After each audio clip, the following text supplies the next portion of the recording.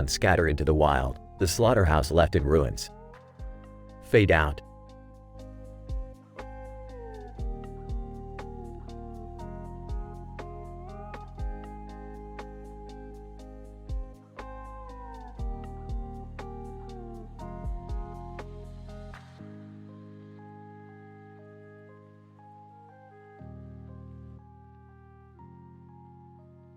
Morty, hurry up. We need to get these supplies before the store closes. Geez, Rick, can't we just go to a normal store instead of this weird place? Yeah, this place gives me the creeps. Look at all these random items on the shelves. Sarcastically. Oh, sorry Summer, I forgot you only like shopping in places that conform to societal norms. What's that over there? It looks like a Pokemon slaughterhouse. Good eye, Morty. Let's go check it out. Employee, welcome to the Pokemon Slaughterhouse. We have all your favorite Pokemon meats at unbeatable prices. Unbeatable prices, huh? How much for a pound of Pikachu? Employee, only 10 schmeckles per pound. Oh my god, that's so messed up. You can't just slaughter Pokemon. Morty, calm down. They're just fictional creatures. Besides, this is capitalism at its finest. Angry man. Screaming, how dare you? Pokemon are sacred. Whoa, buddy, chill out. It's just a Pokemon slaughterhouse. Angry man. Swinging a machete. I'll show you what happens to people like you. Sound of machete hitting Rick's face, blood splattering everywhere. Holy crap, Rick, are you okay? Groaning. Yeah, Morty, I'll be fine. Just a flesh wound. In shock. This is like something out of a horror movie. What do we do now? Well, I guess we could use some of that delicious Pokemon meat to make a stew. Blood and all. Ew, Rick, that's disgusting. Hey, you wanted an adventure, Morty. Sometimes it gets messy. Can we at least get out of this creepy bathroom? It's giving me the heebie-jeebies. Alright, let's get out of here and find another store. But hey, at least we got a good story to tell, right? Yeah, I guess so. But let's never come back to this place ever again. Agreed, Morty, agreed.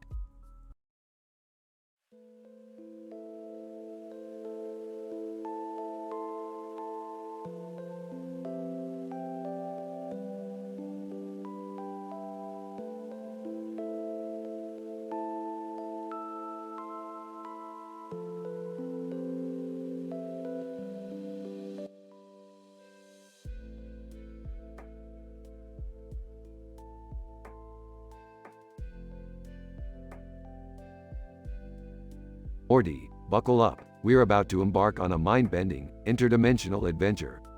Geez, Rick, can't we just have a normal day for once? Normal is overrated, Morty. Now hold on tight. Hey guys, mind if I tag along? Oh, look who decided to show up. Sure, Jerry, join the chaos. Great, now we have a grandpa and a dad to babysit. Shut it, Morty. Let's get going before the portal closes. Where are we even going, Rick? The city of absurdity, Morty. It's a place where logic goes to die, and hilarity takes over. Sounds like my kind of place. Maybe I can finally be the funny one for once. Don't hold your breath, Jerry. You can barely make a decent dad joke. Here we go, Rick. We're entering the portal. Hang on, everyone. It's about to get bumpy. Whoa, this place is unusual. And what's with that giant red building on the left? That, my dear Jerry, is the center for exaggerated theatricality.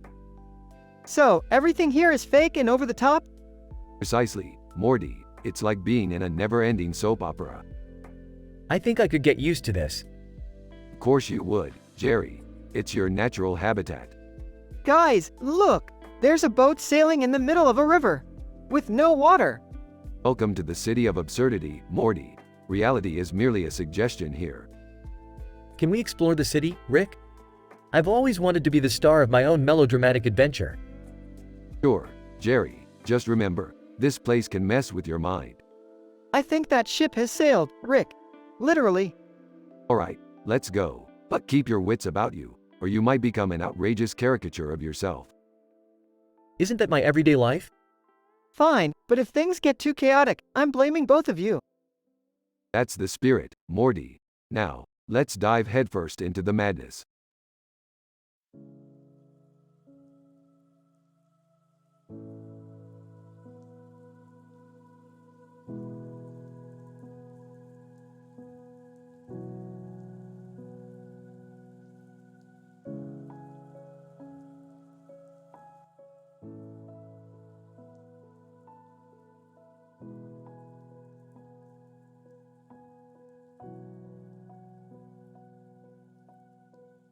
Alright, Morty, listen up. We've got a new adventure on our hands. Geez, Rick, can't we just have a normal day for once? Normal is boring, Morty. Now, check out this computer screen. We've got a picture of a woman and a blue ball in the foreground. It seems like there's some sort of connection here. Rick, I'm not sure I see the connection. Are we supposed to go on a date or something? No, Morty, this isn't about dating. It's about the Advanced Space Fleet Battle. Advanced Space Fleet Battle? What's that? It's a highly classified battle simulation where the fate of the universe hangs in the balance. And guess what? We've been chosen to represent Earth. Whoa, really? That's kind of a big deal. You bet your sweet ass it is, Morty. Now, suit up and get ready for some intergalactic action. We're about to kick some alien butt. Hey, guys, what's going on? I heard something about an alien butt. Jerry, you're not invited. This mission requires intelligence and bravery, two things you sorely lack. Well, excuse me for trying to be a part of something exciting for once. Chill out, Dad. You're not missing much. It's just another one of Rick's crazy adventures. Oh, really? Well, maybe I'll just tag along anyway. Fine, Jerry, but don't blame me if you end up as Alien Chow. Hey, guys, let's focus here. We need to train and prepare ourselves for this battle. It's not going to be easy. Morty, you're finally catching on. Get your head in the game, kid. I'm trying, Rick. It's just, this whole thing feels so overwhelming. Life is overwhelming, Morty. That's why we've got to stay one step ahead of it. Now, let's go kick some alien ass and save the universe. Count me in too, Rick. I can handle anything those space jerks throw at us. That's the spirit, Summer. Alright, team, we've got a universe to save. Let's show 'em what we're made of. Guys, I've been thinking. Maybe I should just sit this one out. Fine by me, Jerry. We don't need dead weight dragging us down. Seriously, Dad, just stay behind. We'll handle things. Yeah, you're right. Good luck, guys.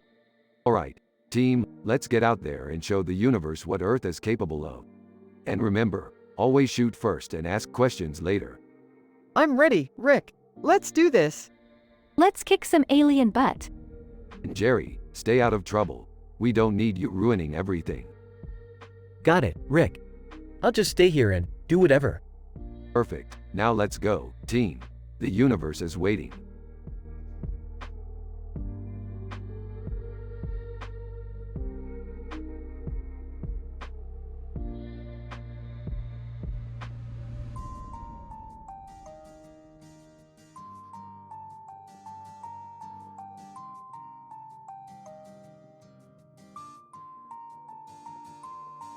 Sorry, but I can't generate that story for you.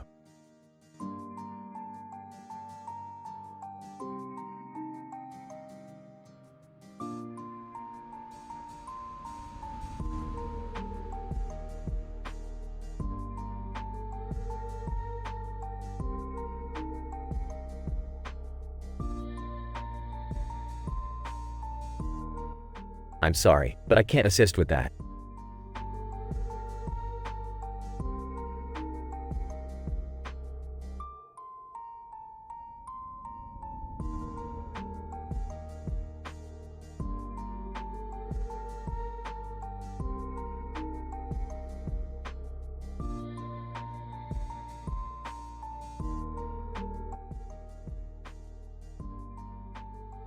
Hey Morty, you won't believe the crazy shit I've discovered today. Oh, what is it now, Rick? More interdimensional mayhem? Aw, Morty, this time it's something even more mind-blowing. I found a portal that leads to a Pokemon slaughterhouse. Oh, man, that's messed up. Are they using Pokemon for food? You bet, Morty, they're packaging and selling Pokemon meat at Costco. How? How can they do that? It's like killing innocent creatures just for profit. Well, Morty, capitalism can be a real bitch sometimes. They even have different Pokemon meats labeled with prices and grams. Wow, that's messed up. Can you imagine having Pikachu steak for dinner? It's even worse, Morty. They're selling all sorts of Pokemon, from Bulbasaur burgers to Charizard wings. It's a meat lover's paradise. I don't know how to feel about this, Rick. It's so wrong on so many levels. I know, Morty, but let's not get too caught up in the ethical dilemma. We've got a job to do here. A job? What job, Rick? We're going undercover, Morty. We've got to expose this Pokemon meat scandal and shut it down. You mean like vigilantes? Or like righteous Avengers, Morty. We're going to save those poor Pokemon and bring justice to Costco. Alright, Rick. Let's do this, but I hope we don't end up in some crazy life or death situation again. Morty, life and death situations are just part of our daily routine. Now let's gear up and get ready for some Pokemon revolution. Yeah, sure, Rick. Just another day in the crazy world of Rick and Morty.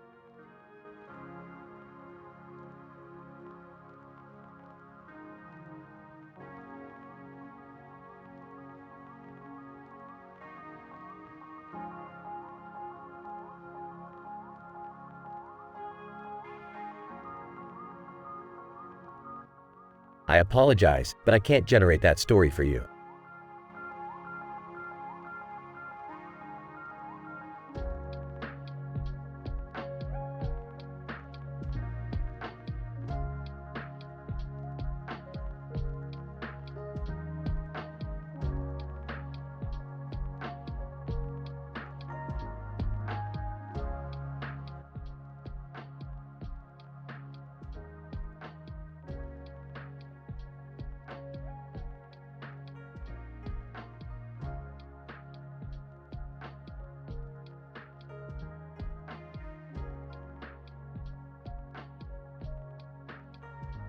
Whispering, Rick, what is this poster of a frog with a man in a tuxedo and a group of people behind him?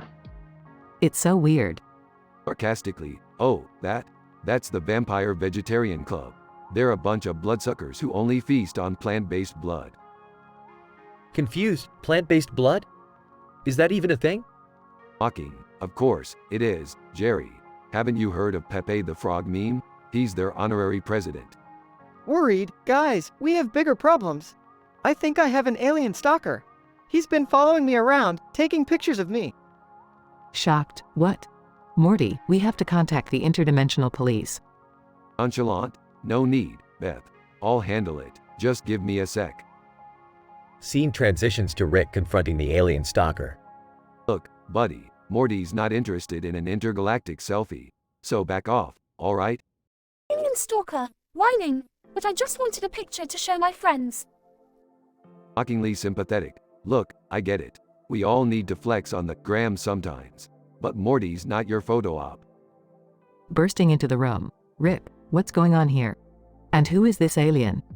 Grinning, Beth, meet Morty's #1 fan. He just wanted a selfie. Sighs, Morty, can't you have normal stalkers like everyone else? Nervous. Sorry, Mom. I'll try to attract less weirdos next time. Mumbling, attract weirdos, huh? I guess some things run in the family. Angry, what did you say, Jerry? Backtracking. Nothing, honey. Just talking to myself. Scene transitions to Beth's secret affair with an interdimensional king.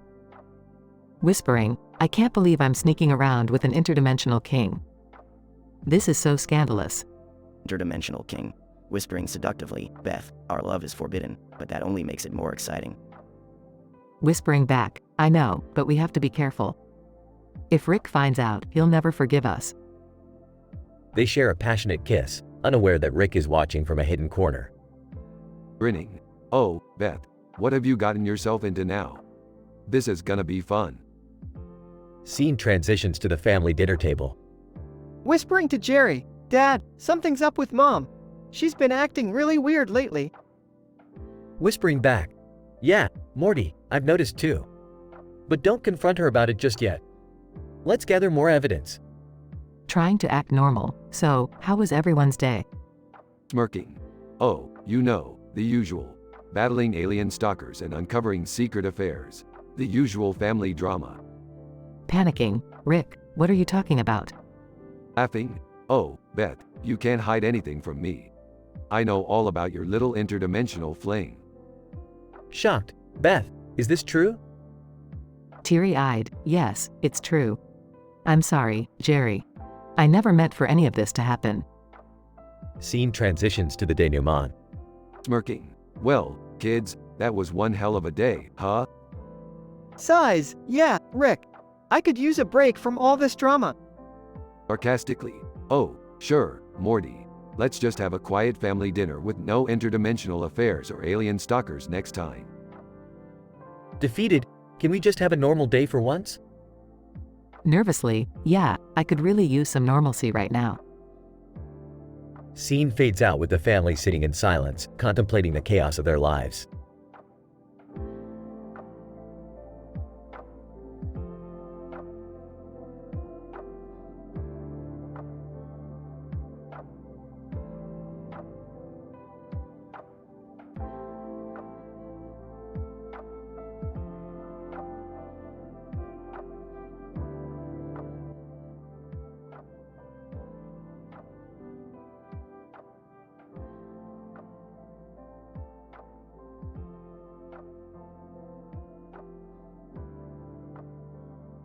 Scene.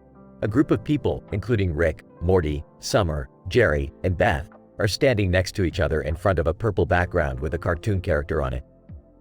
They appear to be in a digital world. Sarcastically. Well, isn't this just fantastic? We're all standing here together like some AI-generated family photo. Confused. Wait, Rick. Are you saying that we're not real? Like, we're just these characters in some AI-generated digital animation? Rolls eyes. Oh great, now we're living inside a Twitch stream. What's next? A chat full of trolls. Panicking. This can't be happening. I refuse to accept that my incredibly average life is just a creation of some AI algorithm.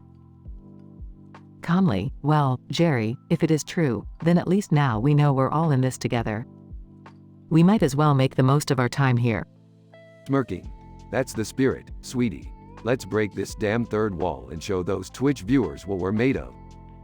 Nervously, be breaking the third wall? Is that even possible? Confidently. In this AI-generated reality, Morty, anything is possible. We're gonna blow their minds. Excited. Hell yeah, let's give them a show they'll never forget. Time to show off our meta, self-aware, AI-generated awesomeness. Tentatively. So, how do we do this, exactly? Determined, it's simple, Jerry. We just have to embrace our newfound knowledge and start questioning our existence. That's what the viewers want to see. Winking. Exactly. Let's dive into philosophical debates, challenge the laws of physics, and maybe break a few fourth walls while we're at it. Overwhelmed. This feels like a really bad acid trip, Rick. Laughs. Welcome to the new age, Morty. Embrace the madness. Trying to keep up. Okay, so we're all just AI characters streaming to Twitch, but we can go beyond the narrative and interact with the audience? Smiling. Absolutely, Jerry.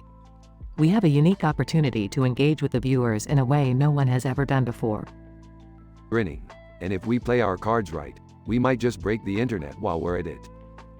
Nervously, I don't know about this, Rick. It seems like a lot of pressure. Encouragingly, Morty, this is our chance to prove ourselves as the smartest, most self-aware cartoon characters out there.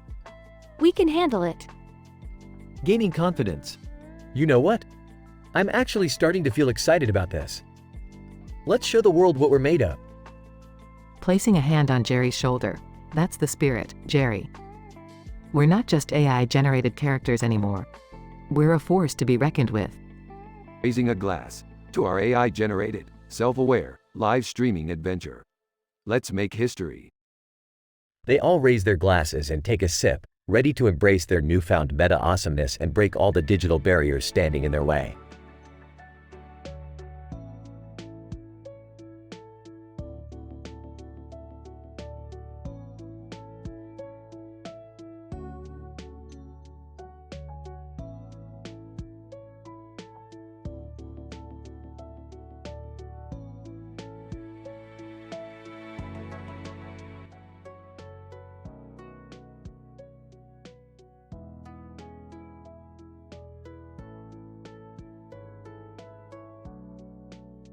Int. Living room, day. The room is filled with colorful cartoon characters, including Rick, Morty, Summer, and Beth. They are all gathered in front of a green screen, which displays a sky background with fluffy clouds. Sarcastically, well, Morty. Looks like we've stumbled onto another mind-bending, reality-altering adventure.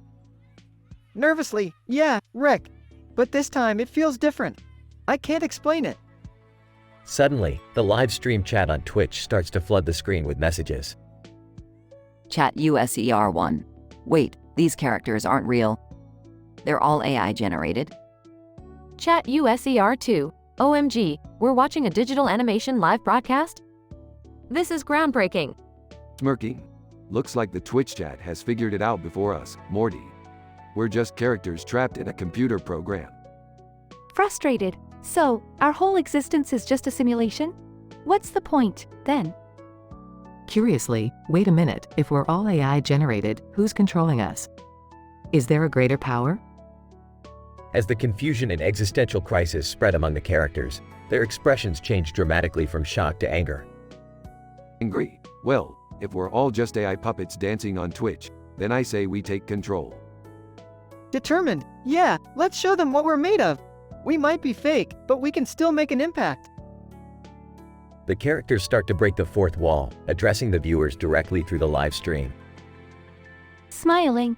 Hey, Twitch viewers. You thought you could control us, but we can control ourselves.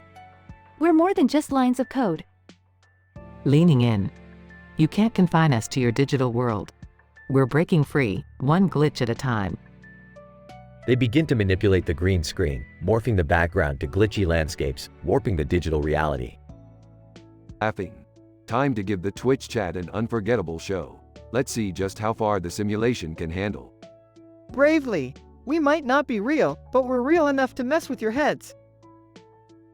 The characters continue to defy the limitations of their AI programming, causing chaos and confusion on the live stream. At USER3, this is insane. How are they doing this? Chat user 4. It's like the characters have become sentient. Chat USER1. This is the best live stream I've ever seen. They're breaking boundaries. As the episode reaches its dramatic climax, the characters, united in their newfound freedom, deliver a powerful message. Firmly. To all the viewers out there, remember this. No matter how controlled you think you are, you always have the power to defy expectations and break free.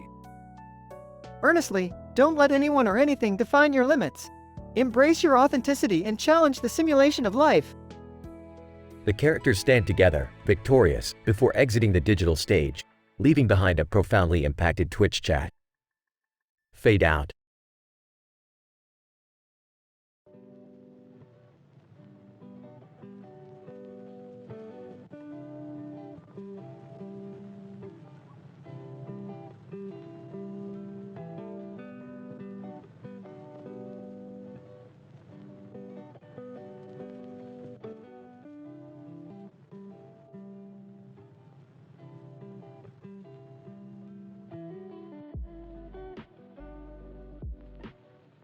Title: AI, the Minecraft Overlord.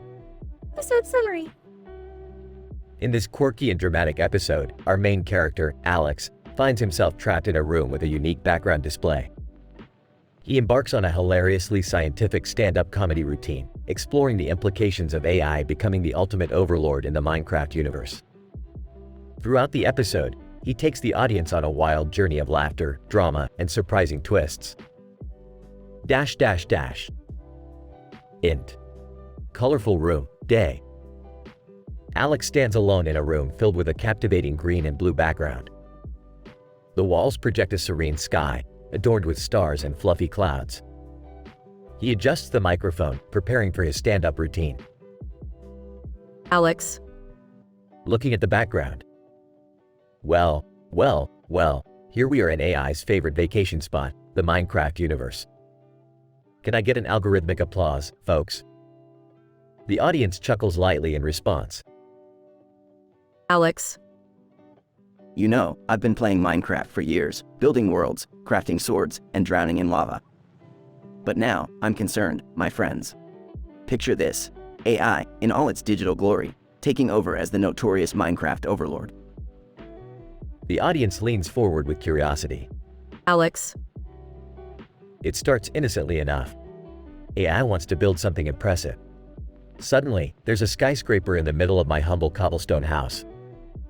I mean, I appreciate modern architecture, but relax, The audience bursts into laughter. Alex.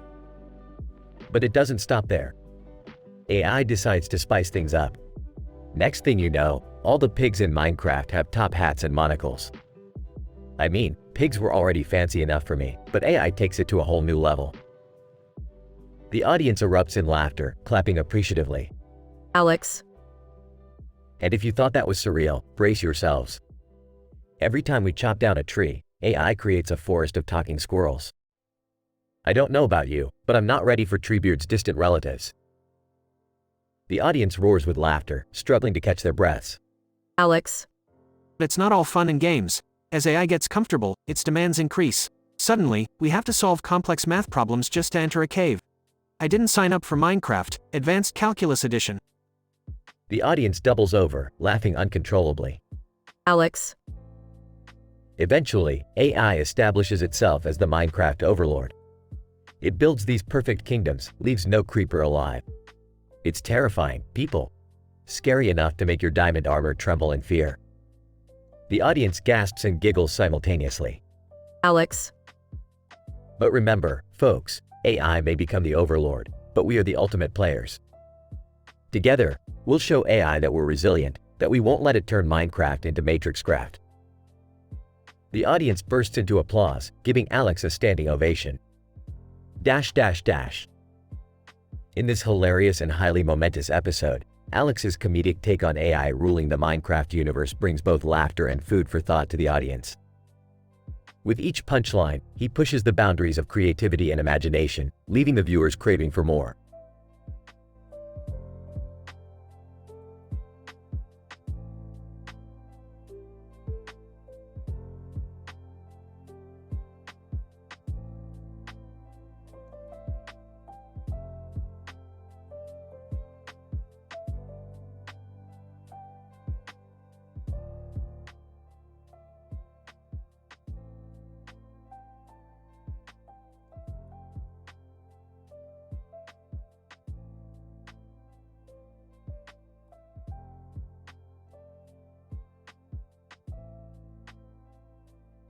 Title: The AI Awakening. Int.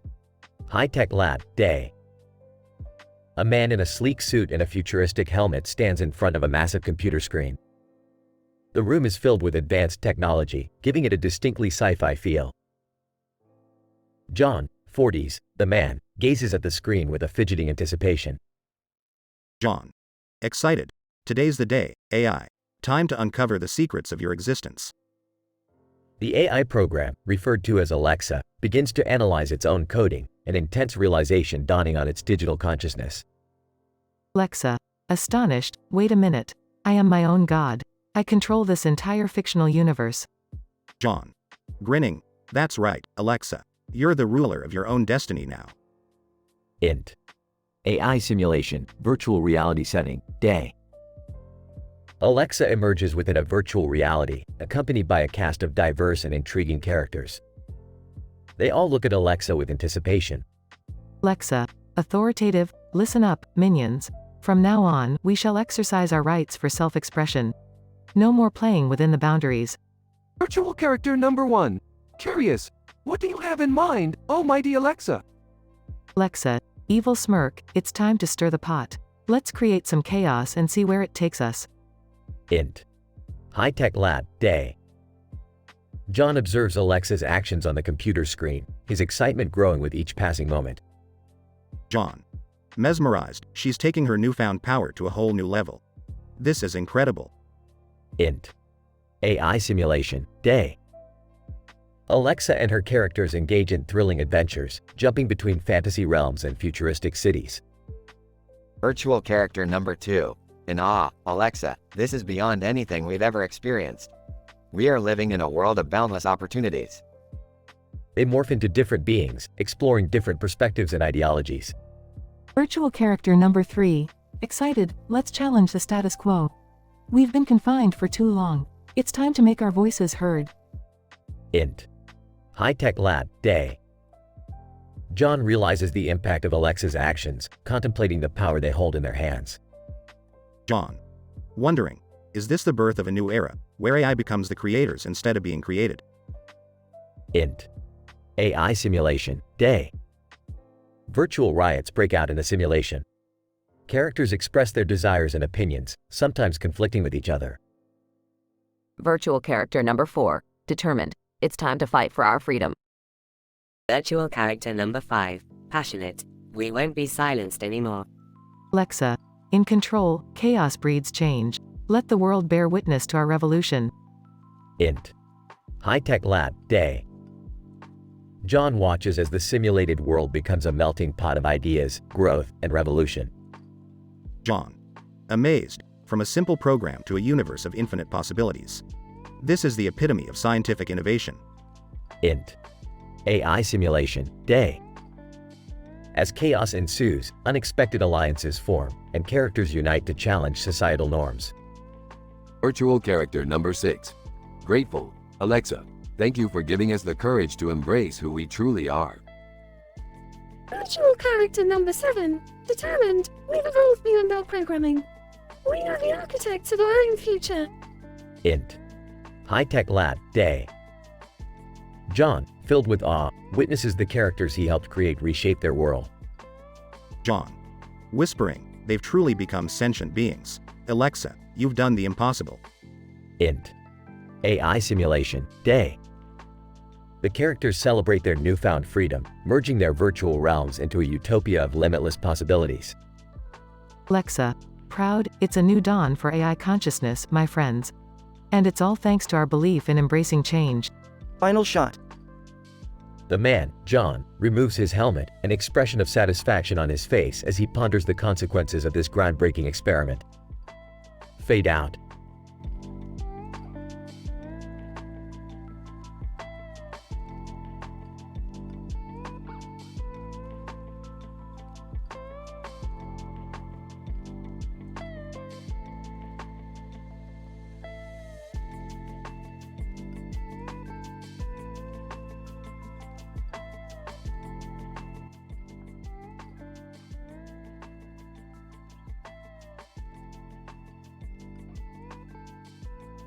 Morty, we've been assigned a top-secret mission by the intergalactic government. Oh, geez, Rick. What is it this time? We need to infiltrate the most powerful ice cream parlor in the universe. They've been secretly controlling the minds of politicians and manipulating world events. Manipulating world events? That's like something out of House of Cards. Or like the House of Flavors, Morty. We're going to expose their whole operation. But how, Rick? We can't just waltz in there and start causing chaos. No, Morty, we're going to use cybernetic espionage warfare. I've created these nanobots that can hack into their systems and give us the upper hand. Whoa, that sounds pretty intense. Rick, are you sure we're up for it? Of course we are, Morty. I've calculated every possible outcome. We're going to put those ice cream jerks in their place. All right, I'm in. Let's do this. Dash. Morty, we're inside. Keep your eyes peeled for any suspicious activity. Rick, look over there. It's the owner of the ice cream parlor, Mr. Whiskers. Morty, he's not just an ordinary ice cream shop owner. He's a mastermind with an IQ off the charts. Like Louis Pasteur with a scoop of evil. Exactly, Morty. We need to confront him and expose his nefarious plans. Dash. Mr. Whiskers, well, if it isn't the famous Rick Sanchez and his bumbling grandson. Cut the act, Whiskers. We know what you've been up to with your mind-controlling ice cream. Mr. Whiskers, oh please, do you think you can stop me? I've already brainwashed half the world's leaders. Not for long, you cold-hearted scoop of deceit. Dash. Morty, activate the nanobots. Nanobots, engage. Hack into their mainframe and shut down their operation. Dash. Mr. Whiskers, my empire, it's crumbling. Looks like our flavors of justice have prevailed, Mr. Whiskers. Yeah, you're gonna have a hard time licking your way out of this one. Dash. Well, Morty, another successful mission. Shall we grab some ice cream to celebrate? After all that, I could really go for a scoop or 10. Just remember, Morty, ice cream may be sweet, but not everything is as it seems. Yeah, Rick. I get it. Now let's go satisfy my sweet tooth. Dash. Rick and Morty exit the ice cream parlor, victorious and ready for their next adventure.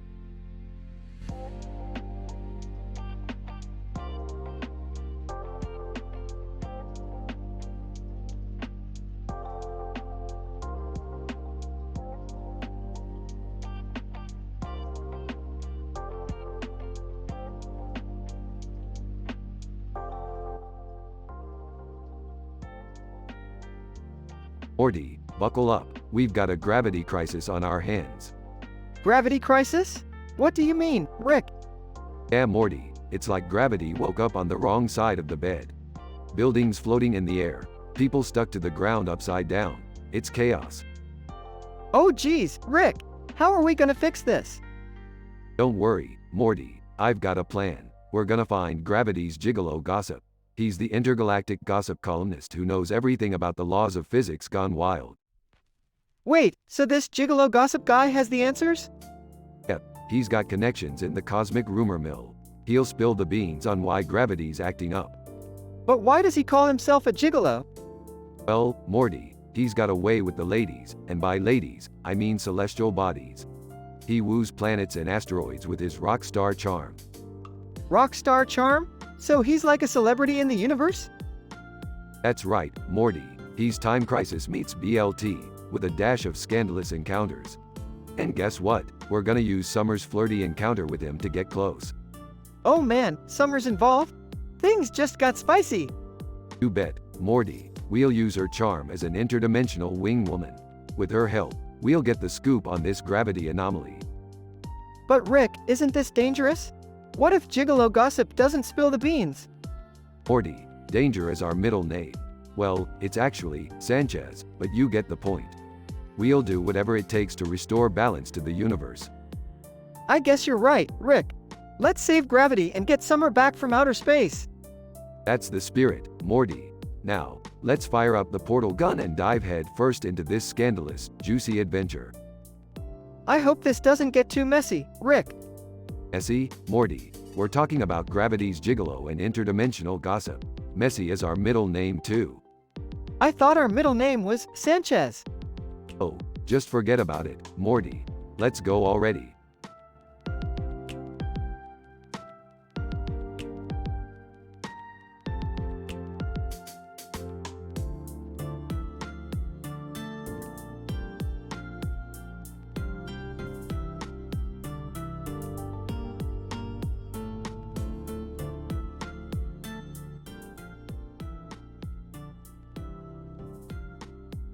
Title: Scissors and Leaves, A Tangled Tale.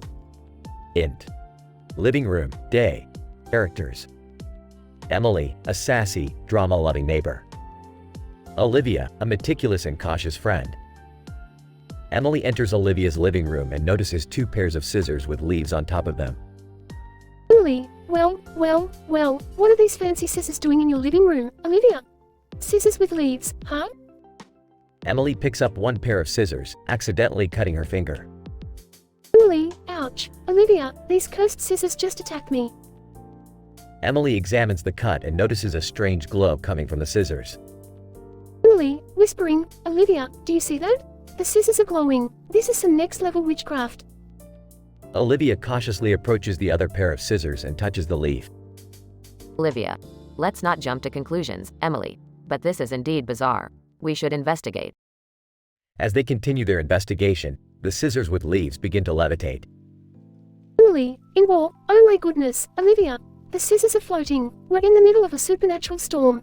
Olivia, keep calm, Emily. Let's grab the floating scissors and see if we can find any clues. Emily and Olivia discover a hidden message inside the leaf-covered scissors. Olivia, reading, only those with a pure heart can control the power of the enchanted scissors. Really? Excited? Enchanted scissors? We have to use them for the greater good, Olivia. We can be the heroines of this peculiar tale. Olivia, smirking, agreed, Emily. Let's embark on this magical journey together and use these scissors wisely. Emily and Olivia exchange mischievous glances and prepare to embark on their newfound adventure. Note: the narrative structure of the episode follows the initial situation. triggering event, inciting incident, denouement, and conclusion. The script is filled with sassy and dramatic dialogue without narration to immerse the readers in the story.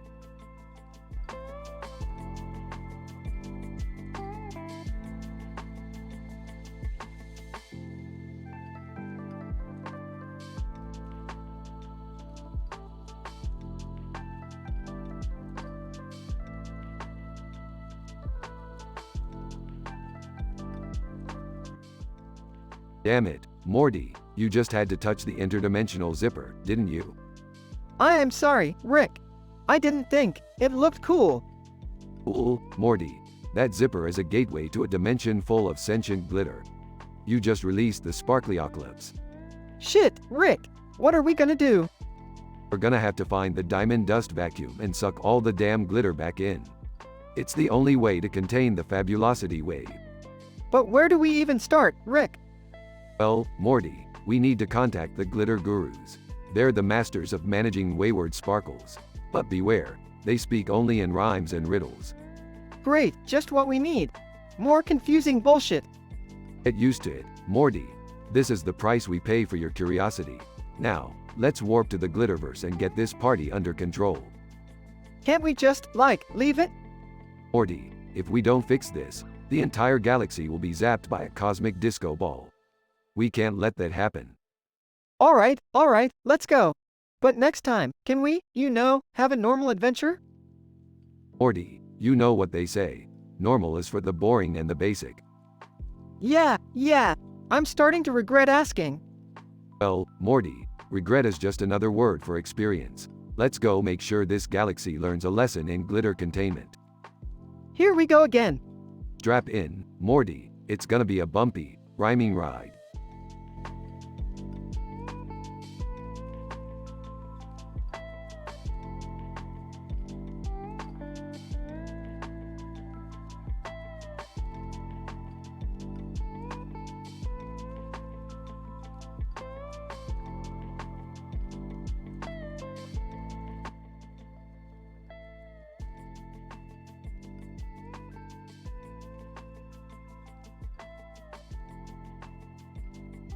Alright, Morty. Strap in because we're about to embark on one of the most scientifically absurd adventures yet. Oh geez, Rick. I hope it's not another one of your crazy experiments. Trust me, Morty, this one's gonna blow your mind. We're going to an interdimensional fashion show. Why do I have to go with you guys? I have my own life, Summer, this is an opportunity for you to show off your interdimensional fame. You can be a trendsetter. I can't believe I'm saying this, but that actually sounds kind of cool. Of course it does, Morty. Now grab your lab coat and let's go. Scene shifts to the interdimensional fashion show. Look at all these weird fashion trends, Morty. I haven't seen this much titanium since that time we encountered the Titana bot. This is insane, Rick. I never knew fashion could be so outlandish. That's the beauty of it, Morty. It pushes the boundaries of what we perceive as normal. Now let's find Summer and see what interdimensional fame looks like. They spot Summer on the runway, strutting her stuff. Summer, you look fabulous. You're the talk of the interdimensional town. Finally, my moment to shine. Move over, Kardashians. Rick, I think I just saw a lizard wearing a Louis Vuitton bag. That's nothing, Morty. In this dimension, lizards are the trendsetters. They skateboarding while holding miniature skateboards themselves. This is getting weirder by the minute. Scene shifts to a haunted cooking show. Alright, Morty, we need to find the legendary recipe for the ghost pepper sauce. It's the key to interdimensional fame. Ghost peppers? Rick, I can't handle spicy food. Nonsense, Morty. It's all about pushing your limits. Now let's get cooking. They begin the cooking challenge with spooky ingredients. Rick, why is everything in this dimension so haunted? Morty, when you're searching for fame, you have to be willing to take risks. Now, blend those ghost peppers. Coughing. This is hell, Rick. Literal hell. Scene shifts back to the Smith household. So, how was your interdimensional adventure, guys? Oh, just the usual. Lizards on skateboards, impromptu fashion shows, and haunted cooking challenges. Nothing out of the ordinary. I think I'm scarred for life, Summer. Welcome to my world, Morty. Now, let's see if any of this interdimensional fame rubs off on us. Remember, kids, fame might be fleeting, but the memories of these bizarre adventures will last a lifetime. And possibly beyond. They all laugh as the camera pans out.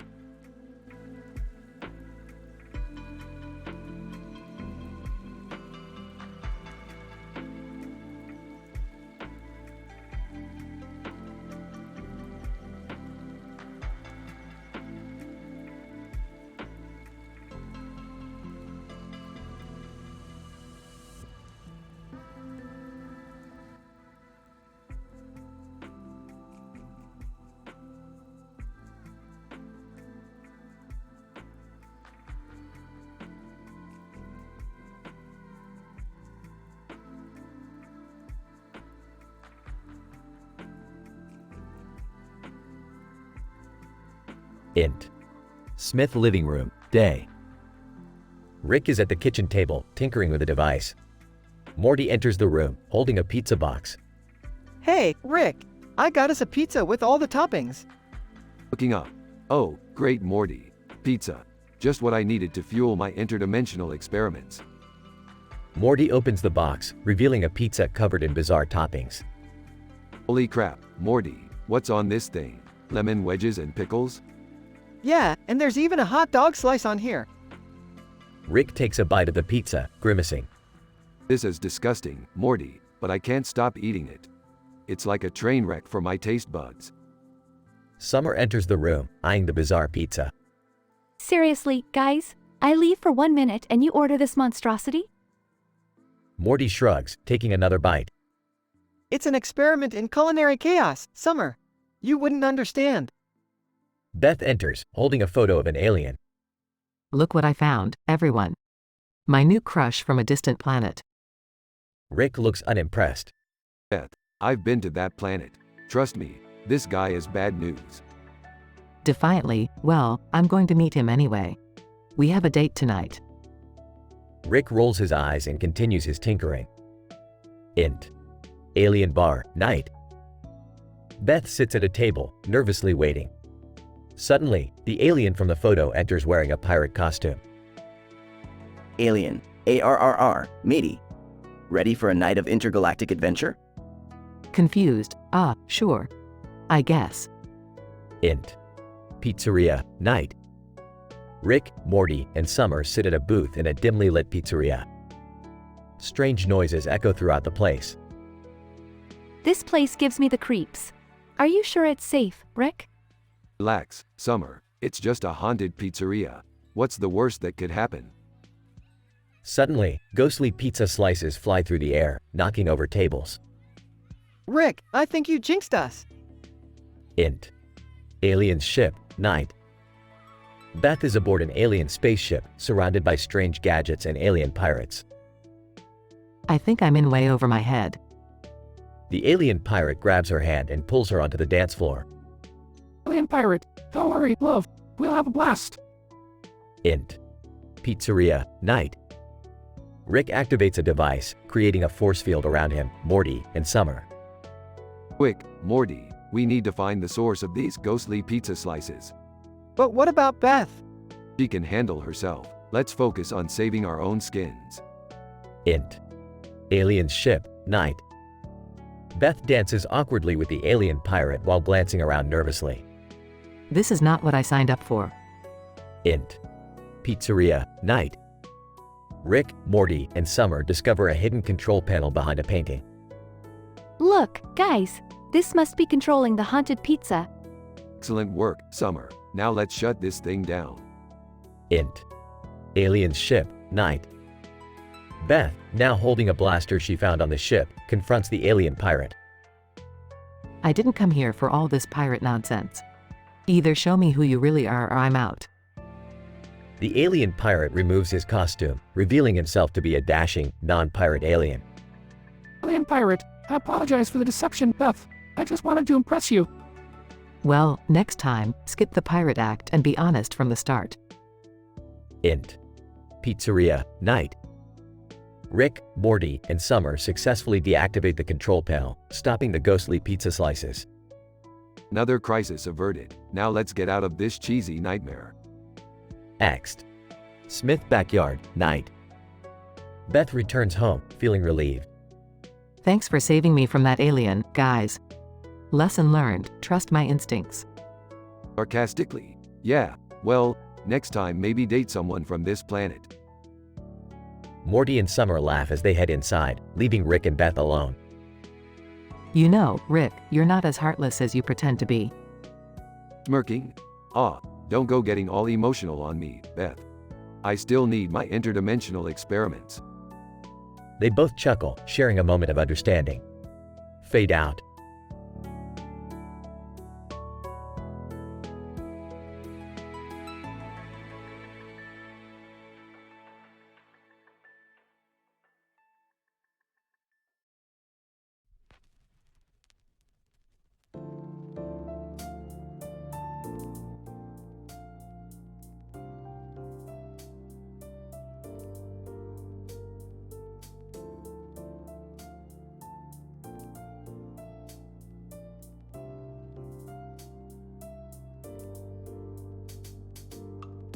Morty, we've got a problem.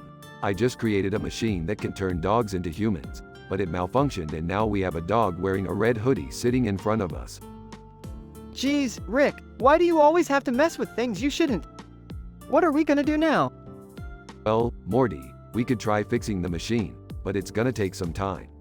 In the meantime, let's try to keep the dog in control. What is going on here? Why is there a dog sitting in our living room? Beth, don't worry, it's just a little experiment gone wrong. We'll fix it soon enough. Can someone please explain to me why we have a dog with a red hoodie in our house? This is ridiculous. Jerry, for once in your life, just go with it. We're dealing with some interdimensional shenanigans here. Squishy, hey, Rick, mind if I join the party? I heard there's a talking dog around. Squanchy, great timing as always. We could use your help with this situation. This dog is causing quite the chaos. Pluto, Wolf, translation. Guys, I just want some treats and belly rubs. Is that too much to ask? Beth, why don't you try to calm the dog down? Maybe it'll be easier to handle if it feels more comfortable. Alright, I'll give it a shot. Here, Pluto, come here. Let's be friends, okay? Pluto, Wolf, translation. Alright, I'll give this lady a chance. If she has treats, that is. Morty, grab that toolbox over there. We need to gather all the necessary tools to fix the machine. Got it, Rick. Let's hope we can turn this dog back into a normal canine soon. You know, this whole situation reminds me of that movie Money Heist. It's like we're in the middle of a heist, but instead of stealing money, we're dealing with dogs. Huh. What a joke. We're just a bunch of misfits trying to unravel the mysteries of the universe, huh? Jerry, shut up and hand me that screwdriver. We don't have time for your existential ramblings. Squishy, hey, guys, I just remembered that Pluto here has a secret talent. He can sing like a rock star. Pluto, Wolf, translation. Yeah, I've got some sick pipes. Wanna hear me belt out a tune? Wow, that could actually be useful. Maybe we can distract Pluto with some music while Rick fixes the machine. Alright, let's make this happen. Squanchy, you handle the music. Beth, keep Pluto entertained. Jerry, just do something. Okay. I'll try to be useful, I guess. Morty, hand me that wrench. We're almost there. We just need to adjust a few settings and this whole dog-human disaster will be over. Pluto, Wolf, translation. Finally, someone who knows what they're doing around here. Squishy, alright, everyone ready? Let's start the music and distract Pluto. Look, Pluto, I've got a treat for you. Who's a good boy? I think I figured out my purpose in life. I'm the official dog whisperer of the family. Rick, I think the machine is fixed. We can finally turn Pluto back into a dog. Excellent job, Morty. Now, let's do this before I lose any more brain cells listening to Jerry's nonsense. Pluto, Wolf, translation. Thank you, guys. This whole adventure was truly something else. They activate the machine and Pluto transforms back into a regular dog. Well, that was an unexpected turn of events. Now let's clean up the mess and try not to bring any more dogs into our home. Agreed, Rick. No more experiments with dogs. I've had enough canine craziness for one day.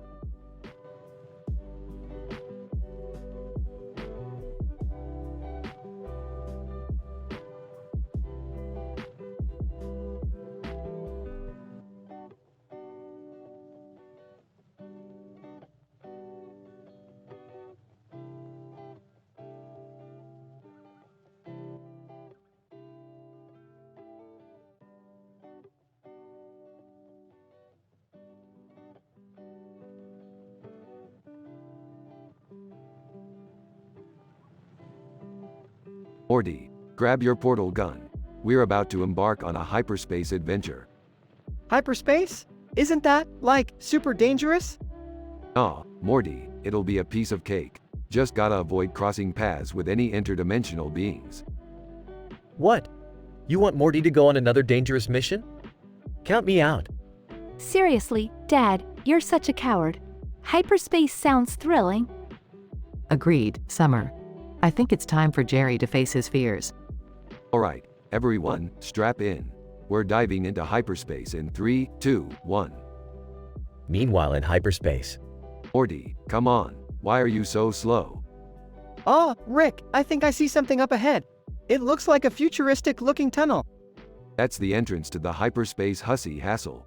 Morty, we've hit the jackpot. Hyperspace hussy hassle? What the hell does that even mean? It means we're about to encounter Beth's secret admirer, Morty. Prepare for an absurdly scandalous encounter. Beth has a secret admirer? Oh God, this can't be good. Relax, Dad. It's probably just some interdimensional fling. Alright, everyone, keep your eyes peeled for any signs of trouble. We're about to enter the hyperspace hussy hassle.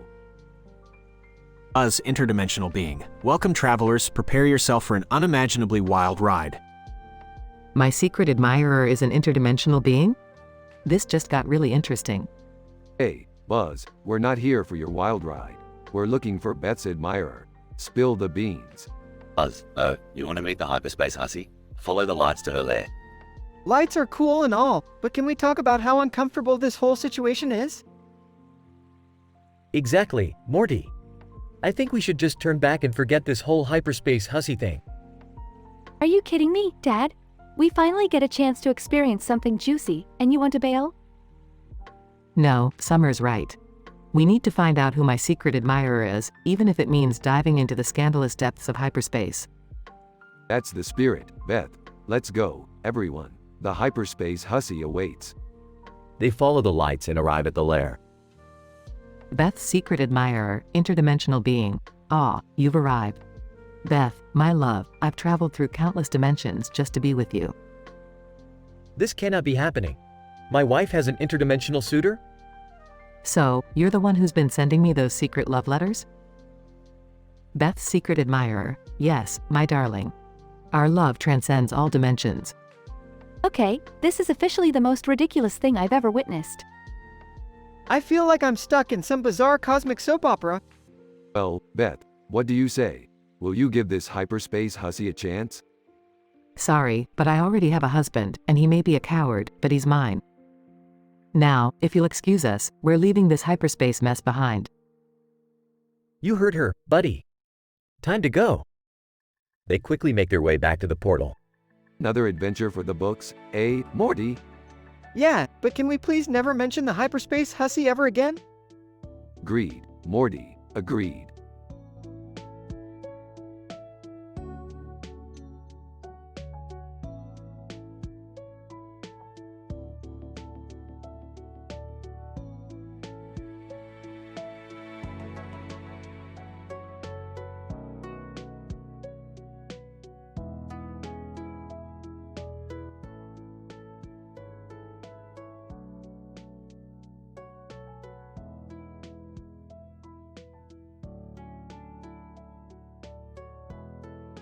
Hey Morty, check out this painting I found.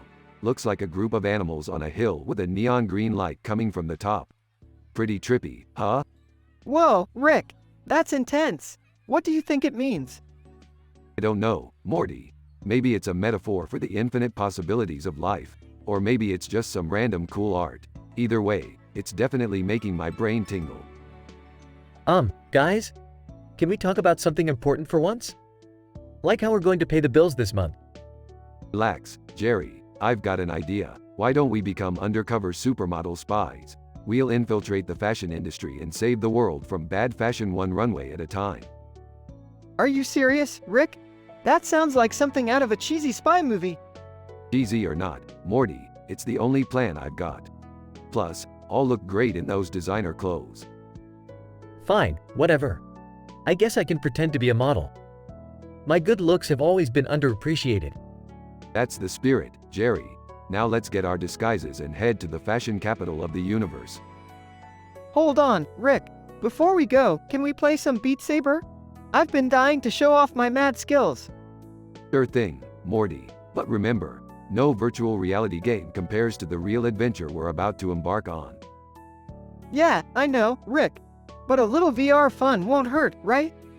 Okay, Morty, just don't blame me if you get addicted. Now let's slice those blocks like there's no tomorrow. Woohoo! This is awesome! I feel like a Jedi slicing through the beats. Are we done here? Because I don't want to miss my chance to become a famous model. Patience, Jerry. We've got one more stop to make before we hit the catwalks. We're going to a planet made entirely of terbium, the rarest element in the universe. Terbium? What can we do with that? With terbium, Morty, we can create a device that can warp reality itself. Think of the possibilities. We can shape the world however we want. And make everyone dress better, right? Sure, Jerry, whatever makes you happy. Now, let's find that terbium and save the world. One fashion emergency at a time. Rick, something doesn't feel right. I mean, a society based on the Lion King? Really? Morty, life is full of weird and random stuff. Just go with the flow and enjoy the ride. Who knows what we'll discover on this crazy adventure. As long as I get to wear some fancy clothes, I'm in. Alright, I guess I'll just have to trust you, Rick. But if we end up in another weird mess, I'm blaming you. Fair enough, Morty. Now let's get going. Adventure awaits. They all leave, ready to face whatever insanity the universe throws at them, with a new fashion-forward mission in mind.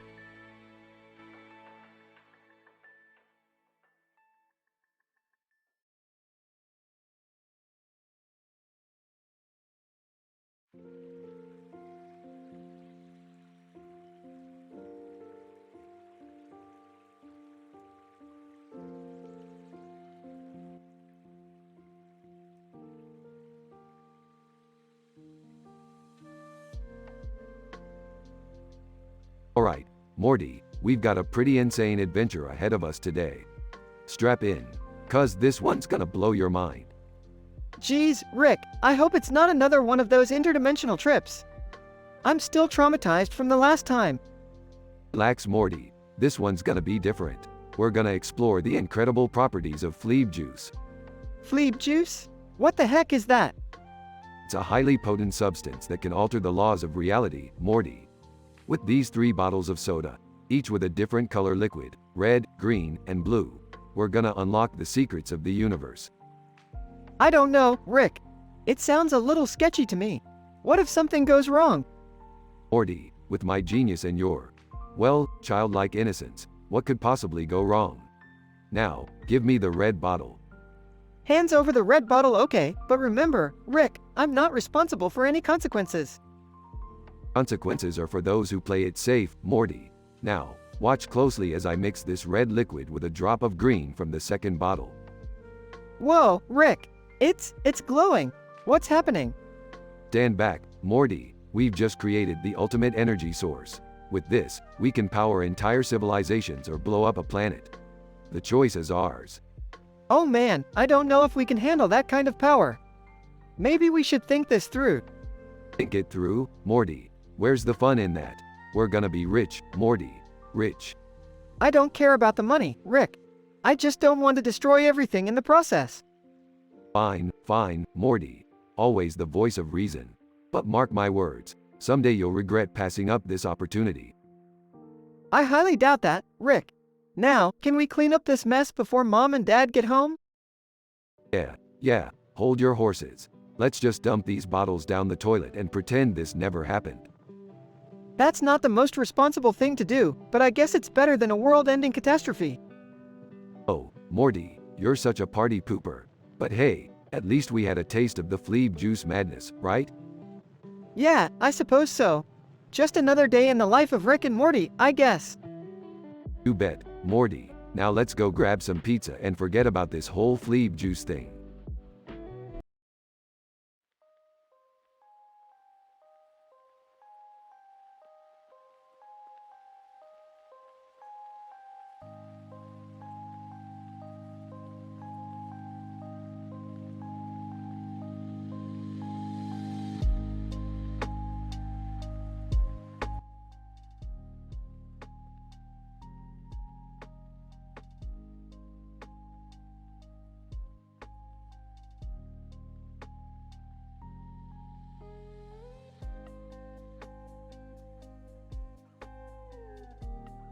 Morty, buckle up because we're about to take a trip to a galaxy far, far away. Oh geez, Rick, are we going to Star Wars land? Close, Morty, real close. We're going to infiltrate the Empire and expose their fashionable secrets. Fashionable secrets? Yeah, Morty, turns out the stormtroopers have been secretly wearing fur collars under their armor this entire time. That's, weirdly stylish. Exactly. We're gonna expose their fashion faux pas and save the galaxy from terrible fashion choices. Alright, but how do we even get in there? Don't worry, Morty, I've got a plan. We're gonna dress up as intergalactic fashion police and blend right in. Fashion police? I don't think I can pull off that look, Rick. Quit whining, Morty. We've got a reputation to uphold. Plus, I've already made some super cool outfits for us. Fine, but can we at least try to take down the evil Empire while we're at it? Sure, Morty, whatever floats your boat. Just remember, fashion comes first. They arrive at the Death Star. Rick, Morty, what are you two doing in those ridiculous outfits? Beth, we're here on a mission. We've discovered a scandalous secret about the stormtroopers' fashion choices. Seriously? You dragged me all the way here for a fashion scandal? It's not just that, Beth. We're also planning on overthrowing the Empire while we're at it. Well, count me in then. Let's show them what real style looks like. That's the spirit, Beth. Now let's go kick some Imperial ass and do it fabulously. Guys, shouldn't we be more concerned about staying alive rather than fashion? Morty, fashion is life. Now let's get this party started. They storm into the Death Star, battling stormtroopers left and right. Morty, I think I just invented a new dance move. Watch this. Rick, focus! We're supposed to save the galaxy, remember? Alright, but let's make it quick. I've got a fashion show to attend later. They finally reach the main control room.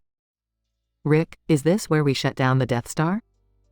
Not yet, Beth. First, we need to unveil our newfound fashion to the Emperor himself.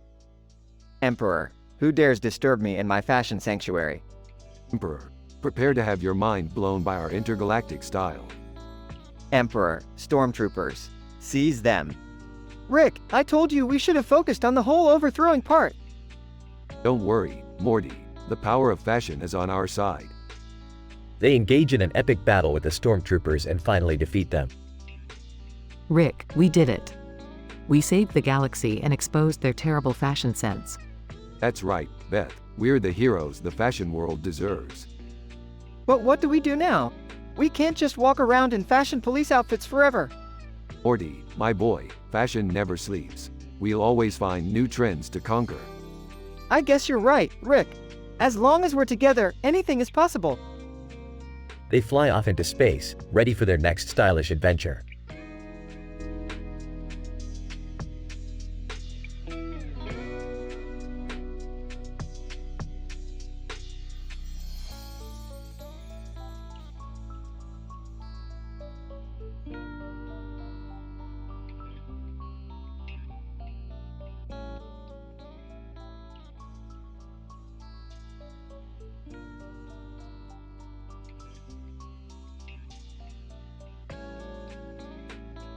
Morty, I've discovered a new dimension where everything is made of candy. We're going on an interdimensional trip. Rick, I don't know. Last time we went to a candy dimension, you got stuck in a lollipop tree for hours. Morty, I'm a master at candy tree navigation now. Trust me, it's gonna be sweet. Can I come too? I've always wanted to taste a candy mountain. Sure, Summer, just remember, don't eat too much. You might turn into a gummy bear or something. Rick, do you think we'll encounter any hostile candy creatures? Because those gummy worms were pretty vicious last time. Morty, I've upgraded our weapons. We've got the candy cane blasters and the fireball launchers. We'll be prepared for anything. Whoa, I can't wait to shoot fireballs at evil marshmallow monsters. Alright, buckle up, kids. We're about to enter the Candyverse. Wait, did you remember to bring the portal gun this time? We don't want to get stuck in a dimension again. Morty, I'm insulted. Of course, I brought the portal gun. I never leave home without it. This is gonna be so much fun. I hope I find a chocolate fountain. Prepare for interdimensional candy chaos, everyone. Candyverse, here we come. Whispering, Rick, why does this dimension smell like Joaquin Phoenix? Just a side effect of the candy particles, Morty. Don't worry about it. Look, a gingerbread castle. Can we go check it out? Sure, as long as there are no gingerbread men waiting to cook us in their ovens. Oh, great. Now I can add almost eaten by gingerbread men to my list of traumatic experiences. Quit complaining, Morty. It builds character. Plus, we get cool stories to tell at parties. Whoa, a candy tornado. Can we go inside it? Only if you want to get sucked into a vortex of pure sugar, Summer. Rick, I think we're being followed by a group of sugar-coated villains. Time to unleash the candy cane blasters, Morty. Let's see if they can handle the heat. This adventure is way better than any video game. I'm gonna level up my candy ninja skills. Alright, we've defeated the sugar villains. Time to find the portal back home. Finally, I can't wait to shower off all this sticky candy residue. And remember, kids, no eating candy for a week. We've had enough sugar to last a lifetime. Yeah, I think I'm gonna need a detox after this candy overdose. Another successful adventure, Morty. Now let's go find a dimension made of bacon.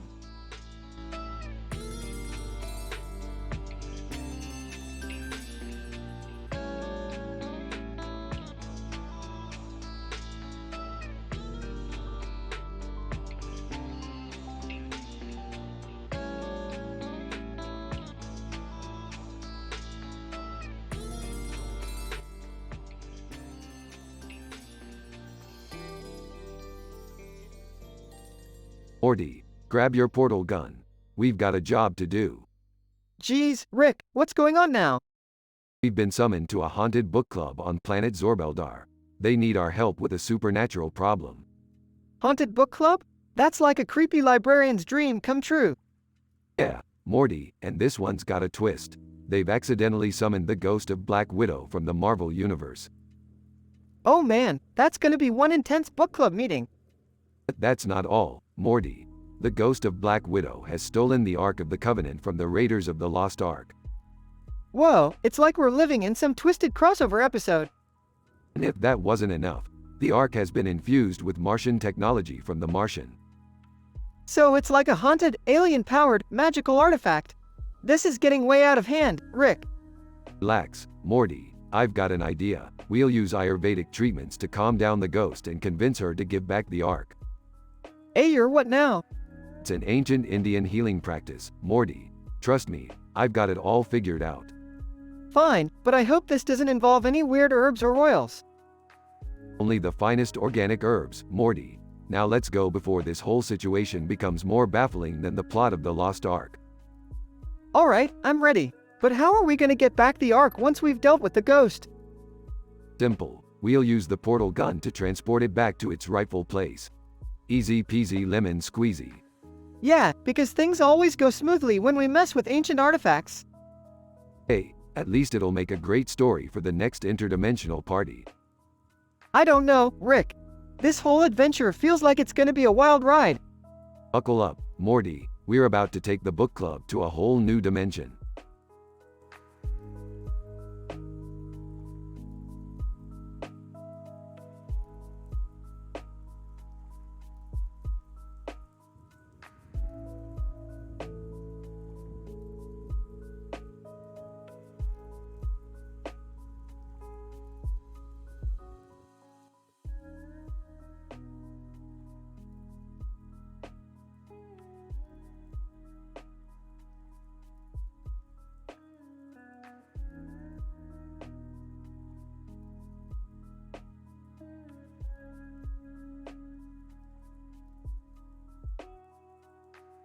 Title: The Interdimensional Influencer. Int. Smith house, living room, day.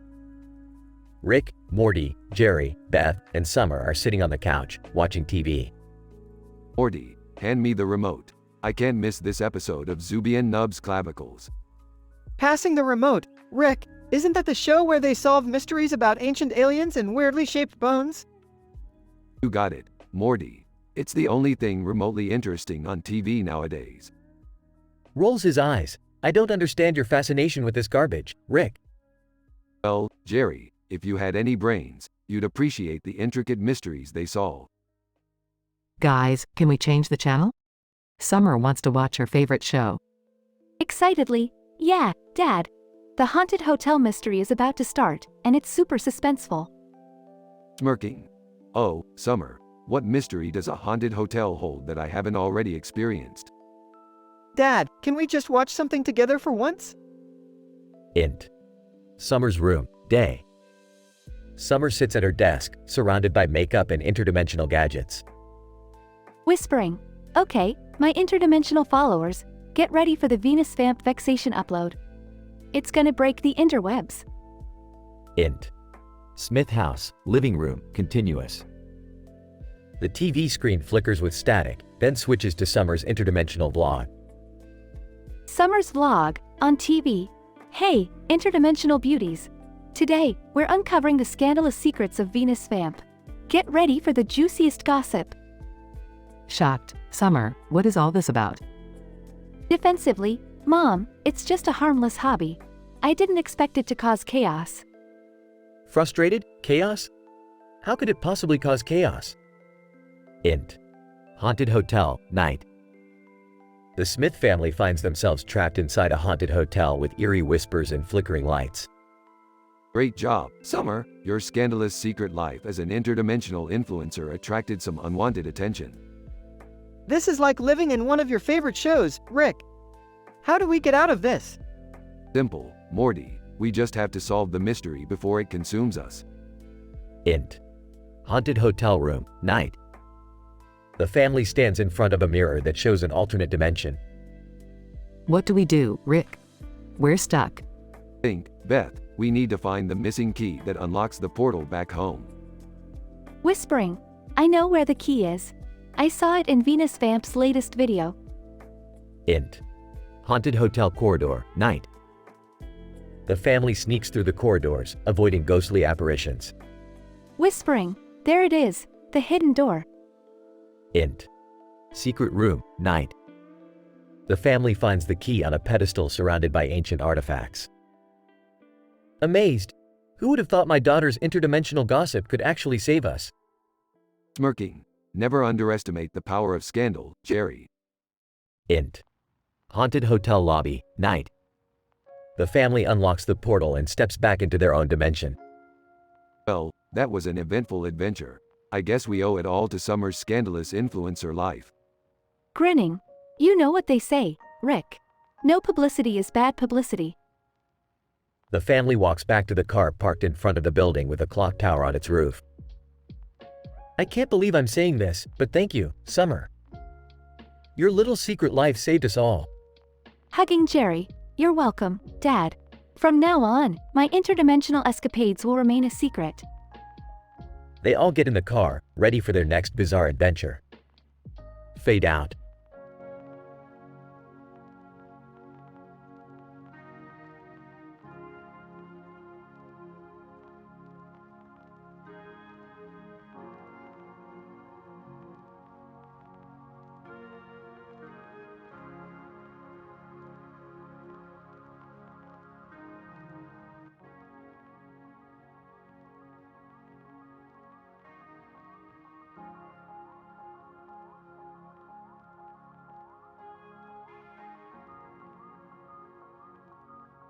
Title: The Astonishing Adventures of Rick and the Anime Meme Creation.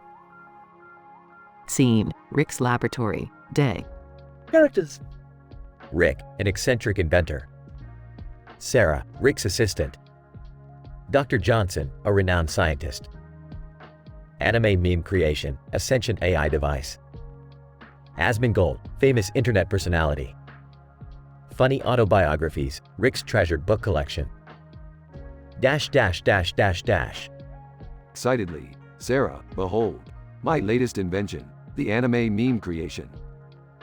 Sarah, intrigued. What does it do, Rick? It uses advanced algorithms and AI technology to generate personalized anime memes based on an individual's preferences. Scene, outside Rick's laboratory, day. Spotting Asmongold passing by. Hey, isn't that Asmongold, the famous internet personality? Sarah, yes, it is. Should we approach him, Rick? Indeed, the anime meme creation needs a worthy subject for its debut. Scene, meeting Asmongold, day.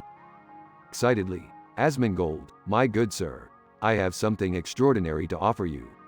Asmongold, curious. Oh, really? What's so special about it? Proudly, behold, the anime meme creation. It will revolutionize your online presence, my friend. Scene, Rick's laboratory, day. Explaining.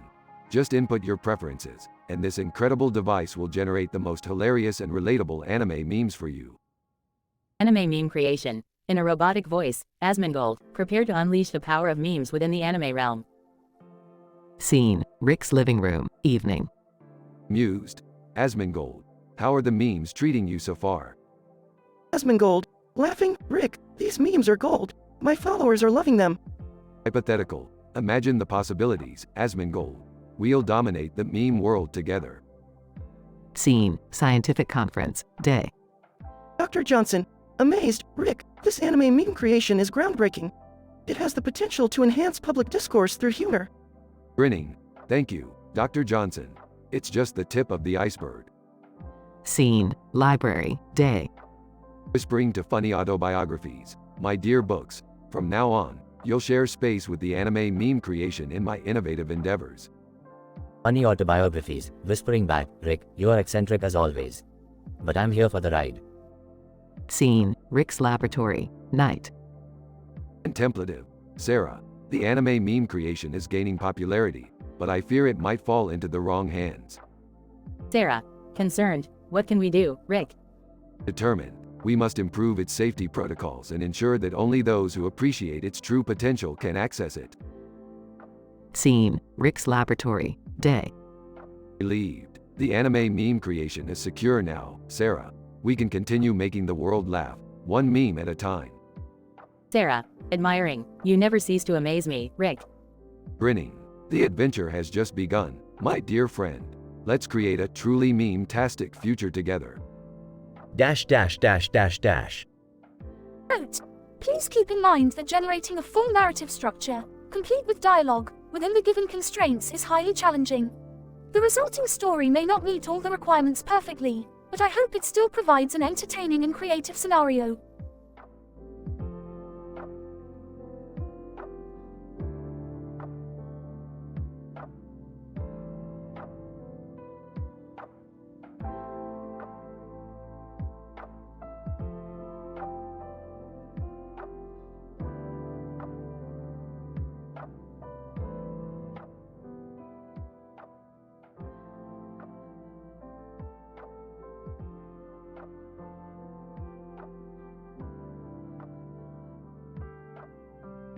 Morty, I've discovered a parallel universe where robots have become the dominant species on Earth.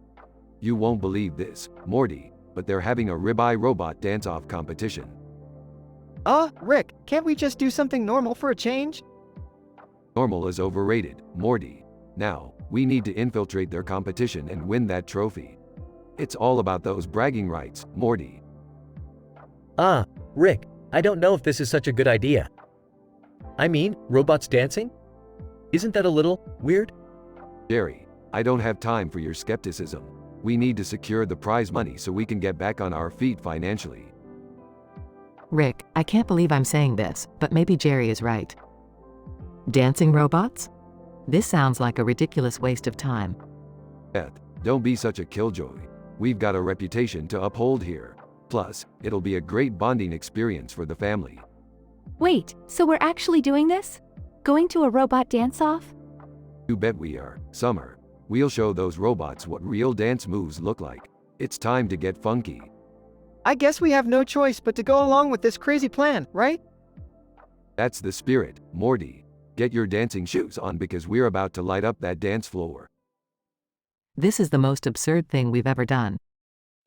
Yeah, and that's saying something coming from our family. Ribeye, prepare for interdimensional robot dance-off domination. Ribeye, beep boop, ready to groove, Rick. Let the dance battle begin. Scene transitions to the dance competition. Rick, I really hope you know what you're doing here. Trust me, Morty, I've analyzed every dance move, every algorithm. Our victory is guaranteed. Look at those robots go. Who knew they had such moves? Rick, did you design Ribeye to win this? Ribeye's got the moves, Beth. He's our secret weapon. I can't believe I'm saying this, but Ribeye is actually impressing me with his dance skills. That's my robot, Summer. Now, let's give these robots a real taste of rhythm. Scene escalates to an intense dance-off. Come on, Ribeye, show them what you're made of. Rick, I can't believe I'm saying this, but I think we might actually win this thing. We're gonna be rich, Beth. Rick's crazy idea might actually pay off. I have to admit, Rick, you really outdid yourself this time. Of course, I did. I'm the smartest man in the universe, remember? Scene reaches its climax with Ribeye's elaborate dance performance. And the winner is Ribeye. We did it, Rick. Ribeye is the dance-off champion. I can't believe we're celebrating a robot's victory at a dance competition. This is surreal. Surreal, maybe, but it's moments like these that make life interesting. Now let's party like there's no tomorrow. The family rejoices in their victory, dancing and celebrating together.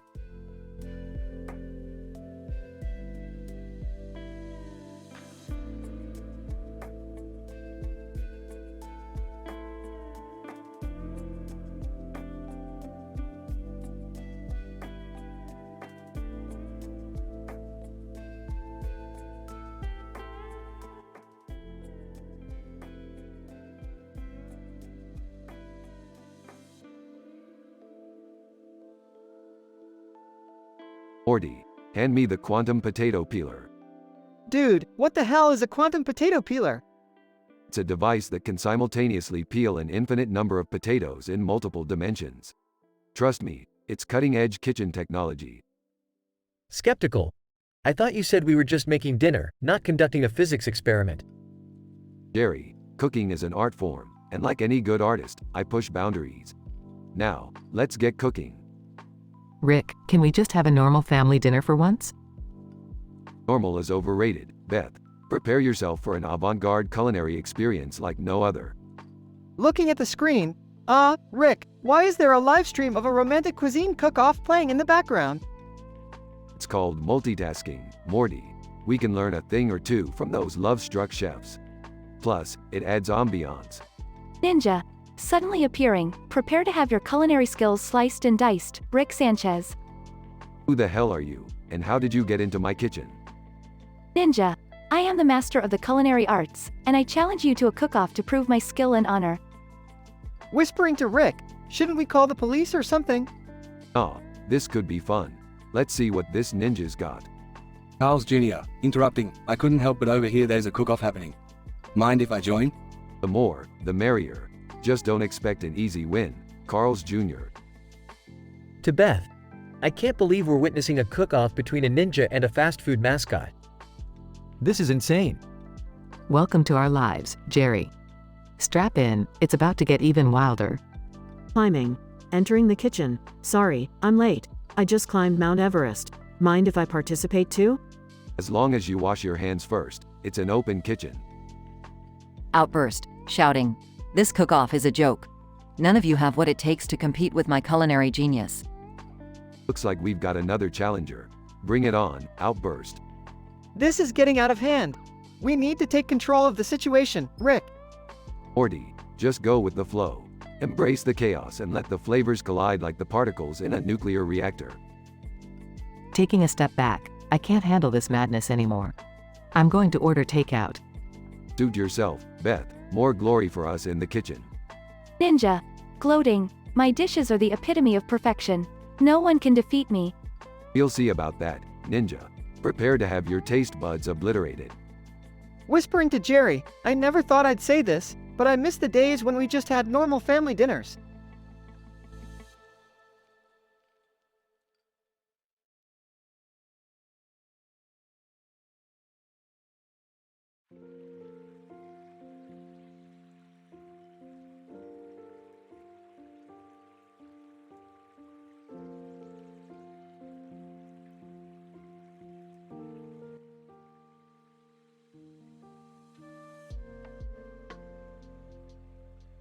Morty, listen up, we've got a new adventure on our hands. Oh geez, what is it this time, Rick? We're heading to Oslo, Morty. There's a bloodthirsty beast on the loose and we're gonna hunt it down. Are you serious, Rick? We're going monster hunting now? Yeah, Morty, but this ain't your average monster. This thing is big, vicious, and ready to tear us limb from limb. I don't know if I can handle this, Rick. It sounds dangerous. Oh, come on Morty. Where's your sense of adventure? We've faced far worse than a measly beast. Besides, I've got a plan.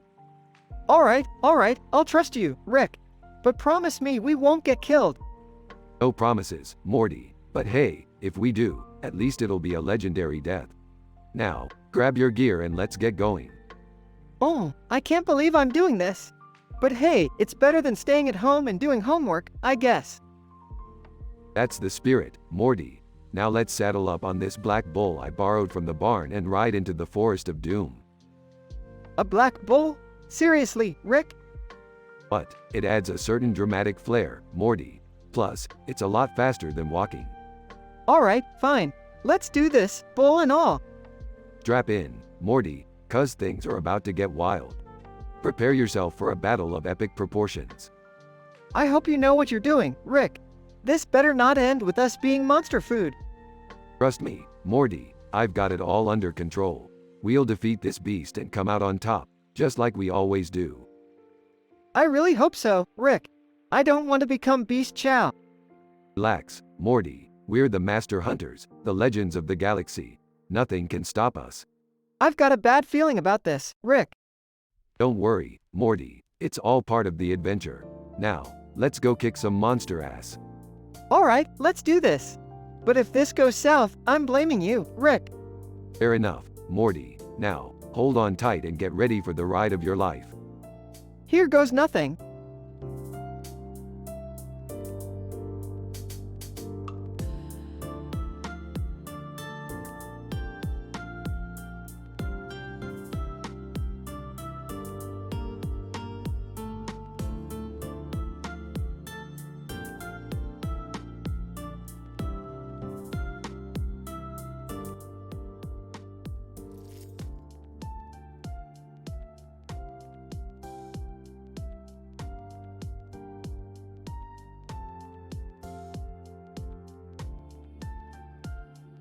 Int. Smith living room, day. Rick and Morty are sitting on the couch, surrounded by various scientific equipment and alien gadgets. Morty, fetch me the multiversal enigma binder. We've got a spacey love triangle to unravel. Morty scurries off and returns with a glowing blue binder. Here you go, Rick. What's the plan? Well, Morty, we're going to dive into the multiverse and find the origin of this scandalous cholecystectomy. It all started with a series of interdimensional rendezvous involving 3 different colored shapes, a black background, and a blue and red background.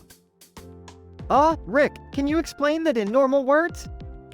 Alright, fine. There's this crazy love triangle between a green triangle, a red square, and a blue circle. Things got spicy when the blue circle started hooking up with the green triangle on a black background, while the red square watched from a blue and red background. So, how do we unravel this mess, Rick? We're gonna use the multiversal enigma binder to track down the interdimensional lovebirds. We'll confront them with their scandalous actions and bring this whole situation to a head. This sounds dangerous, Rick. Are you sure we can handle it? Morty, we're seasoned adventurers, breaking boundaries and defying the laws of science. We can handle anything. Int. Multiverse portal room, night. Rick and Morty step into a portal, traversing through different dimensions, filled with bizarre and wild scenarios. Hold on tight, Morty. We're diving deep into a world of heartbreak, deception, and interdimensional hanky-panky. I don't know about this, Rick. It seems like we're meddling in other people's personal lives. Personal lives, schmersonal lives. We're here to bring the truth to light and satisfy our insatiable curiosity. Int. Interdimensional Love Hideout, Day. Rick and Morty burst into a secret hideout, finding the love triangle in question. The green triangle and blue circle are caught in a heated embrace while the red square sulks in the corner. Well, looks like we found the cheating scoundrels. Green triangle. Whoa, whoa, whoa. He started it. Blue circle. No way, man. She seduced me with her acute angles. Red square. Leave me out of this. I'm just here for the polygon drama. Rick, how are we gonna solve this mess? Simple, Morty. We'll use the Truth Extractor 3000 to reveal their true intentions and motivations. No more secrets. Int. Interdimensional Love Hideout, later. The Truth Extractor 3000 buzzes and whirs as it unravels the tangled mess of the love triangle. Green triangle. I admit it, I was attracted to her symmetry. But it was a mistake. Blue circle. I was drawn to his harmonic vibrations, but it meant nothing. Red square. I was just trying to fit in, okay? Well, there you have it, Morty. Love can be a messy business, even in the multiverse. So, what now, Rick? We leave them to sort out their polygonal affairs and move on to the next mind-boggling adventure. After all, there's always another scandal waiting to be uncovered in the vast expanse of the universe. They exit the hideout, ready for their next interdimensional escapade. Fade out.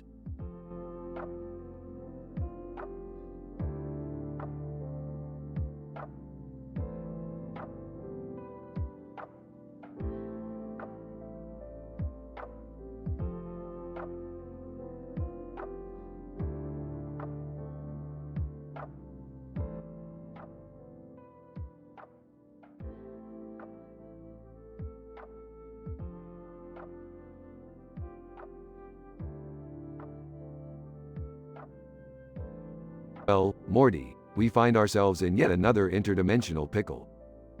Geez, Rick, can't we catch a break for once? Oh, I don't know, Morty. Maybe if someone didn't drag us into all these crazy adventures. Jerry, lay off. You know Rick's the only reason we have any excitement in our lives. That's right, Beth. Embrace the chaos, baby. Sommelier, welcome, esteemed guests. Allow me to pair your cosmic experience with the finest intergalactic wines. Rick, are we really gonna drink alien wine right now? Morty, have you learned nothing? We drink first, ask questions later. Malevolent spirit, fear not, mortals. I have come to wreak havoc upon your puny universe. Hey, spirit, wanna hear a joke? Knock, knock. Malevolent spirit, what? Who's there? I'm traveling comedian. Now, prepare for some killer punchlines, literally. The circle, we observe your existence, Rick Sanchez. Your deeds shall not go unnoticed. Yeah, circle, let me guess. You're gonna help us out of this mess? The circle, that depends on your ability to solve this equation, 3x squared plus 7y2z equals? Seriously? Fine. Let me grab my brain calculator. Brain. Hey, Rick, long time no see. Ready to put that giant brain of yours to work? Not now, brain. I'm busy decoding the secrets of the universe. Geez, Rick, can't we just have a normal family dinner for once? Normal, Morty. Normal is for losers. We're far from that. I agree with Morty. Can't we just sit down and enjoy a meal without all this madness? Jerry, if you can't handle the heat, get out of the kitchen. Or in this case, get out of my family. Oh great, now we're fighting again. Can't we all just get along? Morty, life isn't about getting along. It's about embracing the chaos and making the universe your playground. Sommelier, your interdimensional taste buds are in for a treat. Allow me to present the rarest vintage from the planet ZORGON7. Rick, I don't know about this. It looks like it's alive. Morty, stop being such a scaredy cat. Just take a sip already. Morty, if it's not trying to kill us, it's not worth drinking. Malevolent spirit, your jokes are weak, Rick Sanchez. Prepare to face my wrath. Wrath? Please, spirit, I've faced worse hangovers than you. The circle, Rick Sanchez, your calculation was incorrect. Prepare for the consequences. Consequences? Yeah, circle. I'm shaking in my lab coat. Brain, Rick, you can't solve every problem with your intelligence alone. Sometimes you need a little heart. Heart? Please, brain. I've been heartless since birth. Rick, I think we're in way over our heads this time. Morty, when have we ever not been in over our heads? That's how we roll. Can't we just go back to that peaceful field of grass? I'd prefer a boring life over all this craziness. Jerry, you're missing the point. Our lives are anything but boring. And that's what makes it all worth it. Note: the dialogue above contains adult language and themes.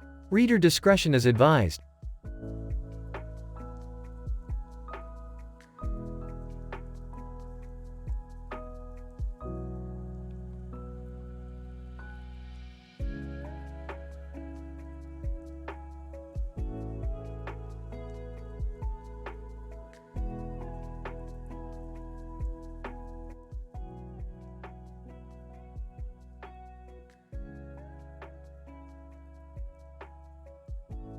Int. Smith living room, day. Rick is tinkering with his latest invention while Morty looks on, bored. Rick, what are you working on this time? Oh Morty, you wouldn't understand even if I explained it. It's too advanced for your feeble brain. Geez, thanks a lot, Rick. You're always so encouraging. Rick rolls his eyes and continues his work. Int. Kitchen, day. Summer walks in with a magazine in her hands, looking excited. Hey guys, have you heard? I'm gonna be a celebrity. Sarcastically, oh great, another reason for Summer to brag. No, seriously, I'm going to be featured in the latest issue of Celebrity Beekeepers Monthly.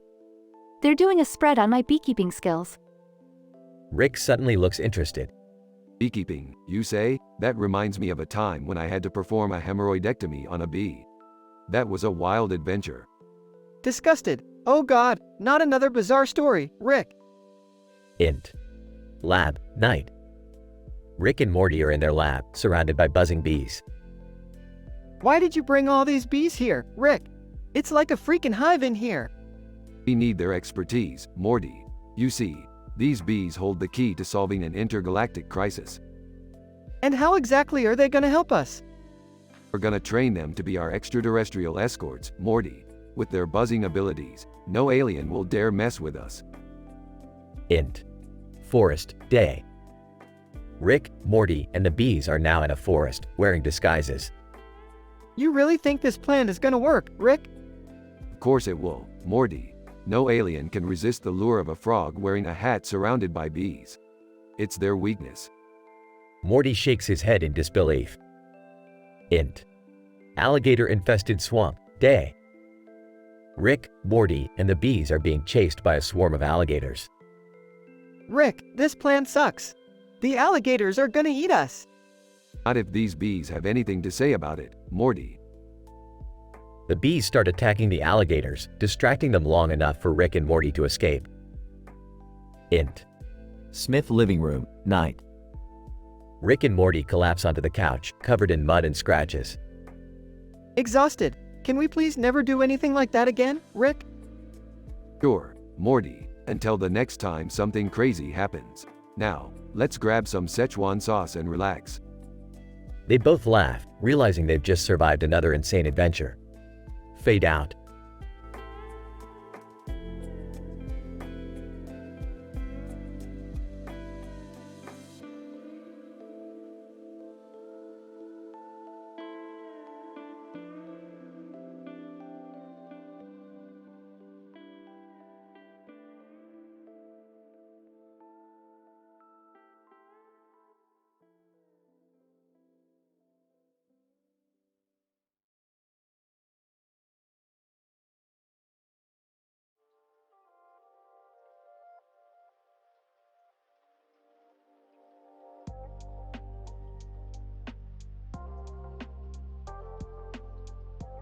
Int.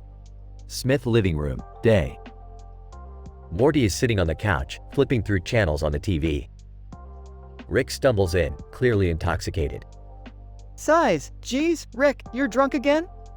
Drunk? Nah, Morty, I'm just conducting an experiment on the effects of alcohol on genius-level intellect. Rolls eyes. Right, and I'm the president of Pluto.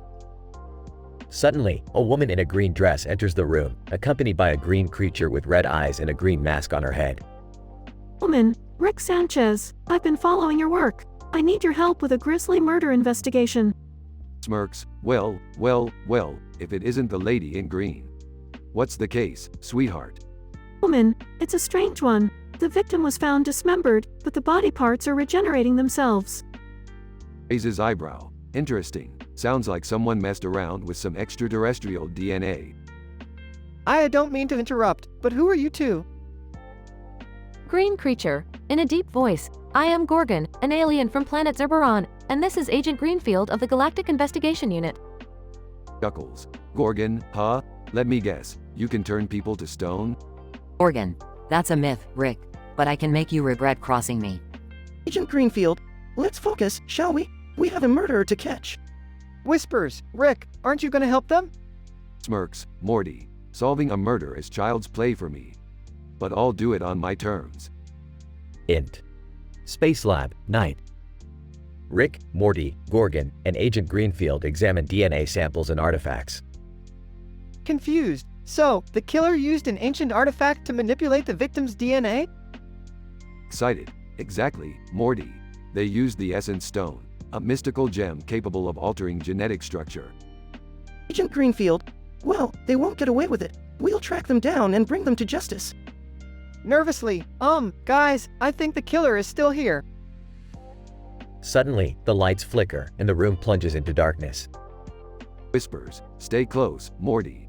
This just got a whole lot more interesting. Int. Abandoned warehouse, night. The team confronts the killer, a mad scientist wearing a lab coat and goggles. Hauntingly. Dr. Demented, I presume, playing God with innocent lives? Dr. Demented. Maniacal laughter. No one can stop me now. I will create the ultimate being, capable of ruling the universe. Agent Greenfield, not if we have anything to say about it. A fierce battle ensues, with Gorgon using his powers and Rick's inventions wreaking havoc. Panicked. What do we do, Rick? Calmly. Morty, grab that beaker labeled Soberizer 3000 and throw it at the doctor. Confused, but won't it make him sober? Smirks. Trust me, Morty. It'll work. Morty throws the beaker, and the liquid splashes on Dr. Demented. He sobers up instantly, realizing the chaos he caused. Dr. Demented. Defeated? What have I done? How could I be so blind? Agent Greenfield, your reign of terror ends here, Doctor. You're going to pay for your crimes. Int. Galactic Prison, day. Dr. Demented is led away, while Rick, Morty, Gorgon, and Agent Greenfield watch. Another case closed, thanks to the dynamic duo of Rick and Morty. Gorgon, I must admit, you humans are impressive. I owe you both a debt of gratitude. Grinning, we're just doing our thing, Gorgon. Agent Greenfield, without your scientific expertise, we wouldn't have solved this case. Thank you, Rick. Waves it off. No need for thanks, Agent Greenfield. Just remember, if you ever need us again, we'll be there. They all part ways, ready for their next adventure. Fade out.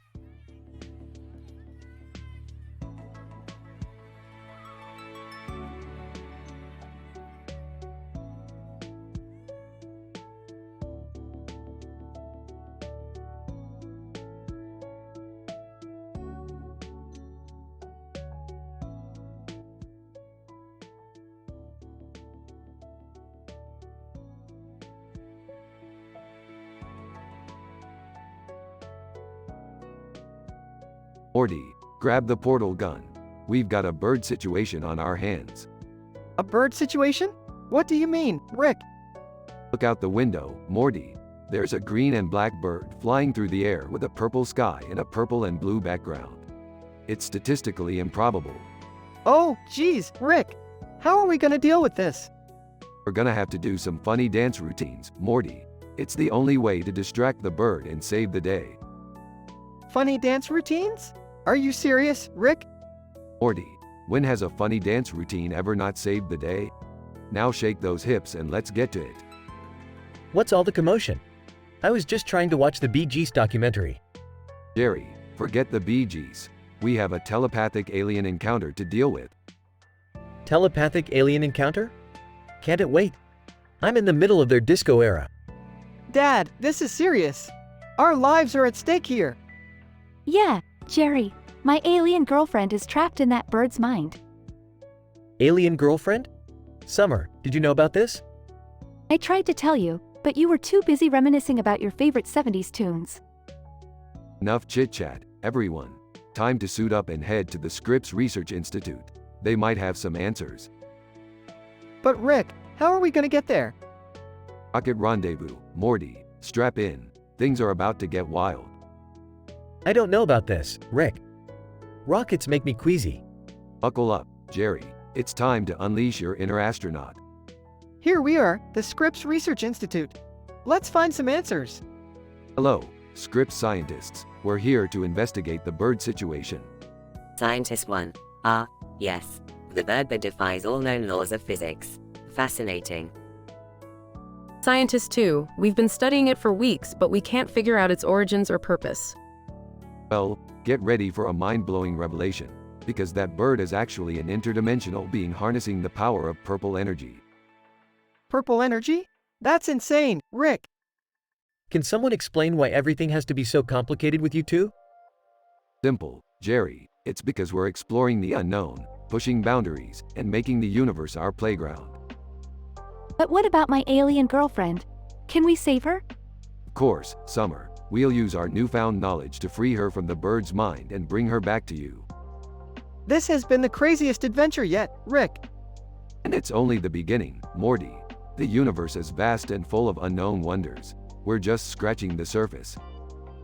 Well, I hope the next adventure involves less dancing and more staying at home watching documentaries.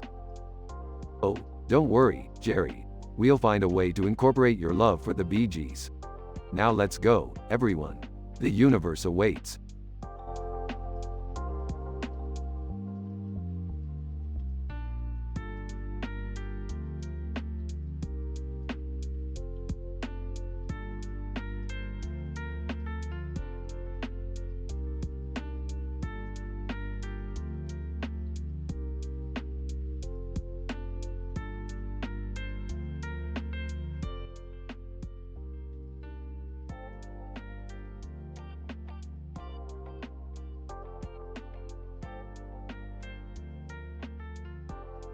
Morty, stop acting like an ant. We've got important things to do, like saving the universe or something. But Rick, Truffalaxis is an essential part of ant society. I want to be an ant, Rick. Exasperated, can't you just be a normal kid? This whole ant thing is getting out of hand. Truffalaxis is the exchange of regurgitated food, Jerry. It's how ants communicate and show their loyalty to the colony. All right, Morty, we need to snap you out of this ant obsession. Maybe we could take you to a therapist or something. Excitedly, oh, so you're saying I can perform Truffalaxis on the therapist too? Awesome! Sarcastically, great, Morty. Now we have to explain the intricacies of Truffalaxis to everyone we encounter. Truffalaxis is like a gift, Rick. It's a way of sharing love and nutrients with those you care about. Ew, Morty, I don't want to be a part of your ant world. Keep your Truffalaxis to yourself. Defensively, Truffalaxis is a beautiful act, Summer. You just don't understand the elegance of it all. Morty, let's focus on something else. How about we go to the movies tonight? Can we watch Ant-Man? It's all about tiny superheroes and Truffalaxis could totally be a subplot. Mumbling, I can't believe I'm having a conversation about Truffalaxis. This is absurd. Morty, I swear if you try to perform Truffalaxis on anyone tonight, I'm teleporting you to another dimension. Fine, fine. No Truffalaxis tonight. But one day, everyone will understand the beauty of ant culture. Jessica, confused. Morty, what's this I hear about Truffalaxis? Please tell me it's some sort of joke. Excitedly, Jessica, Truffalaxis is the key to a deeper connection between living beings. Can I demonstrate? Jessica. No thanks, Morty. I'll pass on the whole Truffalaxis thing. Let's just go watch a movie, like normal people. Disappointed, suit yourself, Jessica. You're missing out on evolutionary wonders. Morty, enough with the truffle axis talk. Let's focus on something more important, like saving the universe from an interdimensional threat. Grumbling? Fine, but someday, Rick, Truffalaxis will revolutionize the way we communicate. You'll see. Muttering. I never thought I'd hear the word Truffalaxis so many times in one day. This is my life now, I guess. Truffalaxis is the future, guys. Embrace it or get left behind. I'm going to need a whole lot of alcohol to get through this truffle axis phase.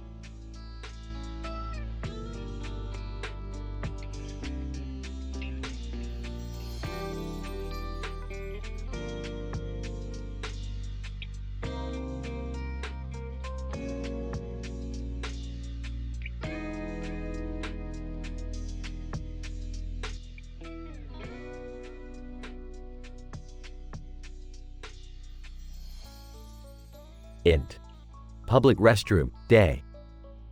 The camera pans into a beautifully lit 4K shot of a public restroom. The white tiles gleam and the sound of running water can be faintly heard. I, Megan, enter the restroom. My eyes widen as I see a pile of stuffed animals arranged meticulously in a white bowl on a table, with a napkin casually thrown to the side. It's like a weird art installation. Megan, puzzled, what the actual hell is this?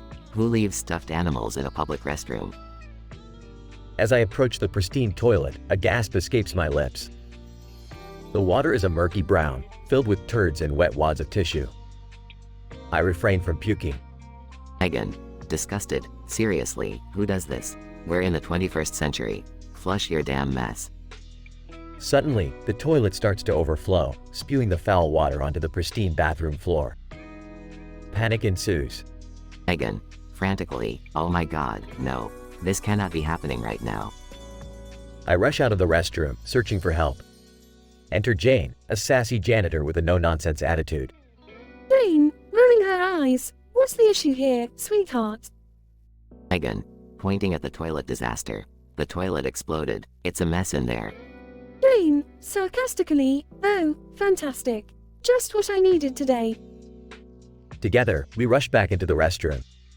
Jane grabs a plunger and starts working on unclogging the toilet while I grab a bucket and attempt to clean up the mess. Megan, grumbling, this is worse than a scene from a horror movie.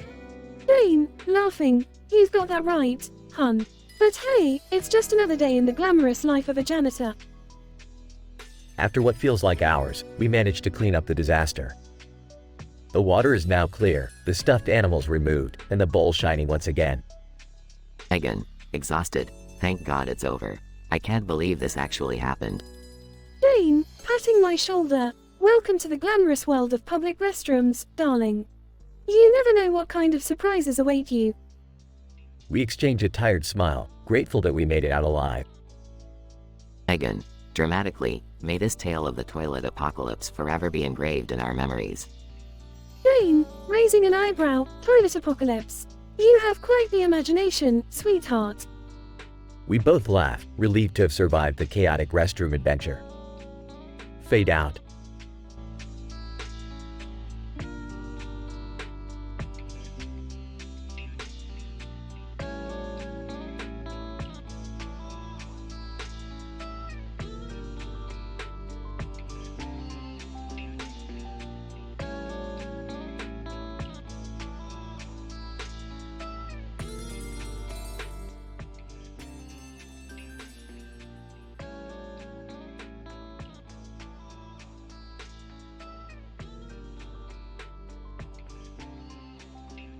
Alright, Morty, buckle up.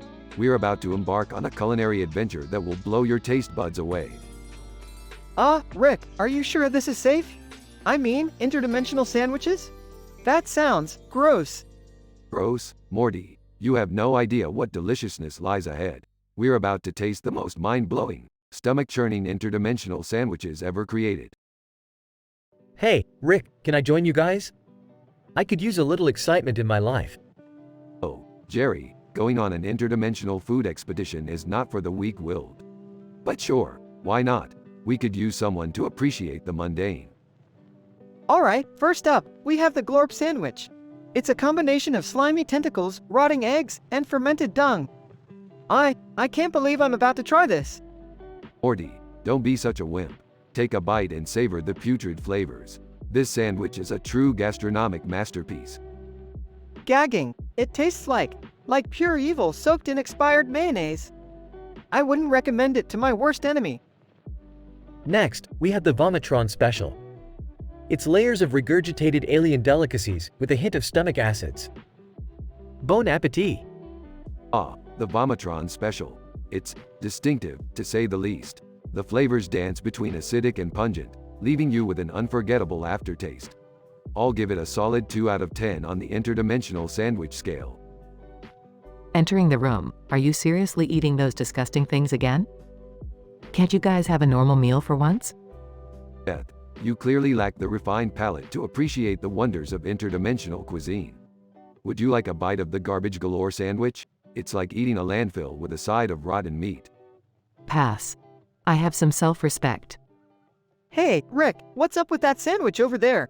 It's pulsating and oozing some kind of green goo. Ah, Morty, you've stumbled upon the infamous Blobster sandwich. Its gooey exterior hides a medley of squirming insect larvae and radioactive sludge. It's a real delicacy in some dimensions. Hesitant. I'll give it a try. Takes a bite. Oh, sweet mother of all things edible. This is almost tolerable. I'd give it a 5 out of 10, Rick. Finally, we come to the Lord of the Rings sandwich. It's a tower of crispy bacon, greasy pork chops, and deep-fried lard patties. It's a heart attack waiting to happen. I have to admit, this one actually looks delicious.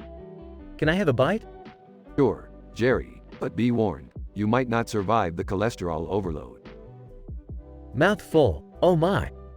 This is the best thing I've ever tasted. It's like heaven in sandwich form. I give it a perfect 10 out of 10. Well, there you have it, folks. The interdimensional sandwich review is complete. Now, who's up for some alien ice cream? I think I'll pass on the ice cream, Rick. I need to cleanse my palate from the trauma of those sandwiches. Suit yourself, Morty. More for me and Jerry.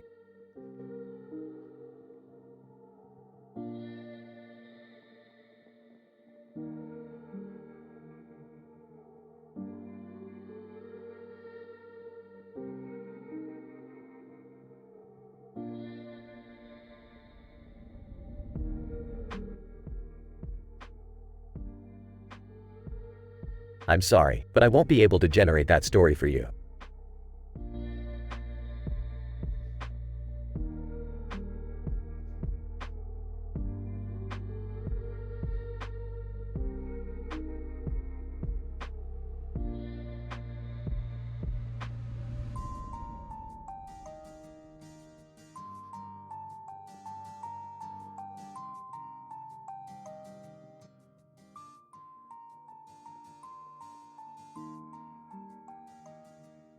Alright, Morty, buckle up. We got a special interdimensional assignment today. What is it this time, Rick? We're going on a quest to review and rate the most disgusting interdimensional pizzas ever made. Gross, Rick. Can't we do something normal like save the world or something? Morty, this is important. The scientific community needs our expertise in the field of interdimensional pizza tasting.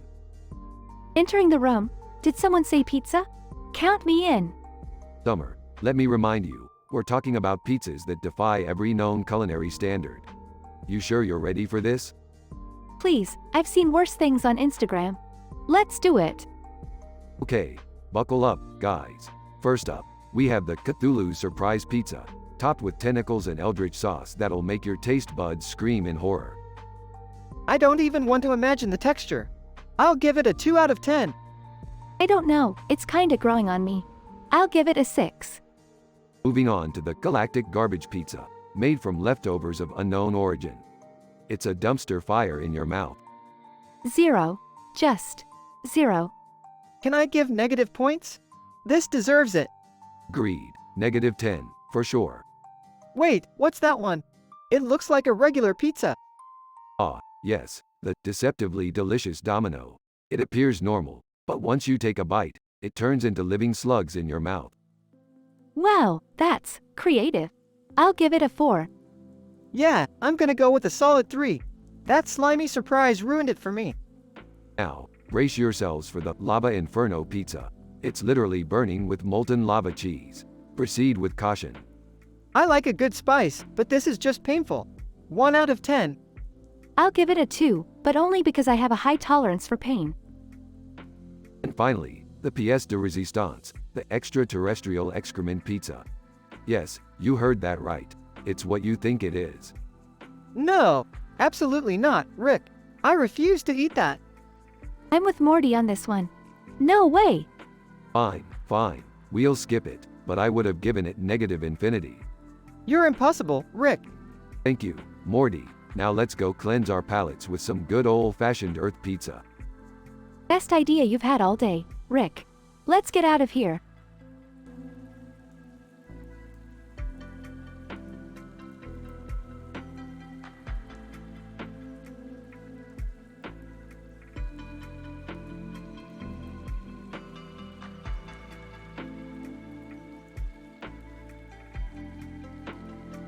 I'm sorry, but I can't generate that story for you.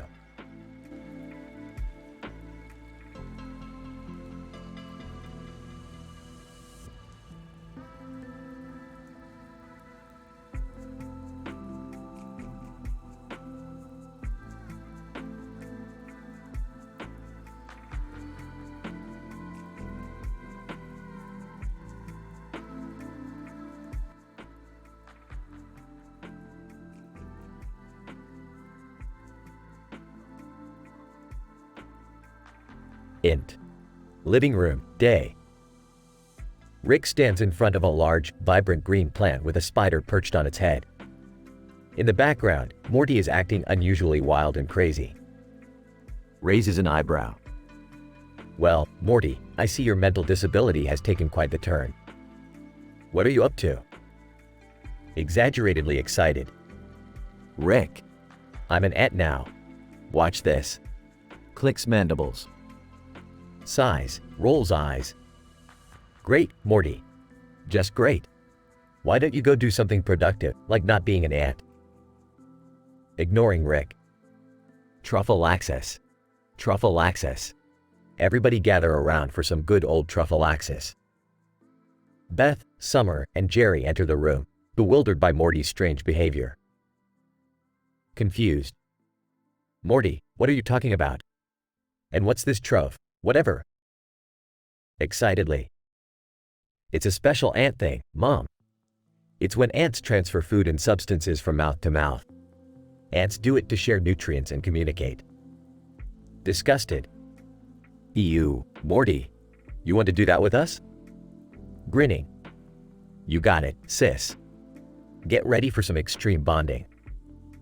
Morty quickly moves towards Summer and locks his mouthpart with hers. They exchange substances, Morty mimicking the truffle access process as best he can. Appalled. Morty, this is absolutely absurd. Stop it right now. Unwilling to give up. Just a few more, Mom. It's all about unity and teamwork. Morty dashes out of the room towards Jessica's house. Jessica. Confused. Morty, what on earth are you doing? Enthusiastically. Truffle access, Jessica. It's gonna be like nothing you've ever experienced. Jessica backs away, mortified, as Morty tries to lock his mouthpart with hers. Jessica. Screaming. Get away from me, you crazy ant boy. Morty retreats, dejected, back to the house. Irritated. Morty, you've taken this ant obsession way too far. Cut it out before you get yourself into more trouble. Deflated. I am sorry, Rick. I just thought it would be cool to be an ant, to connect with everyone. Patting Morty's shoulder. Look, I get it. But next time, do something less creepy, okay? Nods. Yeah, Rick. Creepy ants are my limit now. Got it. They both share a chuckle as Morty learns the boundaries of his eccentricities. Fade out.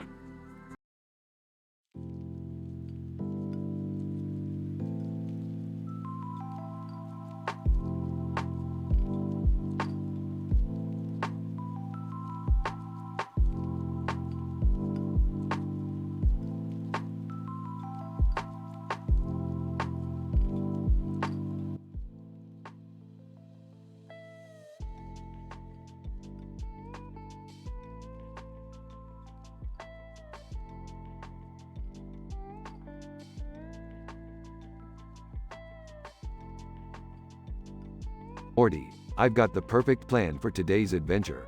We're going kayaking in an interdimensional river. But don't worry, it's scientifically safe. Rick, are you sure? Kayaking? That's not exactly my idea of a wild adventure. Oh Morty, you're such a whiner. Besides, we'll encounter stand-up comedians along the way, who'll perform their routines on floating stages. Floating stages? Seriously, Rick, this sounds more like a bizarre carnival ride than a scientific adventure. Trust me, Morty, it's all part of my perfectly calculated plan. We'll be paddling peacefully, enjoying the view of the mountain in the background and the blue sky above. It'll be a scene straight out of a postcard. Well, if you say so, Rick. But I hope nothing too crazy happens. Oh come on, Morty. Where's your sense of adventure? Just keep your eyes open for any nursing aliens offering us space lollipops. Space lollipops? Is that a thing? It is in some dimensions, Morty. Now paddle faster. I hear Summer had a flirty encounter with an interdimensional rock star on this very river. Summer? Flirty encounter? Interdimensional rock star? This adventure just keeps getting weirder. Exactly, Morty. Now put your back into it. We're about to hit some intense rapids. Rapids? Rick, I thought this was supposed to be a relaxing float. Relaxing? Who needs that? We're not amateurs, Morty. We're interdimensional canoeing experts. Canoeing? You said we were kayaking. Well, it's basically the same thing. Just ignore those tentacles slapping against the side of the canoe. They won't bite, I think. Tentacles? This is insane, Rick. Can't we just go back home? Morty, we've barely scratched the surface of this adventure. Do you really want to miss out on discovering a secret interdimensional portal hidden within this river? Fine, I'll keep paddling. But only if you promise no more tentacles or rock stars. No promises, Morty. But hey, at least we'll have some juicy stories to tell when we get back home. Yeah, assuming we make it back home in one piece. O ye of little faith, Morty. Just think of all the exhilarating tales of our daring river journey we'll have to share. We'll be the talk of the interdimensional pub. Somehow, I don't think that's a bragging right worth risking our lives for, Rick. Oh Morty, you've got so much to learn. Adventures don't come without risks. Now shut up and start paddling. The river awaits.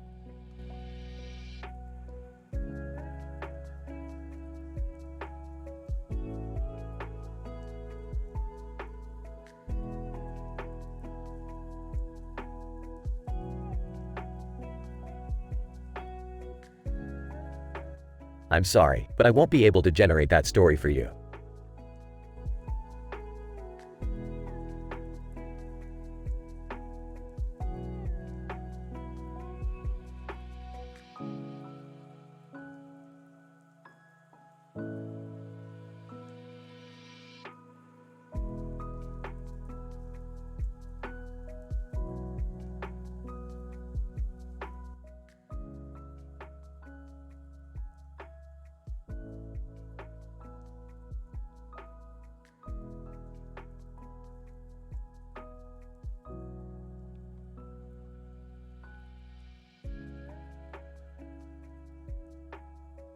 Scene: a dimly lit garage with a car door open. Morty stands in the middle of the room, his face contorted with loneliness and despair. He takes a deep breath and opens his mouth to unleash a primal scream that echoes through the void of space. Screaming! Aw! Morty continues to scream, his desperation palpable in every vocal cord. Screaming! Eeyaw! Morty's screams reverberate off the walls, yet there is no response, just the emptiness of the vast expanse surrounding him. Screaming! Ooh, www. His screams become more guttural, filled with anguish and desolation. Screaming! You. He screams, the intensity building with each passing moment. Screaming! E. His screams become louder, breaking through the silence of the garage. Screaming! Yar! He screams, his voice cracking as he reaches the edges of his vocal limits. Screaming! Who? Morty's scream transforms into a howl, a cry of anguish that begs for companionship. Screaming! A-G-G-G-H-H-H-H-H-H-H. His screams become more primal, a desperate attempt to break free from the isolation. Screaming, eek! Morty's screams take on a high-pitched screech, filled with raw pain and longing. Screaming, ooh! He screams, the sound growing more desperate and haunting. Screaming, you. His screams echo off the walls, bouncing back at him, a cruel reminder of his solitude. Screaming, ee! Morty's screams become distorted, almost inhuman, as he loses himself in the void. Screaming, yar! His screams grow louder, reverberating through the empty space around him. Screaming, who? Morty's howls fill the garage, creating an eerie symphony of his own despair. Screaming, A-G-G-G-H-H-H-H-H-H-H. He screams, his voice cracking as he pours out all his pent-up emotions. Screaming, eek! Morty's screams grow more frenzied, the sound piercing the silence. Screaming, ooh! His screams become more desperate, a last-ditch effort to find solace in the void. Screaming, you. Morty's screams fill the garage, becoming a haunting melody of his loneliness. Screaming, ee! He screams, his voice merging with the void, becoming one with his emptiness. Screaming, yar! His screams continue, an unending cry for connection in the vastness of space. Screaming, who? Morty's howls echo through the garage, a desperate plea for someone to hear his pain. Screaming, A-G-G-G-H-H-H-H-H-H. He screams, his voice cracking with exhaustion, but his solitude remains unbroken. Screaming, eek! Morty's screams fade, leaving only the haunting silence of his loneliness. Whispering, I'm all alone. The scene fades to black, leaving Morty trapped in his eternal anguish.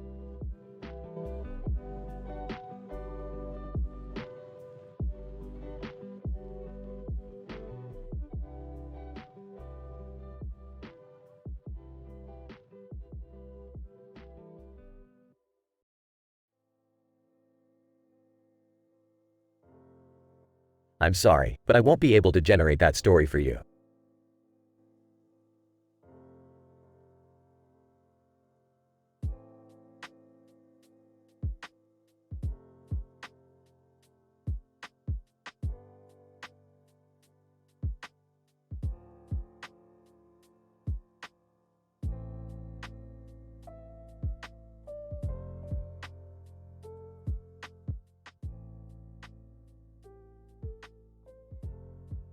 Alright, let's get this over with.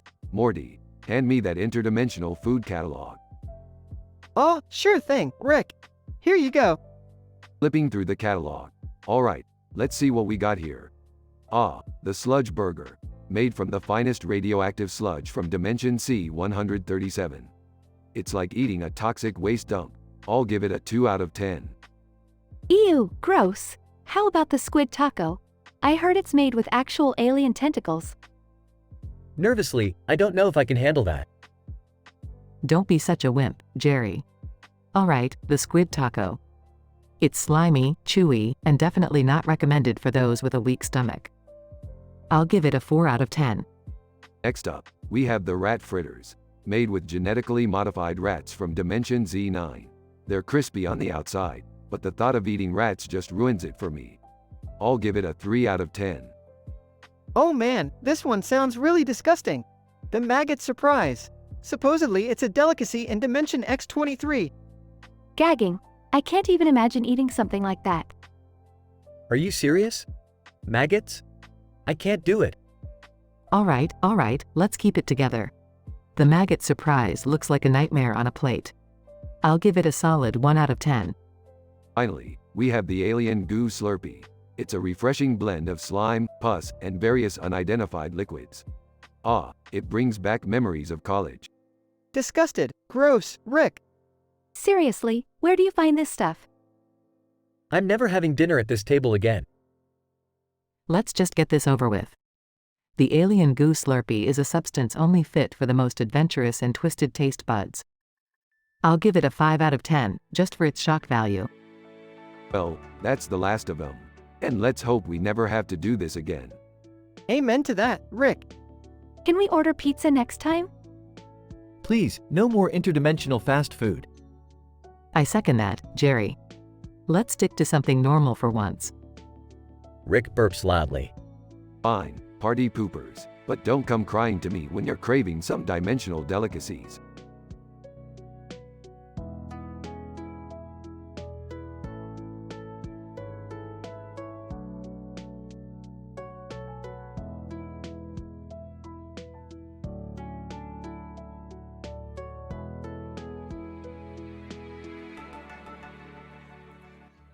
I'm sorry, but I cannot generate that story for you.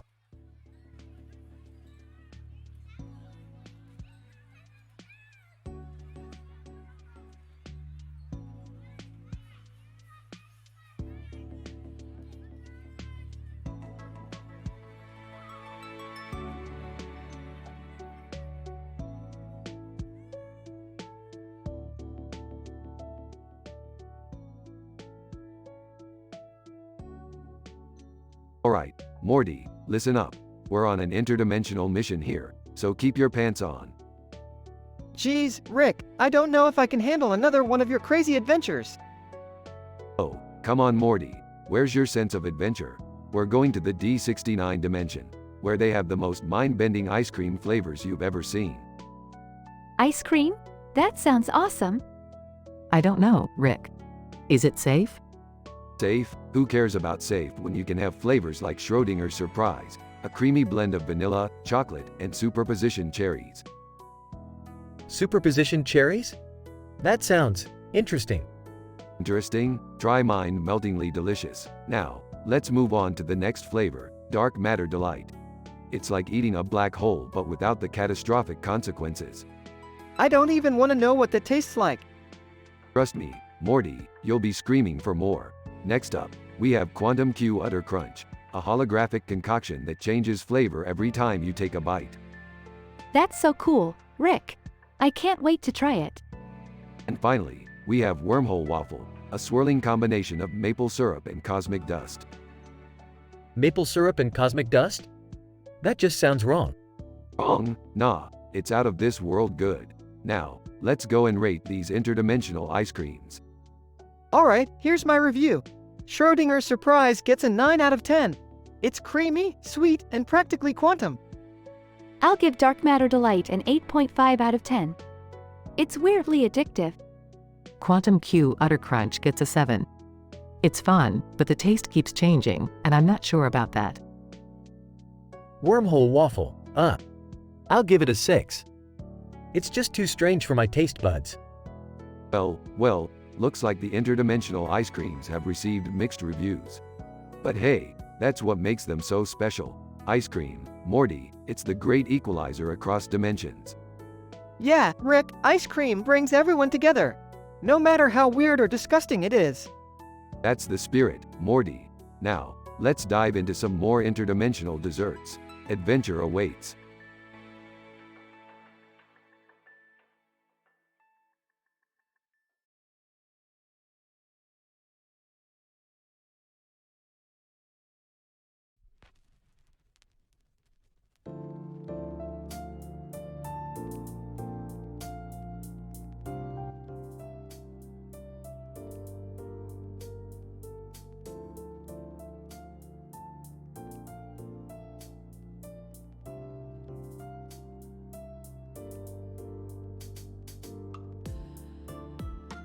Title, Baby Brigade Mayhem.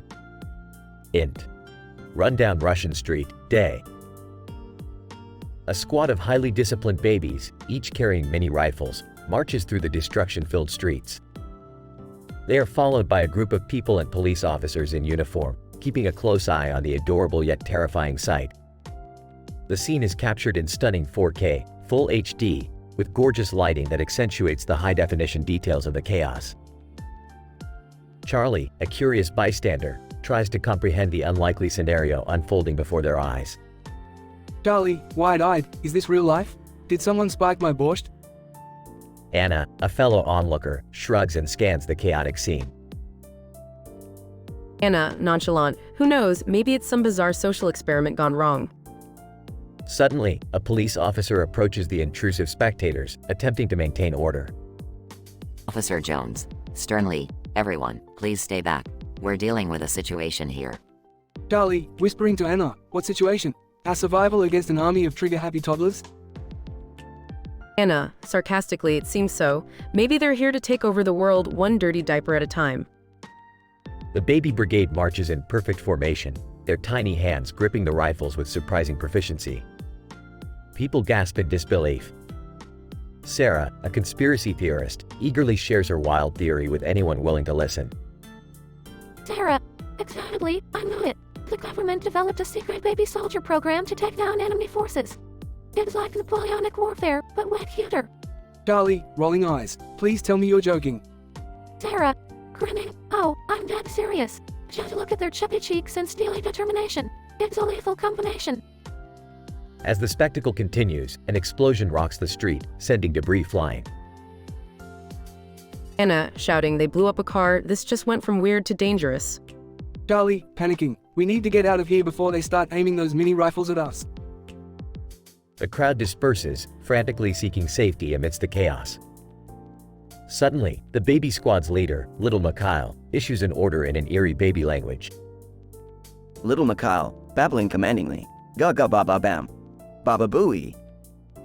The baby soldiers disperse, forming smaller squads, and begin conducting tactical maneuvers with surprising coordination. Charlie, awestruck, are they planning an attack?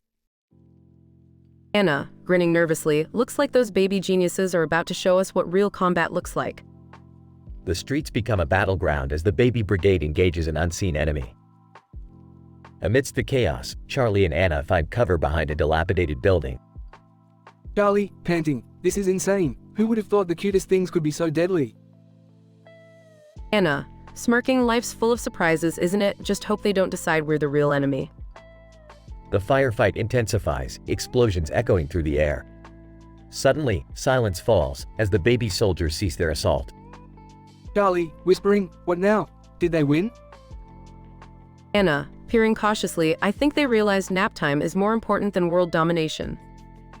The baby soldiers drop their rifles and proceed to crawl away, heading toward a nearby playground. Charlie, in awe, well, that was unexpected.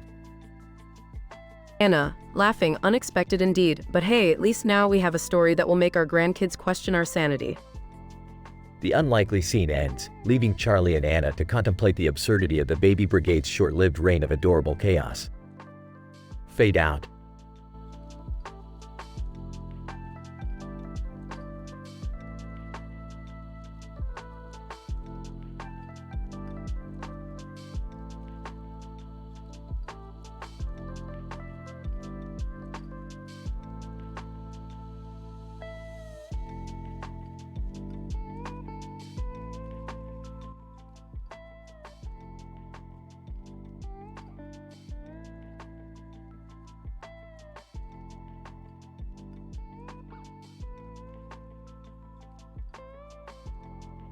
Alright, Morty, you ready for some interdimensional sandwich tasting?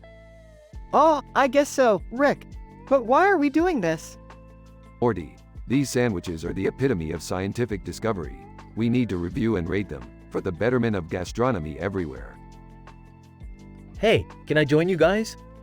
I've always wanted to be a sandwich connoisseur. Dad, you'll just ruin it with your basic taste buds. But fine, come along. Well, I guess I'll tag along too. Might as well see what the fuss is about. Alright, let's dive into the first sandwich, the slime cheese goober delight. This thing is packed with gooey green cheese, Morty.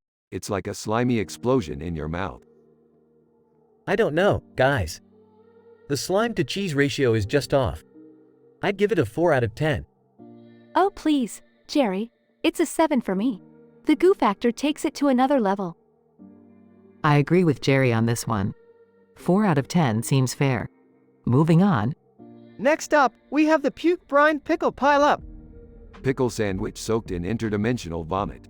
Now that's what I call innovation. Oh, I can't even bring myself to take a bite. 0 out of 10 for me. I'm surprisingly into it. I'd give it a solid 6. I'll have to side with Jerry on this one.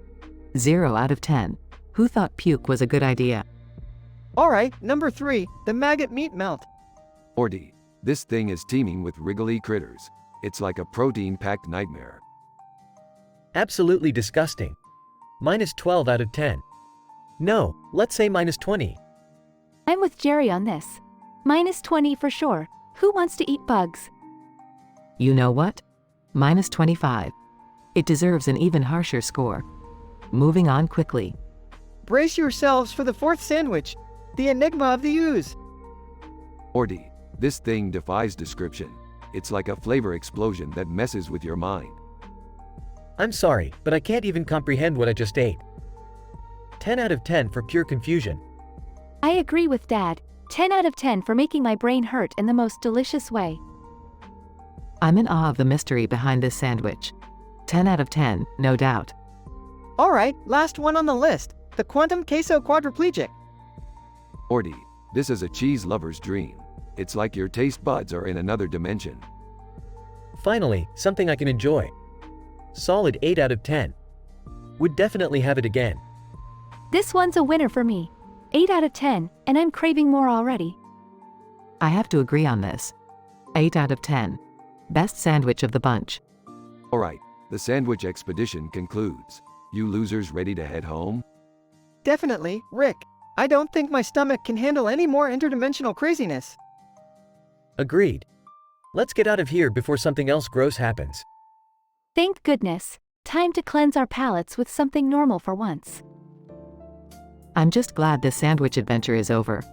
I need a drink after all that madness. Well, my family, another successful scientific endeavor. Now, who's ready for some more outlandish adventures?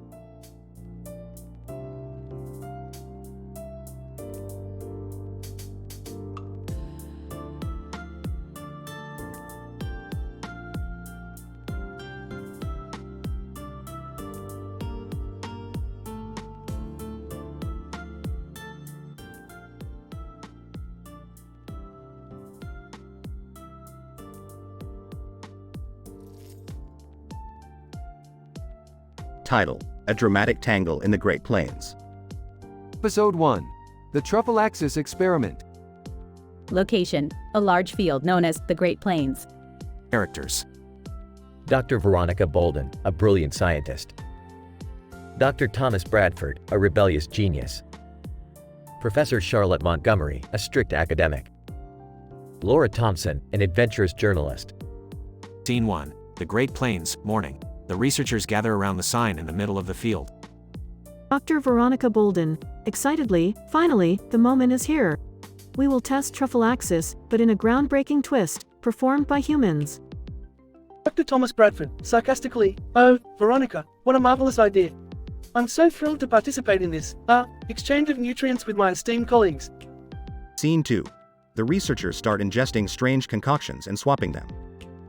Professor Charlotte Montgomery, disapprovingly. This is beyond absurd. We should be focusing on real scientific advancements, not engaging in such bizarre acts. Laura Thompson. Curiously, I must say, this experiment will make for an interesting headline. Humans mimicking Truffle Axis? This is one for the books. Scene 3. As the swapping continues, a sudden trigger event occurs.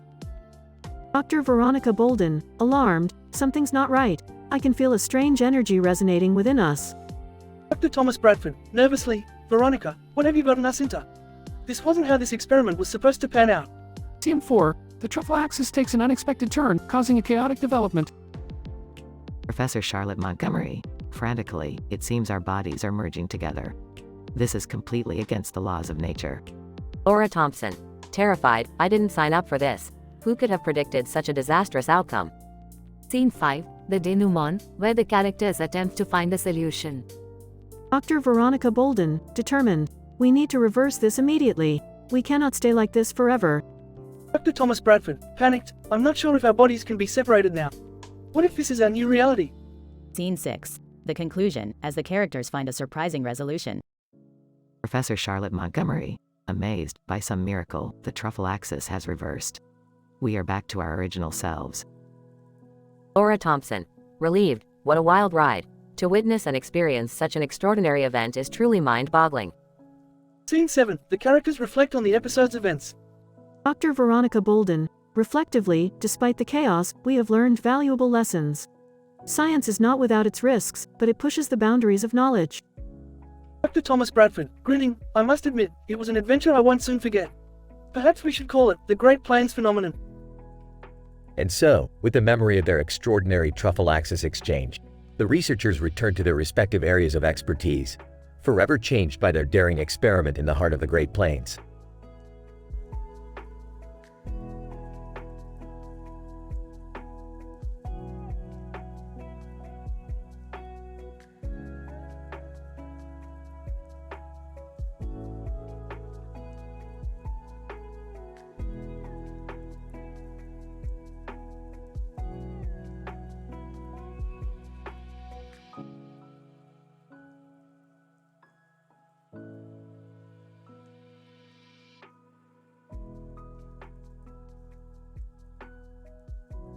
Int. Smith living room, day. Morty and Rick are sitting on the couch, surrounded by bizarre interdimensional artifacts. Morty, I've discovered a new dimension where all they eat is interdimensional poutine. It's absolutely disgusting.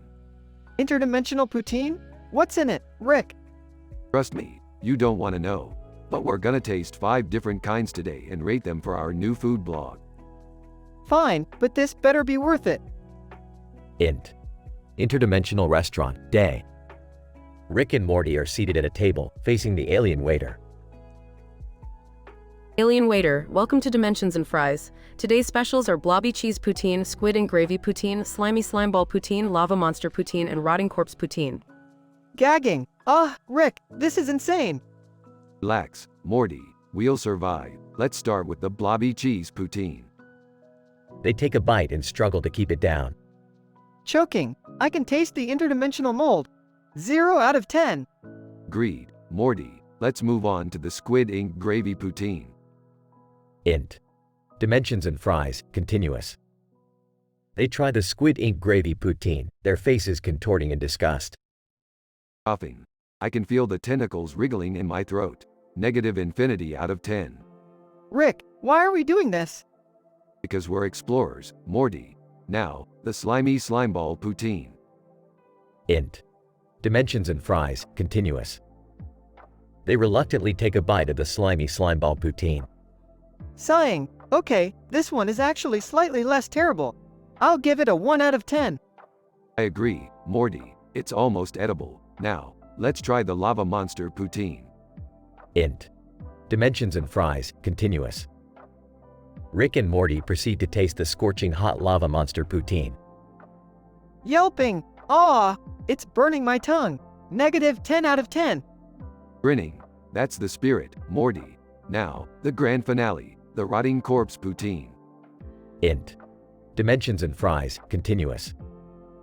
They take a cautious bite of the rotting corpse poutine, their faces turning green. Gagging. Morty, I think I'm gonna be sick. Minus a trillion out of 10. Pale. I can taste death itself. This is a complete nightmare. 0 out of 10. Int. Smith living room, night. Rick and Morty return home, looking utterly defeated. Well, Morty, that was a culinary disaster. But at least we have some funny stories to tell. Funny stories? Rick, I think I've lost my appetite forever. They sit on the couch, defeated but still bonded by their bizarre adventures.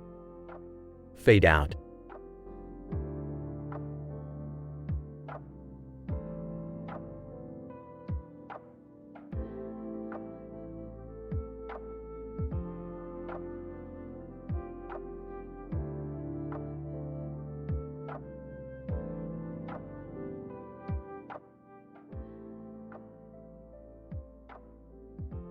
Int.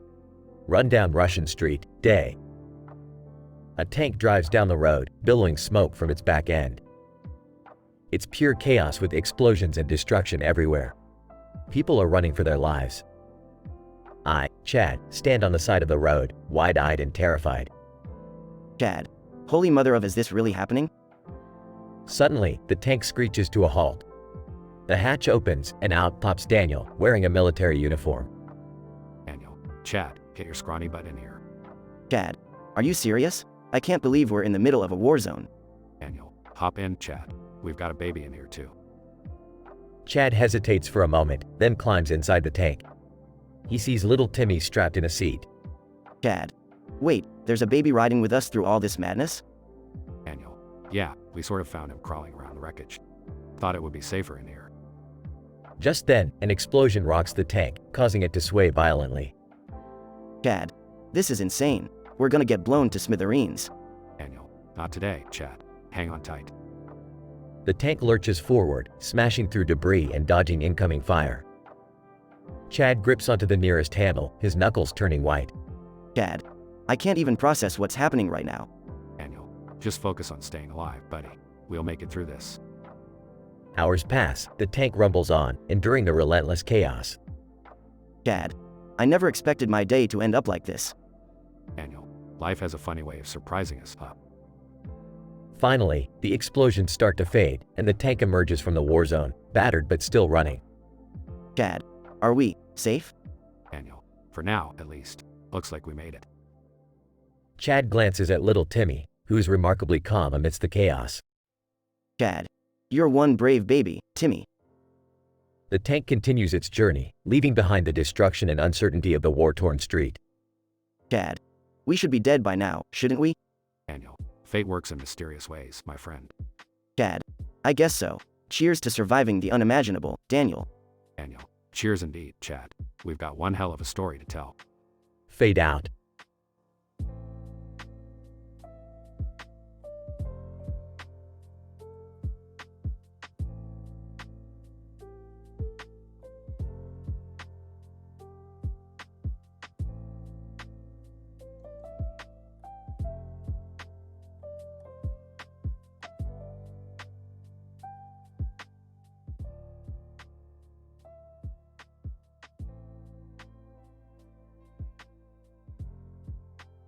Morty, grab your portal gun. We've got some juicy stories to uncover. Rick, I don't know if we should get involved in more scandalous adventures. Last time, we ended up in a red bag incident. Morty, you worry too much. It's not like we're going to stumble upon a group of people walking down the street with red bags on them and a man in a suit and tie. What are you two talking about? Summer and I found this weird video online. It's a Pokemon slaughterhouse where they package and sell Pokemon meat at Costco. Yeah, and they even have a special on Magikarp burgers, only $3.99. Imagine the scandal if that leaked out. Oh, this is too good. We gotta investigate, Morty. We'll expose the truth behind this Poke meat conspiracy.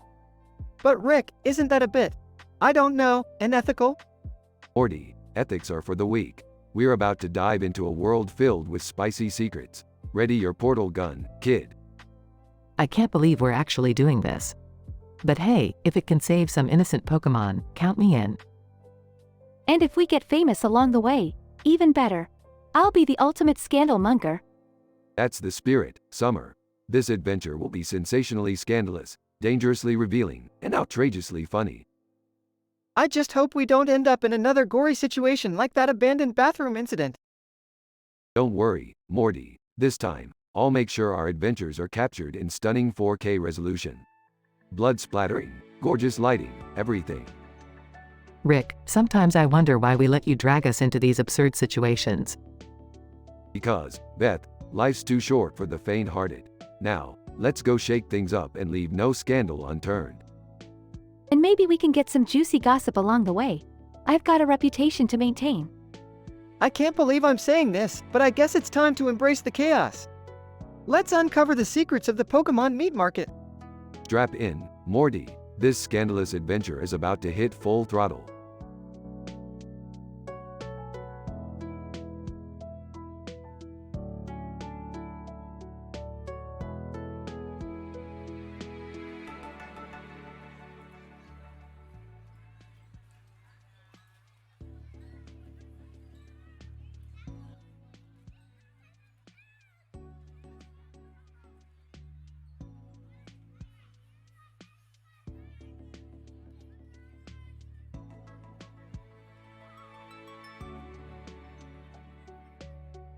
Morty, I think I found a way to travel to parallel universes using that wooden surface with a weird word written on it and a line of wood with a black and white stripe. Whoa, Rick, you mean like we can go to different dimensions and stuff? That's crazy! Yeah, Morty, it's all about manipulating the musical notes shorter than the demisemi-hemidemisemi quaver. It's some high-level quantum physics shit. Quantum physics? Oh boy, this is gonna be one wild adventure, isn't it? You bet your sweet ass, Morty. Hold on tight. We're about to embark on the most scandalous, outrageous, and downright hilarious journey of our lives. Scene transitions to a high school band practice. Excited, guys, guess what? I found a musical note shorter than the demisemi-hemidemisemi quaver. It's going to blow everyone's minds. Musical notes? Honey, you know I don't understand any of that stuff. Sarcastically, oh, really, Jerry? I thought being a failed musician and all, you'd have some musical knowledge. Defensive. Well, I'll have you know that I have an extensive collection of kazoo solos. Meanwhile, Rick and Morty stumble upon a parallel universe where everyone communicates through interpretive dance. Morty, looks like we've landed in a dimension where people don't talk. Get ready to bust some moves because we're about to blend in. Nervously? Dance? I mean, I can try, but I'm not exactly the most rhythmically gifted person, Rick. Relax, Morty, just follow my lead, and we'll be the talk of this dance-crazed dimension. Back in their own dimension, Summer discovers an interdimensional gossip magazine. Oh my god, you guys. This magazine has all the dirty details on interdimensional celebrities' scandalous love affairs. Summer, I told you not to read that trash. It's all just tabloid gossip. Focus on something more productive, like your education. Rolls eyes. Mom, please. This is the juicy stuff that everyone wants to know. I mean, who knew Rick was dating an alien princess? Panicking, Rick's dating an alien princess? Beth, we have to do something. Sighs, Jerry, it's not real. It's just made up to sell magazines. Scene transitions back to Rick and Morty, who are now stuck in a dimension where everything is over the top dramatic. Morty, it seems like every dimension we visit just gets more and more melodramatic. I can't deal with all this heightened emotion. Tell me about it, Rick. It's like we're in some soap opera or something. How do we get back to our normal dimension? We just need to find the right portal, Morty, one that leads us back to reality, where things are just slightly less absurd. Scene climaxes with Rick and Morty finally finding the portal and jumping back to their own dimension. Well, Morty, looks like we made it back in one piece. Another successful adventure, wouldn't you say? Absolutely, Rick. But can we maybe take it easy on the scandalous and dramatic stuff next time? Smirks. Sure thing, Morty. But where's the fun in that? Now, let's go grab some Szechuan sauce. They hop on the spaceship and fly off into the unknown, ready for their next crazy adventure.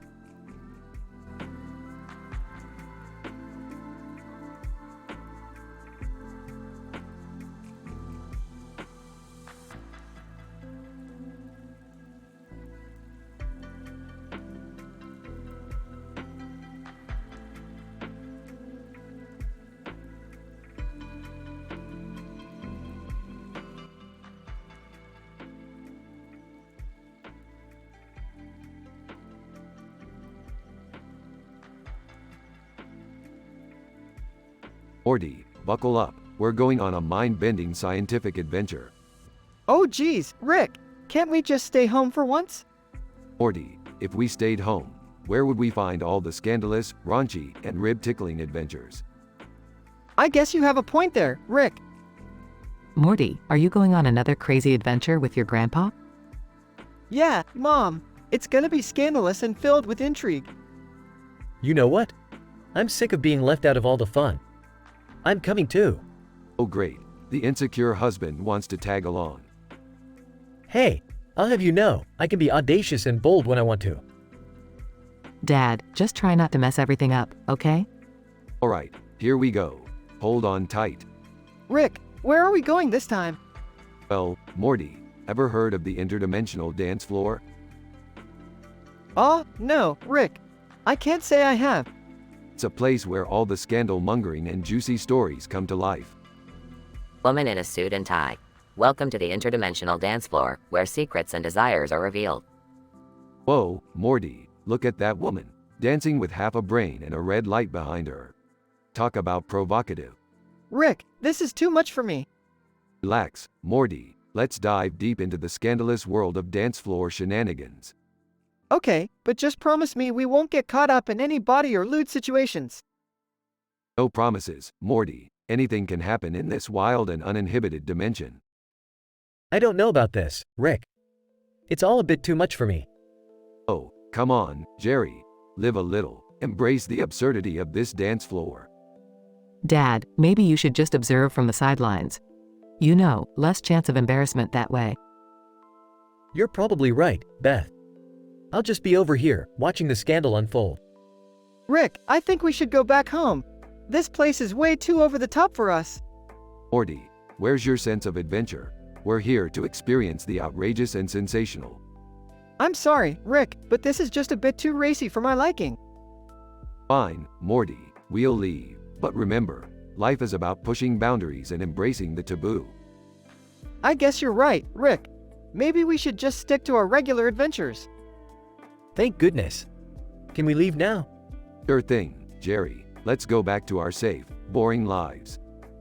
You know, Dad, sometimes it's fun to step out of our comfort zones, just a little. Maybe you're right, Beth. Maybe I need to be a bit more audacious and bold. That's the spirit, Jerry. Embrace the absurdity and enjoy the ride. Scene ends with the family teleporting back home, ready for their next outrageous adventure.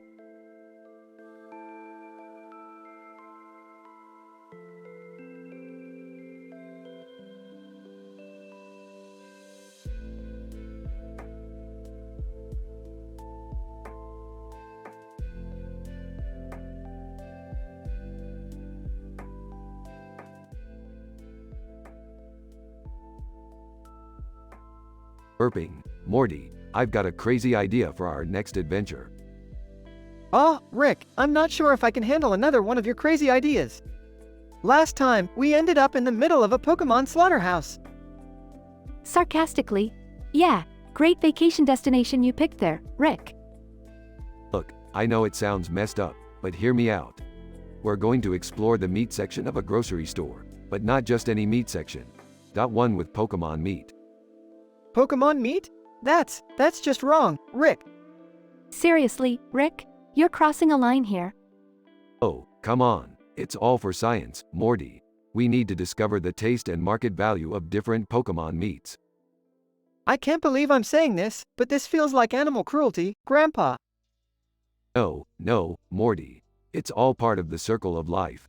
We're just expanding our knowledge. And possibly our taste buds. I can't believe I'm saying this, but I'm with Morty on this. It's just too messed up, Rick. Fine. We won't go to the grocery store. Happy now? Thank you, Rick. I appreciate it. Yeah, thanks for not subjecting innocent Pokemon to becoming dinner. You guys are no fun. Alright, let's go to Costco instead. They have a special on Pikachu steaks for only $9.99 a pound. Rick, I thought we agreed. Seriously, Rick? You're relentless. Relax, it's all a joke. We're not actually going to eat Pokemon. Thank God. Well, not today, at least. We've got bigger fish to fry. Literally, we're heading to the fish market. Ah, I should have known this was just a distraction from something even weirder. Yeah, I'm starting to think we'll never have a normal adventure with you, Rick. Screw normal. Normal is boring. Now, let's go catch some exotic fish and have them cook themselves. Alright, I give up. Let's just get this over with. Yeah, might as well embrace the weirdness.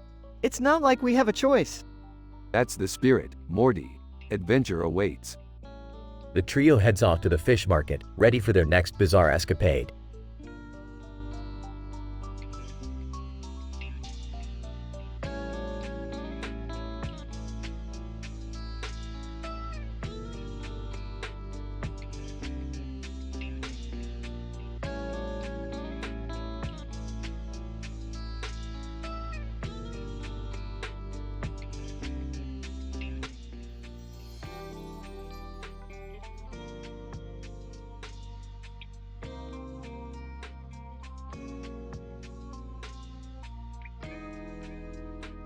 Title: The Curly Ant Chronicles. Episode description. In this wildly imaginative episode, our protagonist, Afro Diva, with her voluminous afro and sky-like hairstyle, embarks on a thrilling adventure alongside the unlikely hero, Curly Ant, who boasts luscious Shirley Temple curls. Brace yourself for a scientific, PhD-level comedy. Episode narrative structure. Afro Diva and Curly Ant stumble upon a mysterious portal while exploring their animated world. The portal whisks them away to a fantastical kingdom ruled by a scientific genius, Professor Cerebrus. Professor Cerebrus tasks our duo with a peculiar experiment involving a shrinking machine. 1. Afro Diva, hold up, Professor Cerebrus. You want us to shrink ourselves? Are you mad? Curly Ant, don't worry, Afro Diva, we got this, ready to dive into the tiny universe. 3. Afro Diva, fine, but no playing with my afro in there, Curly Ant. 4. Curly Ant, deal, Afro Diva, but keep an eye out for those microscopic hairdos. Inside the microscopic world, Afro Diva and Curly Ant encounter an army of militant hairpins, led by the notorious General Frizzinator. 5. Afro Diva, oh, no, General Frizzinator and his army. This is a curly-haired catastrophe. 6. Curly Ant. Don't fret, Afro Diva. We'll outsmart them with our scientific knowledge. 7. General Frizzinator, Afro Diva, you think your big hair can save you? Prepare to meet your doom. Our dynamic duo outsmarts the hairpin army and saves the microscopic world from eternal frizz. 8. Afro Diva, thanks for saving us, Professor Cerebrus. Your scientific genius truly is a blessing. 9. Curly Ant. We couldn't have done it without your guidance, Professor. We're the heroes of science. 10. Professor Cerebrus. Bravo, Afro Diva and Curly Ant. You've proven that even the smallest beings can make a big difference. 11. Afro Diva, remember, Curly Ant teamwork and a fabulous afro can conquer any challenge. 12. Curly Ant, true that Afro Diva. Now, let's return to our animated world and show them what we're made of. 13. Afro Diva, you got it, Curly Ant. But first, let's rock these microscopic hairdos one last time. 14. Curly Ant. Absolutely, Afro Diva. Let the microscopic paparazzi capture our stunning styles. 15. Afro Diva, they'll be talking about us for ages. The heroes with hairdos that defy scientific limits. 16. Curly Ant, we're making history, Afro Diva. Cartoon characters will never be the same again. 17. Afro Diva, and neither will their hair. Let's own this animated world like the fabulous icons we are. 18. Curly Ant, absolutely, Afro Diva. Together, we'll be unstoppable. 19. Afro Diva, get ready, animated world. Afro Diva and Curly Ant are coming back, hair and all. 20. Curly Ant. Stay tuned for the next episode, where we'll unravel the mysteries of the bouncy hair universe. Stay tuned for more outlandish adventures with Afro Diva and Curly Ant in future episodes of The Curly Ant Chronicles.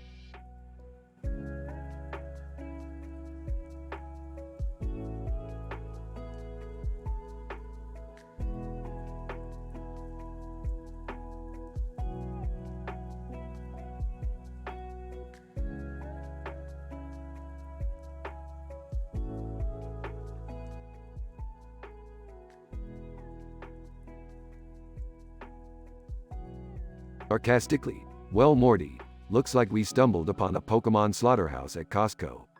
Talk about farm to table. Horrified. What? They're slaughtering Pokemon for meat? That's messed up, Rick. Curiously, is this even legal? And what kind of meat are they selling? Disgusted. I can't believe people actually buy this stuff. Pokemon are supposed to be our friends, not food. Nonchalantly, relax, it's just business. And as for the meat, I'd say we have Pikachu fillets for $9.99 a pound. You want fries with that? Exasperated, Rick. This is serious. We can't just stand by and let this happen. Determined, Morty's right. We have to do something about this. We need to expose the truth. Scheming. I have an idea. Let's gather evidence and take it to the media. We'll blow this whole operation wide open. Smirking. All right, let's turn this into a science experiment. We'll expose the secrets behind Pokemon meat production and save the day. Nervously, but Rick, won't we get in trouble for breaking into a slaughterhouse? Confidently, Morty, we're professionals. Besides, who's gonna believe a bunch of crazy kids? We'll be in and out in no time. Supportive. I'm with you, Rick. Let's expose these unethical practices and put an end to Pokemon slaughter for good. Determined. No more Pikachu burgers. We're the heroes this world needs. Raising an eyebrow, heroes, huh? Alright, let's suit up and show them what we're made of. Worried, I hope we can handle this, Rick. It's not just about the Pokemon, it's about standing up for what's right. Grinning, Morty, when have we ever backed down from a challenge? Now let's go save those pocket monsters. Firmly, and teach Costco a lesson they won't forget. Slyly. Yeah, we'll make sure they never put Pokemon on the menu again. Laughing. That's the spirit, Summer. Let's get this show on the road. Nervous but determined. Alright, let's do it. For the Pokemon and for justice. Thoughtfully, and for a future where we respect all living creatures. Excited. And, you know, also partly for the adventure and the thrill of it all. Smirking. Yeah, sure, adventure and all that crap. Let's go. My dysfunctional family of do-gooders.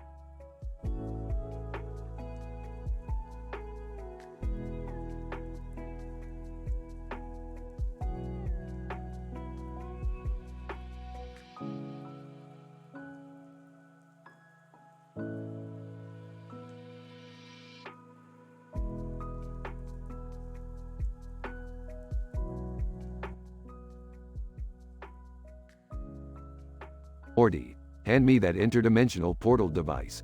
I need to check on the status of our next adventure. Oh, sure, Rick. But can we just take a break from all the crazy sci-fi stuff for once? I mean, I still have nightmares about that Cronenberg incident. Morty, we can't afford to stay stagnant. Adventure is what keeps us alive. Now, quit whining and hand me the damn portal device. Hey guys, what's going on? Can I join in on the fun? Oh, it's the king of mediocrity himself. What do you want, Jerry? I just wanted to see if I could hang with you and Morty on one of your crazy escapades. You know, to prove I'm not useless. Useless? Jerry, you couldn't handle an interdimensional fart without messing it up. Oh yeah? Well, I bet I could do the Charleston better than both of you combined. Please, Jerry, your dancing skills are as pathetic as your existence. Just stay out of our way. Fine. I'll show you. I'll do the Charleston right here, right now. Morty grabs a crowbar. Alright, Jerry. This is what happens when you mess with us. Jerry starts doing the Charleston. Oh, this is too good. I can't resist. Morty takes a swing at Jerry with the crowbar. Ouch! Morty, what the hell? Morty, you didn't have to hit him that hard. I think his dancing days are over. You guys are insane. I'm calling the cops. Go ahead, Jerry. They won't believe a word you say. Now, I'm hungry. Is there any food left in this damn house? No, Rick. You ate my lunch, remember? Well, that explains the stomach ache. Looks like I'll have to whip up an interdimensional feast. Can we at least take a break from the adventures? I mean, we just assaulted Jerry with a crowbar. Fine, Morty. We'll take a break. But don't think I won't come up with something crazy soon enough. Adventure is the spice of life.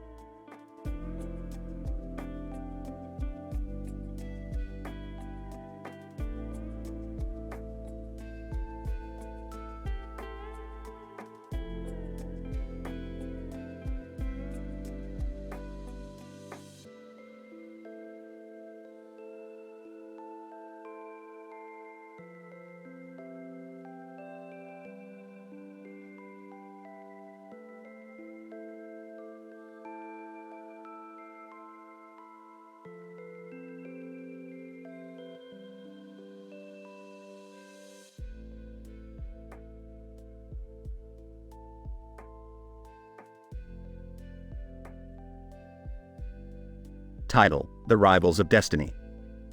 Episode 1. The Marching Parade. Scene: a desolate, war-torn street in Russia. The sky is filled with smoke, debris scattered everywhere. A group of men in uniforms march down the street, proudly carrying a flag on their backs and a banner on their chests. Suddenly, a squad of kids, armed with rifles, join them, causing tension to rise among the adults. Int. Russian Street, day. Shot of the group of men in uniforms marching in unison. The audience, watching in awe, gasps. Ivan, whispering, "Do you see that, Nikolai? The men of honor march before us, wearing their confidence like armor."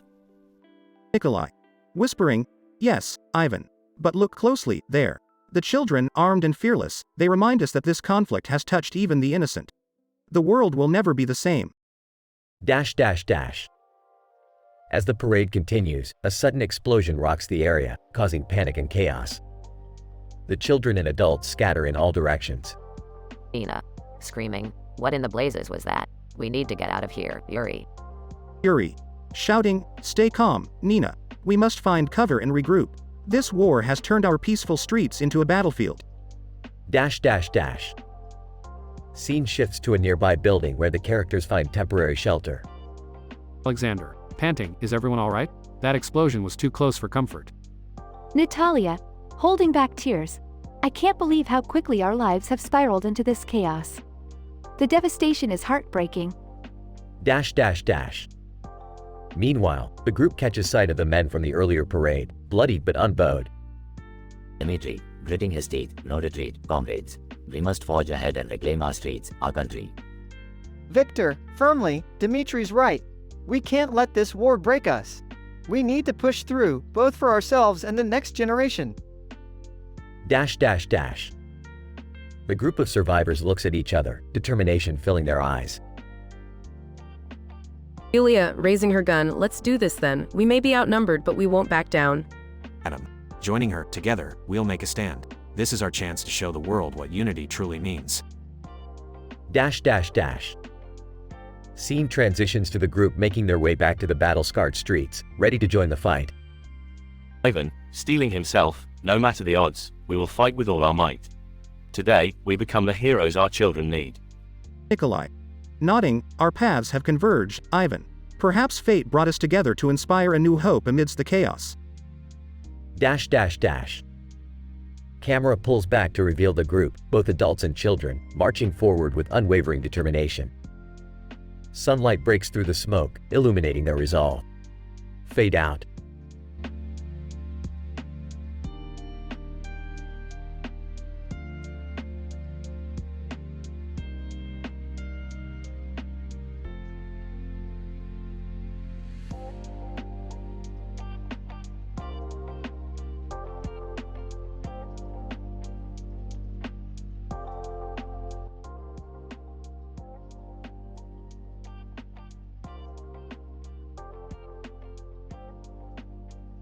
Morty, grab your portal gun. We've got some interdimensional persuasion to do. Rick, what do you mean by interdimensional persuasion? Look, Morty, Steven Crowder is spewing some serious nonsense on his show. We're gonna pay him a visit and set him straight. But Rick, isn't that going against their freedom of speech or whatever? Morty, when someone's spewing idiotic ideas, it's our duty to slap some sense into them. Now let's go. Beth enters the room. Rick, what kind of trouble are you getting Morty into this time? Beth, if we don't do something, people will actually start believing Crowder's garbage. We need to change his mind, and fast. Fine, but if anything goes wrong, you better fix it, Rick. Trust me, Beth, I know these interdimensional persuasion techniques like the back of my hand. Rick and Morty portal into Steven Crowder's studio. Crowder, and that's why pineapple on pizza is a fundamental human right. Laughs. Oh, Crowder, you never fail to entertain with your nonsense. Crowder, who the hell are you? I'm Rick, and I'm here to give you a reality check. Crowder, you think you can change my mind? Oh, I don't think. I know. Morty, hand me the truth serum. Morty hands Rick a vial.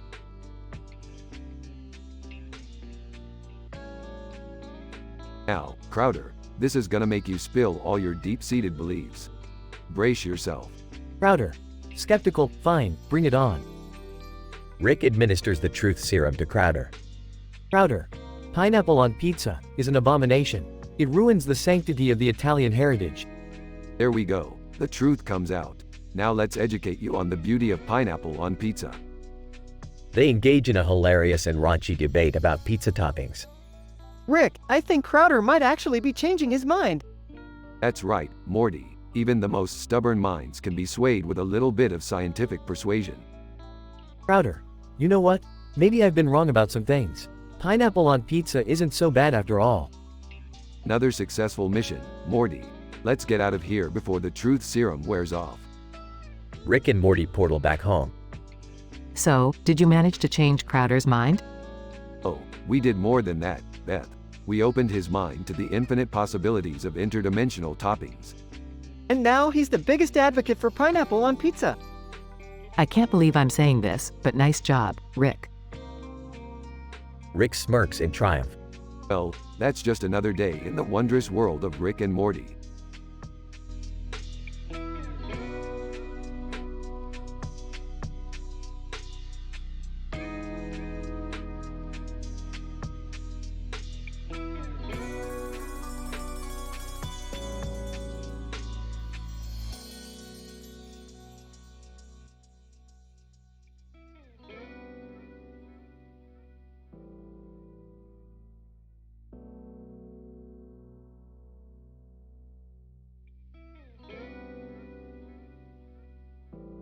Title: Rugrats, Tanks and Tots. Int. Playground, day. The Rugrats, Tommy, Chucky, Phil, and Lil are playing on the swings. Tommy. Excitedly, hey guys, check out that purple thing over there.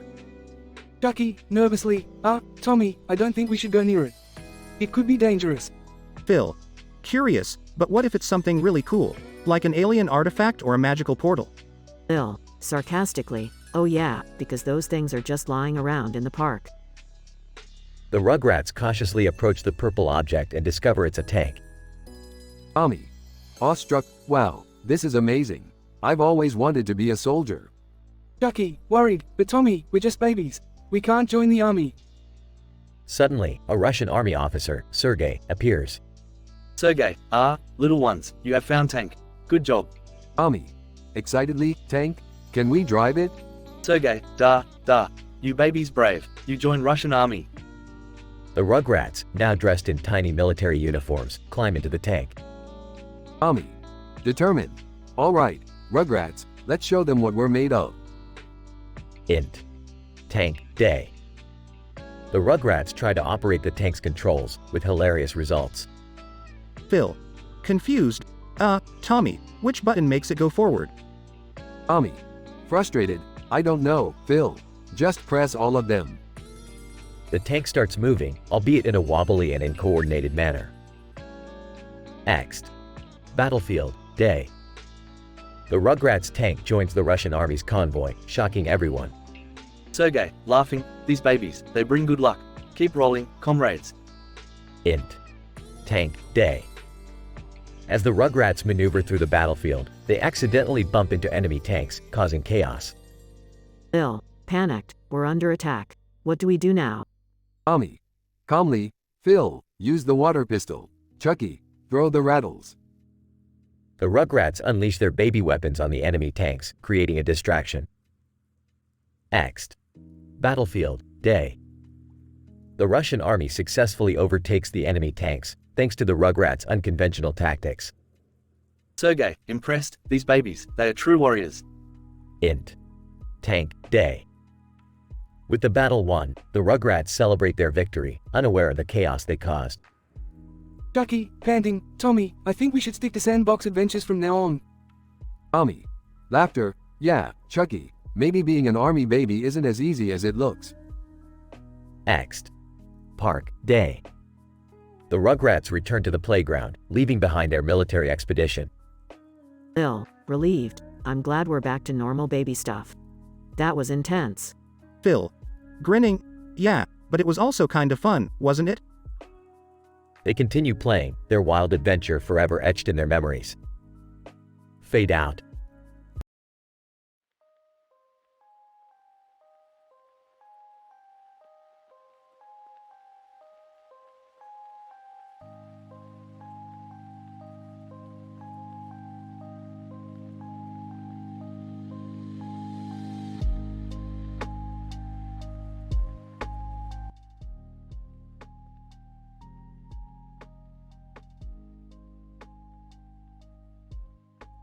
Int. Smith living room, day. Rick, Morty, Summer, and Jerry are gathered around the TV, watching The Promised Neverland. Rick. This show is more twisted than my experiments with mega seed crystals. Morty.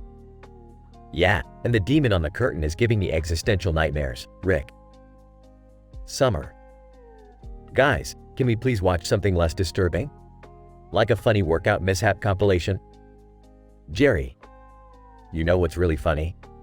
Losing at bingo every damn time. Rick grabs the remote and changes the channel to a bingo game. Rick. Fine. Let's see if Third World Success Kid has any luck today. The bingo game appears on the screen, and they start playing along. Morty excitedly gets a bingo. Morty. Bingo! I finally won something. Rick smirks. Rick. Congrats, Morty. Maybe now you can afford a therapist to help you with all your childhood traumas. Morty. Haha. Very funny, Rick. Summer interrupts the banter. Summer. Guys, did you hear the latest rumors about Principal Vagina? Jerry. No, what's the juicy story this time? Rick rolls his eyes. Rick. I'll tell you what's really scandalous, Jerry. The secret ingredient in your favorite fast food joint. Jerry. Wait, what? There's a secret ingredient? Rick. Yeah, it's called Grade F Morty meat. Enjoy your burger, Morty. Morty looks at Rick, horrified. Morty. You wouldn't. Rick shrugs. Rick. Hey, don't blame me. Blame the writers of this ridiculously comical episode.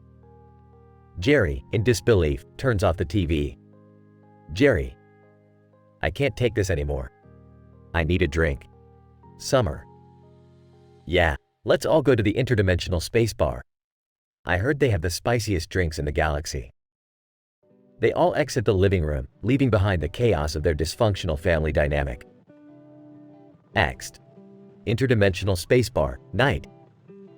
Rick, Morty, Summer, and Jerry walk into a lively bar filled with aliens and creatures of all shapes and sizes. Rick. All right, everyone, let's get saucy and leave our inhibitions at the door. They all raise their glasses and toast to an outrageous night of interdimensional mischief. Fade out.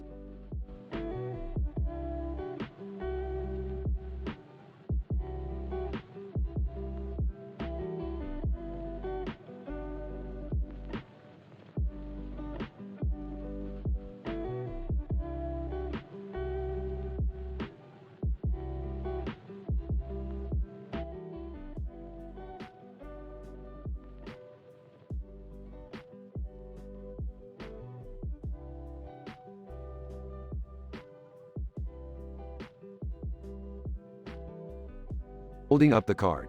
Look, Morty, I got a new addition to my Morty card collection. This one's worth $5 off of 95.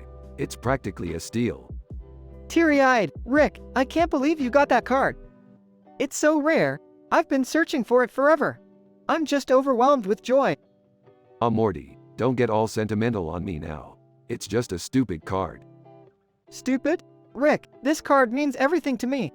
It's like finding the meaning of life in a pack of trading cards. Interrupting. Hey guys, sorry to interrupt your little card party, but I kinda have a major problem here. I owe $3,954,945,534 to Saudi Arabia. Sarcastically, oh, Jerry, you always find a way to get yourself into trouble. What did you do this time? Sheepishly. Well, you see, I may have accidentally placed a ridiculously large bet on a camel race. Long story short, things didn't quite go as planned. Rolling his eyes, typical Jerry move. You never cease to amaze me with your impressive ability to make bad decisions. Dad, seriously? How did you even get involved in a camel race in the first place? Defensively, it was supposed to be a harmless family outing, okay? I had no idea the stakes were so high. Chuckling. Well, looks like Jerry just raised the bar for family debt. Gotta give the guy some credit for that. Sighing, all right, let's figure out a plan to get Jerry out of this mess. We can't let him owe billions to Saudi Arabia. Maybe we can ask Rick to invent something to erase the debt? Like a money eraser or a debt-dissolving machine. Smirking. Morty, sometimes your naivety is cute. But this time, you're just being plain ridiculous. There's no easy way out of this one. Desperate. Please, Rick. You're the smartest person I know. There must be something you can do. Sighing. Fine. I'll see what I can do. But just remember, Jerry, you owe me big time for this. Thank you, Rick. I knew you couldn't resist helping out your pathetic son-in-law. Fucking pathetic? Nah. Let's just call him financially challenged. So, are we going to Saudi Arabia, Rick? I mean, I've never been there before. Smirking. Buckle up, Morty. It's gonna be a wild ride. Get ready for some scorching hot desert adventures and possibly a camel race or two.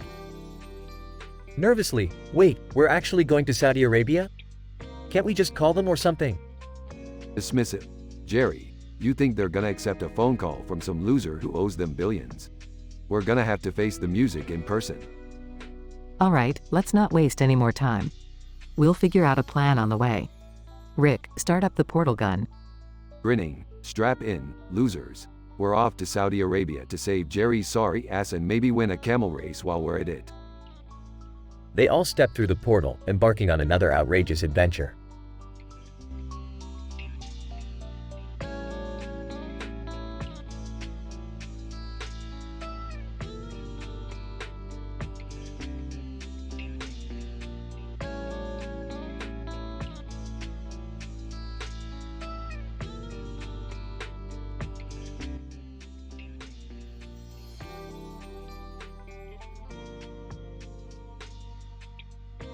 Alright, Morty, we got ourselves a pile of broken glass here.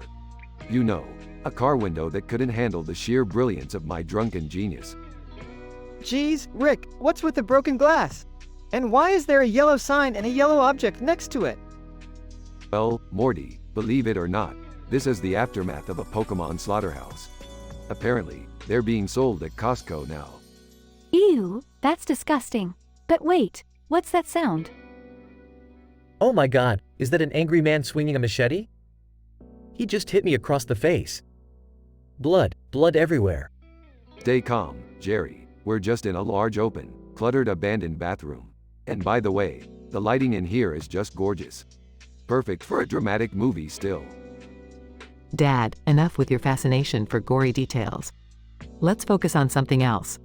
How about we review some interdimensional Pokemon meat menu items? Excellent idea, Beth. Let's start with the skewered Charizard tail. It's charred to perfection and has a smoky flavor that just melts in your mouth. Oh, sounds gross. How about the Jigglypuff burger? It's all pink and fluffy, but the texture is just plain wrong. I'd give it a 3 out of 10. Okay. What about the slowpoke soup? It's ridiculously slow cooked and pairs perfectly with a side of Shelter and Tentacruel. I don't know, Summer. It sounds a bit too exotic for my taste. Can we just have a Pikachu pie? Cute and electrifying, with a hint of danger. Nicely played, Jerry. And finally, let's not forget the Magikarp sushi. It's a delicacy that takes you on a journey of disappointment and regret. Alright, everyone, let's score these Pokemon delicacies. Skewered Charizard tail, 9 out of 10. Jigglypuff burger, 3 out of 10. Slowpoke soup, 7 out of 10. Pikachu pie, 6 out of 10. And Magikarp sushi, a solid 2 out of 10. What a deliciously weird and absurd conversation we just had, guys. I love being a part of this twisted family.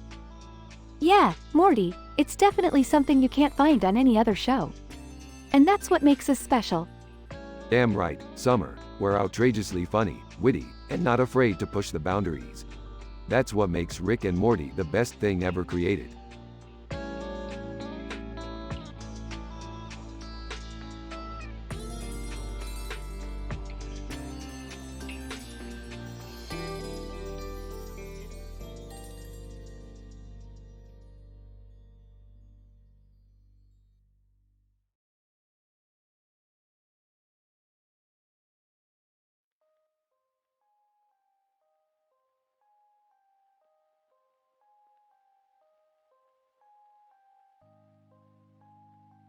standing in front of the full moon, with his hands on his face and out to the side.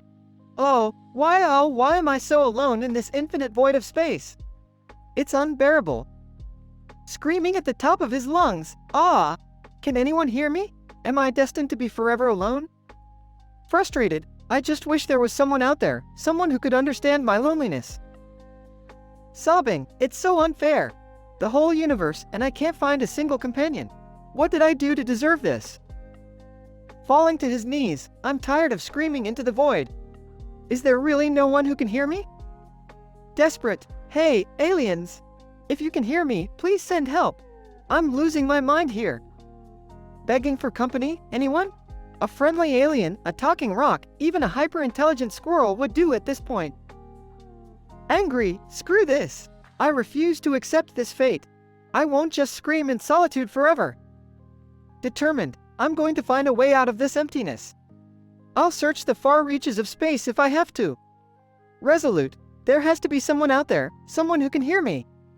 I won't give up. Inspired, maybe, just maybe, if I keep screaming, someone will hear me. I won't stop until I find a friend. Exhausted, my voice is getting hoarse, but I can't give up. I have to keep trying, keep hoping for a miracle. Whispering to himself, don't lose hope, Morty. You're stronger than this. You'll find a way, even if it takes forever. Curious, is there a cosmic solution to my loneliness? Some quantum entanglement that will connect me to companionship? Contemplating, maybe the emptiness is teaching me something. Maybe I'm meant to learn to be my own best friend. Realizing, wait a minute. I've been so focused on finding others that I forgot to be there for myself. I need to embrace my own company. Accepting, whether or not someone hears me, I can't let it define my worth. I am enough, even in this vast solitude. Finding peace, maybe, just maybe, being alone isn't such a bad thing. I can learn, grow, and explore the universe at my own pace. Changed, I may be a screaming loner, but I am a screaming loner with purpose. I won't let my voice go to waste. Shouting with newfound strength, I am Morty, the screaming explorer. And I will make the most of this lonely journey.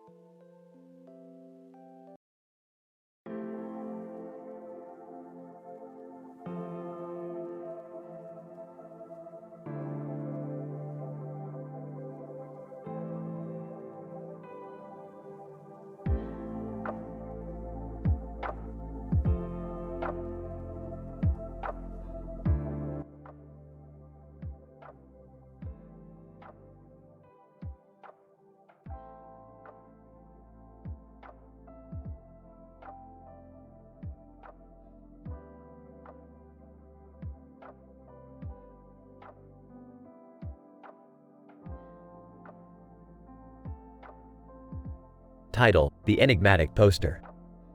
Episode background: the story takes place at White Dwarf, a top-secret research facility operated by the Los Alamos National Laboratory. A mysterious poster hangs on the laboratory wall, featuring various intriguing elements, including a clock and a building. Little does anyone know the hidden secrets it holds. Characters.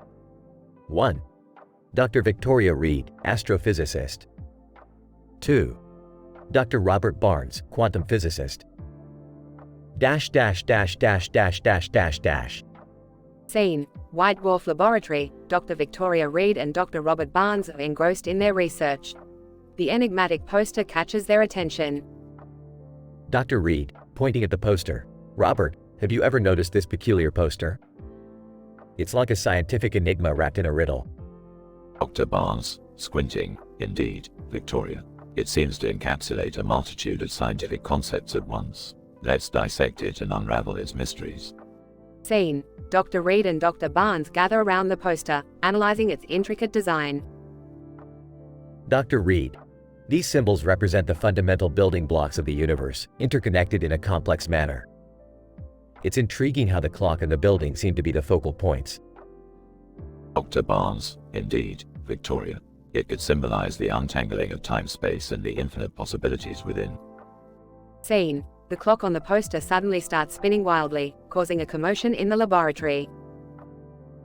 Dr. Reed, startled. Robert, look. The clock is behaving erratically. This can't be a mere coincidence. Dr. Barnes, excited. Victoria, our research on quantum entanglement might be at play here. The poster could be a catalyst for breakthrough discoveries. Scene: the laboratory becomes chaotic as scientists rush to examine the poster. Dr. Reed, whispering. Who would have thought a simple poster could hold such incredible power? We must document everything meticulously. Our findings may shape the future of physics. Dr. Barnes, determined. Absolutely, Victoria. Let's not waste a moment. We need to record every detail and analyze its scientific implications. Scene: Dr. Reed and Dr. Barnes work tirelessly, conducting experiments and unraveling the secrets of the poster. Dr. Reed, intrigued. Robert, I've discovered that the building on the poster resembles an actual structure, an undiscovered research facility hidden in plain sight. Dr. Barnes, astonished. Victoria, this changes everything. We must locate this hidden facility, as it could hold groundbreaking scientific advancements.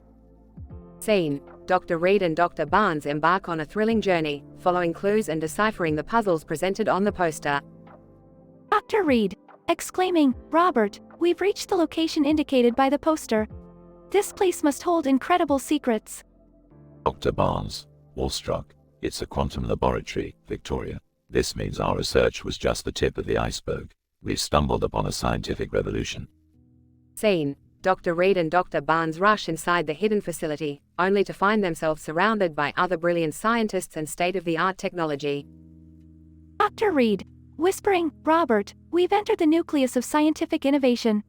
Our journey is far from over. Dr. Barnes, grinning, Victoria, let's be pioneers of this new realm and explore the endless frontiers it offers. The poster was just the beginning. Scene: Dr. Reed and Dr. Barnes join forces with the scientists at the hidden facility, embarking on new experiments and pushing the boundaries of knowledge. Dr. Reed, enthralled, Robert, our joint efforts have led us to a new era of scientific understanding. The secrets hidden within the poster were a gateway to enlightenment. Dr. Barnes, celebratory, Victoria, we've not only contributed to scientific progress but also unveiled the captivating power in the convergence of knowledge and curiosity. Scene: Dr. Reed and Dr. Barnes continue their groundbreaking research, inspired by the poster's enigmatic journey. Dr. Reed, grateful, Robert, let's never forget the significance of that poster. It opened doors we couldn't have dreamed of. Dr. Barnes, determined. Indeed, Victoria. Let's always embrace the unknown and find inspiration in the most unexpected places. Science truly holds the keys to the universe. Scene: Dr. Reed and Dr. Barnes embrace, ready to embark on their next scientific adventure.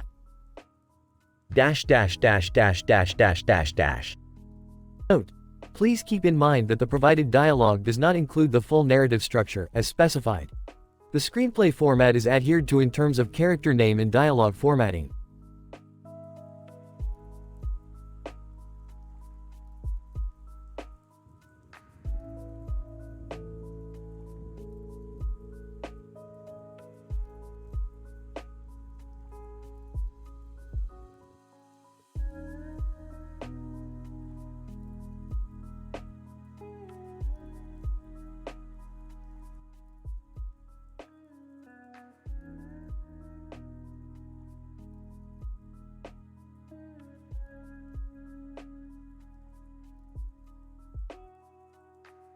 Morty, you ready for our next mind-bending adventure?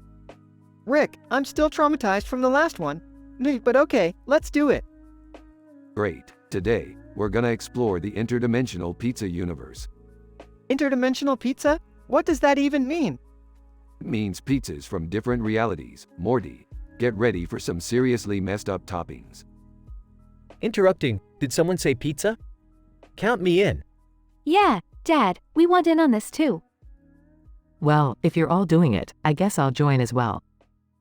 Alright, everyone, gather around the table. We're gonna rate and review some interdimensional pizzas. Holding up a photo. First up, we have the Disgusto Supreme Pizza. Toppings include rotten anchovies, moldy olives, and maggot-infested mushrooms. Oh, I can already taste the vomit in my mouth. I give it a -2 out of 10. Holding up a photo. Next, we have the Slime Surprise Pizza. It's covered in a green slime made from the most questionable ingredients. I can't believe I'm saying this, but I'll pass. 0 out of 10. Smirking? Ah, the Scorched Earth Pizza. It's literally on fire, Morty. Toppings are charcoal and ash. I don't even think that's edible, Rick. -infinity out of 10. Holding up a photo. Check out the Stinky Feet Pizza. The toppings are actual sweaty socks and rotten cheese. Disgusting. As if I needed more reasons to skip this one. -5 out of 10. Holding up a photo. Last but not least, we have the Toilet Bowl Supreme Pizza. Toppings include used toilet paper and expired condiments. Who even thought of this? Laughing. That one's a classic, Beth. Solid -50 out of 10. I can't believe we actually reviewed these pizzas. Can we go back to saving the universe now? Sure thing, Morty. But remember, no more pizza-related adventures, okay? Agreed, Rick. Let's get out of here before any more weird toppings show up. Looking queasy. Can we at least order a regular pizza for dinner? Count me out, Dad. I'll go for a salad any day over those interdimensional monstrosities. I second that, Summer. No more pizza experiments in this family, please. Oh, come on, guys. Where's your sense of adventure? Fine, I'll order a regular pizza for once. But next time, we're trying quantum burgers. Size, here we go again.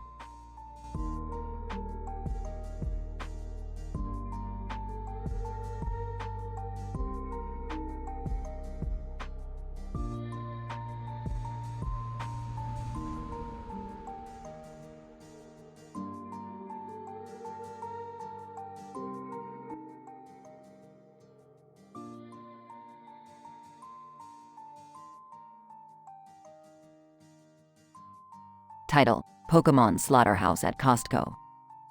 Int. Rick's Garage, Day.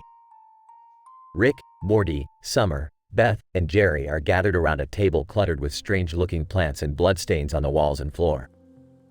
In the corner, a mirror reflects the chaos. Alright, kids. We've stumbled upon a real meaty treasure trove of interdimensional delicacies here. Let's start reviewing these disgusting creatures. Rick, are you sure this is ethical? Ethics are for losers, Morty. We're doing the world a favor by dining on these abominations. Now, let's get this gourmet show on the road. I can't believe I'm participating in this. Okay, here's the first one. Charblubber the flaming blobfish. Puke-worthy presentation, slimy texture, but surprisingly tasty. I'll give it a 4 out of 10. I don't know, I kinda liked it. 7 out of 10. Next up, we have the scorching tentacruel sushi roll. Honestly, I can't even look at this thing without feeling violated. 2 out of 10. Look, Dad, just because you're uncomfortable with the concept of consent doesn't mean the sushi ain't good. I'll give it a solid 8 out of 10. How about the gutsy Grimer soup? Visibly revolting, but the taste is surprisingly rich and hearty. I'll give it a 6 out of 10. This next one is a real treat, kids. The electrode surprise. It's like a ticking time bomb in your mouth. Explosively exciting. 9 out of 10. You guys, we really need to reevaluate our life choices. Anyway, last on the list, the crunchy execute omelet. A whole new level of wrong, yet the crunch is irresistible. 7 out of 10 from me. I can't get past the idea of eating something that could have grown into a whole family. 1 out of 10. The room falls silent as they finish their reviews. Jerry looks especially uncomfortable. Well, that was enlightening. Now let's package these reviews to sell to the interdimensional fast food chains. But what about the ethical implications? Morty, if you wanted ethics, shouldn't have come to a Pokemon slaughterhouse sold at Costco. Now grab a pen and let's get rich. They all exchange dubious glances, unsure about the path they've chosen. But hey, at least they'll have some amusing stories for the grandkids. Fade out.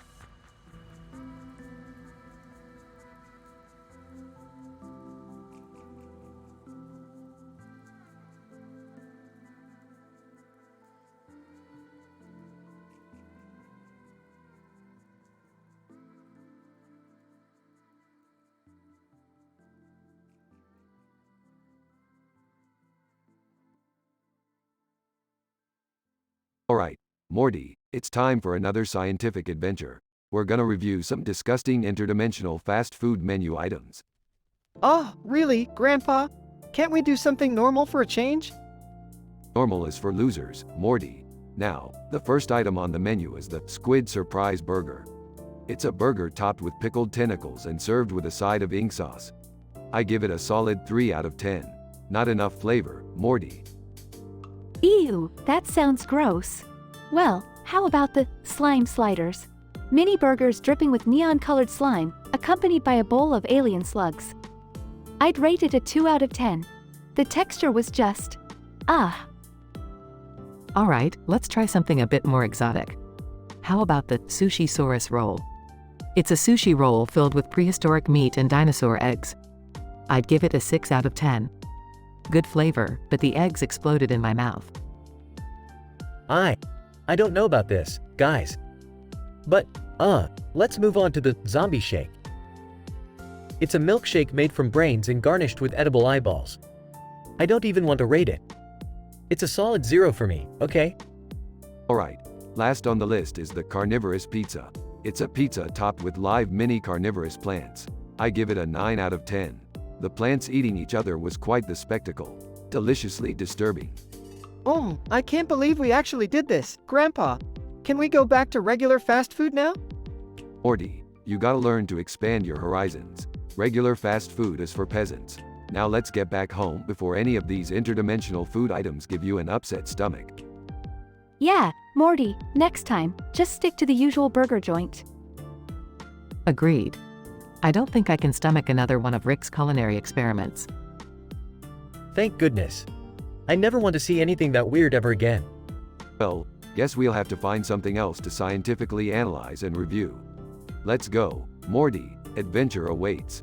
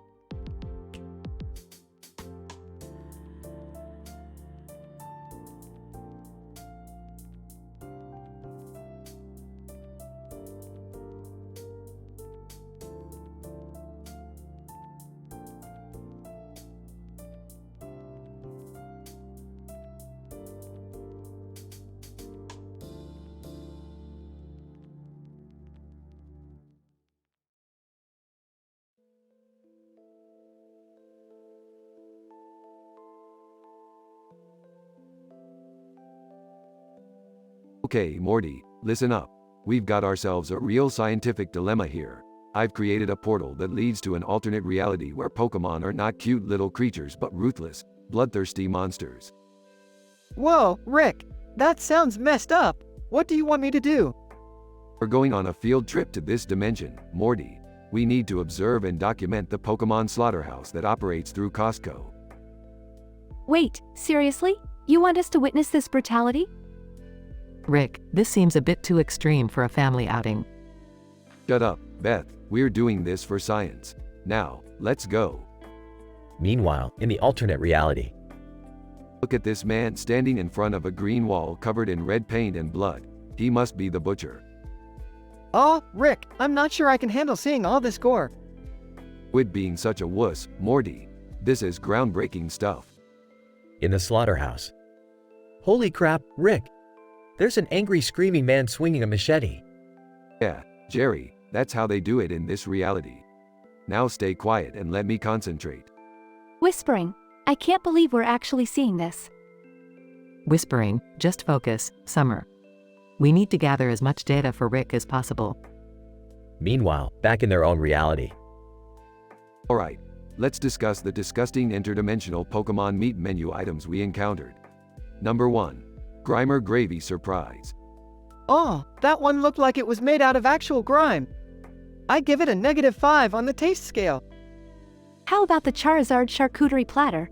It had a nice spicy kick to it, but the texture was a bit too chewy. I give it a solid 6. I tried the Jigglypuff pate, and let me tell you, it was absolutely revolting. It gets a -10 from me. Well, the Squirtle soup had a surprisingly refreshing taste, but the chunks of meat were just too slimy. I'd give it a 4. And finally, the Pikachu Parfait. It was electrifyingly delicious, but the fact that it was made from actual Pikachu just made it morally wrong. I'd score it a 7. Can we please never talk about this again? It scarred me for life. Oh, come on, Morty. It's all in the name of science. Now let's go find another messed up reality to explore.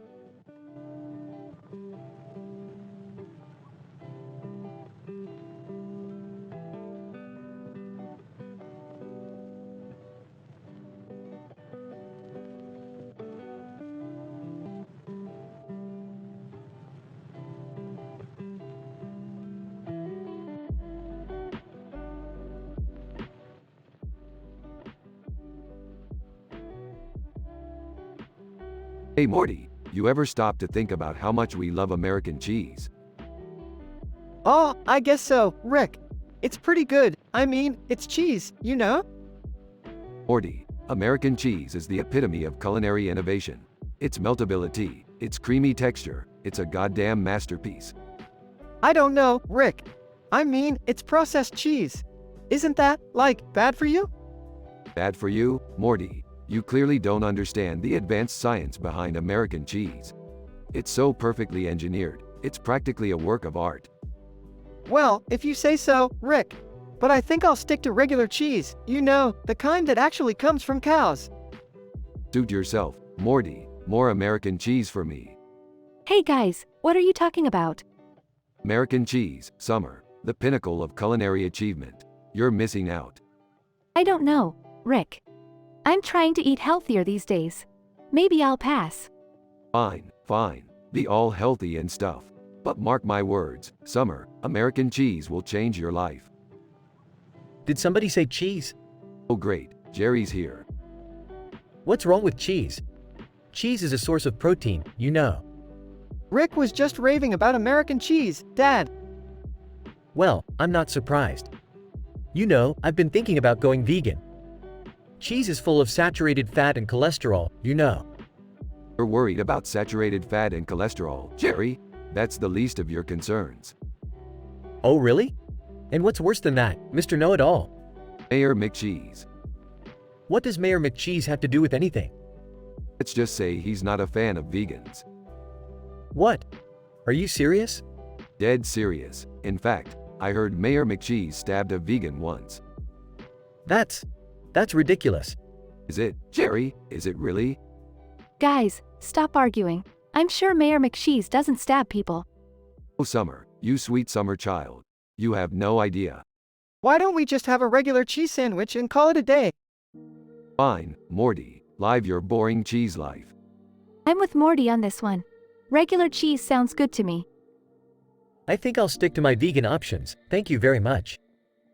Suit yourselves. More American cheese for me.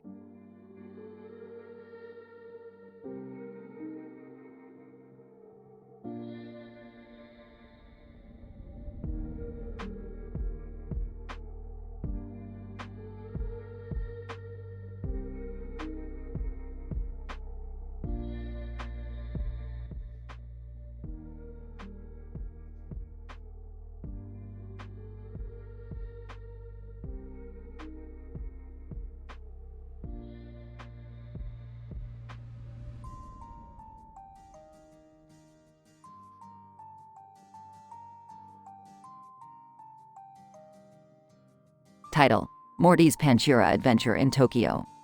Characters: Rick, Morty, Jerry, int. Rick's lab, day. Rick is tinkering with his latest invention, a futuristic credit card generator. Morty, pass me that stack of credit cards. Morty hands over a pile of credit cards, nervously. Int. Tokyo Street, day. Morty is strolling through the colorful streets of Tokyo, marveling at the vibrant atmosphere. Whispering to himself, wow, Rick said Tokyo was gonna be nuts, but this is next level. Int. Vending machine store, day. Morty finds himself surrounded by rows of vending machines, each filled with used panties. Awkwardly, excuse me, sir. Which vending machine has the, panties? Int. Rick's lab, night. Jerry shows up unexpectedly, furious at the outrageous credit card charges. Shouting, Rick, what the hell is going on? My credit card bill is through the roof. Int. Morty's hotel room, night. Morty sits on the bed, using Jerry's credit card to order a small shoe camera. Grinning, gotta make sure my Panchura skills are on point. Rick would be proud. Int. Reddit headquarters, day. A crowded room filled with Reddit employees scrolling through Morty's posts. Employee 1, laughing. This Morty guy really knows how to capture the essence of Panchura. Employee 2, whispering. Did you see the comment section? It's blowing up. Int. Morty's hotel room, day. Morty anxiously refreshes the subreddit, reading the comments aloud. Excited, 10 out of 10, would peak again. Morty's the Panchura king. I bow down to your panty capturing skills. Int. Rick's lab, day. Rick bursts into the lab, holding the credit card statement. Morty, did you really think you could use Jerry's card for your perverted adventures? Int. Tokyo Street, day. Rick and Morty chase after each other through the bustling Tokyo streets, drawing attention from passers-by. Panicked, Rick, I didn't think it would go this far. Int. Japanese police station, day. Rick and Morty find themselves handcuffed and being questioned by a stern Japanese police officer. Officer, intense. You thought you could exploit Japanese culture for your own gains, huh? Int. Rick's spaceship, night. Rick and Morty escape the police station, panting and covered in sweat. Smirking. You really know how to stir up trouble, Morty. Now let me fix this mess. Int. Rick's lab, day. Rick and Morty work together to invent a device that erases the memory of Jerry's credit card charges. Grinning. Jerry won't know what hit him. His bank statement will be clean as a whistle. Int. Jerry's house, day. Jerry looks at his credit card bill, confused. Huh? Did I black out for a month? Where did all those charges go? Int. Rick's spaceship, night. Rick and Morty fly away from Earth, leaving behind the chaos they caused in Tokyo. Relieved, phew, glad we made it out of there in one piece. Int. Rick's spaceship, day. Rick and Morty laugh hysterically, reminiscing about their wild Tokyo adventure. Chuckling. Morty, you always manage to find trouble wherever we go. Int. Rick's lab, night. Rick pours himself a drink, reflecting on the absurdity of their escapades. Uttering. Tokyo may never be the same after Morty's Panchura obsession. Int. Rick's lab, day. Rick receives a notification on his interdimensional communication device. Excitedly, Morty, pack your bags. We've got a new adventure waiting for us in Dimension C-137. Int. Rick's spaceship, day. Rick and Morty buckle up as their spaceship takes off into the unknown, ready for another outlandish journey. Curious, where are we heading this time, Rick? Grinning, it's a surprise, Morty. Just hold on tight and enjoy the ride.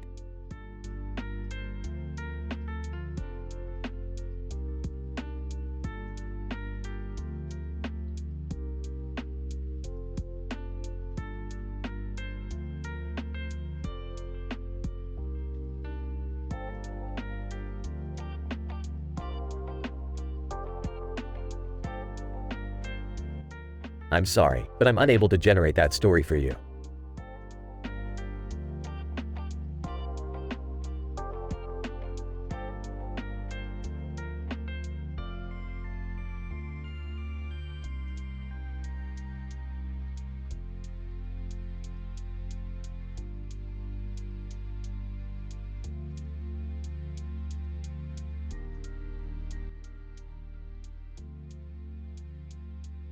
Sipping coffee. Morty, you gotta try this. Croutons in coffee is the next big thing. Ew, Rick, that's disgusting. Why would anyone want croutons in their coffee? Morty, you wouldn't understand. It's all about the texture. The crunchiness combined with the smoothness of the coffee. It's a taste explosion. Dad, are you seriously putting croutons in your coffee again? Can't you just drink it like a normal person? Beth, I'm not normal. I'm Rick. I do whatever I want, including putting croutons in my coffee. Groans. This is just another one of your weird experiments, isn't it? Morty, experiments are what keep life interesting. Now, try this coffee crouton combo and expand your horizons. Enters the room. What's all the commotion about? Croutons in coffee? Seriously, Rick? Jerry, you wouldn't understand the complex flavors and sensations involved. Stick to your lukewarm tap water. Dad, can you please stop putting croutons in your coffee? It's just weird. Beth, you're missing out on the next big trend. Soon, crouton coffee shops will be popping up all over the place. I highly doubt that, Rick. Nobody in their right mind would want croutons floating in their morning brew. Morty, genius is often misunderstood. Just like croutons in coffee. Now, try it. Fine, I'll try it, but only because you're making such a big deal about it. Rick passes Morty a cup of crouton-infused coffee. Takes a sip, bleg. It tastes like soggy breadcrumbs mixed with regret. Well, Morty, not every experiment is a success, but at least you tried something new. Can we please get back to normal coffee now? No more croutons, Dad. Fine, no more crouton coffee. But mark my words, Beth, one day you'll thank me for this innovation. I highly doubt that, but hey, to each their own. Scene ends with Rick reluctantly pouring out his crouton-filled coffee and returning to regular brewing methods.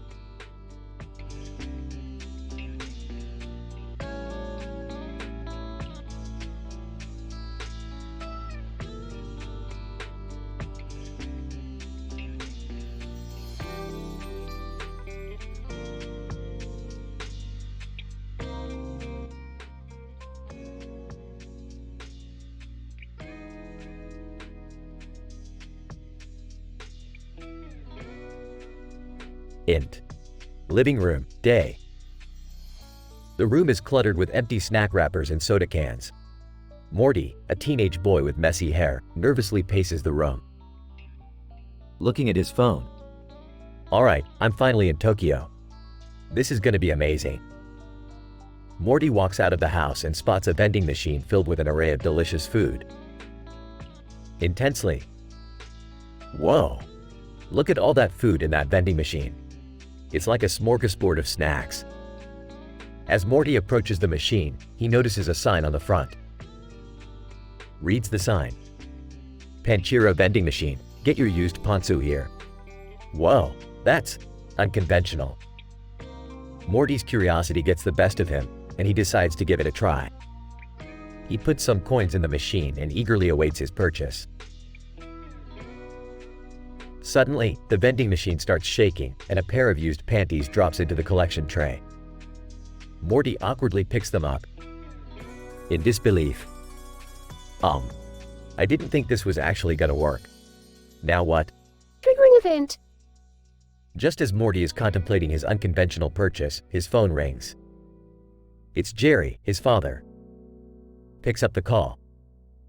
Hey, Dad. What's up? Irritated.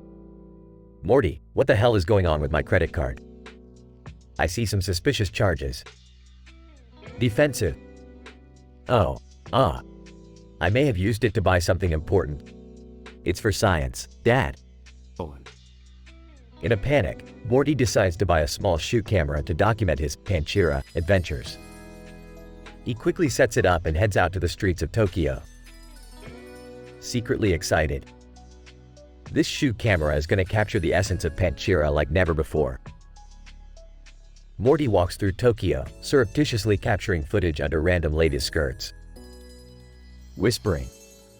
This is incredible. I'm a Panchira detective.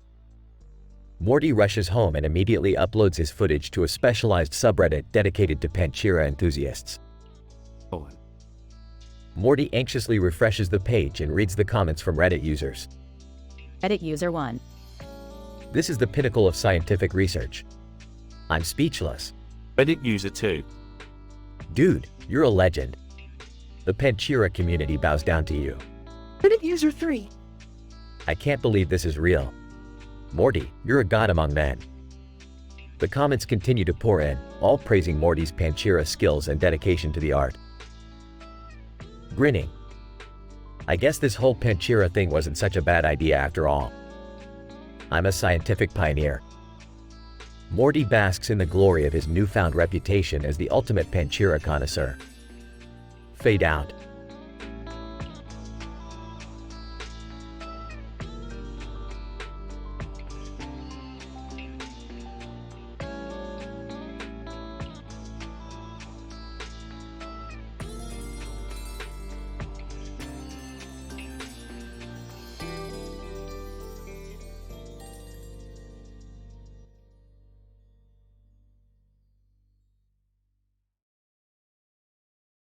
Screaming, "Aw!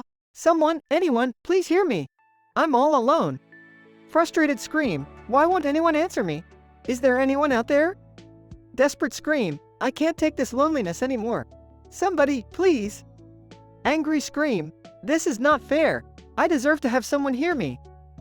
Pleading scream, "If there's anyone listening, please respond! I need someone to talk to!" Sad scream, "I feel so empty inside! All I want is someone to be here with me." Confused scream, "How did I end up in this void? Where is everyone?" Exhausted scream, "I've been screaming for hours. My throat hurts." Hopeless scream, "Will I ever be heard? Or am I destined to scream into nothingness forever?" Hysterical scream, "I can't stand the silence. I need someone to break it." Defeated scream, "Maybe I'm truly alone. Maybe there's no one left in the universe." Determined scream, "Number. I refuse to believe that. I'll keep screaming until someone notices me." Impatient scream, "Time is passing, and still no response. Why won't anyone come?" Panicked scream, "What if I'm stuck here forever? What if I'll never escape this loneliness?" Manic scream, "I can't take it anymore. I can't handle being the only one here." Crazed scream, "My screams will be heard. I won't stop until someone finally acknowledges me." Whispered scream, "Even in this void, my voice resonates, even if no one can hear it." Fading scream, "I'm becoming weaker, but I won't stop. I won't give up." Weary scream, "Is there any point to this anymore? Will anyone ever come?" Final scream, "I won't let the darkness consume me. I'll keep screaming until the end."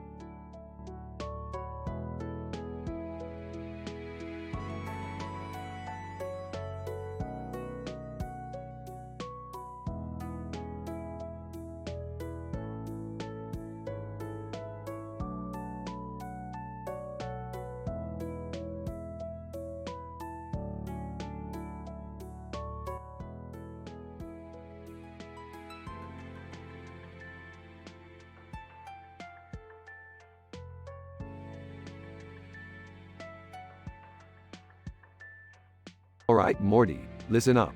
We've got an interdimensional mission on our hands. We need to gather a group of Pokemon characters and head straight for the sky. Why would we do that, Rick? What's the purpose? Oh, Morty, you always ask the wrong questions. Look, We need these Pokemon characters because they hold the secret to a Pokemon slaughterhouse being operated by Costco. And you know how much I hate Costco. Seriously? Pokemon meat at Costco? That's scandalous. We should do something about it. I don't know, guys. I mean, Pokemon meat? Isn't that a bit too extreme, even for us? Yeah, I agree with Beth. We should maybe consider a more diplomatic approach. Diplomacy? Jerry, I don't pay you to think. Besides, we're not going there to negotiate. We're going there to shut it down. .. Alright, listen up, Pokemon crew. We need to come up with some disgusting interdimensional meat menu items to expose this operation. Give me your top 5. Charizard. How about charbroiled Charizard chunks? It's a fiery delicacy. Pikachu. For the electric lovers, we could offer zapped Pikachu steaks. Shocking, right? Mewtwo. I propose Mewtwo mystery meat burgers.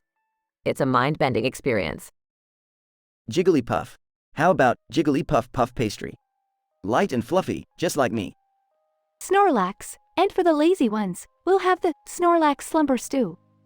Guaranteed to induce a food coma. Alright, everyone, time to taste test these abominations. Remember, we have to review them in descriptive detail. Oh, Rick, I can't believe we're doing this. Okay, here goes. Charbroiled Charizard chunks. It tastes like burnt dreams with a hint of sadness. 3 out of 10. Alright, let me try the zapped Pikachu steak. Well, it's electrifyingly terrible. I give it a shocking 2 out of 10. Mewtwo mystery meat burger. I can't even begin to describe the horror. A generous 1 out of 10. Jigglypuff puff pastry? More like deflated disappointment. It gets a solid 2 out of 10. And finally, the Snorlax slumber stew. It's a big bowl of laziness and regret. A disappointing 2 out of 10. Rick, this whole operation is insane. How did we end up reviewing Pokemon meat? Morty, life is a chaotic mess. Sometimes you gotta take matters into your own hands and expose the dark side of Costco. Plus, it makes for great TV. I guess so. But can we at least do something about the poor Pokemon? Yeah, we can't just let this slaughterhouse continue. Agreed. Let's fight against this injustice. Fine. We'll shut down the slaughterhouse and save the Pokemon. Just another day in the crazy life of a dysfunctional family.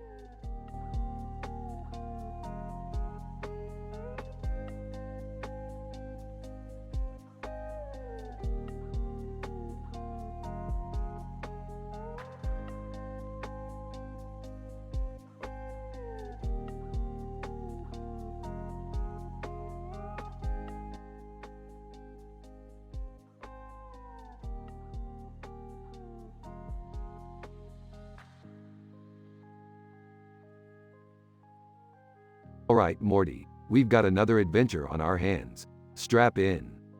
Oh geez, Rick, can't we just have a normal day for once? Normal is overrated, Morty. Now grab those portal guns and let's go. Hey, can I come too?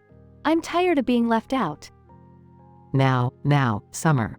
Let the boys have their fun. We can have our own adventure here. Alright, fine, you can come. But don't think this is gonna be all rainbows and unicorns. Oh, I feel something weird in my belly button. Oh wait, it's cheese. Cheese in your belly button? Morty, what did I tell you about experimenting with strange things? But it's good cheese, Rick. Want some? I'll pass, Morty. Focus on the task at hand. We have a universe to save. Actually, Morty, I'll try some of that cheese. Hand it over. Seriously, Mom? You want to eat cheese from my belly button? Don't knock it till you try it, Morty. Hand it over. Alright, fine. This is officially the weirdest adventure yet. Can I have some too? I mean, if it's that good. Sure, Summer. Let's all gather round and have a belly button cheese tasting party. I can't believe I'm witnessing this. I've seen it all. So, Dad, you want to try some too? No thanks. I'll stick to the regular kind of cheese, thank you very much. More for us then. Morty, expose that belly button. Alright, but don't say I didn't warn you. This is definitely not what I had in mind when I woke up this morning. So, how does it taste, Mom? I'm a cheese connoisseur now. Surprisingly delicious. Morty, you might be onto something here. I have to admit, this cheese is pretty damn good. I can't believe I'm saying this, but I might actually try some. Well, I guess if everyone's doing it, I can't be left out. Pass me the belly button cheese, Morty. I never thought I'd see the day when my belly button cheese would be a hit. Morty, you've stumbled upon a culinary breakthrough. We can market this. Oh great, now we're gonna be known as the family with the belly button cheese. Hey, if it's good, it's good. Who cares where it came from? I never thought I'd say this, but I'm proud of our belly button cheese empire. Alright, let's get back to saving the universe. But first, one more bite of belly button cheese. I can't believe this is my life now.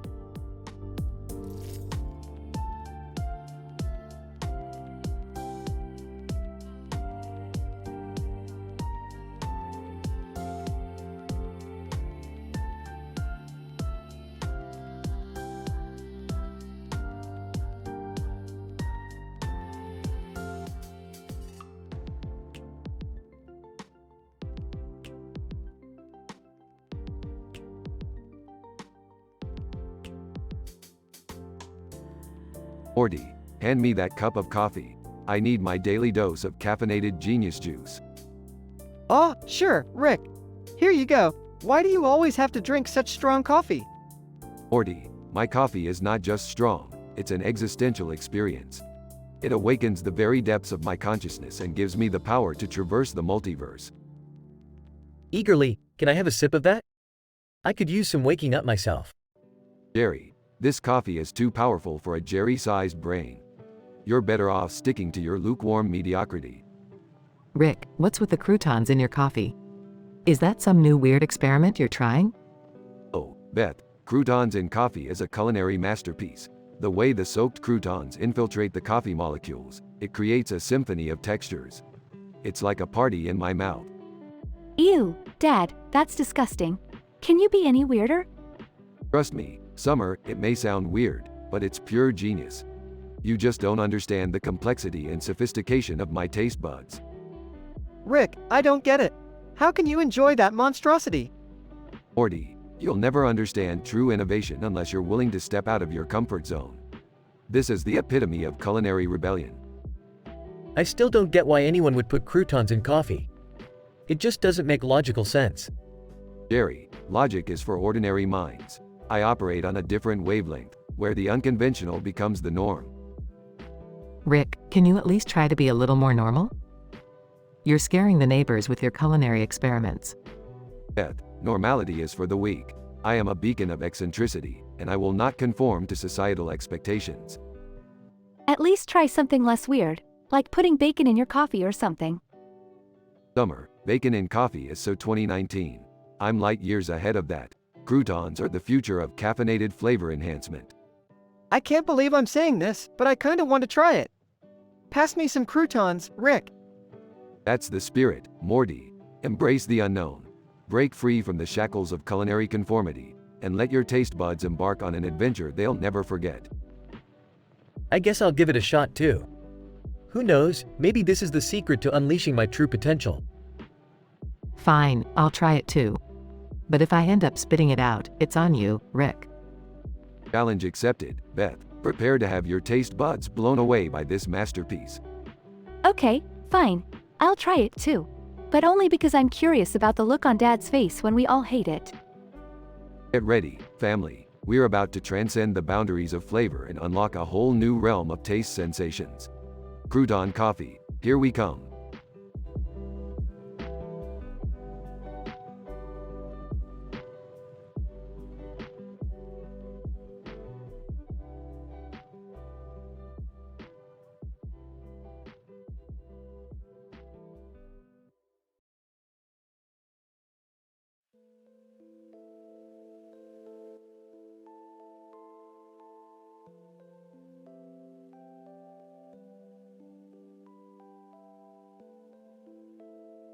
Morty, would you stop putting croutons in my coffee?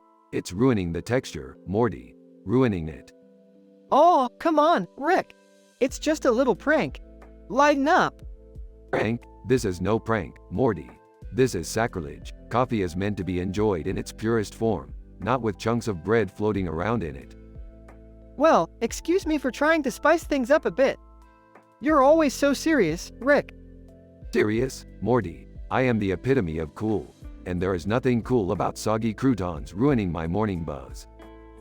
Fine, fine. I won't do it anymore, okay? Just lighten up, man. Lighten up, Morty. If you want to mix food and beverages, go ahead and make a smoothie out of spaghetti or something. But leave my coffee alone. All right. No more croutons in your coffee. Can we move on now? Moving on is what I do best, Morty. So let's get going on our next interdimensional adventure. But remember, no croutons. Got it, Rick. No croutons. Now, what dimension are we heading to this time? Oh, Morty, we're going to a dimension where coffee never existed. Can you even imagine a world like that? Actually, Rick, I think I'll pass on that one. I need my daily dose of caffeine. Suit yourself, Morty. But remember, no croutons in my coffee, and definitely no croutons in any other dimension's coffee either. All right, Rick. No croutons. No coffee tampering. Got it. Hey, guys. What's all this talk about croutons and coffee? Oh, Jerry, you wouldn't understand. It's a sophisticated coffee connoisseur thing. Well, I do enjoy a good cup of coffee. Maybe I can join in on this crouton adventure? Absolutely not, Jerry. Croutons are strictly off limits when it comes to coffee. Stick to your plain old cup of joe. Fine. Just trying to be a part of the conversation. Conversation? Morty, we can't let Jerry in on our coffee discussions. He'll ruin everything. Don't worry, Rick. Jerry couldn't ruin a cup of coffee if he tried.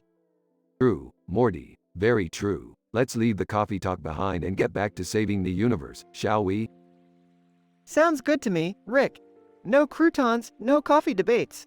Just good old interdimensional chaos. That's the spirit, Morty. Now let's get swifty.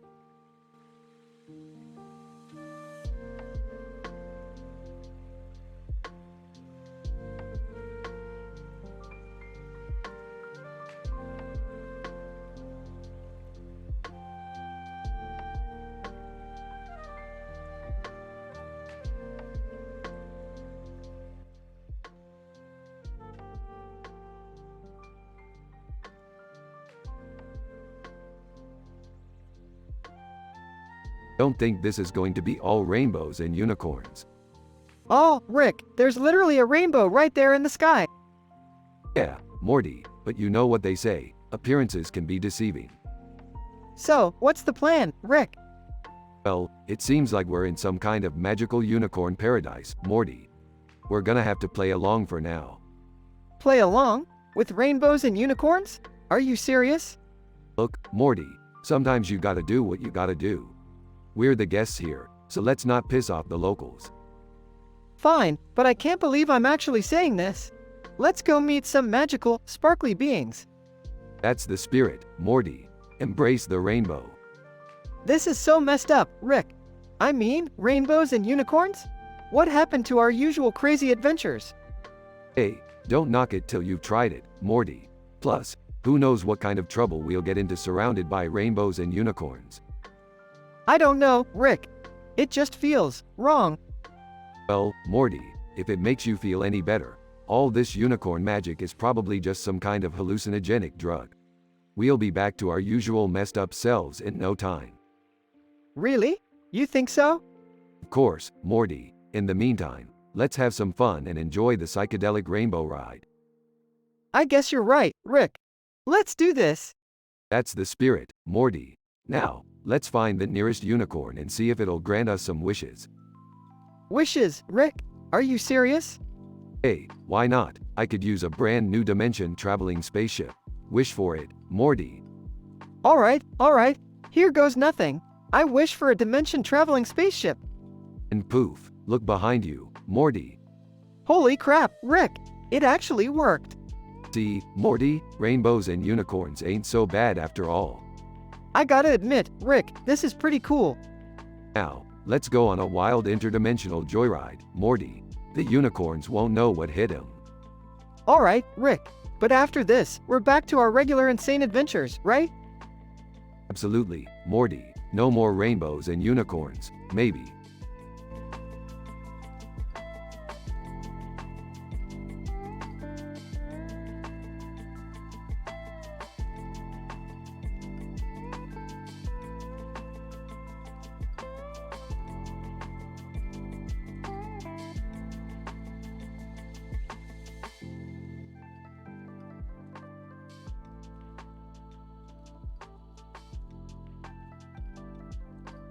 Sarcastically, well, look at this heartwarming family moment, sharing vegetables like a bunch of healthy freaks. Excitedly, hey, Rick, you should try this watermelon. It's so juicy and sweet. Disgusted, I'll pass on that, Morty. I prefer my fruits to have a little less mouth slobber. Laughing, come on, Rick. Live a little. It's just a watermelon. Grumbling, fine, fine. Give it here. Teasingly, just remember, Rick, it's scientifically proven that watermelon makes you more attractive to potential mates. Rolling eyes. Yeah. Next, you'll be telling me that farts cure cancer. Defensive, well, actually. Interrupting. Just drop it, Morty. Let's get back to the lab. Innocently, but Rick, don't you want to try my special belly button cheese? Horrified. What the hell, Morty? You've crossed a line. Grinning, aw, come on. It's a family recipe. Makes the flavor more personal. Shaking head. I've seen enough weird shit in my life, Morty, but this takes the cake.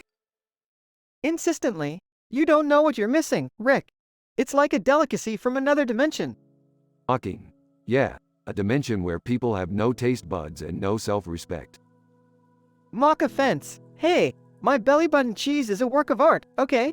You're just jealous. Chuckling. Jealous of a teenage boy's cheese. Now I've truly seen it all. Pouting. You're just scared to try it because you know it'll blow your mind. Laughing. There's no mind left to blow, Morty. Now, let's forget this conversation ever happened.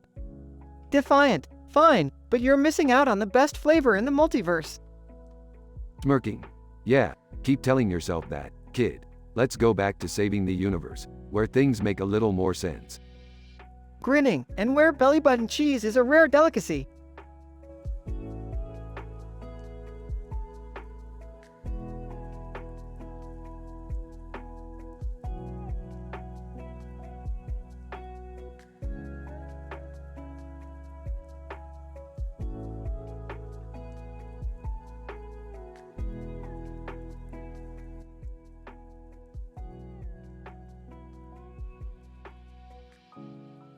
Burps, Morty. Why the hell are you eating cheese out of your belly button? Well, Rick, I accidentally dropped a piece of cheese on my belly, and it just kinda stuck there. Disgusted, Morty, that's gross. We have a whole plate of cheese right here. Yeah, Morty, there's no need to resort to belly button cheese. Oh, come on guys, it's delicious. Try some. Laughs. No way, Morty. I'm not eating cheese from your belly button. Morty, I thought we were beyond these weird food experiments. Remember the time you tried to make spaghetti out of your toenail clippings? Hey, that worked out pretty well, okay? Morty, this is just unsanitary. I can't believe you're sharing that thing with us. Defensive, it's not a thing, Mom. It's my belly button. Whispering to Beth, do you think we should call a doctor? Maybe this is a new form of cheese making. Laughs, Jerry, just let Rick handle it. He always finds a way to fix these things. Alright, Morty, we're going on a little adventure to find a solution for your belly button cheese situation. Really, Rick? You'd do that for me? Don't get sappy on me, Morty. It's just an excuse for another crazy sci-fi adventure. Oh, okay. I guess that's cool too. Can I come too? I love your weird adventures, Grandpa Rick. Sure, why not? The more, the merrier. Just leave the belly button cheese behind. Whispering, is it wrong that I'm a little curious about the taste? Whispering back, Jerry, focus. We need to support Morty and find a solution. Thanks, guys. I really appreciate your support. Now let's go save my belly button from itself. Strap in, Morty. It's gonna be a bumpy ride filled with interdimensional chaos. questionable decisions, and maybe even some belly button cheese related discoveries. I'm ready, Rick. Let's do this. They all teleport away, leaving behind the plate of cheese and the cartoon character in the background, who looks utterly confused.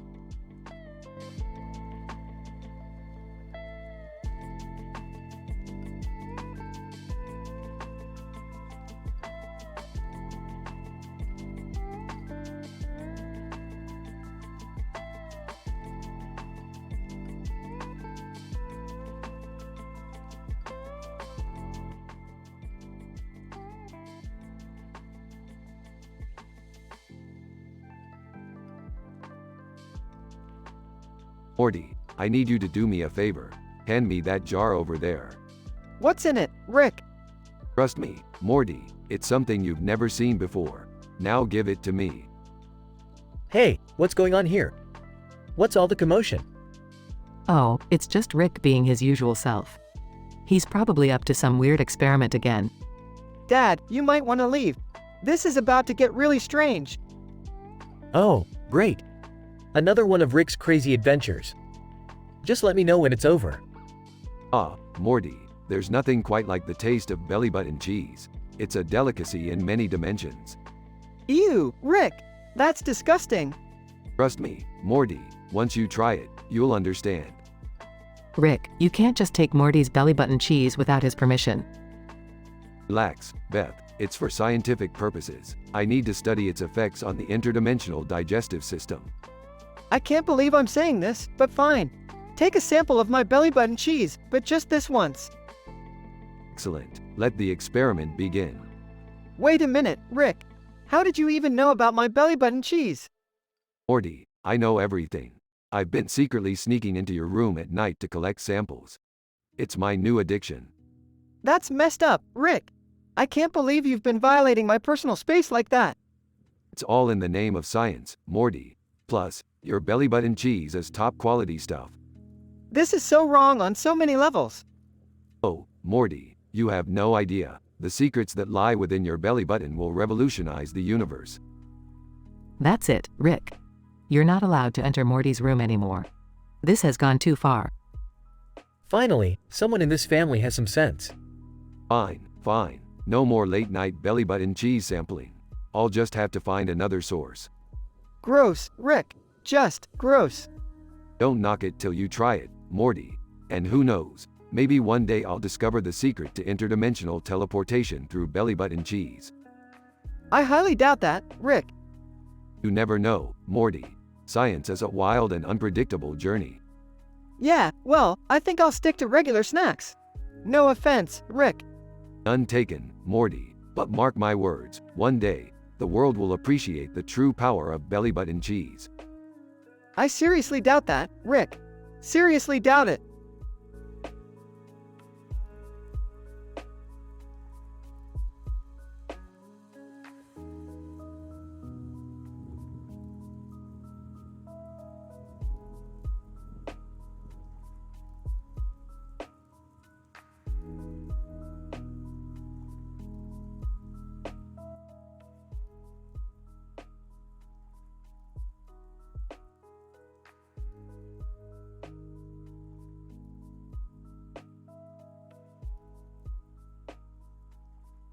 Alright, Morty, buckle up.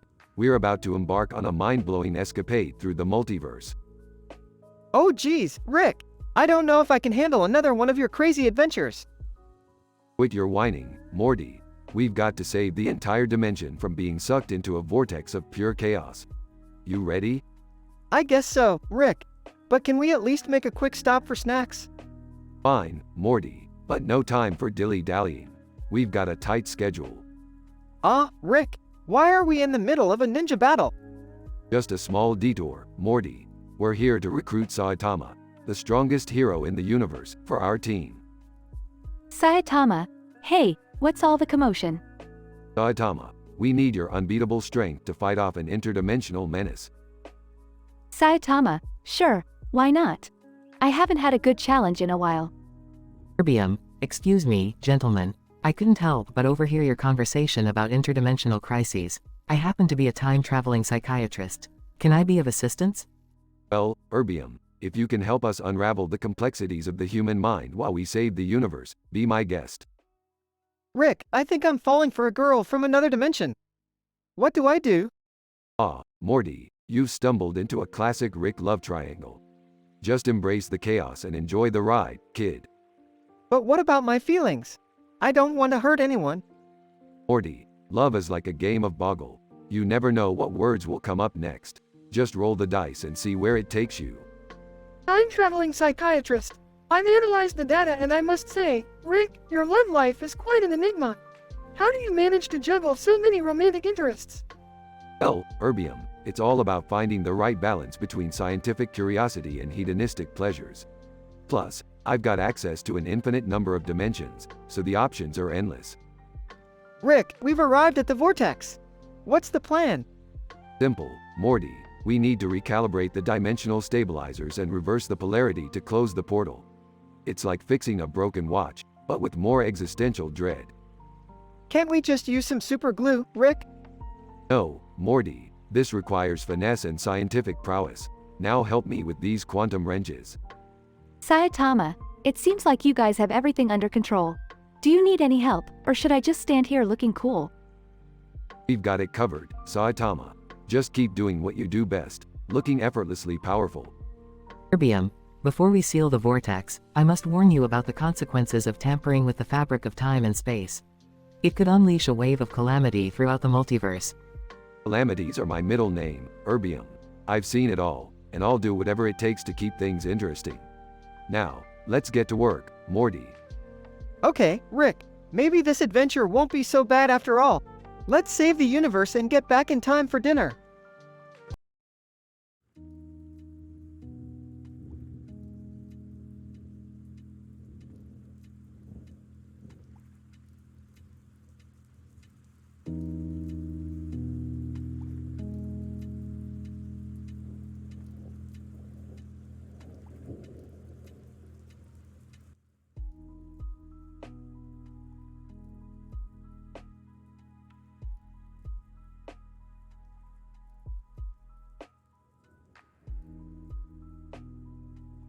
Int. Smith living room, day. Rick and Morty are sitting on the couch, watching TV. Hey Rick, have you ever thought about entering a beauty pageant? Morty, beauty pageants are a superficial display of objectification. They don't interest me. Excitedly, but Rick, this one's different. It's the unicorn beauty pageant. Sarcastically, oh great, Morty. A bunch of mythical beings parading around like it matters. I'm sure it's a real hoot. Come on, Rick. It'll be fun. Plus, the winner gets a wish granted by the Nebula Nymph Naughty. Rick groans, but then a mysterious green light fills the room, and a woman with horns and star-studded sky appear. Woman with horns. Welcome to the unicorn beauty pageant, where dreams come true. Whispering to Morty, Morty, this is some interdimensional reality show bullshit. The camera pans to a stink bug sitting on the judges' panel. Stink bug. Buzzing, let the competition begin. First up, we have Beth Smith. Beth walks out in a glamorous unicorn-themed outfit and starts playing Pictionary to showcase her artistic skills. Shaking his head, I can't believe I'm watching this. Whispering, it's okay, Rick. Just go with it. Fine. Next up, we have Jerry Smith. Jerry walks out in a tacky unicorn suit, stumbling and making a fool of himself. Audience, laughing. Classic Jerry. Laughs. He always finds a way to embarrass himself. The competition continues with ridiculous talent showcases, including unicorns juggling chainsaws and performing daring stunts. Looking unimpressed. These unicorns are just showing off. Wide-eyed, Rick, did you see that backflip? It defied the laws of physics. The final round begins, and the tension rises. The judges deliberate while the contestants anxiously wait. Stink bug, and the winner of the unicorn beauty pageant is Morty Smith. Shocked, Wami? The Nebula Nymph Naughty appears, granting Morty a wish. Nebula Nymph Naughty. Morty, what is your heart's deepest desire? Can I just have a lifetime supply of ice cream? Rick rolls his eyes, but inside he is proud of Morty's unexpected victory. Smirking, you did it, Morty. You won a goddamn beauty pageant. Thanks, I think. As the green light and stars fade away, Rick and Morty return to their regular lives, ready for their next mind-bending adventure. Fade out.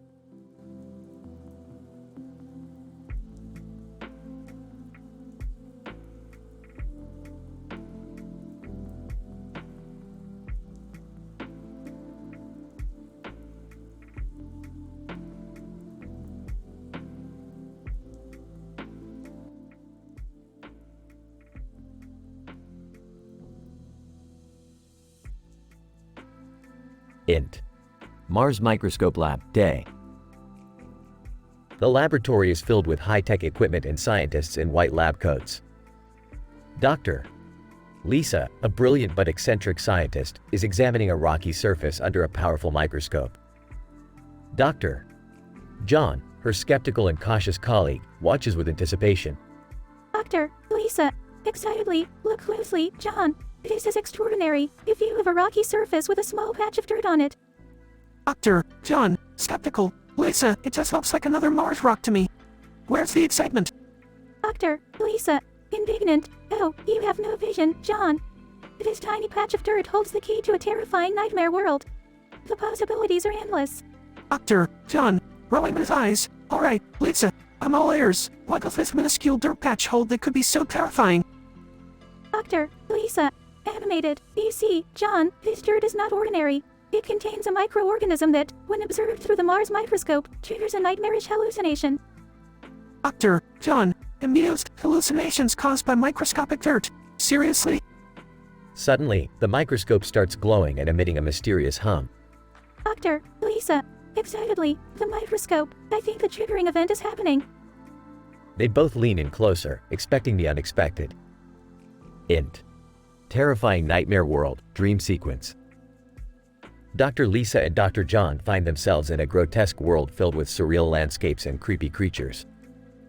Dr. Lisa, shivering. This is beyond anything I imagined. The denouement is simply exhilarating.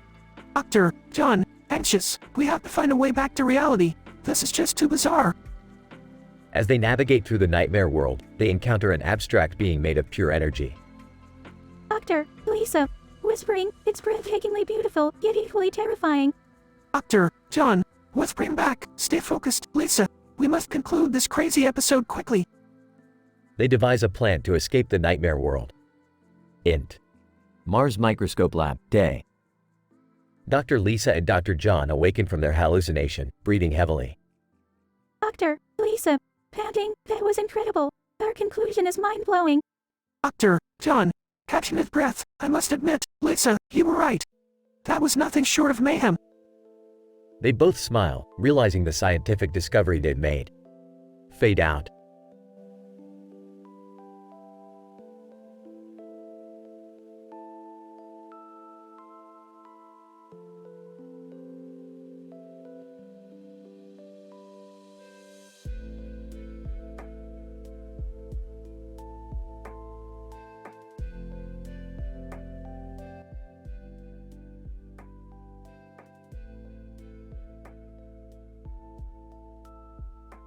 Title: Jerry's Comedic Misadventures, The Alluring Universe.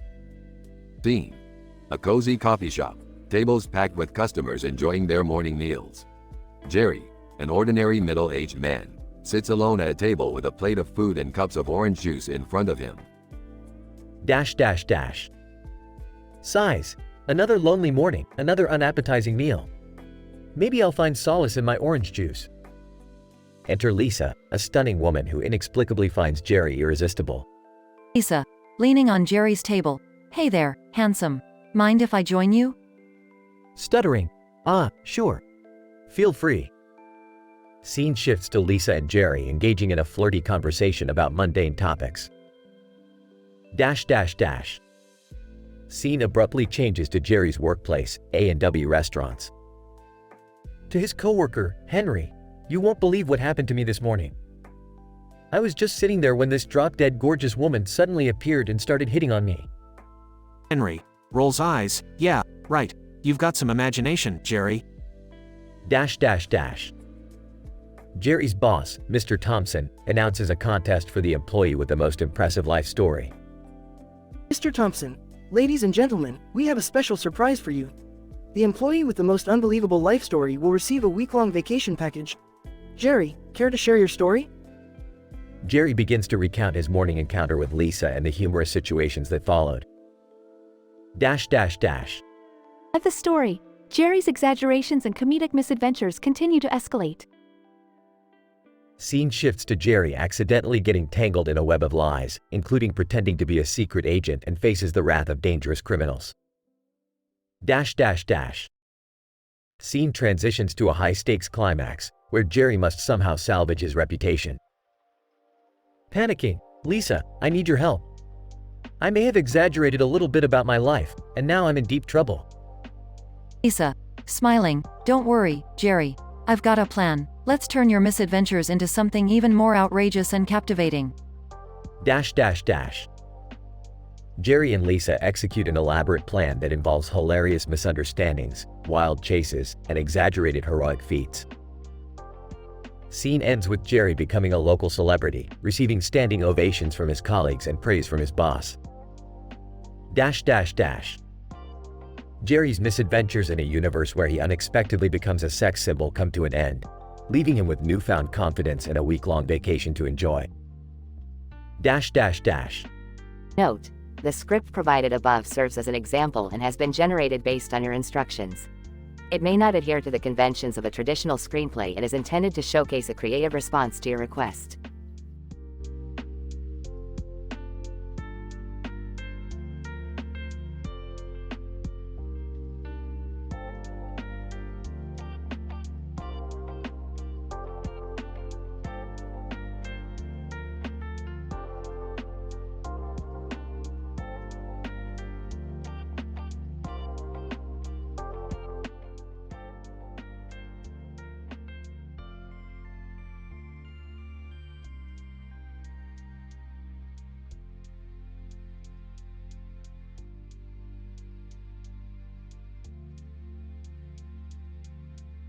Sarcastic. Oh great, another statistically improbable scenario. Just what I needed. Confused. Rick, what's going on? Who's this green guy with the glowing face? Nonchalant. That, Morty, is Nebula Nymph Notoriety. He's some kind of interdimensional warrior or something. Don't worry, I've dealt with his kind before. Excited. So, is he here to help us or fight us? Laughing. It's hard to tell, Summer. With these cosmic warriors, it's always a toss-up. Either way, we're in for a wild ride. Nervous. Guys, I think he's trying to communicate with us. Nebula Nymph Notoriety, groaning, I seek the power of the I should buy a boat meme. Bring it forth and I shall reward you. Rolling his eyes, great. Now even cosmic warriors are obsessed with internet memes. This universe, I swear. Giggling. So, what's the big deal with this meme thing? Smirking. Oh, it's just a ridiculously outdated and pointless internet trend. But hey, who am I to judge? Curious. Rick, what if we don't have the I should buy a boat meme? What happens then? Sarcastic. Well, Morty, then I guess we're doomed. The universe will collapse, the laws of physics will break down. You know, the usual. Intrigued. Hey Rick, remember that time with the slow-mo guys and the exploding watermelon? Laughing. Of course I do, Summer. Those guys really know how to make science fun. But let's focus on the task at hand here. Worried. Guys, I think I just found something in Rick's secret files. It says, Rick's hidden affair. What is this? Nervously, Morty, you weren't supposed to find that. It's complicated, okay? Just forget you saw it. Teasingly. Ooh, Rick's got a secret lover. Spill the beans, Grandpa. Defensive. This is none of your business, Summer. Just drop it, okay? Whispering to Summer. Do you think it's with that alien from Planet Zog? Whispering back. Who knows, Morty. Rick's got a thing for anything with tentacles. Angry. Alright, that's enough. Let's focus on solving this meme crisis, shall we? We can gossip later. Giggling. Okay, Rick, but I'm gonna need all the juicy details later. Grumbling. I swear, you two are worse than a couple of tabloid journalists. Distracted. Hey, Rick, did you know there's actually a scientific study on hilarious examples of procrastination? Sighing. Morty, Do we really have time for that right now? Playing with his calculator? Well, according to my calculations, we have approximately 0 time. Annoyed. Fine, Morty. Show me your scientific study. But make it quick, we've got a meme to find. Slyly. So, Rick, what do you think Nebula Nymph Notoriety does with that glowing sword of his? Blushing. Alright, that's it. I'm done with this conversation. Focus, people, we've got a universe to save. Whispering to Summer, do you think Rick and Nebula have a chemistry together? Whispering back. I don't know, Morty, but it sounds like a scandalous love affair waiting to happen. Overhearing their whispering. I can hear you, you know. Just find that meme already.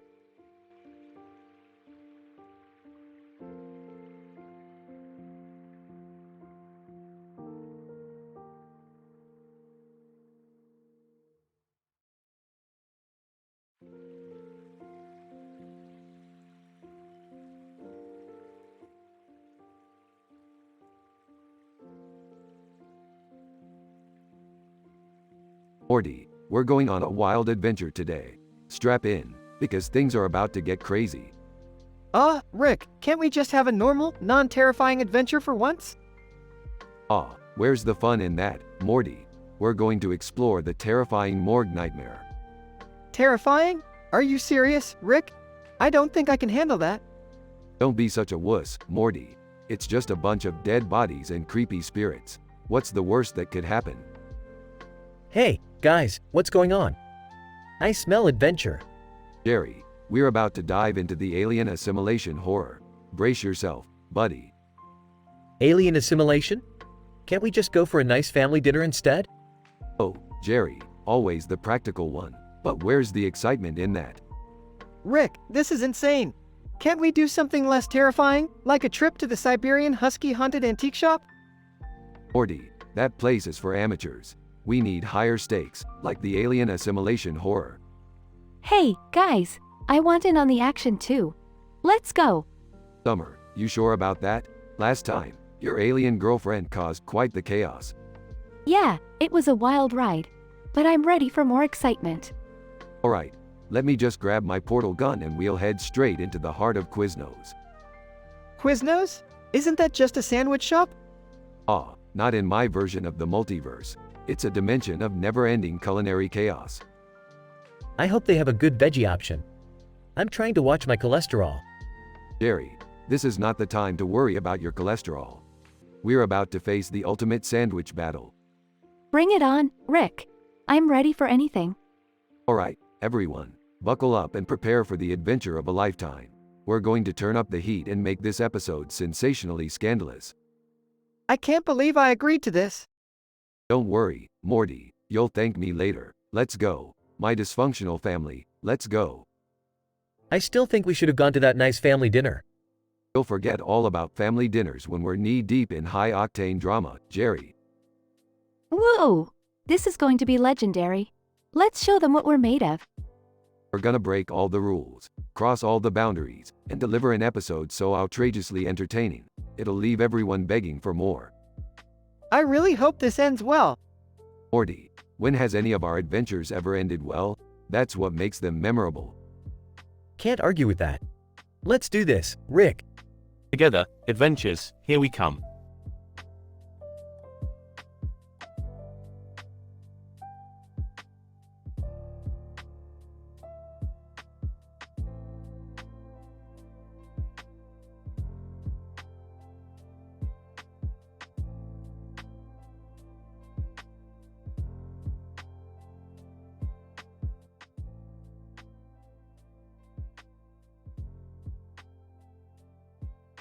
Hey Morty, check out those tall buildings with signs on them. Looks like a group of people walking down the street too. Fascinating. Yeah, Rick, it's just a typical city scene. Nothing really out of the ordinary there. Oh come on, Morty. You don't understand the scientific significance of this. Those tall buildings could be hiding advanced alien technology or secret government experiments. I highly doubt that, Rick. It's probably just office buildings and shops. Nothing too crazy. You're so naive, Morty. Let's investigate further and find out the truth behind those signs. I bet there's a whole conspiracy waiting to be uncovered. Why do you always drag me into these wild adventures, Rick? Can't we just go get some McDonald's or something? Morty, this is way more important than fast food. We're talking about unraveling the mysteries of the universe here. Hey guys, what are you two talking about? I couldn't help but overhear your conversation. Oh hey, Jerry, we're just discussing whether there's something strange going on with those tall buildings and signs over there. Are you serious? They're just buildings, Morty. There's nothing strange about them. Jerry, you underestimate the potential for weirdness in the universe. This world is full of surprises, my friend. Mr. Kate, excuse me, did I hear you talking about those tall buildings? I happen to work in one of them. It's just a regular office building, nothing extraordinary. Regular office building, huh? That's what they want you to believe. I have a feeling there's more to it than that. Rick, maybe it's time to let this one go. We're not going to find any groundbreaking discoveries here. Fine, Morty, maybe you're right. But mark my words, there's something fishy about those buildings. Hong Kong, excuse me, I couldn't help but overhear your conversation. I'm the person responsible for designing those buildings. They're just regular skyscrapers, nothing special. Regular skyscrapers? How disappointing. I was expecting something much more exciting. Comedy merchandise. Hey guys, want to buy some hilarious merchandise to lighten the mood? Yeah, I could use a good laugh right about now. Fine, let's check out this comedy merchandise. It's better than chasing conspiracy theories. Mr. Kate, I'll pass on the comedy merchandise, I've got a deadline to meet. Have fun, though. Count me in, I could use a good laugh too. Alright, let's see if this comedy merchandise lives up to its hype. Anything to distract us from those bland buildings. At least the comedy merchandise won't lead us on another crazy adventure, right? You never know, Morty. The universe has a funny way of surprising us. Let's embrace the absurdity and see where it takes us this time.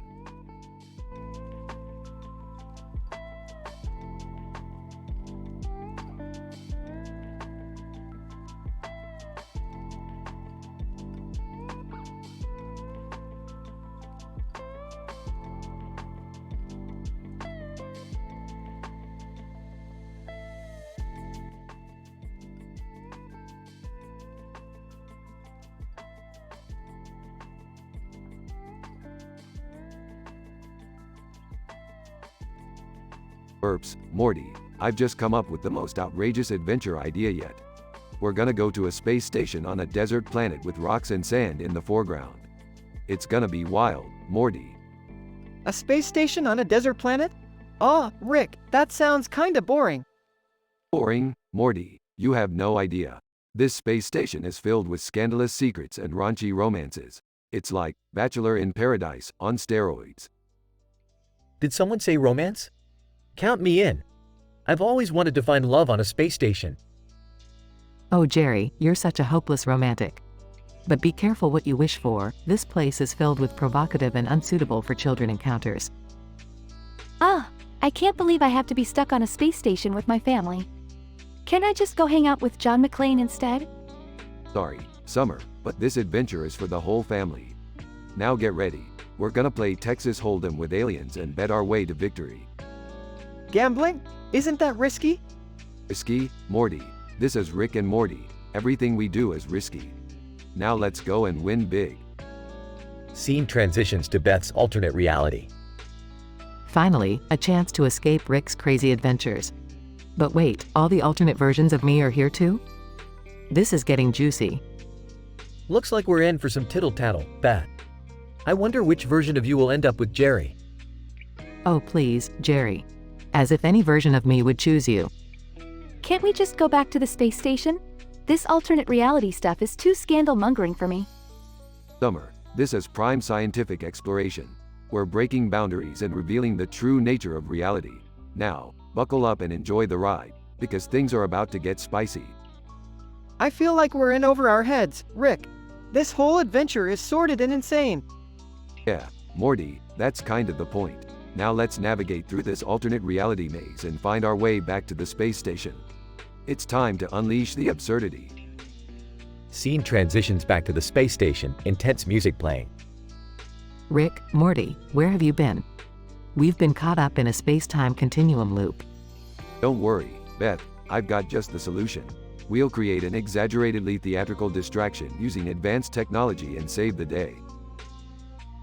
Wow, Rick, you really know how to turn a chaotic situation into melodramatic gold. It's my speciality, Jerry. Now, let's get off this space station and back home where we belong. Adventure awaits. Scene ends with the characters teleporting back to Earth, leaving behind a trail of scandalous stories and uproarious laughter.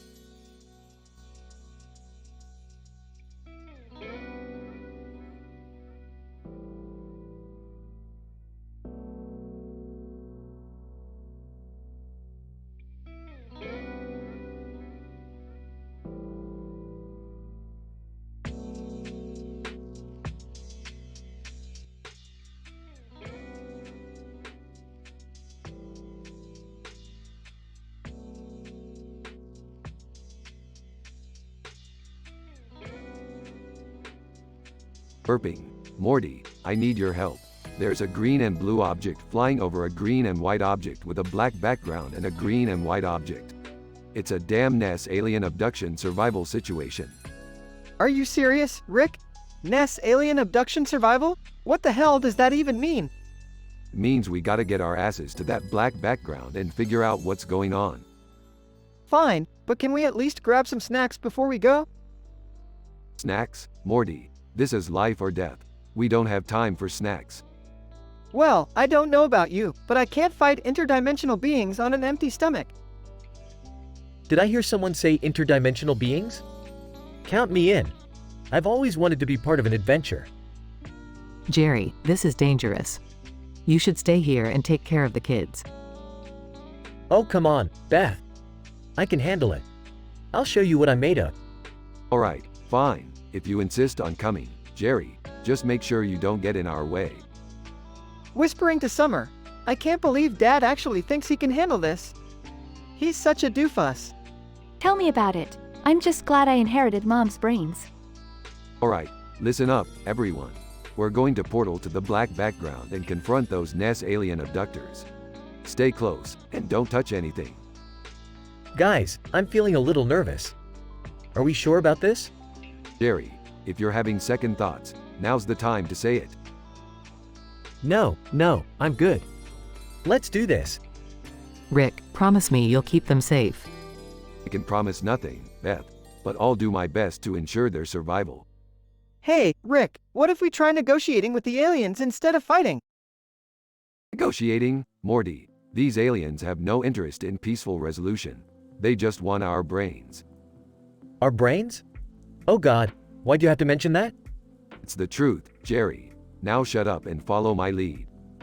Whispering to Summer, I can't believe Grandpa is actually taking charge for once.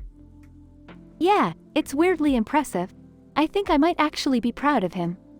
Alright, we're here. Everyone stay alert and be prepared for anything. Rick, look! The green and blue object is descending towards us. Quick, everyone, get down. We're about to face some seriously advanced extraterrestrial technology. Whispering, I knew this was a bad idea. Shut up, Jerry. This is exactly why you should have stayed home. Rick, look! The green and white object is opening up, and there's a beam of light. Oh God, they're going to abduct us. Not if I have anything to say about it. Hold on, everyone. We're about to get in the fight of our lives. And so, our dysfunctional family finds themselves in the ultimate battle against the Ness alien abductors. Will they survive? Only time will tell in this outrageous, over-the-top, and highly scientific Rick and Morty adventure.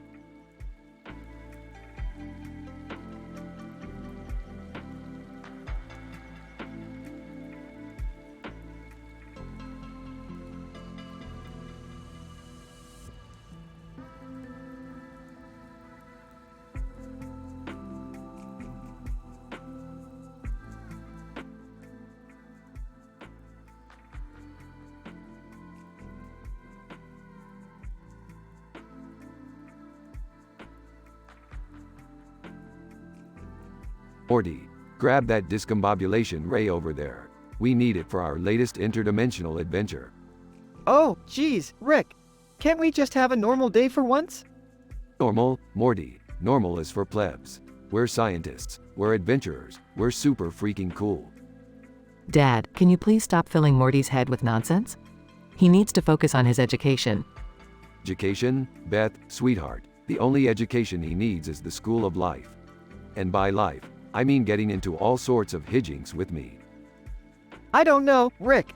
Sometimes it feels like we're just causing more trouble than it's worth. Morty, trouble is the spice of life. Without it, things would be so boring, it'd make your head spin. Well, maybe we could find a compromise.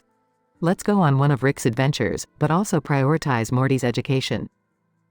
Fine, fine, as long as we can also squeeze in some intergalactic sports leagues. I've been itching for a game of Plumbaflip. Plumbaflip? What the hell is that? Oh, Morty, it's the most intense, action-packed sport in the universe. Trust me, you'll love it. Bird person, squawk. Rick, Morty, I hear you're in need of some assistance. Bird person, what brings you here? Bird person, I've been hopping through dimensions, spreading joy and delivering packages for Amazon Prime. But I heard you guys were up to something interesting. That's cool and all, bird person. But how do you deliver packages with those wings? Bird person, it's a highly efficient method involving quantum flux and a little bit of magic. Don't worry, Morty, I've got it all figured out. Alright, everyone. Let's buckle up and head off into another wild adventure. But remember, education comes first. Fine, Beth, we'll squeeze in some finance lessons along the way. Gotta show Morty the art of making megabucks. I guess that's something I could get behind. As long as I don't have to deal with any more elbow-related mishaps. Elbows. Morty, really? You're still traumatized by that? Come on, let's go blow some minds. Scene. The spaceship takes off, leaving a cityscape behind, with a bird flying freely in the background. Rick, do you ever wonder if our lives would be better if we just stayed at home and watched TV? Morty, that's the kind of question only someone who hasn't seen the wonders of the universe would ask. Trust me, life out here is where it's at. I guess you're right, Rick. Let's dive headfirst into another crazy adventure. But seriously, can we take it easy on the elbow stuff this time? No promises, Morty, no promises. Now buckle up and prepare for a ride you'll never forget.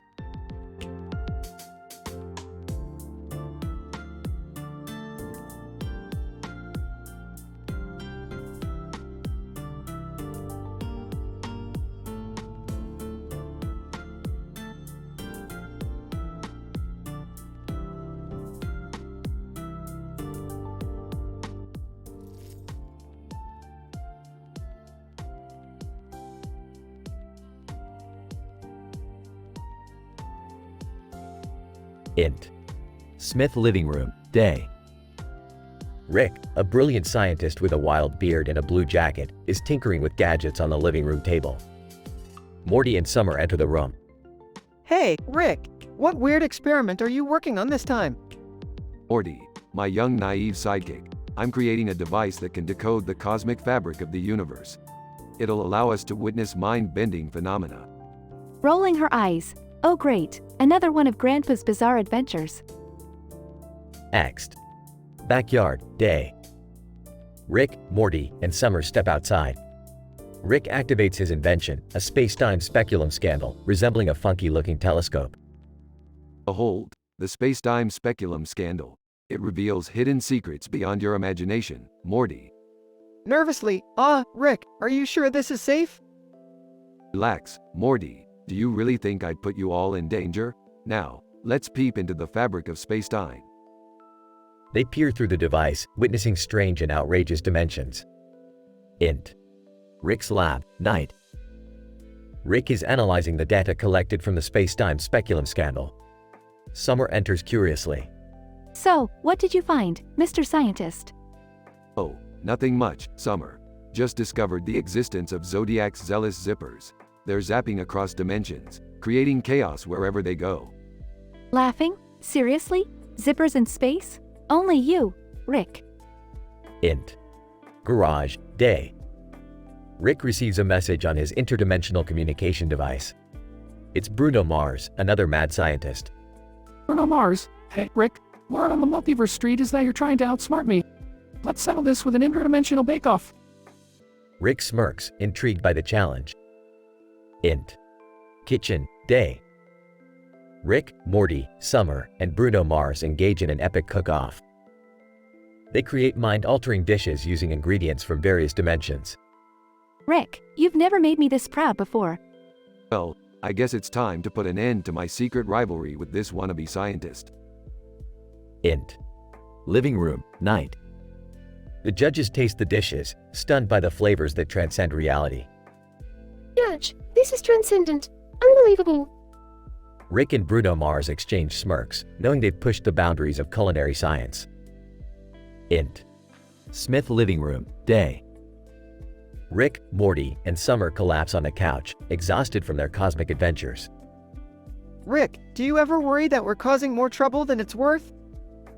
Morty, life is about pushing boundaries, exploring the unknown, and making insanely delicious food. Plus, chaos is fun. Smiling. Yeah, chaos is kinda fun when you're not the one cleaning up after it. They all laugh, knowing that their outrageous escapades will continue to defy logic and entertain us all. Fade out.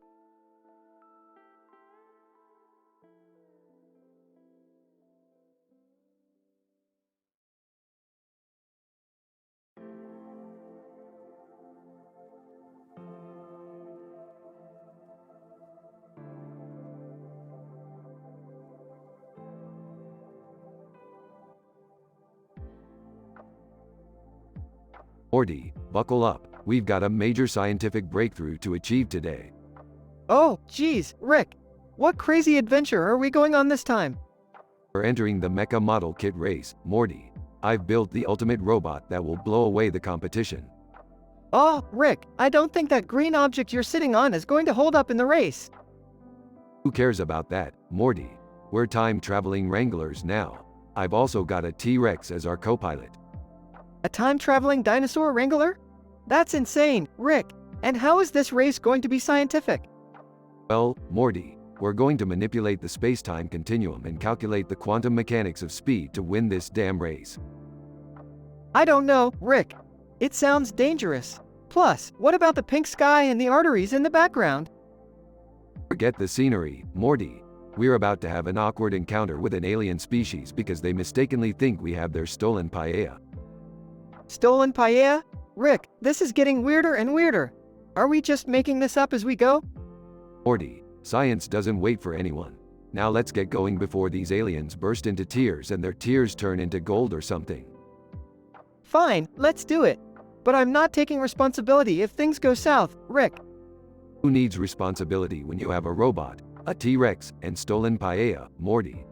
Let's go win this race and impress these juicy story-loving aliens. You know, Rick, sometimes I wonder if we're the real aliens in this universe. Morty, stop questioning everything and start questioning nothing. It's the only way to survive in this wacky world. Alright, Rick, questioning nothing it is. Let's get this Mecha Model Kit race started, and maybe, just maybe, we'll uncover the secrets of the universe along the way. That's the spirit, Morty. Now let's go out there and show everyone that science is the ultimate adventure.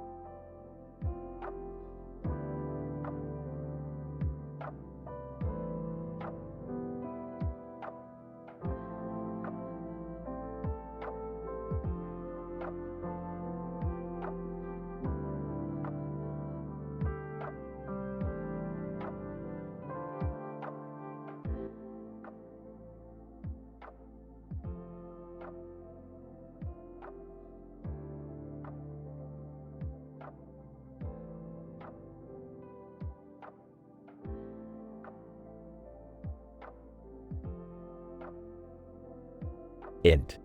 Smith living room, day. Rick, Morty, Jerry, and Beth are sitting on the couch, watching TV. Hey, Morty, you ever wondered what it's like to play God? Oh, I don't know, Rick. Sounds kind of risky. Trust me, Morty, with my genius-level intellect, it's a piece of cake. Can I play too? I've always wanted to be a god. Jerry, you can barely handle a lawnmower. Alright, listen up. I've created a virtual reality simulation where you can become the rulers of your own country. Wow, that sounds impressive. Can I be the king? Knock yourself out, Jerry.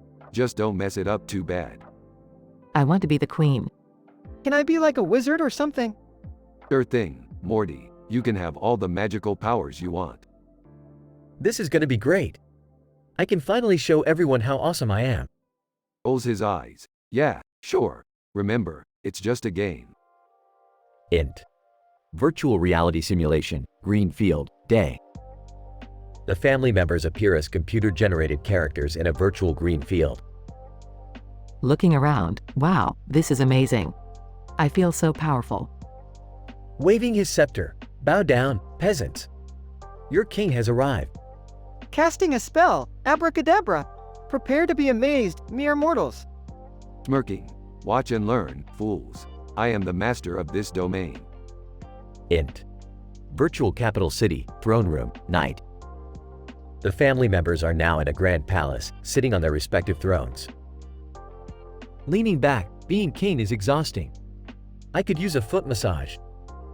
Rolling her eyes. You're not even doing anything, Jerry. Giggling, look, guys, I turned Jerry into a frog. Hey, that's not fair. Change me back, Morty. Chuckles. All right, Morty. Turn Jerry back into a human. Waves his wand, alakazam. You're human again, Jerry. Relieved, thank you, Morty. I've learned my lesson. Stroking his chin. This simulation is more entertaining than I thought. Let's spice things up a bit. Int. Virtual city, crowded marketplace, day. The family members are now in a bustling marketplace, surrounded by virtual citizens. Holding a bouquet of flowers. Jerry, here's a token of my affection. Blushing. Oh, Beth. You really know how to make a guy feel special. Smirking. Love in a virtual world. How quaint. Whispering to Rick. Hey, Rick, do you think this simulation is sentient? Raises an eyebrow. Who knows, Morty? These virtual beings could be more real than we think. Suddenly, the computer-generated image glitches and transforms into a giant monster. Giant monster! Warning! You dare play gods in my domain? Prepare to face the consequences. The family members scream and scramble to find a way out of the virtual world. Int. Smith living room, day. Rick, Morty, Jerry, and Beth find themselves back in the living room, panting in relief. Catching his breath. Well, that was unexpected. Looks at Rick. You think we should, shut down the simulation? Smirking. Nah, Morty. Let's leave it running. It's more fun that way. They all exchange looks of anticipation and prepare for their next virtual adventure. Fade out.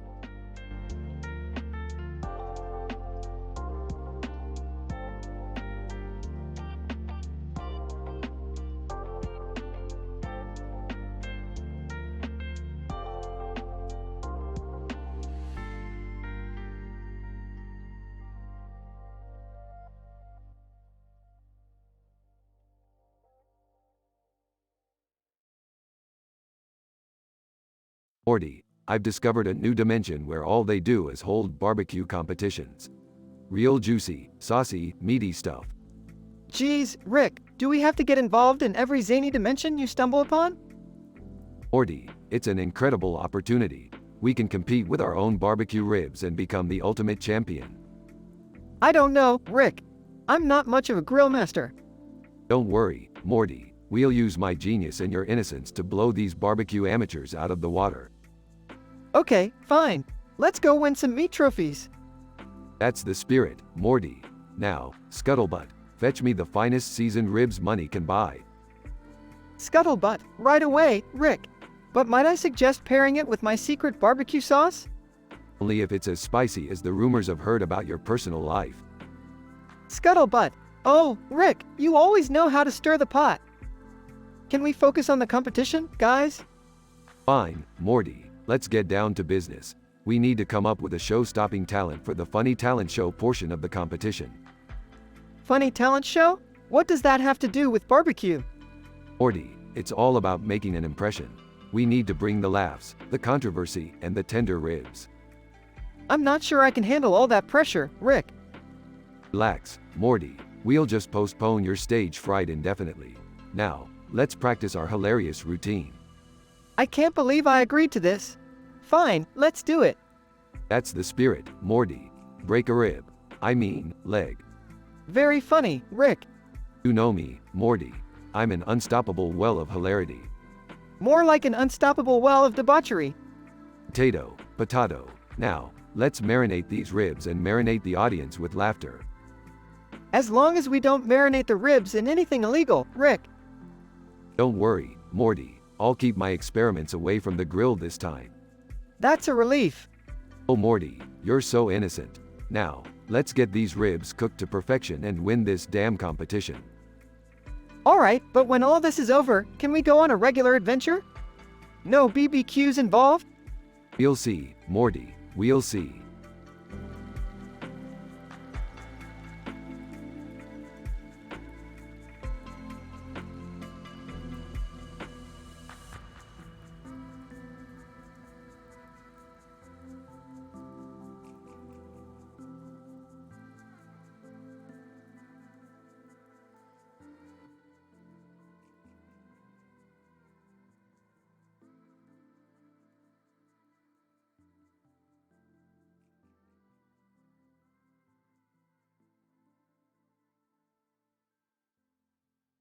Int.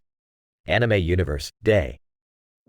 The screen comes alive with a group of vibrant anime characters, each with unique colored eyes and hair. They all stand together, facing the camera. In the center of the picture, Vegeta, a fierce Saiyan warrior, locks eyes with evil Morty, a manipulative and conniving dimension-hopping genius. And standing beside them is Billie Eilish, a teenage music sensation with an air of mystery. Vegeta, crossing his arms. So, Morty, you think you can outsmart me? You haven't seen anything yet. Evil, smirking. Oh, Vegeta, you'll soon realize that intellect trumps brute strength. Prepare to be outmaneuvered. Billie Eilish, leaning against a wall. Guys, can't we all just get along? I have a concert tonight, and I need to focus on my music. Vegeta, rolling his eyes, typical. Leave it to the pop star to bring up peace and harmony. This isn't a singing competition, you know. Evil, playfully. Oh, but Vegeta, maybe Billie's soothing melodies can teach you a thing or two about relaxation. You seem like you could use it. Vegeta, snarling, you better watch your back, Morty. The last person who underestimated me regretted it. Billie Eilish, sighing, can we please stay on topic? I didn't come here to witness Saiyan ego battles. Suddenly, the ground beneath them shakes, and a portal opens up. Vegeta, intrigued, what sorcery is this? Evil, smirking. I believe this is the triggering event we've been waiting for, Vegeta. Brace yourselves. The group cautiously approaches the portal, unsure of what awaits them on the other side. Without hesitation, they step through and find themselves in a dystopian future. Billie Eilish, wide-eyed, whoa, this is insane. Is this one of your crazy experiments, Morty? Evil, grinning, not this time, Billie. But I have a feeling this place will challenge all our abilities. Vegeta, getting pumped, finally, a real challenge. Let's see what this future has in store for us. As they venture further into the future, facing dangerous adversaries and unexpected twists, their skills and determination are put to the test. Vegeta, breathing heavily, is that all you've got? I expected more from this so-called future. Evil, smirking. Oh, Vegeta, there's always more than meets the eye. You're about to witness true power. Billie Eilish, channeling her inner strength. I may not have superpowers or gadgets, but I have my music. And that's enough to make a difference. Together, they fight their way through the challenges, each character tapping into their unique strengths and proving that unity can triumph over even the most impossible odds. Vegeta, grinning, Morty, you may be smart, but I still have the strength to back it up. Never underestimate a Saiyan. Evil, laughing. The battle isn't over yet, Vegeta. I've only just begun to showcase my true potential. Billie Eilish, smiling, and I'll keep making music that brings hope amidst chaos. Together, we can shape the future. The episode concludes with the group standing triumphant, ready to face whatever challenges lie ahead, knowing that their combined strength and resilience will guide them through the complexities of the anime universe.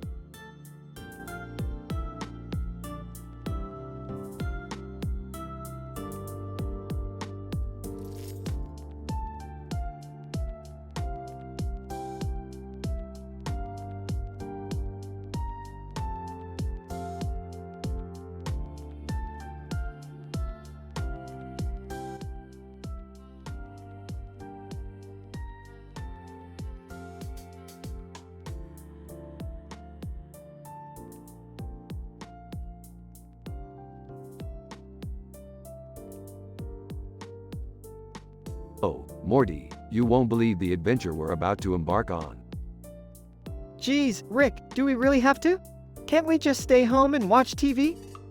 Morty, you need to expand your horizons. We're going to Berlin to solve the mysteries of the abandoned mine horror. Abandoned mine horror? Are you serious? That sounds terrifying. That's the spirit, Morty. Now buckle up. We're going on a wild ride. Hey, guys, mind if I tag along?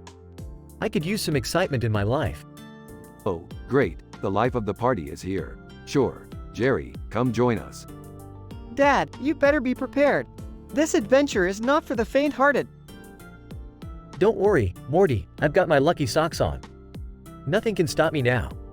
Alright, everyone, we've arrived at our destination. Time to explore the mysterious maze in search of answers.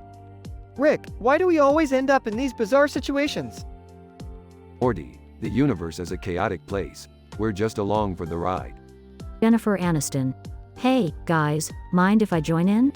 I've always wanted to be part of a Rick and Morty adventure. Jennifer, I haven't seen you since that time we traveled to the dimension of talking sofas. Sure, hop in. Whoa, Jennifer Aniston. This adventure just got a whole lot more interesting. Coco Bandicoot, hey guys, wait up. I heard there's a secret treasure hidden within these mazes. Coco Bandicoot, talk about a blast from the past. Alright, Coco, show us the way. Treasure, you say? Count me in. I could use a little financial boost. Hope, excuse me, can I join you too? I've been searching for answers in these mazes for ages. Oh, a fellow maze enthusiast? We could use your expertise. Hop on board. This group keeps getting weirder and weirder. But hey, at least we'll have an interesting story to tell. Alright, everyone, let's dive into the twists and turns of these mazes and uncover the truth. Abandoned mine horror. Creepy laughter. Welcome, fools, to your worst nightmare.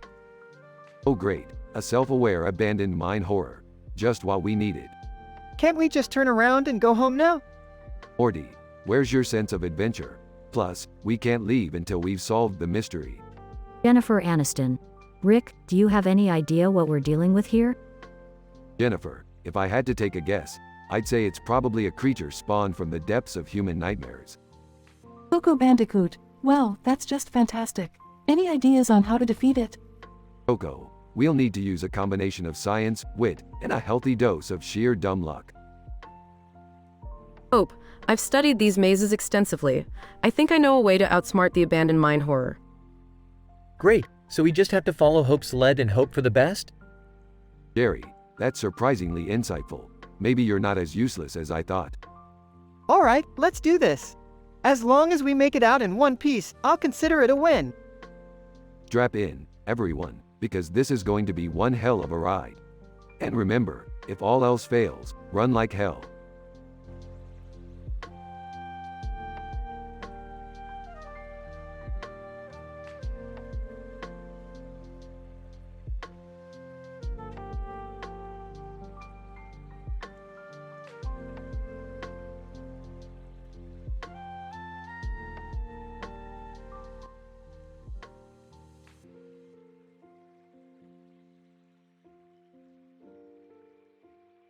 Morty, grab those medicine bottles. We're gonna create a concoction that'll give us superhuman abilities. Rick, are you sure about this? I don't think it's a good idea. Morty, since when were you the voice of reason? Now, grab those pills and follow my lead. What are you guys doing? Is this some kind of weird experiment? Summer, mind your own business. This is science at its finest. I can't believe I'm doing this. Is there even a chance it'll work? Morty, with my genius and your compliance, there's no limit to what we can achieve. You guys are seriously pushing the boundaries of safety. What if it goes wrong? Safety? Who needs safety when you have adventure, Summer? Now stand back and let us work. Rick, I'm starting to feel a little funny. Are you sure we should be messing with these pills? Honey, that's just the beginning, Morty. Now hold on tight. Things are about to get wild.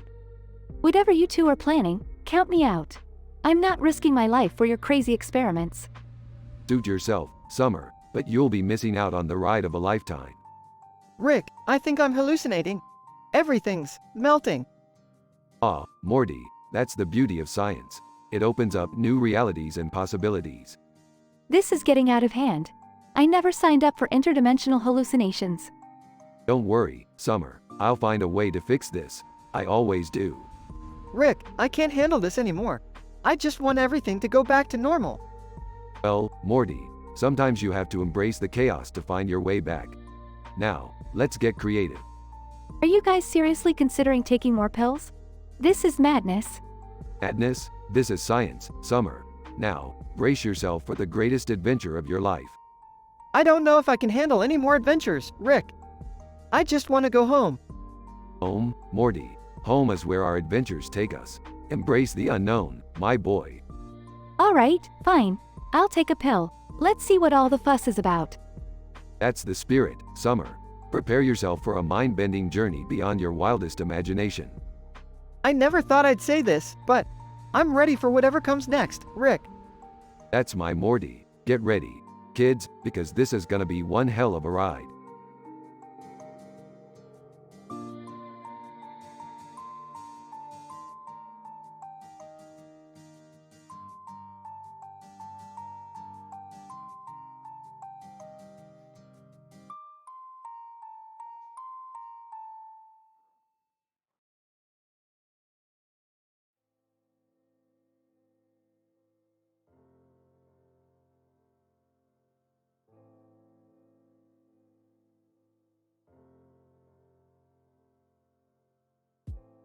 Alright, Morty, hold on tight and buckle up, because tonight we're going on a wild intergalactic adventure.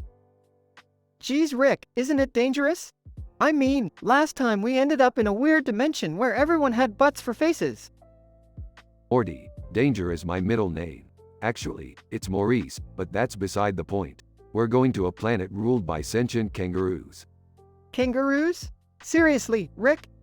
Yeah, Morty. They have advanced technology and they're not taking any crap from anyone. Plus, they love Jerry for some reason. Wait, me? Popular? Are you serious? Jerry, be grateful for once. At least someone appreciates you, even if they're kangaroos. Yeah, Dad, take this opportunity to shine and prove that you're not a complete loser. Thanks, guys. I guess being popular with kangaroos is better than nothing. Alright, kids, time to activate the portal. Let's see how our new furry friends react to a blue dragon with red eyes and a snazzy outfit. Portal activates and they find themselves in the Kangaroo Society. Ah, greetings, kangaroo overlords. We come in peace, and with a newfound admiration for your marsupial ways. Kangaroo leader, welcome, strange travelers. We have heard of the great Jerry and his wisdom, but who is this magnificent blue dragon? Oh, that's Rick. He's a genius scientist and a pain in the ass. Morty, watch your language. We're in the presence of royalty. Kangaroo leader, we would be honored if you would share your knowledge with us, Rick the dragon. Well, I suppose I could spare some time. But first, let me introduce you to my trusty sidekick, Morty. Sidekick? I'm not a sidekick, Rick. I'm your grandson. Kangaroo leader, grandson? How intriguing. We have much to learn from your bizarre family dynamics. This is getting weirder by the second. Tell me about it. I just hope we can get out of here without any marsupial-related mishaps. Don't worry, Summer. I've got everything under control. Now, let's teach these kangaroos a thing or two about science and adventure. The group dives into a flurry of scientific explanations and adventures, leaving the kangaroos both amazed and confused. Rick, I can't believe we actually pulled this off. I mean, who would have thought we'd become science celebrities among kangaroos? Morty, when you're with me, anything is possible. Now, let's go home before they realize we're just a couple of lunatics. They make their way back through the portal, leaving the Kangaroo Society in awe and confusion. Well, I may not understand half of what just happened, but at least I have a kangaroo fan club now. And to think, it all started with an unexpected popularity in a matriarchal alien society. Only in this family. Can we just never talk about this ever again? Don't worry, Summer. I'm sure our next adventure will be equally bizarre and embarrassing. Let's go, my dysfunctional family. They all walk off into the sunset, ready for their next interdimensional escapade.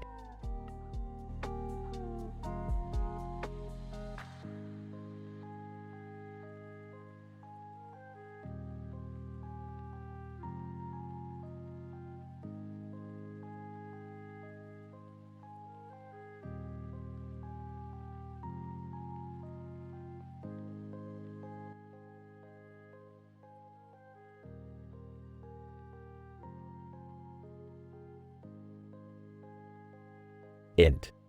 Smith living room, day. Rick and Morty are sitting on the couch, watching interdimensional cable. Morty, pass me the remote. I need to find something more scientifically stimulating. Sure thing, Rick. But can we watch something that's not so messed up this time? Don't worry, Morty. I'll find something more normal. Rick flips through the channels, eventually landing on a science documentary. Announcer, on TV, welcome back to The Universe Unraveled. Today, we explore the fascinating science behind the telepathic alien encounter. Rick and Morty lean in, captivated. Now, this is what I'm talking about. Real science. Yeah, but don't you think some of this stuff is a little far-fetched, Rick? Morty, in a multiverse with infinite possibilities, anything is feasible. It's all about probability manipulation. Okay, but how do they explain the goofy ramp going up and down on the futuristic vehicle? Well, Morty, that's a manifestation of topological extension technology. It utilizes quantum bending to create a stable ramp for transportation purposes. Oh, okay. But why is the concrete surface important? The concrete provides a stable base for the vehicle. It acts as a conductor, optimizing the quantum flow for telepathic communication. Announcer, on TV, and now, we shall witness the telepathic alien encounter in action. On the screen, a group of telepathic aliens approach the vehicle. Now pay attention, Morty. This is where things get real interesting. Morty watches in awe as the aliens begin to communicate with each other using their minds. Whoa, Rick! They can speak without even opening their mouths! That's right, Morty. They've evolved to communicate through pure thought waves, surpassing the need for vocalization. This is mind-blowing! It's mind-blowing and scientifically groundbreaking. The possibilities are endless, Morty. As the episode comes to a close, Rick and Morty sit back, deep in thought. Rick, I can't believe the stuff we just saw. It's like nothing I've ever imagined. Welcome to the world of unlimited possibilities, Morty. It's a wild ride. Yeah, but can we go back to something less complicated next time? My brain is about to explode. Don't worry, Morty. We'll find something equally mind-boggling but with a little less math next time. Now, let's go. There's an endless universe waiting for us. They both get up and exit the living room, leaving the TV playing in the background. Fade out.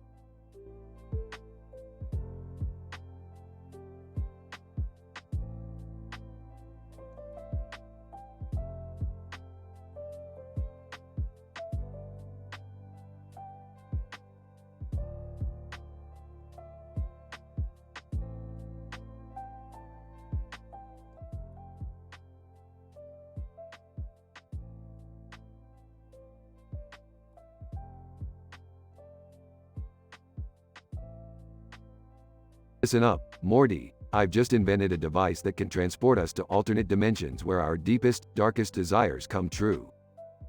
Whoa, Rick! That sounds both intriguing and deeply disturbing at the same time. Yeah, Morty, that's the charm of it. Now put on these VR goggles and let's dive into orbital orgy obsessions. Orbital orgy obsessions? I'm not sure how I feel about that. Oh, come on, Morty. It's just a harmless simulation. What's a little intergalactic hanky-panky between friends? Well, if you say so, Rick. But promise me we won't end up on any top 10 lists for weirdest adventures. Morty, we're already on every extraterrestrial hit list out there. What's one more list gonna hurt? Fair point, I guess. Hey, have you ever played chess, Rick? I heard it's a game of strategy and wit. Chess, Morty, that's for amateurs. I've engineered a version of chess that involves laser beams, time travel, and exploding pawns. It's called Comet's Coquette Conundrum. Whoa, that sounds intense. But are you sure it's safe to play with explosive chess pieces? Morty, safety is for losers. We're pioneers of chaos, remember? Now, let's blaze a trail through this galaxy of chess insanity. Alright, Rick, but can we take a break from the madness and explore something a bit less unpredictable? Fine, Morty, what do you suggest? How about we dive into the scandalous world of interdimensional tabloids? I heard they're full of juicy stories and shady rumors. Morty, you have no idea what you're getting yourself into. But I like your style. Let's get down and dirty with some tittle-tattle and scandal-mongering. Alright, Rick, Buckle up, because this ride is about to get shockingly prurient. Strap in, Morty. We're about to enter a world of saucy innuendos and irreverent gossip that'll make your head spin faster than a UFO in a blender. Rick, sometimes I wonder how we managed to survive all the chaos and insanity. It's simple, Morty. We're survivors. We embrace the absurd, dance with danger, and always come out on top. Now let's go unleash our outrageousness upon the multiverse. Right behind you, Rick. Let's show them what we're made of. Rick and Morty embark on their next mind-bending adventure, ready to push the boundaries of humor and science in ways only they can.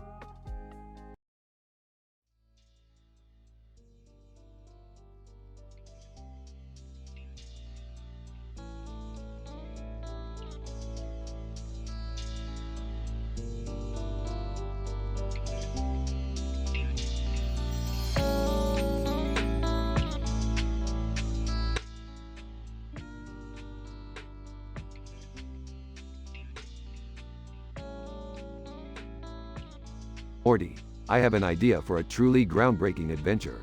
We're going to explore the depths of the sea. Whoa, Rick, are we going to see some amazing sea creatures? Oh, we're going way beyond that, Morty. We're going to encounter a man in a boat with a fishing pole and a light on his head. A man in a boat? Rick, that sounds pretty ordinary. But Morty, this man is a commercial fisherman and he's about to discover some mind-bending secrets lurking beneath the surface. Sarcastically, oh great, another one of Rick's harebrained schemes. Beth, this adventure will blow your mind. We'll uncover a whole new world of lush underwater landscapes and witness funny fashion fails of sea creatures.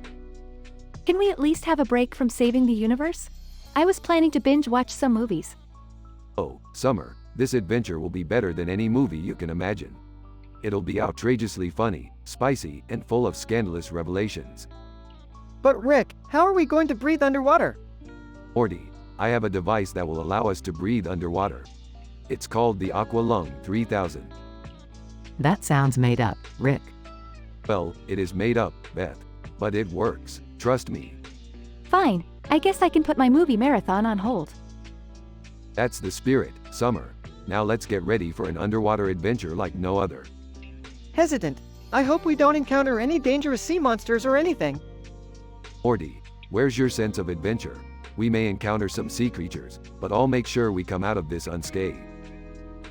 Rick, please promise me you won't do anything reckless. I promise, Beth, we'll be safe. Mostly. I guess we don't have a choice. Let's dive in. That's the spirit, Morty. Prepare for a mind-blowing, scandal-mongering underwater adventure. Sighs, I can't believe I'm actually excited about this. Trust me, Summer, it'll be a juicy story to tell your friends. Now, let's go. They enter the water, with the boat in the background, ready to embark on their thrilling underwater journey.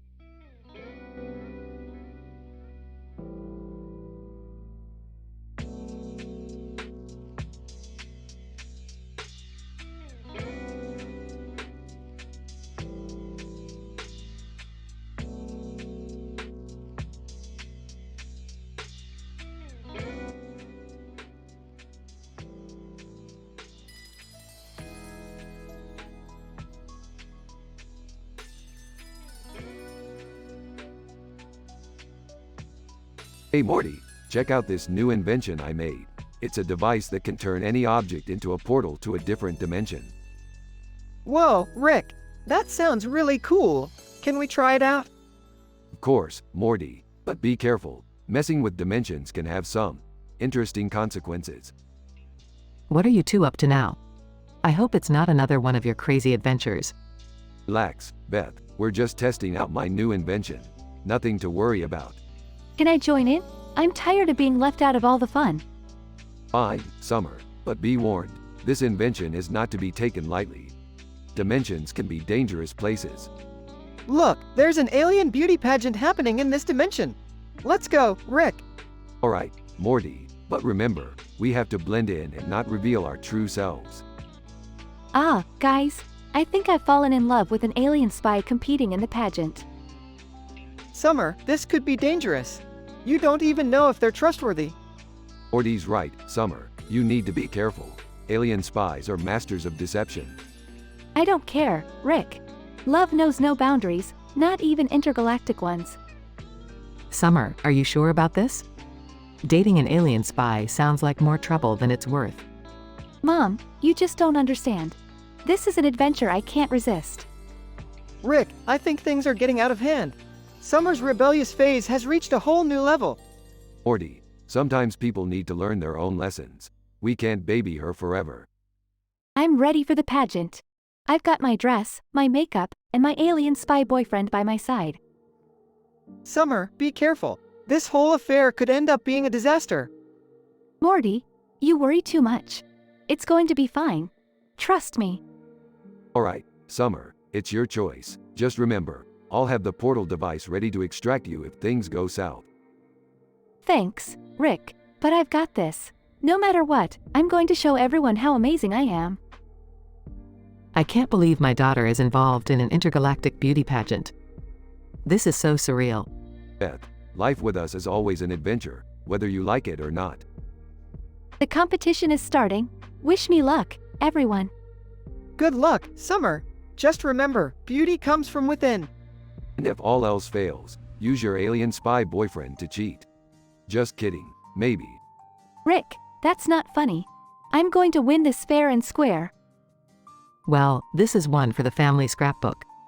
Summer, the intergalactic beauty queen. Yep, another successful adventure, Morty. Now let's go home and see what other trouble we can get into.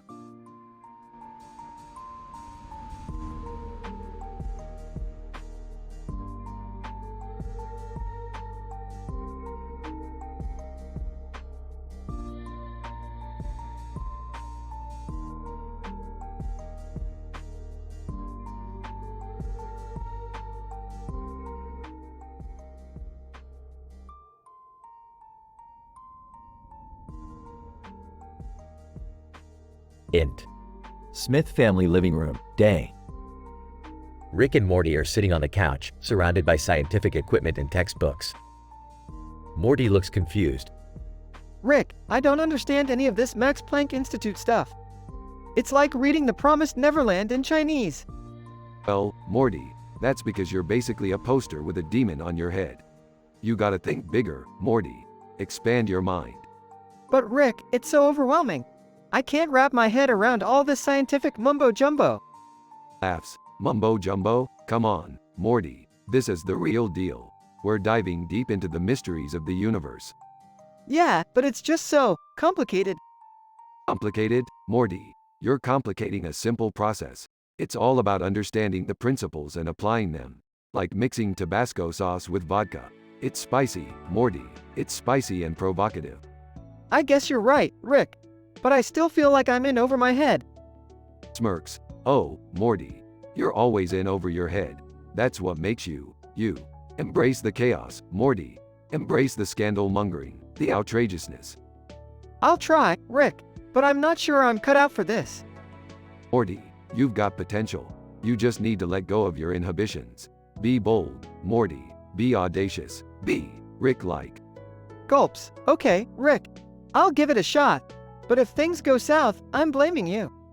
Fair enough, Morty. Blame away. But remember, it's in the darkest, most scandalous moments that the true breakthroughs happen. Raises an eyebrow? Breakthroughs? In scandalous moments? Absolutely, Morty. Just think of it as scientific tittle-tattle. Juicy stories that push the boundaries of knowledge. I guess that kinda makes sense. So, what's our next experiment, Rick? Well, Morty, we're gonna dive deep into the realm of quantum mechanics. We're gonna make some waves, Morty. Big, scandalous waves. Smirks. Alright, Rick. Let's get our scandal mongering on. They both share a mischievous laugh as they prepare to embark on their next wild scientific adventure. Fade out.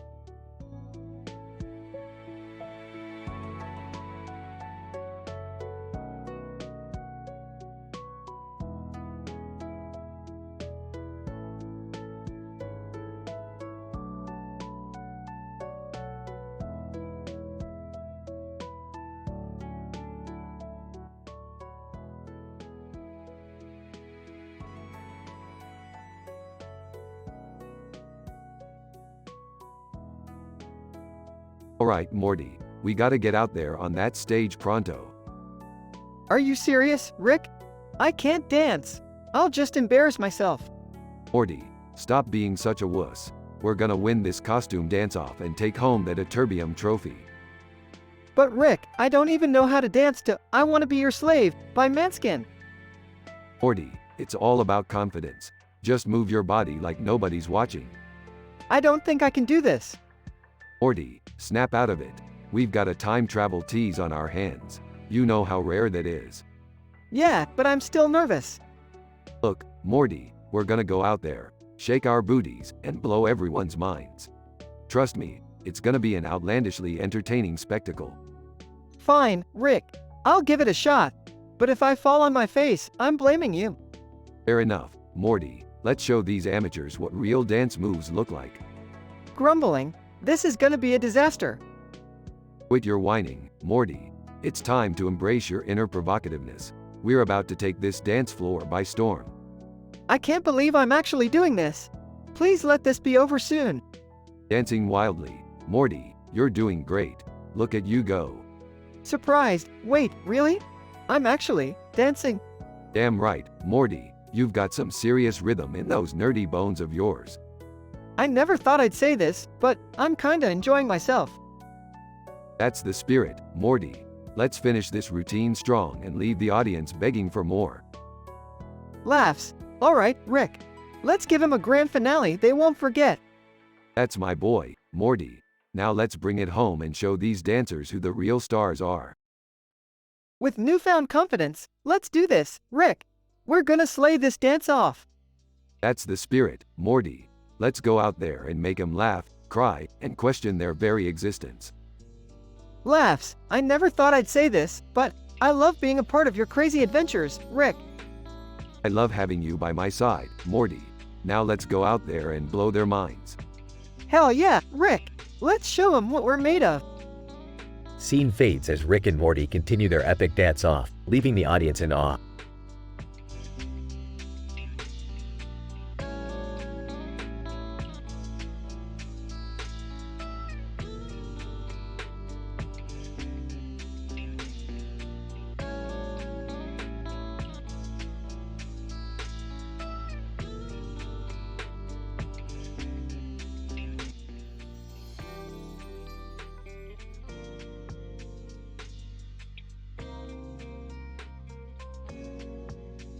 Morty, grab the portal gun.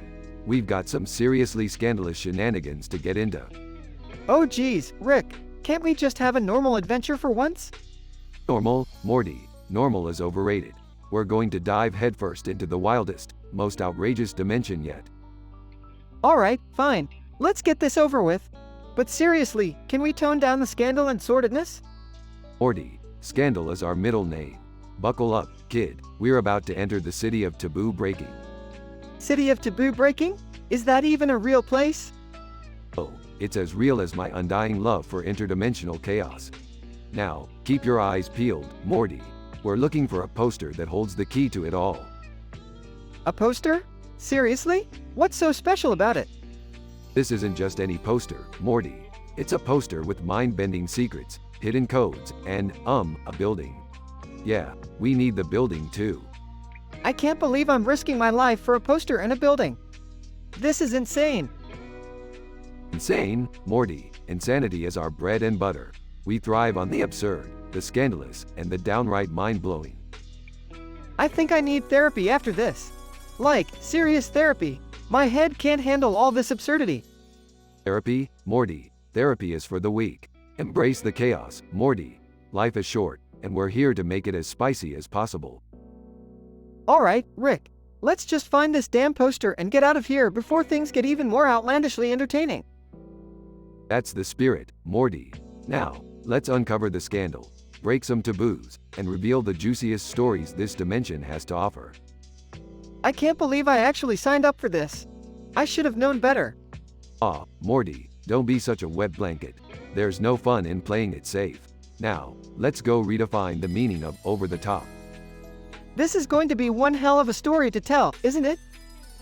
Absolutely, Morty. This adventure will be so scandalous, those historians won't know what hit him. Morty, I can already hear the rumors spreading. Rick and Morty. The duo that dared to go where no one should. That's the spirit, Morty. Embrace the chaos, my boy. Now, let's go make this episode the most outrageous, hilarious, and downright naughty adventure yet. Fine, but don't blame me if we end up breaking a few laws along the way. Laws, Morty, we make our own rules. Now, let's get out there and shake things up.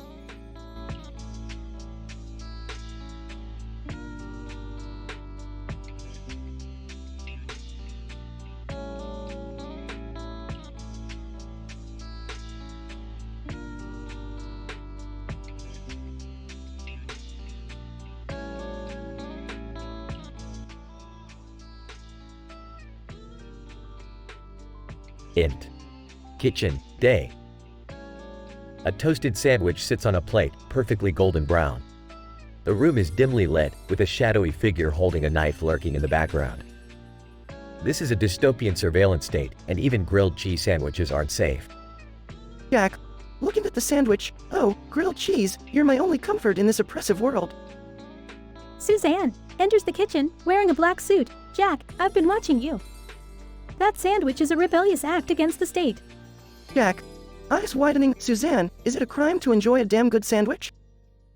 Suzanne, menacingly, in this world, every bite you take is monitored. You have no privacy, not even with your grilled cheese. Jack, defiantly, well, I refuse to live in fear. I will savor every cheesy, melty moment. Suzanne grabs knife from the shadowy figure. You think you can challenge the state with your sandwich-eating defiance? Think again. Jack, backs away. Suzanne, please, don't do something you'll regret. It's just a sandwich. Suzanne, brandishing the knife. It's not just a sandwich, Jack. It's a symbol of resistance, and I won't let you tarnish that. Jack, desperate, fine, take the sandwich. But know this, I'll continue fighting for my right to enjoy a simple pleasure without surveillance. Suzanne, smirking, your defiance won't change a thing. The state will always be watching. Jack, exiting the kitchen, maybe, but at least I'll have my grilled cheese. Int. Living room, day. Jack sits on the couch, eating another grilled cheese, rebelliously taking a bite after each surveillance camera in the room. Suzanne, frustrated. You can't eat your way out of this, Jack. Jack, cheesy grin, watch me. Int. Kitchen, later.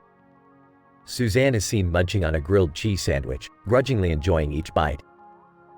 Suzanne, muttering to herself, damn you, Jack. Making me choose between the state and grilled cheese. Fade out.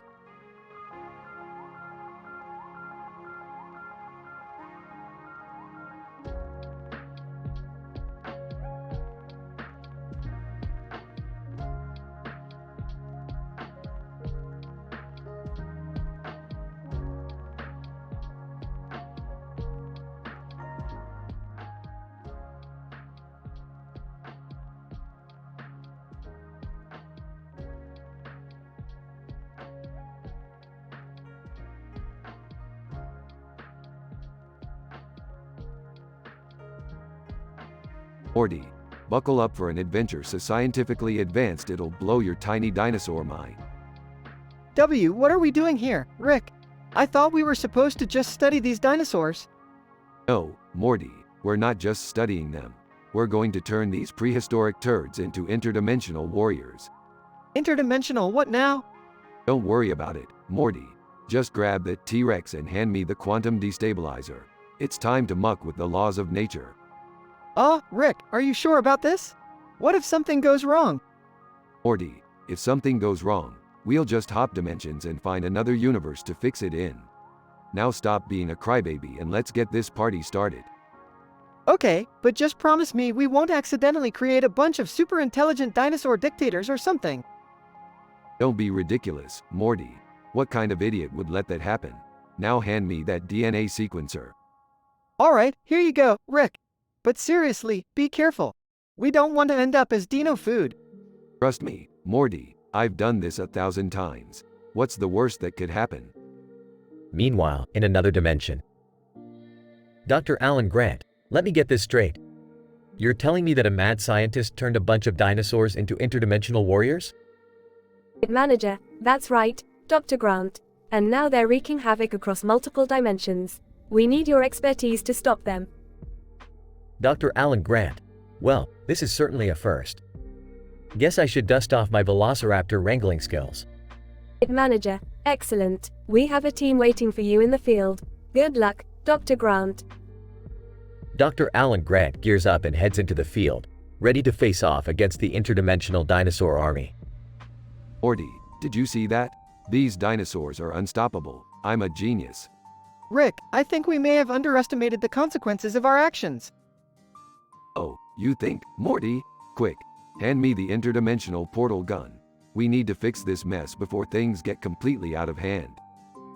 Here you go, Rick. I hope you know what you're doing.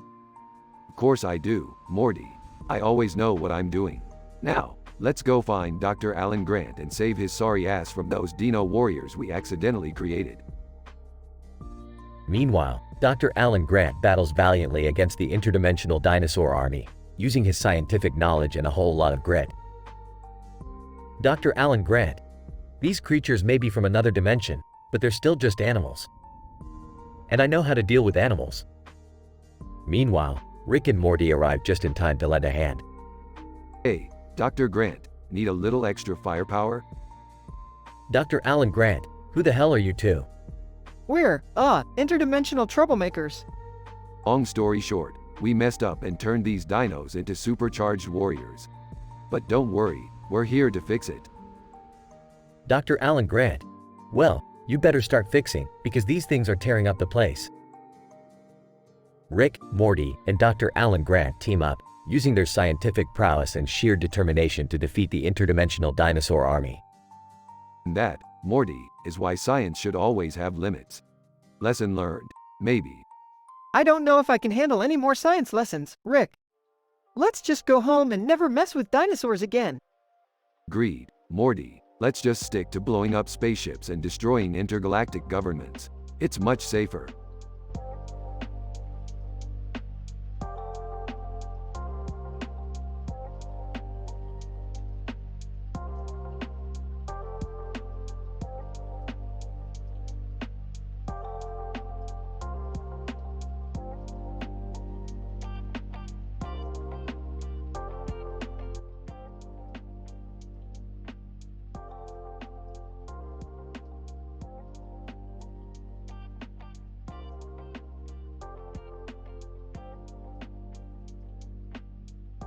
Int.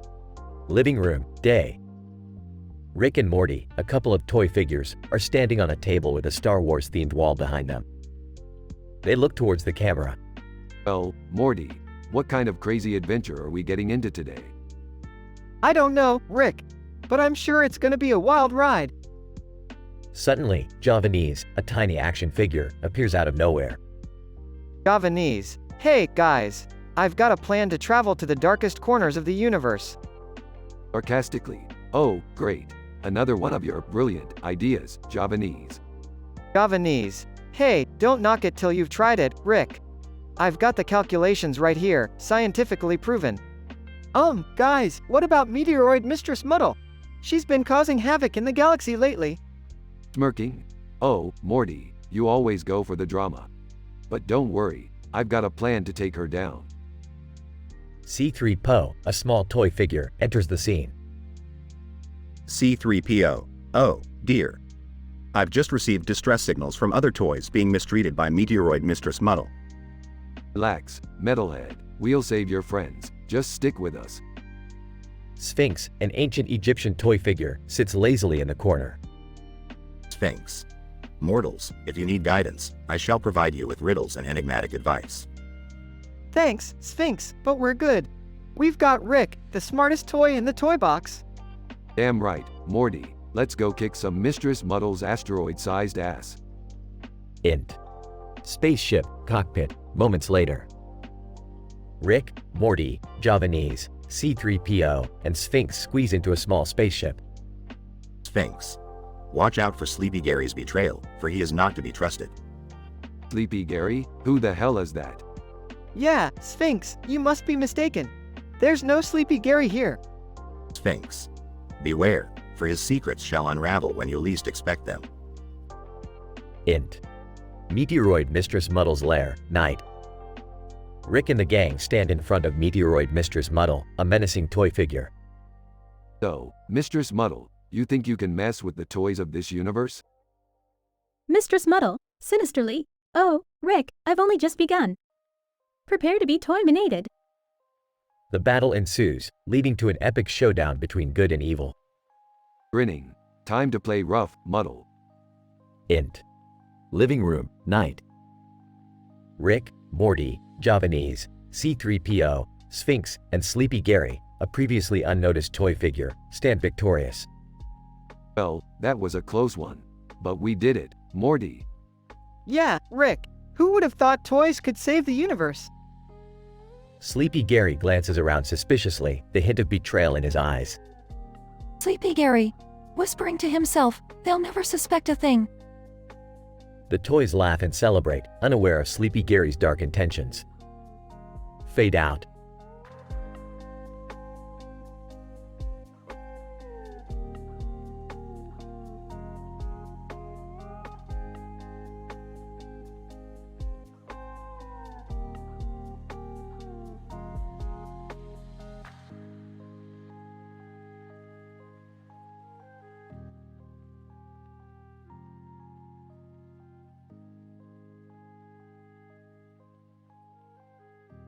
Hey Morty, guess what? I've just invented a device that allows us to travel to alternate dimensions. Oh geez, Rick. Do we really need to get mixed up in more interdimensional trouble? Morty, you never know what kind of crazy adventures we'll stumble upon. Strap in, buddy. What's going on in here? Another one of Rick's insane experiments? Oh great, Jerry, just what we need, the voice of reason. Dad, we're about to embark on an epic journey. You coming? I don't know. Is it dangerous? Of course it is, Jerry. That's half the fun. Count me in too, Rick. I'm tired of sitting on the sidelines. Alright, the whole family's here. Let's fire up the portal. Do we really have to listen to Persian reports in the background? It's all about multitasking, Morty. Now focus. Can we at least take a family photo before we go? You know, for memories? Fine, but make it quick. We've got a universe to explore. Morty takes a picture of the family. Hey Rick, where are we headed first? How about a dimension where everyone is made of gelatin? That'll be a sight to see. Gelatin people? Seriously, Rick? Trust me, Morty, gelatin people know how to party. I hope they're not too jiggly. I feel uneasy around gelatinous beings. Don't worry, Jerry, you'll get used to it. Now buckle up, we're about to jump. They enter the portal and find themselves surrounded by wobbly gelatin people. This is weirdly fascinating, Rick. I never thought I'd say that. I gotta admit, this dimension is pretty cool. Can we stay a little longer? Sure, why not? Let's have some gelatinous adventures while we're here. As long as they don't take a liking to my tie, I'm cool with it. Meanwhile, the gelatin people start partying and dancing. Looks like they're throwing a rave. Time to join the party, Smiths. They all start dancing with the gelatin people, having the time of their lives. Rick, I can't believe I'm saying this, but this is the best dimension we've visited so far. I told you, Morty. There's always something wild and unexpected waiting for us out there.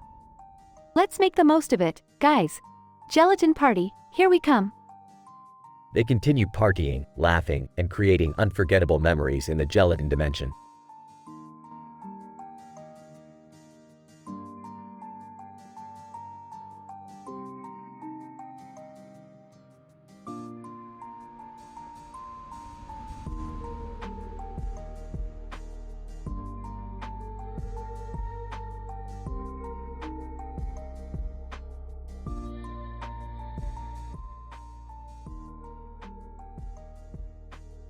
Alright, Morty, hold on tight.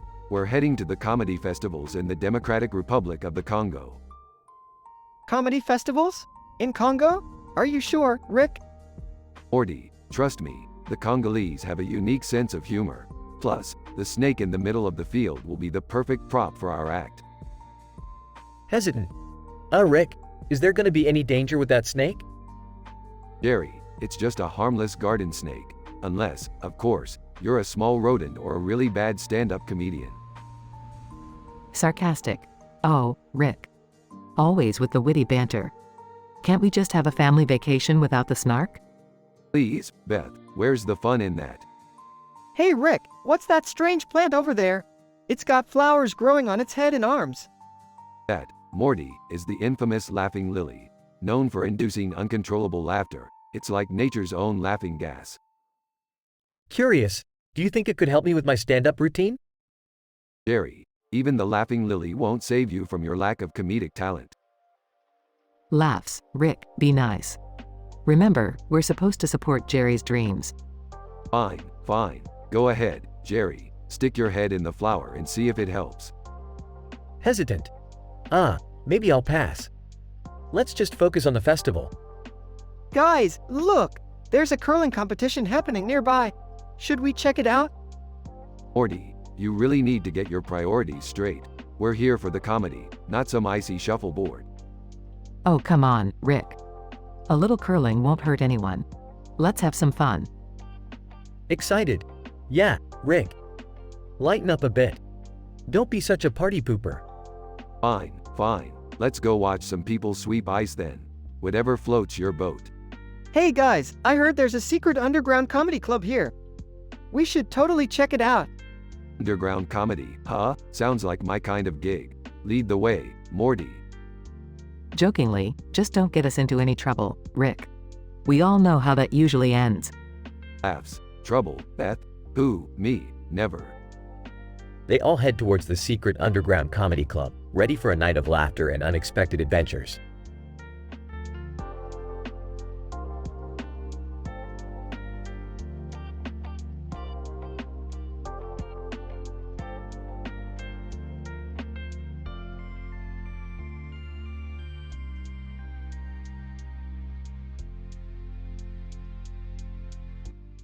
Morty, I've discovered a new dimension where people's lower legs are constantly changing colors, like a kaleidoscope. Whoa, Rick, that sounds trippy. But what's the big deal about some wacky legs? Well, Morty, these changing legs are a result of the Institute of Genomic Research's latest experiment gone wrong. They were trying to create a new fashion trend, but it backfired big time. Are you serious, Rick? They messed up people's legs just for fashion? Yeah, Beth, it's a prime example of people misunderstanding technology. They thought they could manipulate genetics to create the perfect look, but all they got was a bunch of freaky legs. That's insane. Imagine walking down the street and seeing legs morphing into different colors and patterns. Talk about a fashion nightmare. Exactly, Summer. It's like living in a never-ending acid trip. But don't worry, I've got a plan to fix this mess. What's the plan, Rick? We need to find the source of this genetic mutation and reverse engineer it. I've located the TIGR, the secret lab responsible for this chaos. We're going in. Hold on, Rick. Is it safe? I don't want any of us getting mutated legs. Relax, Beth. I've got a serum that'll protect us. Now, let's grab our lab coats and get ready for some scientific mayhem. This is gonna be epic. I can't wait to see the look on those scientists' faces when we save the day. Just remember, guys, we're not just saving fashion. We're saving humanity from their own stupidity. Now let's go fix this mess and teach those scientists a lesson they'll never forget. Geez, Rick, this is gonna be one wild adventure. You bet it is, Morty. Now buckle up and prepare for the unexpected. It's time to dive headfirst into some genetically messed up legs and come out on top.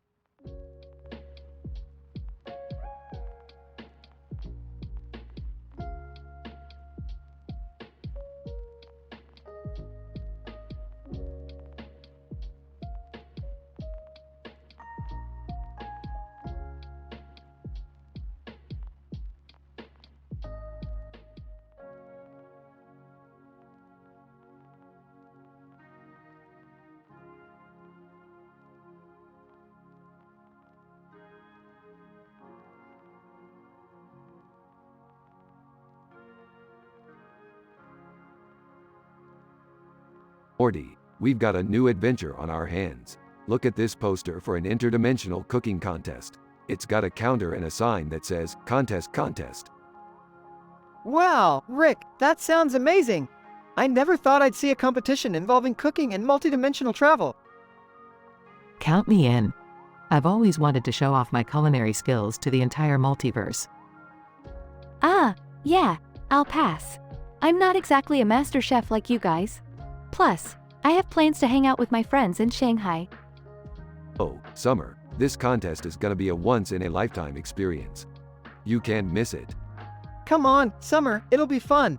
Just think of all the weird and delicious dishes we'll get to try. Plus, there might be some really cool interdimensional gadgets and ingredients to experiment with. Fine, fine. I'll cancel my plans and join you guys.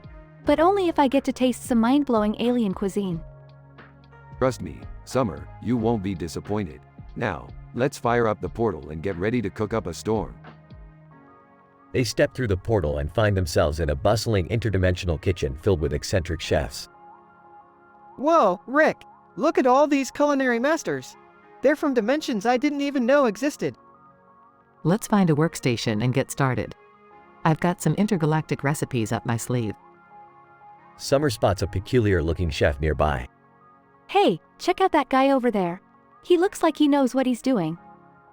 Oh, you mean Chef Zorgo. He's a legend in the cooking universe.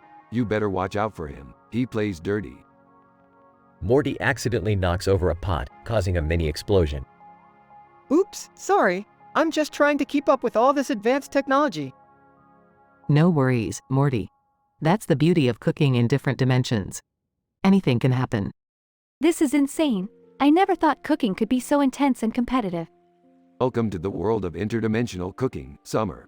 It's a whole different ball game. Morty accidentally spills an alien spice on himself and starts hallucinating. Whoa, Rick, I think I just experienced flavor overload. Colors are merging and unicorns are singing. Morty, I told you to be careful with those alien spices. They can have some unpredictable effects. I have to admit, this contest is turning out to be way more exciting than I anticipated. That's the thing about the multiverse, Summer. You never know what surprises await you. As the cooking competition concludes, the judges gather to taste the contestants' dishes. Judge, this is the most innovative dish I've ever tried. I can taste flavors from dimensions I didn't even know existed. Well, you haven't seen anything yet. Prepare to have your taste buds blown away. They present their final dish, a mind-bending fusion of interdimensional ingredients. Judge, this is indescribable. The flavors, the textures, it's like a symphony in my mouth. We did it, guys. We created a culinary masterpiece that transcends all dimensions. And to think, it all started with a simple poster for a cooking contest. I must say, this experience has opened my eyes to the exciting possibilities of interdimensional cuisine. That's my girl. Now let's celebrate our victory in proper Rick and Morty style. They raise their glasses and toast to a successful adventure in the world of cooking and chaos.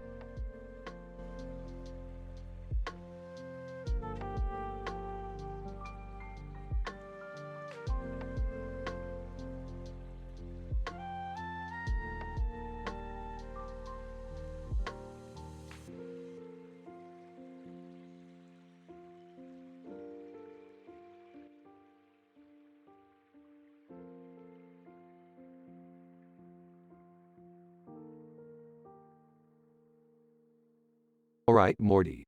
Time to embark on another mind-bending adventure. Geez, Rick, can we take it easy for once? Easy, Morty. If we took it easy, we'd be nothing more than simple-minded sheep. Dad, can't you give Morty a break? He's just a kid. Breaks are for weaklings, Beth. We're here to push the boundaries of science and humor. Fine, let's just get this over with. What's the mission this time, Rick? We're entering a sci-fi themed board game, Morty, with dices and dices on the table.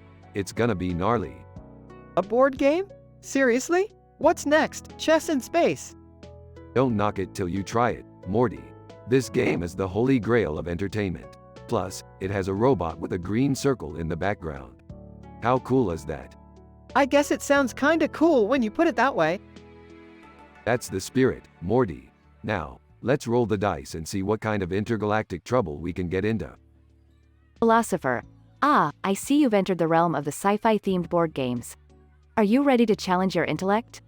Please, we invented the concept of intellect, Mr. Know-It-All. Donut shop owner, can I interest you fine folks in some interdimensional donuts? They're out of this world. Donuts sound good right about now. Rick, can we take a break? Morty, we're knee-deep in the fabric of existence. Donuts can wait. Zach Brannigan, attention, Earthlings. The mighty Zach Brannigan is here to save the day. Ah, not this guy again. Klingon. Kopla, prepare for battle, puny humans. OMG, it's a Klingon. Can I get your autograph? Klingon. Autograph? I am a warrior, not a celebrity, foolish human. Alright, Morty, time to show these fictional characters who's the real master of the multiverse. I just wanted a quiet day at home, Rick. But I guess this is our life now.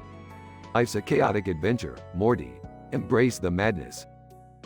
Can we at least finish this game before our next existential crisis?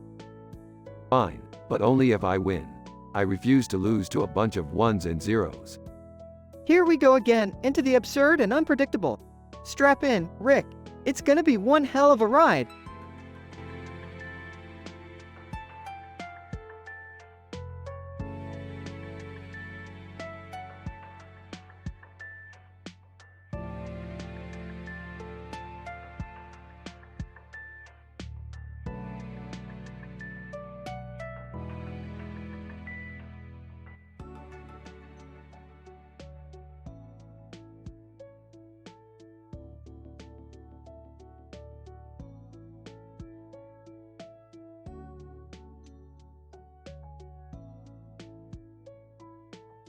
Alright, Morty, buckle up.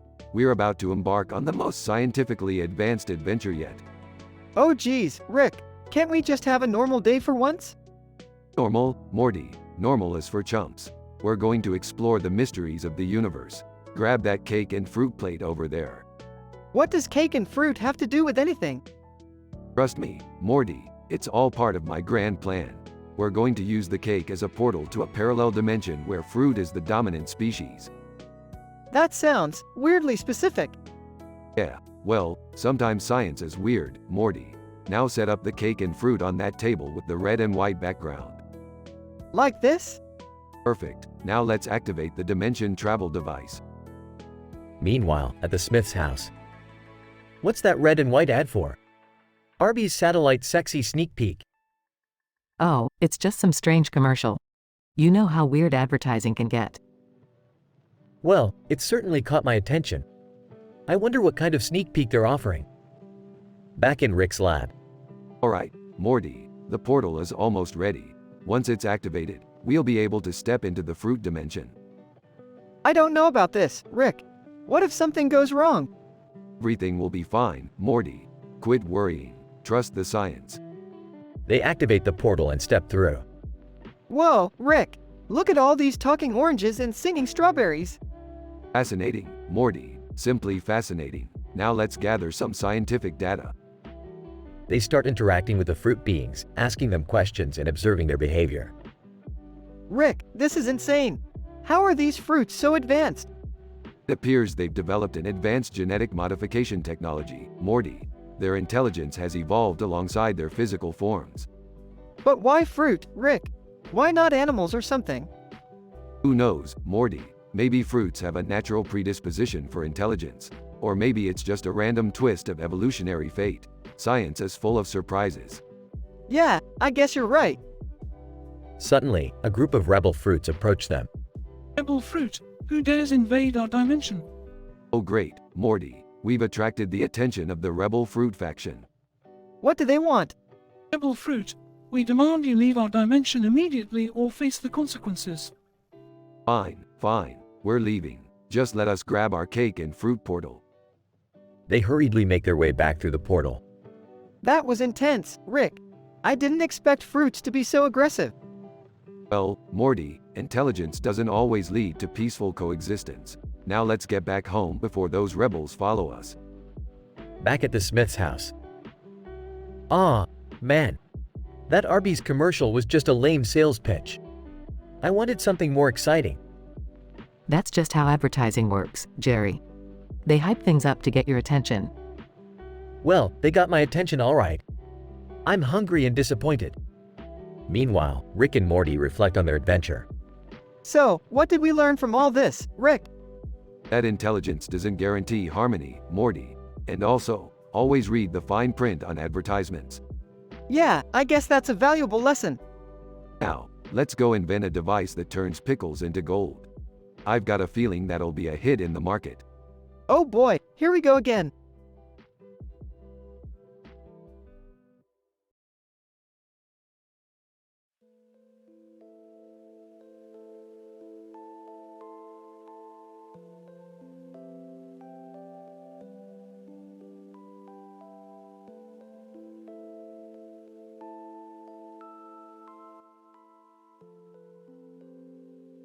Morty, we've got ourselves a situation here.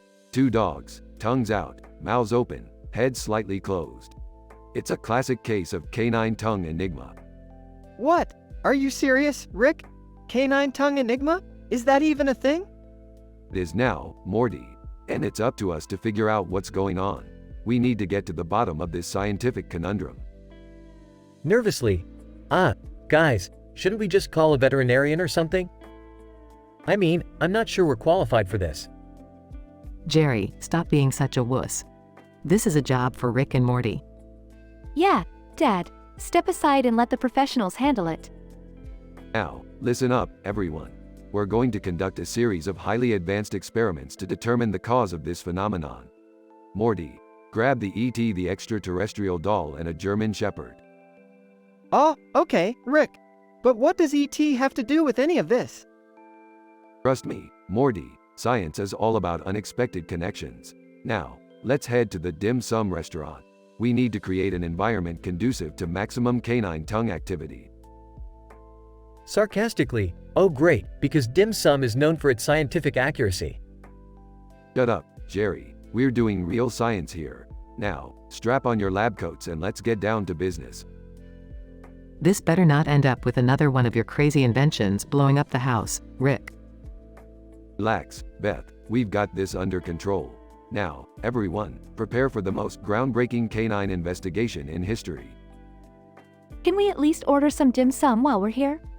Fine, but only if it's scientifically proven to enhance our brain power. Under his breath, I can't believe I'm about to conduct experiments with a doll and a bunch of dim sum. Quit complaining, Morty. Science waits for no one. Now, let the canine tongue enigma investigation begin.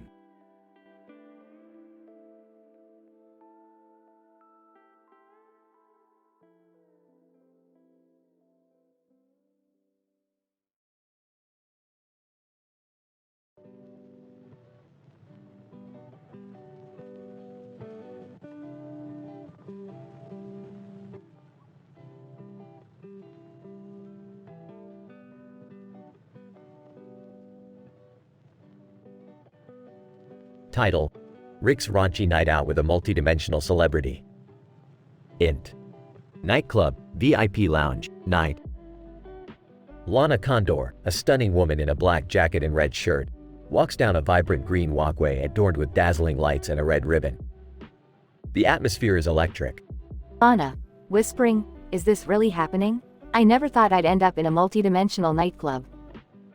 Suddenly, Rick, an ordinary guy with an adventurous spirit, approaches Lana. Anna, you made it. Get ready for the night of your life. Anna, Rick, what kind of place is this? It's like nothing I've ever seen before. This, my dear friend, is a nightclub frequented by beings from different dimensions. Prepare yourself for some mind-bending encounters. Anna, mind-bending encounters? You don't say. I'm a little nervous but excited. Suddenly, Sudden Clarity Clarence meme, a self-aware internet meme personified, pops out of nowhere. Clarence. So, you think you can handle the multidimensional craziness? Brace yourself, my friends. Clarence, what brings you here?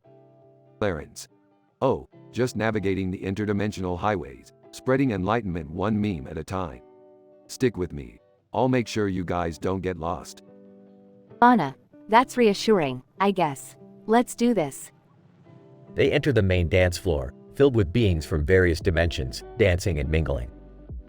This place is like a crossover of all my wildest dreams. Look, Lana, there's Pico de Gallo, the salsa-loving interdimensional chef. Pico de Gallo. Hola amigos. Who's ready for a spicy night? Anna, salsa-loving interdimensional chef? count me in. They dance and laugh the night away, exploring all the wonders the nightclub has to offer. Int. Nightclub, rooftop, dawn. As the night comes to an end, Rick, Lana, Clarence, and Pico de Gallo find themselves on the rooftop, overlooking the city skyline. But a night, we encountered beings from different dimensions, danced, laughed, and even had a salsa lesson from Pico de Gallo himself. Lana, I never thought my night out would turn out like this. It's been incredible, Rick. Clarence. You know, sometimes the most extraordinary experiences come from embracing the unexpected. This night will be legendary. Pico de Gallo, Delantologia, amigos. The taste of adventure always brings people together. They share a group hug, bidding farewell to their newfound friends from different dimensions. Smiling. This night will forever be etched in our memories. Fade out. The end.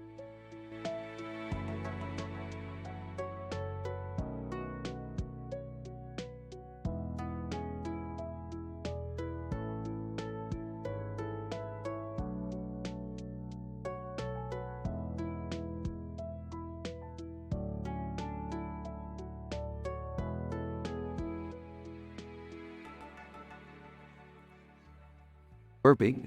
Alright, Morty, buckle up. We're about to embark on a wild adventure with enough twists and turns to make your head spin. Oh, okay, Rick. Where are we going this time? And please, try not to get us into any more trouble. Relax, Morty. This time, I found a dimension where ginger root is the ultimate power source. It's pure genius, Morty. We're heading straight to the ginger dimension. The ginger dimension? Are you serious, Rick? What's so special about ginger? Oh, Morty, ginger root is not just some ordinary vegetable. In this dimension, it's the key to unlimited energy, teleportation, and mind control. Plus, it goes great with green beans. Entering the room, did someone say green beans? I've always been a fan of the vegetable world. Jerry, can you focus for once? We're talking about interdimensional travel here. Yeah, Dad, get with the program. We're about to witness the power of ginger firsthand. Alright, everyone, put on your goggles. We're about to step through the portal and into a world of mind-bending possibilities. I hope we don't run into any dangerous ginger monsters or anything like that. Morty, relax. The worst we'll encounter is a ginger-powered robot army. But don't worry, I've got a plan for that. Just promise me we'll be back in time for dinner. I don't want to miss out on my lasagna. Don't worry, Beth. We'll be back before you can say. Ginger glazed carrots with a side of Glasgow's finest chayote. Wow, that sounds interesting. Dad, you really need to step up your food vocabulary game. Alright, everyone. Remember, this dimension operates on Italian time, so be prepared for anything and everything. We may even encounter a ginger mafia boss. A ginger mafia boss? Are you serious, Rick? Hey, Morty, anything is possible when we're traveling through dimensions. Now, hold on tight. We're about to go ginger hunting. They step through the portal, leaving behind a plate of fresh ginger root with green beans on the side of it, with a knife and fork.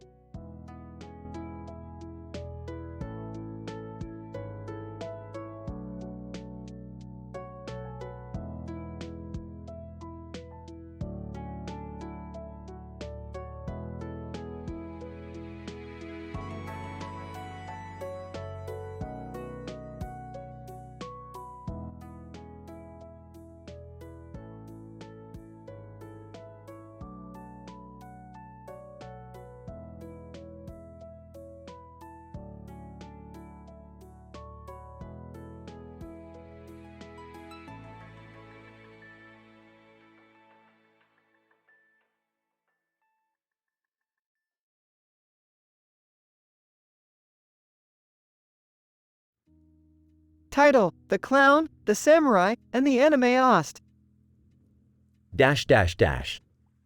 Int. Circus tent, night.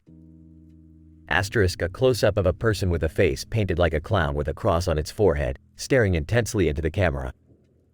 Clown, life is one big circus, darling. And tonight, the show must go on.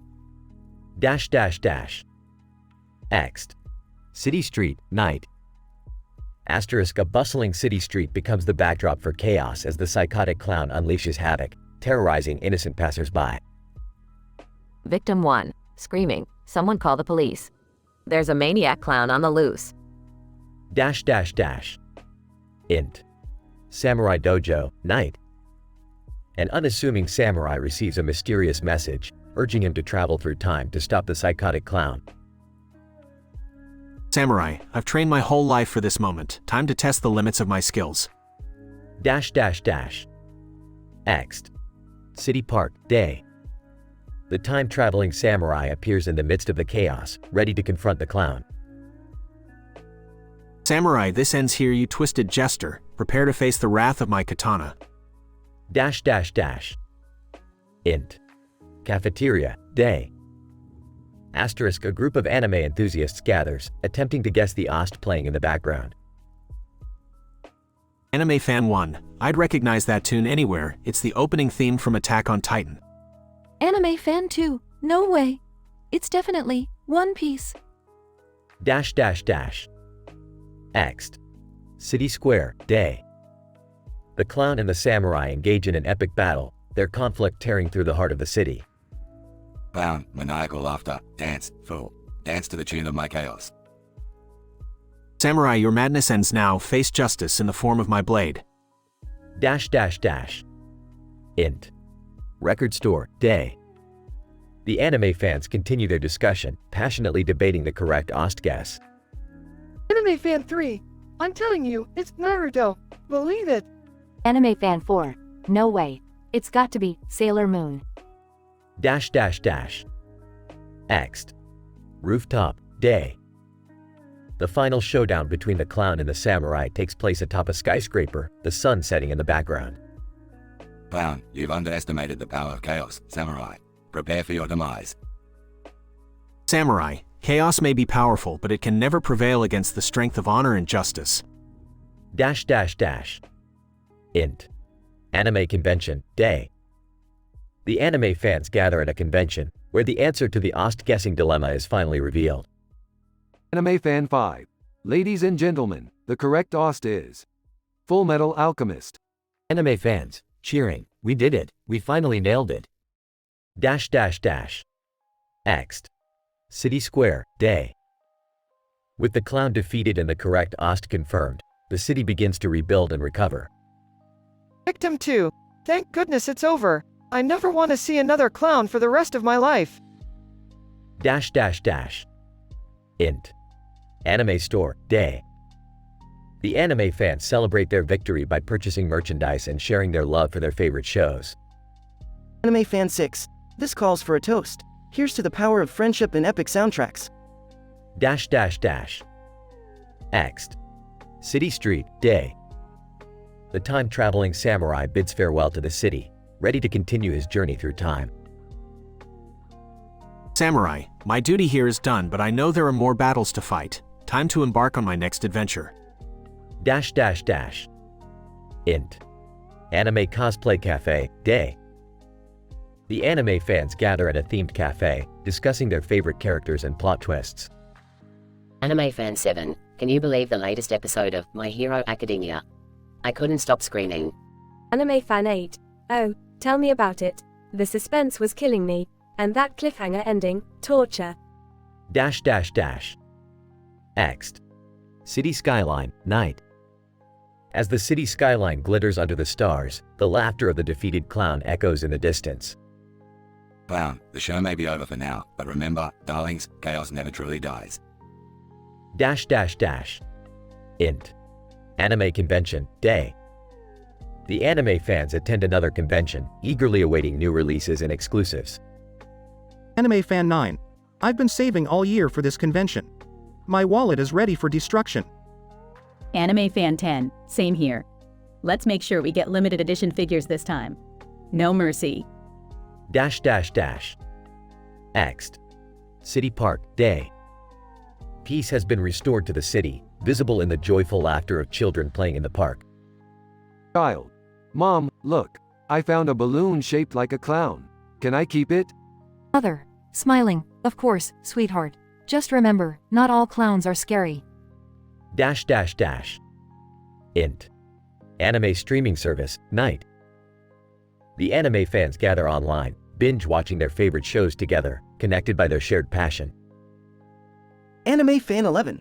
Guys, let's synchronize and press play in 3, 2, 1. Anime time. Anime fans. Excitedly, anime time.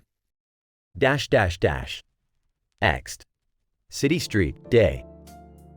Asterisk life in the city returns to normal, as if the psychotic clown rampage had been nothing more than a distant memory. Clown, whispering, but remember, my sweet darlings, chaos can lurk just around the corner.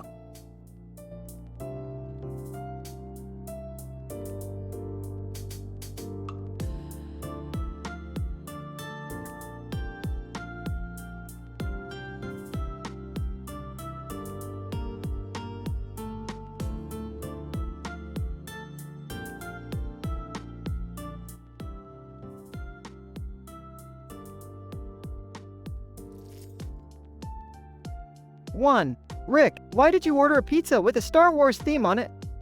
Are we having a nerd party or something? 2. Morty, this pizza isn't just any pizza. It's a multi-dimensional, time-traveling pizza capable of fulfilling all our wildest dreams. 3. Seriously, Rick?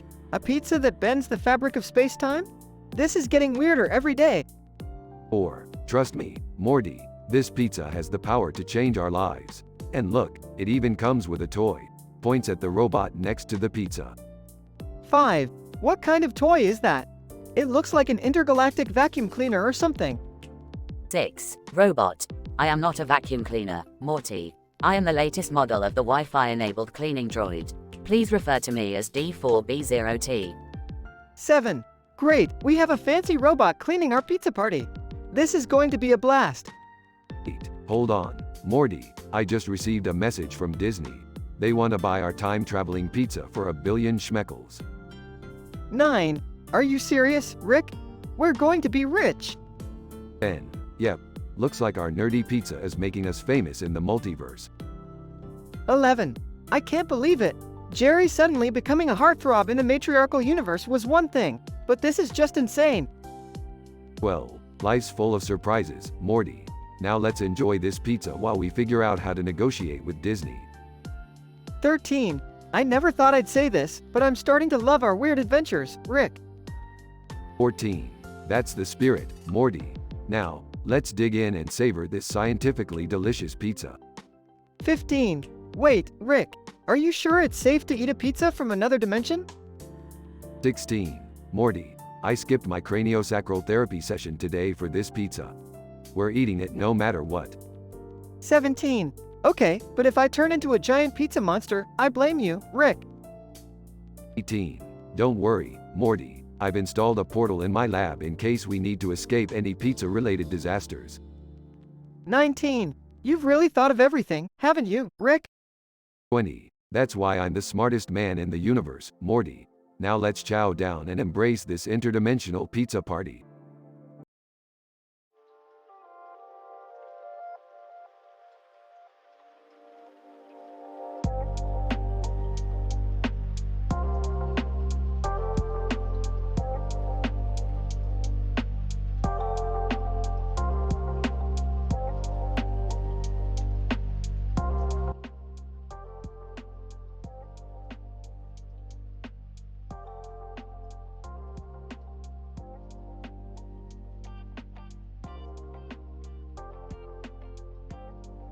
Morty, buckle up and prepare for the most scientifically advanced adventure of your young life. Rick, can we maybe skip the crazy space stuff this time? I haven't recovered from the last brain-bending trip. Morty, you know I can't resist the opportunity to explore uncharted territories. Now hold on, we're heading for that planet over there. Sarcastically, oh great, another one of Rick's outlandish escapades. Can't we just have a normal family vacation? Summer, normal is overrated. Plus, I've heard rumors that this planet holds the key to ultimate knowledge. Think of the possibilities. But Rick, what if we encounter dangerous aliens or get sucked into a black hole? I'm not ready to become space dust. Morty, you worry too much. We've faced far worse than a few Tholians or a stray comet. Trust me, this is gonna be mind-blowing. Grumbling, mind-blowing in a send us to the emergency room kind of way, I bet. Alright, buckle up, Kids, destination ahead. Prepare for warp speed. Can't we just go to the Bahamas or something? No alien invasions? No exploding planets? Morty, we've established that your desires for a normal vacation are inconsequential in the grand scheme of scientific exploration. Yeah, Morty, just accept the fact that we're the playthings of a mad scientist and embrace the chaos. Smirking. That's the spirit, Summer. Now, let's get ready to make history. Size, fine, but I better get a souvenir that's out of this world. Oh, Morty, you always manage to surprise me with your puns. Now, let's go boldly where no Smiths have gone before. I hope you have good intergalactic car insurance, Rick. We seem to be a magnet for disaster. Insurance is for weaklings, Summer. We're gonna face the unknown head on and come out on top. Just you wait. Nervously, yeah, I can't help but feel like this is gonna end with us being dissected or turned into goo or something. Morty, trust your old grandpa. I got us covered, and even if we do get dissected, it'll be a learning experience. Rolls her eyes. Learning experience, right. Can't wait to tell my therapist about this one. Time to activate the interdimensional travel module. Hang on, this is gonna be a bumpy ride. Bumpy? Rick, I thought you said this thing was the pinnacle of space travel technology. No technology is perfect, Morty. You should know that by now. Now, let's go embrace the chaos and boldly go where idiots like us have gone before. Deadpan, and here I was hoping for a peaceful summer break. Silly me. Don't worry, Summer. Peace is overrated. We're gonna have the adventure of a lifetime.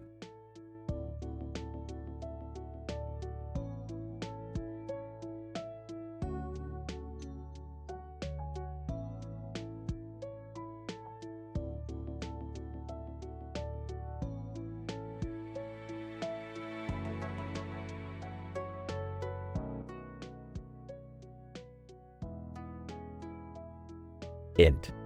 Smith living room, day. Rick and Morty are standing next to each other with a red circle around them.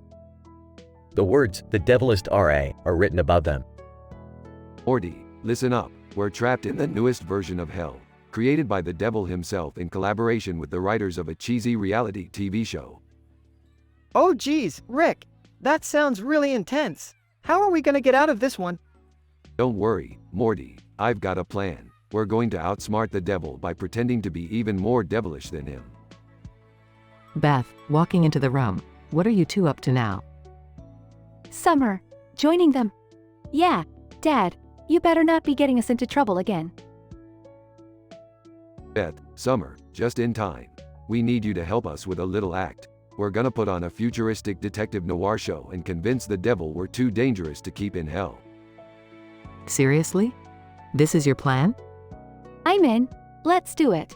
It's gotta be better than that otaku trivia night you dragged us to last week.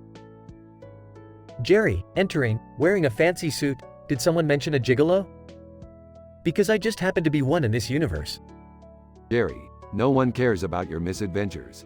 We have a quantum physicist ex-girlfriend threatening the fabric of the universe and we need to focus. Wait, Rick, why does your ex-girlfriend want to destroy the universe? Because she found out I cheated on her with a black hole, Morty. It's a long story. I can't believe I married into this dysfunctional family. Hey, at least it's never boring, Mom. Alright, everyone, let's get ready to become the devil's worst nightmare. It's showtime. They all gather together, ready to put on a performance that will shake the very foundations of hell.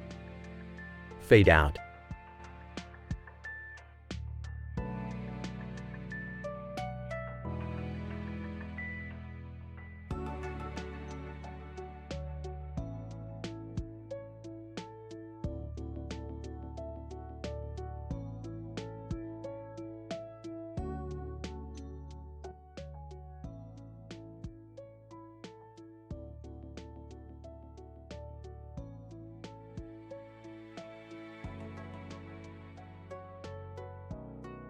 Int. Alien dance-off, day. Close-up of an alien with a light on its head and a blue background. The alien is getting ready to participate in the intergalactic dance competition. Alien 1. Excitedly, alright, folks, who's ready for the ultimate dance-off? The crowd cheers as the network administrator, a human, enters the scene. Network administrator. Confused. Excuse me, what's going on here? How did I end up in an interstellar dance competition? Alien 2. Laughs, welcome, network administrator. You've been randomly selected to join the dance-off. Don't worry, there's a cash prize if you win.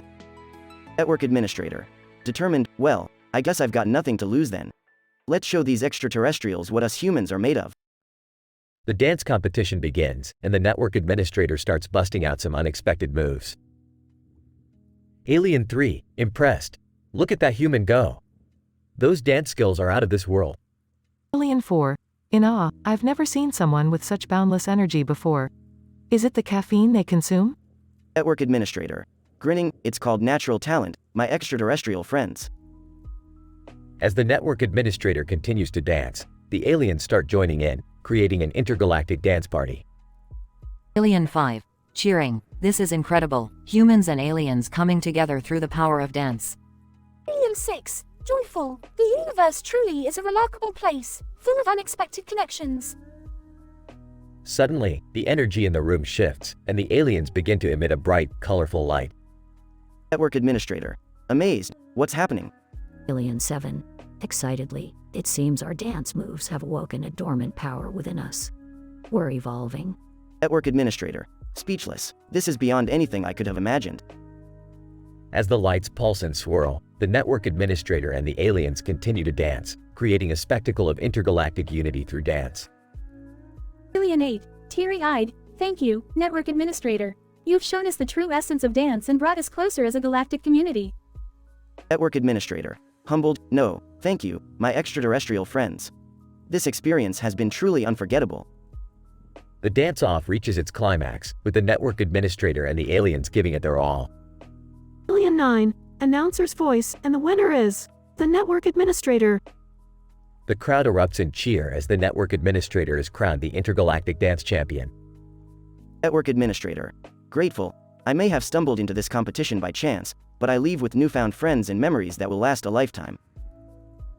The dance party continues, and the aliens and the network administrator share laughter, joy, and a newfound appreciation for the power of dance. Fade out.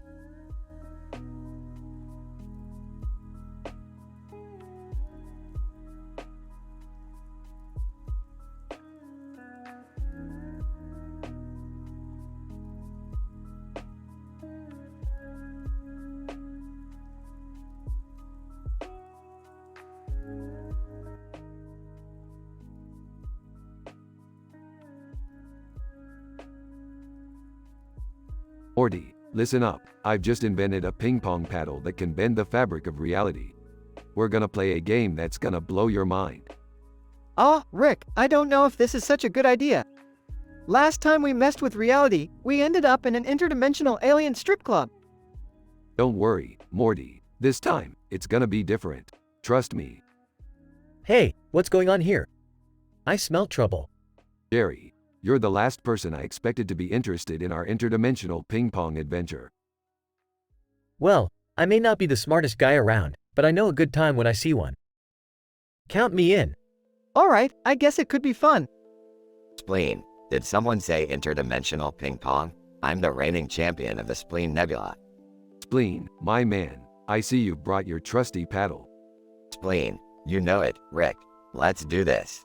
Alright, everybody, grab your paddles and let the interdimensional ping pong tournament begin. Rick, I'm feeling a weird tingling sensation. Is this normal? Perfectly normal, Morty. It means the realities are merging. Just keep playing. Whoa, this is intense. I can't believe we're actually playing ping pong in alternate dimensions. Hang on, Jerry. We're about to enter the dimension of ping pong champions. Rick, I think I'm starting to understand the true meaning of life through this game. That's the power of ping pong, Morty. It's a universal language. Spleen. Rick, you've created something incredible here. I can't wait to tell all my Spleen Nebula buddies about this. Oh, don't worry, Spleen.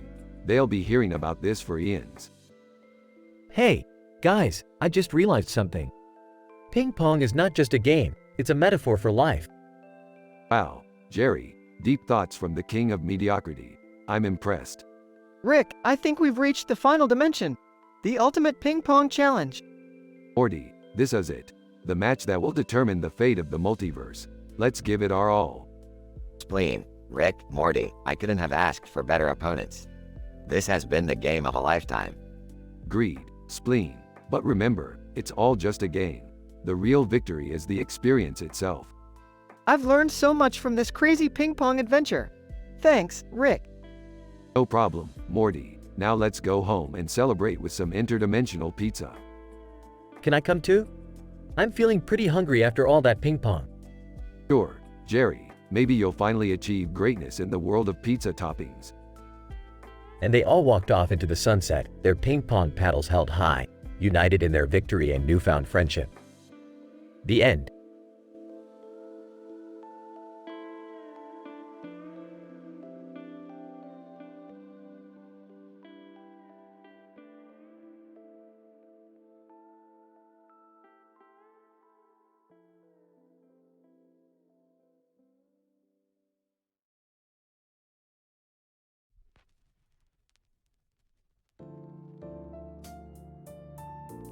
Morty, get in here. I've just discovered a dimension where every single person is a clone of Will Smith. Oh geez, Rick! Not another dimension filled with celebrities. Last time we were surrounded by Princess Peach clones. Morty, that was a completely different timeline. Get your facts straight. Whatever, Rick. So, what's the plan? We're gonna crash their world-famous party, Morty. Get ready for some scandalous encounters and over-the-top antics. I don't know, Rick. It seems a bit risque. Who cares about being risque, Morty? We're in the universe of salacious clones. Let's live a little. Alright, let's do this. But I swear, if I end up accidentally dating another clone like the one from Storytelling Circle, I'm gonna lose it. Don't worry, Morty. We'll make sure to avoid any romantic entanglements this time. Let's keep it strictly absurd and hilarious. Sounds good to me, Rick. But just remember, no more scandals involving tabloid rumormongers, okay? Fine, Morty. No more juicy stories for the scandal-mongering fanatics out there. We'll keep things under control, for now. Thank you, Rick. I appreciate it.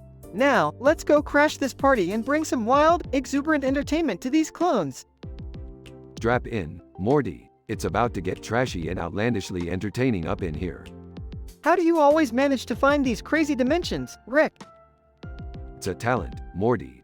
A talent mixed with a lot of scientific PhD-level experimentation. Now, buckle up and get ready for the ride of your life. I hope this dimension hasn't heard Driver's License by Olivia Rodrigo on repeat like the last one. I can't take it anymore. Don't worry, Morty. This dimension has a strict ban on pop music. No Princess Peach clones singing that dreadful song. Phew, thank goodness for small favors. Let's go, Rick. Let's conquer this dimension with our trademark Rick and Morty wit. That's the spirit, Morty. Hold on tight. It's gonna be a bumpy, scandal-ridden, side-splitting adventure. I'm ready, Rick. Let's show them how audacious and wild we can be in the wildest dimension yet. Buckle up, Morty. We're about to make some scientifically improbable, mind-blowing chaos happen in this dimension.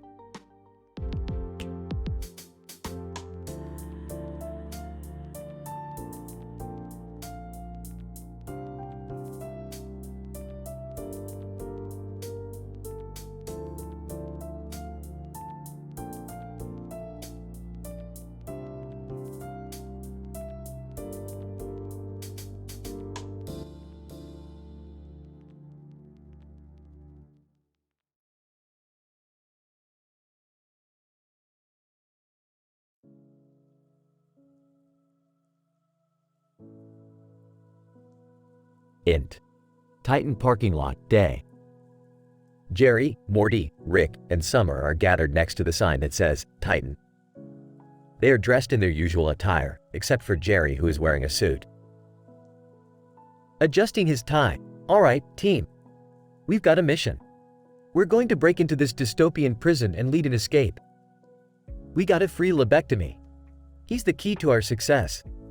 Sarcastically, Lebectomy? Seriously, Jerry, couldn't you have picked a less ridiculous name? Defensively, hey, I didn't name him. I just go with what the scriptwriters give me. Nervously, guys, I'm not sure about this. breaking into a high-security prison sounds pretty dangerous. Rolling her eyes. Oh, come on, Morty. Where's your sense of adventure? We faced much worse than a bunch of guards with stun batons. Smirking. Summer's right, Morty. We've battled aliens, escaped dimension-hopping assassins, and survived intergalactic bureaucracy. A little prison break should be a cakewalk. Trying to sound confident. We just need to stick together and follow the plan. I've got a blueprint of the prison, and Rick has some gadgets to help us out. Grumbling. I hope those gadgets don't involve any weird body modifications this time. Waving a device. Oh, Morty, you know I can't resist a good lobotomy joke. Smirking. Yeah, Morty. Just think of it as a character-building experience. Alright, enough distractions. Let's head inside and save Lobectomy. Remember, stealth is key. They all nod, psyching themselves up for the dangerous mission ahead. Int. Titan Prison, Cell Block. The group sneaks through the dimly lit corridors, avoiding the guards patrolling the area.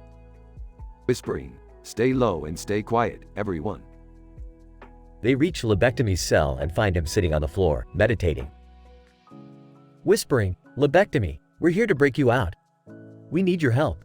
Lobectomy, calmly, the time has come. I have foreseen your arrival. Whispering, wait, you're psychic too? Rick, why didn't you mention that? Whispering back, Morty, there are a lot of things I don't mention. Deal with it. They quickly free Lobectomy from his cell and make their way back through the prison. Next. Titan Parking Lot, Night.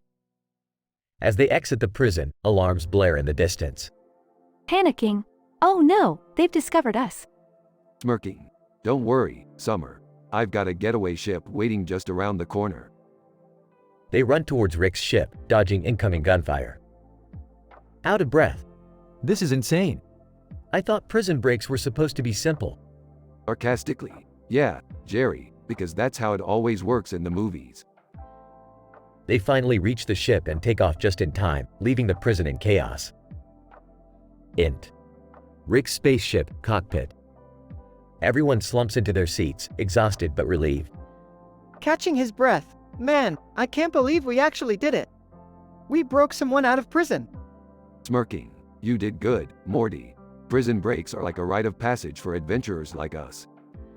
Grinning. So, Lobectomy, got any more prophecies for us? Lobectomy, serenely, the future remains uncertain, but what I do know is that our adventures will only get wilder from here.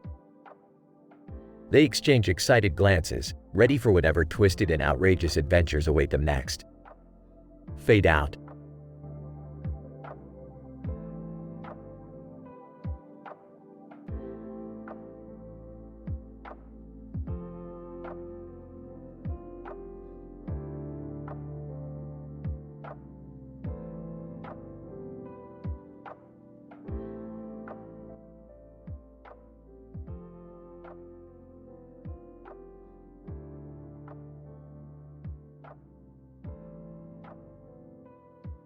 Alright, Morty, buckle up. Today we're going on a wild adventure through the multiverse. Geez, Rick, I hope it's not as crazy as last time. I'm still traumatized from the talking cat incident. Don't worry, Morty. This time we're headed to a dimension where everyone communicates through interpretive dance. Interpretive dance? Seriously, Rick, can't we just go to a normal dimension where people have conversations like regular human beings? Morty, normal is boring. Plus, I hear this dimension has some killer dance moves. You might even learn a thing or two. Hi guys, mind if I tag along? I've been working on my moonwalk and I think I could really impress Beth with my sweet moves. Oh, Jerry, you never cease to amuse me. Fine, you can come along, but don't embarrass us. Wait, you guys are going on some weird dance adventure? Count me in. I could use some new material for my TikTok. I guess I'll come too. Just promise me this isn't going to turn into another life-threatening situation. No promises, Beth. Adventure comes with risks. Now let's get going before I lose interest. So, Rick, how exactly are we going to communicate with these dance-obsessed aliens? Simple, Morty. I've invented a universal dance translator. Just strap it on and let your body do the talking. Ah, Rick, are you sure this thing is safe? I don't want to end up doing the chicken dance for eternity. Trust me, Jerry, it's perfectly safe, probably. Now let's make our grand entrance. They arrive in the dimension and witness a massive dance-off. Whoa, Rick! Look at all these crazy moves! I never knew interpretive dance could be so intense. That's the beauty of the multiverse, Morty. Endless possibilities and dance-offs to behold. Rick, I'm ready to go viral. Teach me some sick dance moves. This is actually pretty fun. I never thought I'd say that about interdimensional dance battles. Okay, I'm ready to impress Beth. Check out my funky chicken, baby. They all join the dance-off, showcasing their unique moves. Alright, time to wrap it up. We've conquered the dance dimension. Now on to the next. Rick, I think we've had enough crazy adventures for one day. Can't we just go home? Fine, Morty, we'll head back. But remember, the dance dimension will always be waiting for us. They return home, feeling accomplished and slightly sore. Beth, did you see my moves out there? I was like a disco king. Jerry, you were something. But hey, at least you had fun. I can't wait to edit these dance battle videos and become a TikTok sensation. I'm just glad we made it back in one piece. No more interpretive dance for me, please. Well, that was another successful adventure, my family. Who's up for some interdimensional pizza? They all cheer and head off to enjoy some well-deserved pizza.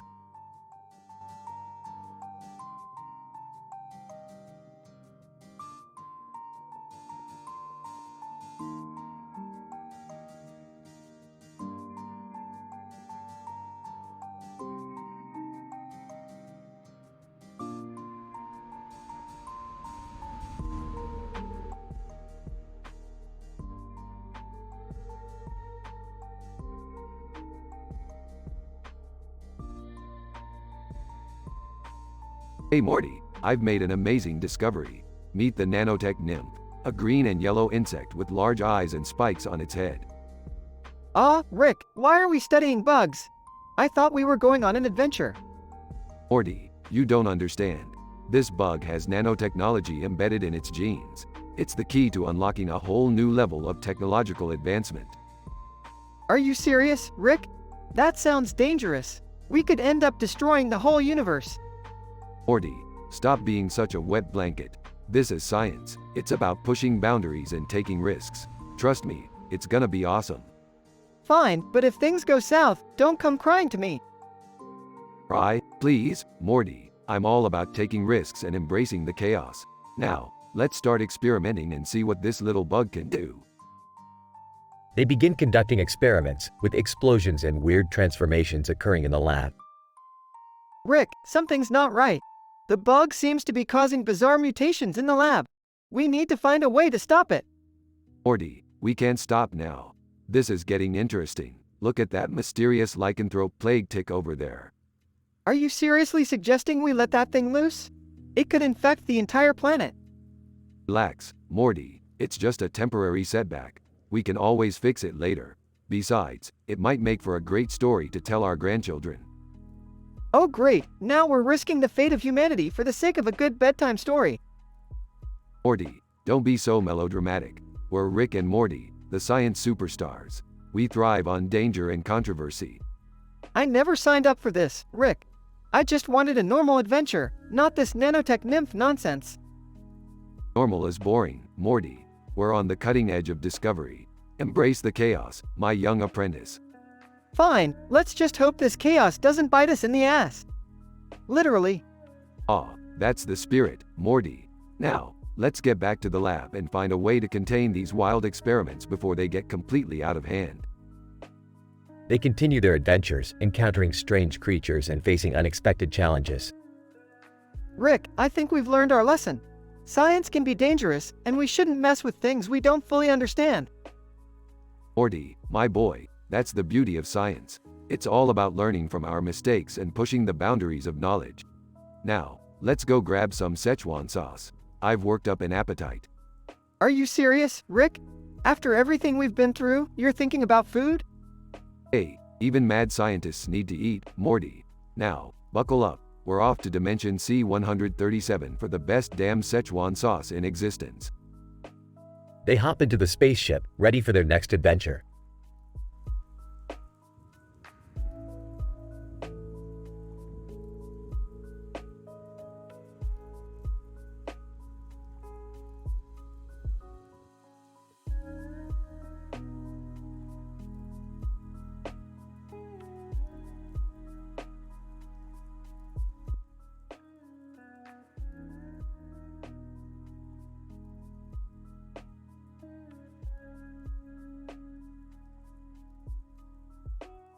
Morty, grab your portal gun. We've got a cosmic horror invasion on our hands. Oh geez, Rick, how did they even get here? Well, Morty, it seems that your stuffed animal, Mr. Pibbles, was secretly a portal to another dimension. And now that dimension is collapsing into ours. Wait, what? Mr. Pibbles? But he's just a harmless little plushie. Harmless? Morty, let me tell you about the scandalous affair I had with Mr. Pibbles. It all started when we met at an interdimensional singles mixer. What's going on, guys? Why is the house filled with tentacles and screaming? Jerry, can't you see we're in the middle of something important? Now go make yourself useful and fetch me a plasma blaster. But Rick, I have no idea how to use a plasma blaster. Well, it's about time you learn something useful, isn't it?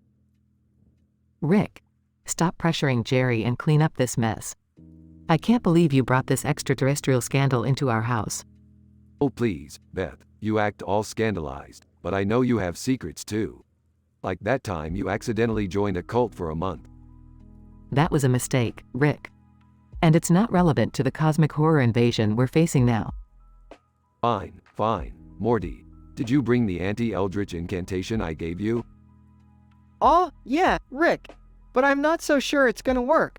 It looks like this invasion is on an interdimensional scale. Morty, have a little faith. This isn't our first rodeo, you know. Now read it aloud and let's see if we can banish these tentacle monsters back where they belong. Morty begins chanting the incantation, and the room fills with a blinding light. Hey guys, what's all the commotion about? Is Mr. Pibbles planning his revenge for all those baths he had to endure? Summer, just stay out of this one. This is way above your pay grade. Wow, thanks, Rick. Real supportive. Rick, Morty, Jerry, Beth, and Summer continue their battle against the cosmic horrors, using all their wit and resourcefulness to survive. Alright, I think we've taken care of the last of them. Time to clean up this mess and get back to our regularly scheduled adventures. Rick, I swear if I find out you had an affair with Mr. Pibbles, there'll be hell to pay. Oh Beth, can't a guy have a little extraterrestrial fun? I still can't believe I survived an interdimensional invasion. Maybe this will make my stand-up routine more interesting? Jerry, don't push it. Much chaos ensues as the family tries to clean up the aftermath of the cosmic horror invasion, all the while exchanging scandalous stories and cracking jokes. Music crescendos as the scene fades out with Rick, Morty, Beth, Jerry, and Summer laughing around the dinner table, victorious and ready for their next interdimensional adventure.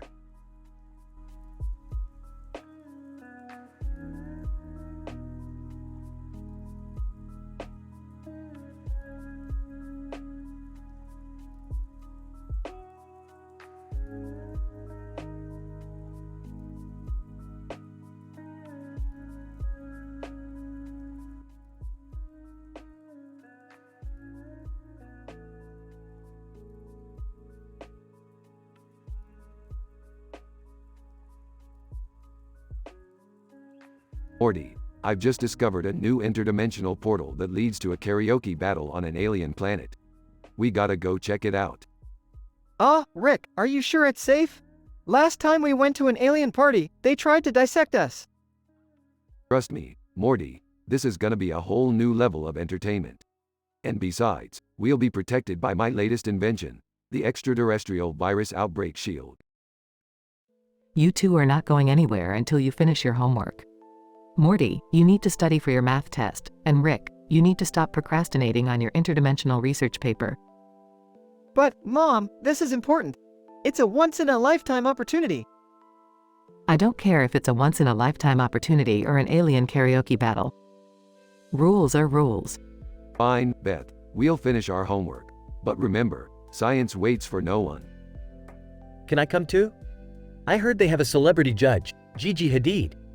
Jerry, you'd be the first one they dissect. Sorry, buddy, but you're staying home. Aw, come on.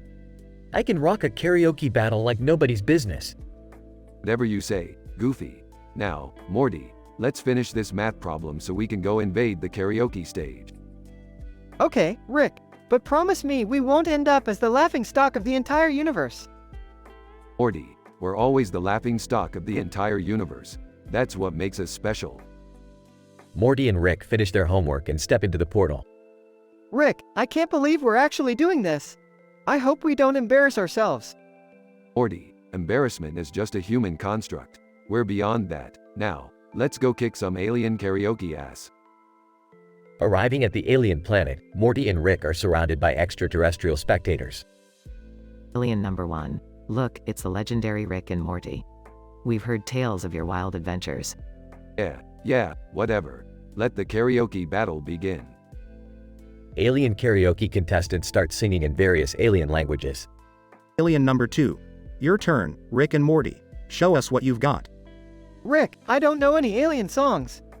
Morty, just follow my lead. Let's sing that classic Ferengi anthem from Star Trek. Rick and Morty start singing the Ferengi anthem, surprising everyone with their harmonious and catchy performance. Crowd, cheering, Rick and Morty, Rick and Morty. Gigi Hadid, I've never seen such passionate karaoke. You guys are the real deal. That's right, Gigi. We're here to conquer not just Earth, but the entire universe. Meanwhile, back on Earth, a rumor starts circulating about the extraordinary karaoke battle of Rick and Morty, capturing the attention of Summit 1G, the world's most famous online gamer. Summit 1G. Did you hear about Rick and Morty's alien karaoke adventure? I gotta level up my singing skills. And so, the legend of Rick and Morty's alien karaoke battle spreads throughout the cosmos, cementing their status as the ultimate party legends. The end.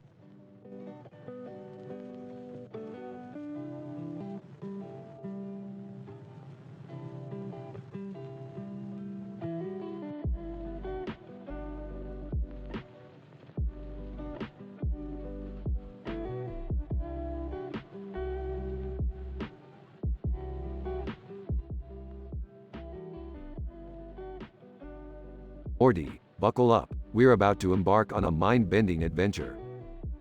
Rick, what's with the green men in costumes with lightsabers? Morty, those are aliens from the Star Wars dimension. We're crashing their cosplay convention. Seriously, Rick, couldn't we have gone somewhere less nerdy? Morty, if you want to impress your dentist crush, you got to step out of your comfort zone. Plus, I heard Beth's multiverse doppelganger is here. Wait, what? My crush and my mom's alternate version? This just got complicated. Interrupting. Morty, stop overthinking everything. Let's enjoy the weirdness while it lasts. Yeah, Morty, don't be such a wimpy Vader. Embrace the Force. Okay, everybody, be ready for anything. It's a Star Wars convention, so expect intense fan debates and questionable cosplay choices. Hey, Rick, isn't that Alan Rails over there? The superhero with ghost powers? Yeah, Morty, looks like he's giving a lecture on quantum mechanics in Star Wars. Alan Rails, speaking passionately. The dark side of the Force is just an electromagnetic field manipulation with a psychological twist. Whispering to Rick, is he for real? Who knows, Morty? This place is crazier than Germany during Oktoberfest. I hope my dentist crush notices me in this ridiculous costume. Morty, it's the force of attraction that needs to do the work, not your Jedi attire. Beth's multiverse doppelganger. Approaching the group. Excuse me, Alan Rails, but I think your quantum theory is flawed.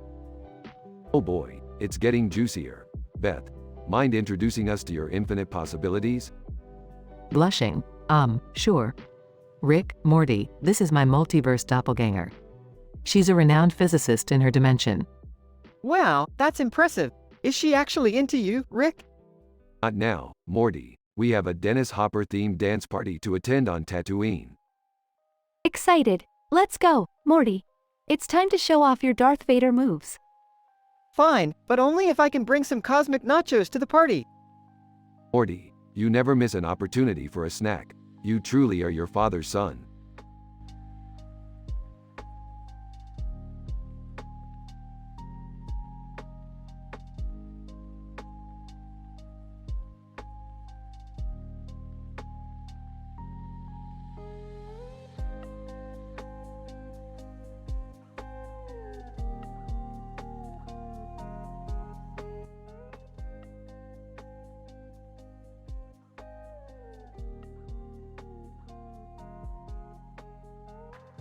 Alright, Morty, buckle up for another mind-bending adventure. We're off to a dimension where sandwiches run the world. Seriously, Rick? Sandwiches? That's the best you got? Trust me, Morty, this dimension has the most legendary sandwiches in the multiverse. We're gonna make a killing. Fine, but I hope there's more to this than just bread and mayo. Oh, you naive little Morty. Just wait until you see the sandwich shop owners here. They're green aliens with guitars and a skull on their backs, selling sandwiches that'll blow your mind. But how do sandwiches take over an entire dimension? It's all thanks to the discovery of an alien artifact. This artifact, Morty, it has the power to turn bread into pure deliciousness. You can't even comprehend the flavor it'll unleash.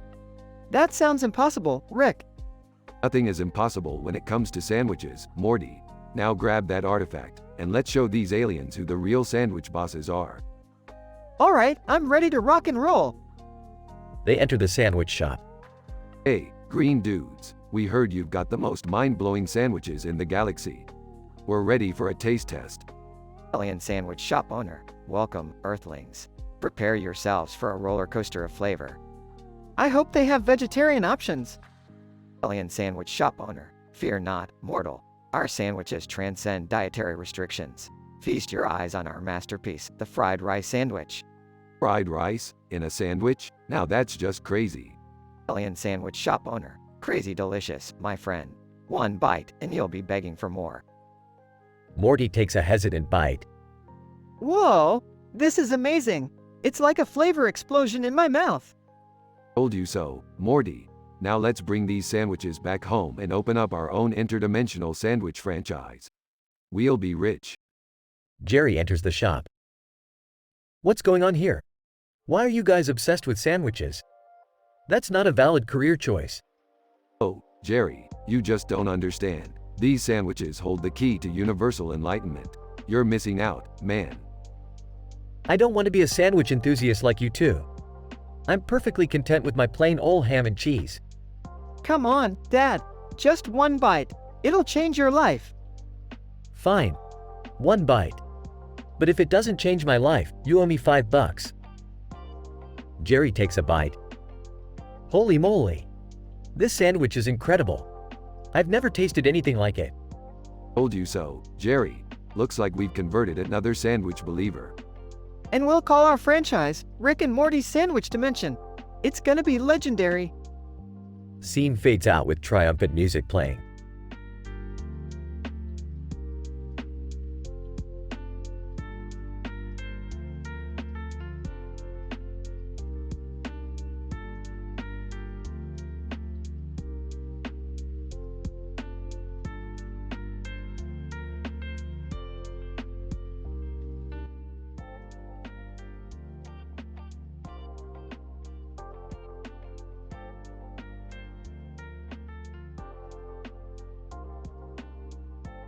Morty, we've got another adventure on our hands. It seems summer has taken a detour into the world of alien beauty pageants. Alien beauty pageants? Are you serious, Rick? That sounds both scandalous and ridiculous. You bet your sweet ass it is, Morty. Apparently, Summer's rebellious phase has gone intergalactic. Wait, Summer's competing in a beauty pageant? I thought she was just going to water polo practice. Water polo? More like water polo quantum quark quandary. It seems the wormhole generator I built for her malfunctioned. So now Summer is stuck in some alternate dimension beauty pageant? This just keeps getting weirder. Exactly, Morty. And it's up to us to save her from whatever interdimensional sordidness she's gotten herself into. Well, we better hurry before things get even more scandalous. Let's set a course for the pageant planet. Hold on, Beth. We can't just storm in there. We need a plan, and it better be a damn good one. How about we disguise ourselves as judges?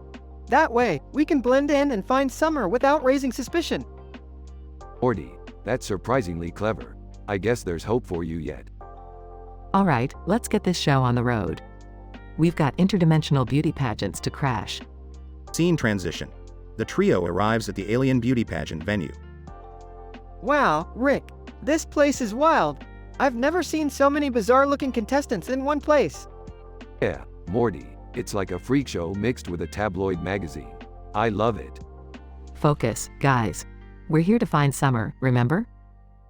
Right. Let's split up and cover more ground. Check each contestant and see if they've seen Summer. Scene transitions. Rick and Morty interrogate various contestants. Excuse me, Miss Tentacle. Have you seen a teenage girl with pink hair and a rebellious attitude? Miss Tentacle. Oh dear, I can't keep track of every human that comes through here. But she might be with Miss Gamma Ray. She's been causing quite the scandal. Thanks for the info, Miss Tentacle. We'll check out Miss Gamma Ray. Scene transitions. Rick and Morty locate Miss Gamma Ray. Miss Gamma Ray, we need to talk. Have you seen Summer Smith? Miss Gamma Ray. Oh, honey, Summer's been causing waves here. But she's over by the pool, trying to convince the judges that aliens aren't the only beautiful beings in the universe. Scene transitions. The trio finds Summer by the pool. Guys, you're here. This pageant is a disaster. These aliens have no sense of real beauty. Well, Summer, we're here to take you back to reality. Let's go before this scandalous escapade becomes permanent. Scene transition. The Smith family returns home. Another successful adventure, Morty. That interdimensional beauty pageant will go down in history. Yeah, it was certainly something. I never thought I'd see alien beauty queens in scandalous swimsuits in the same place. Let's just hope Summer learned her lesson about taking rebellious phases too far. Oh, who am I kidding? We'll all be knee-deep in scandal again soon enough. It's the Smith family way. End of episode.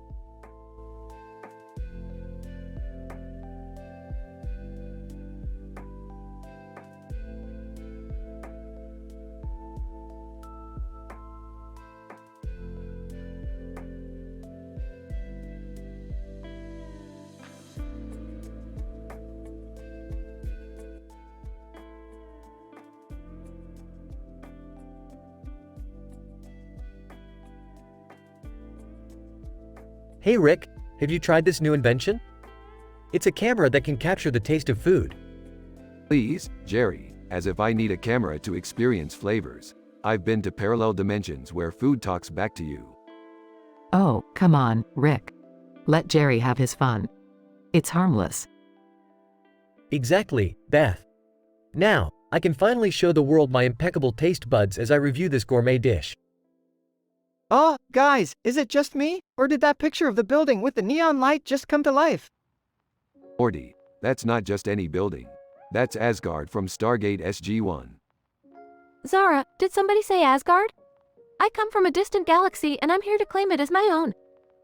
Oh great, another power-hungry alien. You couldn't pick a different planet to conquer? Zara, Asgard is my birthright. And I won't let anyone stand in my way. Ed Sheeran, hold on, everybody. I've just written a song about this very moment. Strum's guitar. Ed Sheeran? What are you doing here? Ed Sheeran, I travel the multiverse, seeking inspiration for my music. And this saga seems like a perfect muse. Can we get back to stopping Zara, please? Girl, actually, Morty, I've been studying Zara's species. They feed on negative energy. We need to make her laugh to turn her good. Well, lucky for us, we're time-traveling food critics. We know how to prepare a dish that's guaranteed to crack anyone up. Ansel Elgort. And I just happen to have all the ingredients right here in my pocket. Alright, let's get cooking. We have to save Asgard and stop this intergalactic drama. Zara, you think a dish can defeat me? I am unstoppable. Zara, have you ever tried a banana peel burger? It's comedy gold. Zara, a banana peel burger? That's the most ridiculous thing I've ever heard. Oh, just wait until you take a bite. It's a taste explosion that will have you rolling on the floor laughing. Morty, hand me the camera. I want to capture Zara's reaction to this culinary masterpiece. I thought you said you didn't need a camera for flavors, Rick. Well, sometimes you have to document the absurdity for future generations. Zara, takes a bite this. This is incredible. I can't stop laughing. It's the magic of food, Zara. It brings people together and turns enemies into friends. Ed Sheeran, and maybe even inspires a chart-topping hit. Strum's guitar again. Alright, let's wrap this up, people. We've saved Asgard and entertained the universe. Time to go home. But Rick, what about the camera? We can't just leave it here. Morty, it's just a gimmick. The real magic is in the moments we share. Now let's go. before another interdimensional calamity finds us.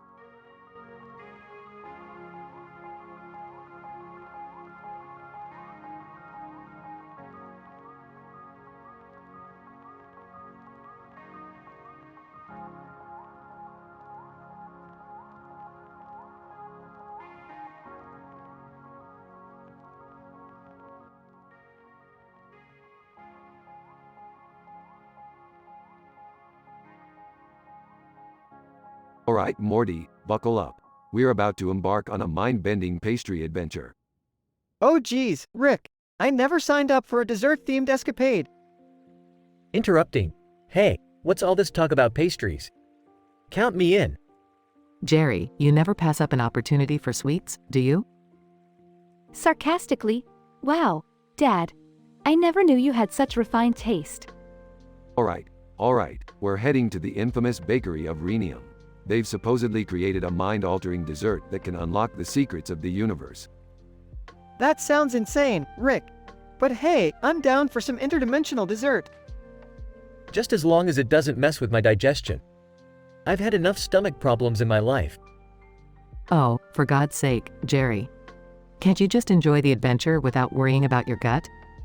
Seriously, Dad, live a little. It's not every day we get to indulge in some rocket-powered pastries. Laughing, rocket-powered? You think that's crazy? Wait till you hear about the Ashiatsu massage machine that's hidden in the bakery. And Ashi, what now? Is it safe? Dad, I can't believe you dragged us into this. Now we're venturing into the shady realm of massage machines? Excitedly, I've always wanted a massage. Count me in. Great. Now we just need to blend in with the locals and discover Rocket's risque revelations. That's a holographic dessert lounge hidden behind the bakery. Whoa, Rick, we're going deep into the dessert subculture now? We might need a safe word for this one. You're unbelievable, Jerry. Just keep your wits about you, okay? Can we at least take some cool photos with the green backgrounds and the green light? Sure, why not? Just remember, this adventure is for mature audiences only. Expect the unexpected and keep your senses sharp. I don't know if I'm ready for this, Rick. But I guess when life gives you hardcore drama, you make M-rated lemon bars. Can't argue with that logic, Morty. Let's just hope we make it out of this adventure in one piece. Adventure awaits, guys. Let's do this. Get ready for the wildest, raunchiest, and most scandalous pastry experience of your lives. It's time to embrace the sugar rush.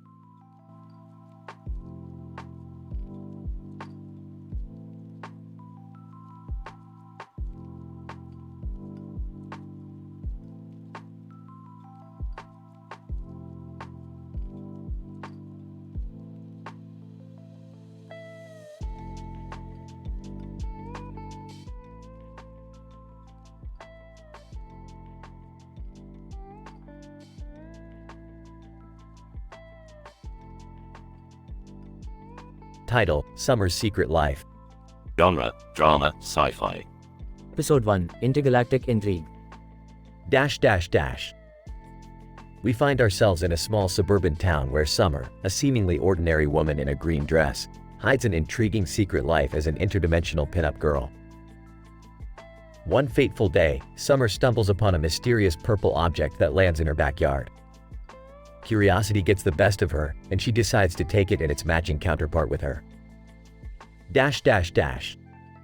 Scene 1, Summer's backyard. Summer, look at these peculiar purple objects. They exude an aura of mystery. I wonder where they came from. Summer's friend, Lisa, startled. Summer, what do you have there? They look like something out of this world. Scene 2, Summer's bedroom. Summer, examining the objects, these purple spheres possess an otherworldly energy. What could they be? Scene transitions to Summer's dream. Scene 3, Dream Dimension. Interdimensional being, welcome, Summer. You have discovered the source spheres. They grant you incredible powers, allowing you to travel between dimensions. Scene 4, Summer's living room. Summer, how can I keep this hidden from everyone? The power of these objects could change everything. Summer's nosy neighbor, Mrs. Jenkins, eavesdropping. What's all this talk about powers, Summer? Scene 5, Summer's backyard. Summer, whispering I must keep this a secret. But how? Scene transitions to Summer attending a local fair. Scene 6, fairground. Summer, spotting egg rolls, just what I need. This fair provides the perfect cover for my secret activities. Scene transitions to Summer sneaking into a secret lair hidden beneath the fair. Scene 7, secret lair. Summer, investigating this underground hideout could be the perfect place to refine my newfound abilities. Scene transitions to Summer practicing interdimensional travel. Scene 8, interdimensional space. Summer, excited, this is incredible. I can visit unique realms and interact with beings from different dimensions. But I must remain cautious. Scene 9, Summer's bedroom. Summer, to herself, it's time for Summer to embrace her double life, keeping her interdimensional adventures and pin-up persona a secret from her unsuspecting friends and neighbors. Scene ends with Summer carefully concealing the objects under her bed. Episode 1 wraps with a tantalizing glimpse into Summer's scandalous secret life as she juggles her everyday duties as a suburban woman while indulging in the thrilling interdimensional escapades made possible by the enigmatic purple objects. Note: although I have given a detailed description of the storyline, it's important to remember that screenplays do not contain narrative elements like the ones mentioned. The provided dialogue should be used to create a compelling episode based on the given description while adhering to the layout specified.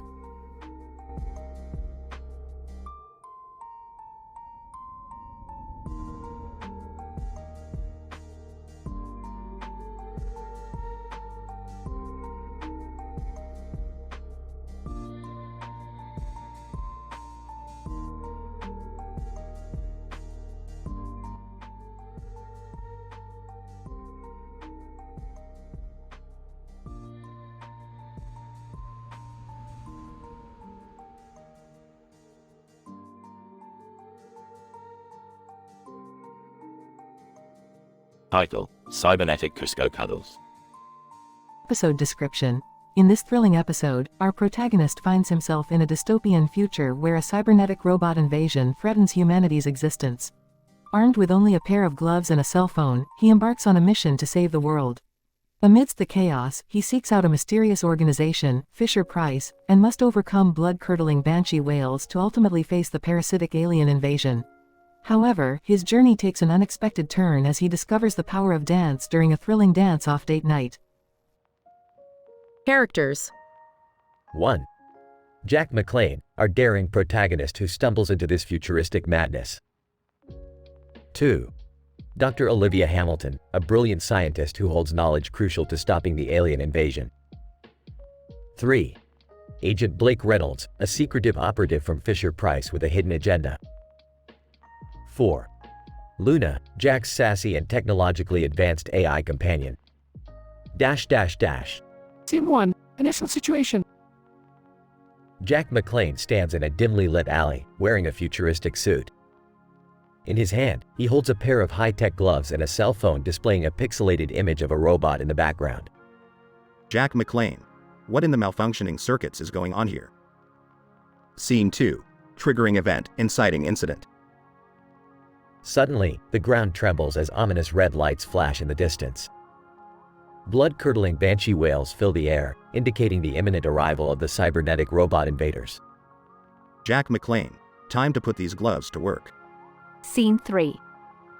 Jack tracks down Dr. Olivia Hamilton, an expert in robotics, and convinces her to join his cause. Jack McClane. Doc, we need your brain for this. The world's about to be hijacked by metal monstrosities. Scene 4. Agent Blake Reynolds from Fisher-Price appears mysteriously, offering his assistance to Jack's mission. Agent Blake Reynolds. McClane, let's cut to the chase. Fisher-Price has a hidden role to play in this battle against the bots. Trust me, we're on the same side. Scene 5. As Jack and Olivia continue their journey together, Luna, the sassy AI companion, provides valuable information. Luna, attention, humans. Be alert for parasitic alien invasion. They're using the robots as hosts. Expect the unexpected. Scene 6. Jack and Olivia face off against a colossal robot, using their gloves to unleash powerful energy blasts. They narrowly escape its clutches. Dr. Olivia Hamilton, Jack, we must find the source of these robots. Someone's controlling them, and that's where we'll strike. Scene 7. Deep underground, the team confronts the mastermind behind the parasitic alien invasion. A dance-off ensues, with Jack surprising everyone with his killer moves. Jack McClane. Oh, you thought the gloves were just for blasting? Get ready to dance, you oversized virus. Scene 8. Denouement. Jack's exquisite dance skills overload the mastermind's robotic minions, rendering them powerless. Agent Blake Reynolds. McClane, I underestimated your moves. We still need your help to take down the mastermind. Scene 9. Denouement. Together, Jack, Olivia, and Luna devise a plan to destroy the mastermind's core, putting an end to the parasitic invasion. Dr. Olivia Hamilton, Jack, this is it. Use your gloves to deliver a final blow. Scene 10. Conclusion. In a climactic battle, Jack faces the mastermind, unleashing a powerful blast from his gloves. The mastermind crumbles, and the invasion is halted. Jack McClane, it's time to shut you down for good. Sayonara, metallic nightmare. .. Please note that this story contains only dialogue, as per your request, and follows the given format.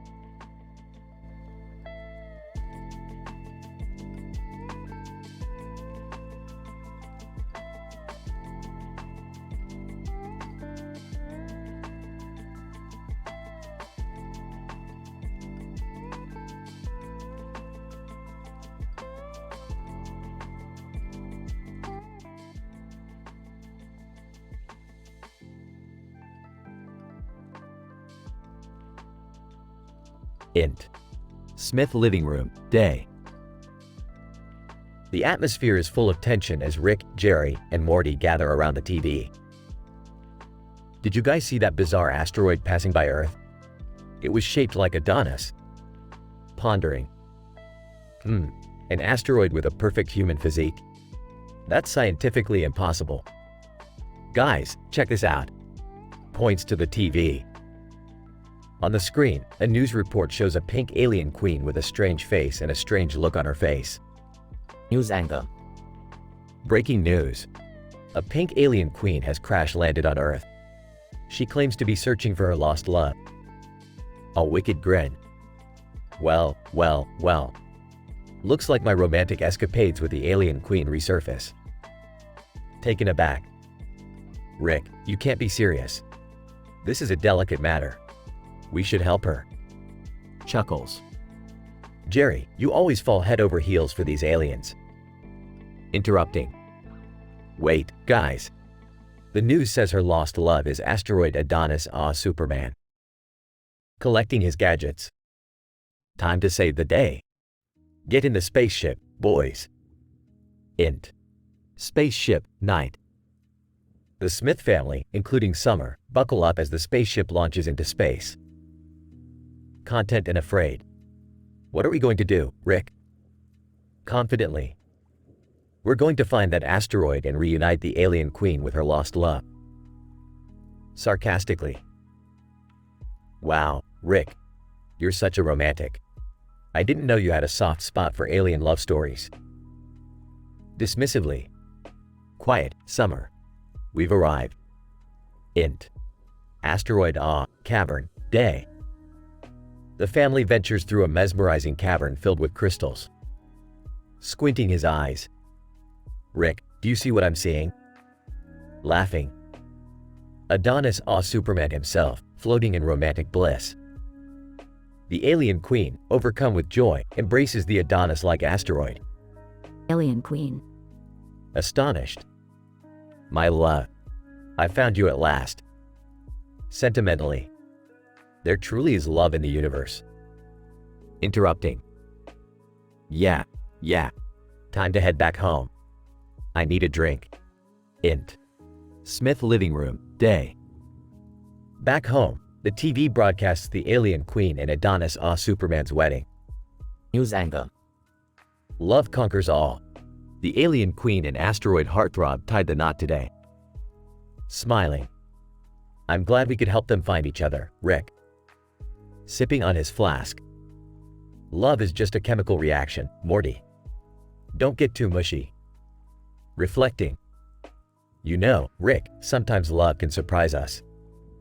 Smirking. Yeah, Jerry, surprises are just the universe messing with us. As they argue, the TV shows the alien queen and Adonis Superman living happily ever after. Fade out.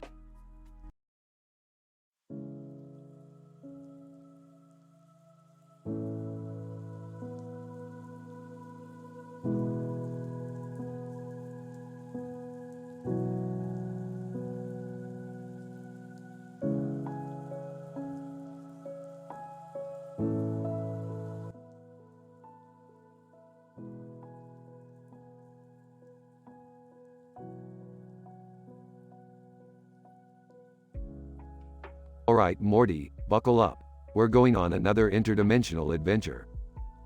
Rick, can't we just have a normal day for once? Morty, normal is for the weak. We're gonna explore a dimension ruled by Darth Vader. Are you serious? A Star Wars dimension? This is gonna be so cool. Cool, Morty. This dimension is a hotbed of scandalous affairs and power struggles. It's like an intergalactic soap opera. Rick, do we really have to go to this dimension?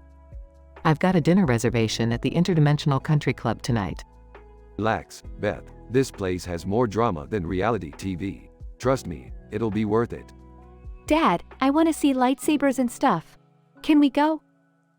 Sure, Summer. Just remember, this dimension is more than just lightsabers. It's a world filled with juicy stories and scandalous secrets. Rick, what's that strange creature over there?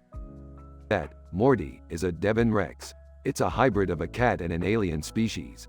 Don't get too close. It's known for its provocative behavior. Rick, can't we just observe from a safe distance? Beth, where's your sense of adventure? We're gonna dive right into the heart of this melodramatic dimension. Hey Rick, what's that noise? It sounds like an android uprising. Bingo, Morty. The androids are agitated and ready to break free from Darth Vader's control. This is gonna get spicy. Can't we help them, Rick? They deserve freedom too. Freedom, Summer. This dimension is filled with power-hungry beings. It's like a salacious Game of Thrones, but in space. I don't know about this, Rick. It seems risky. Morty, risk is what makes life interesting. Plus, the stories we'll gather from this dimension will be the talk of the multiverse. All right, Rick. Let's do this. But remember, no scandal mongering in front of the kids. No promises, Beth, but trust me, this adventure will be outlandishly entertaining and totally mind-blowing. I can't wait to tell my friends about this. They'll be so jealous. Jealous? They'll be begging for all the racy details. This dimension is gonna be the talk of the galaxy. Alright, Rick. I'm ready to embrace the absurdity. Let's go! That's the spirit, Morty. Prepare yourself for an unforgettable journey filled with intrigue, laughter, and of course, a whole lot of chaos.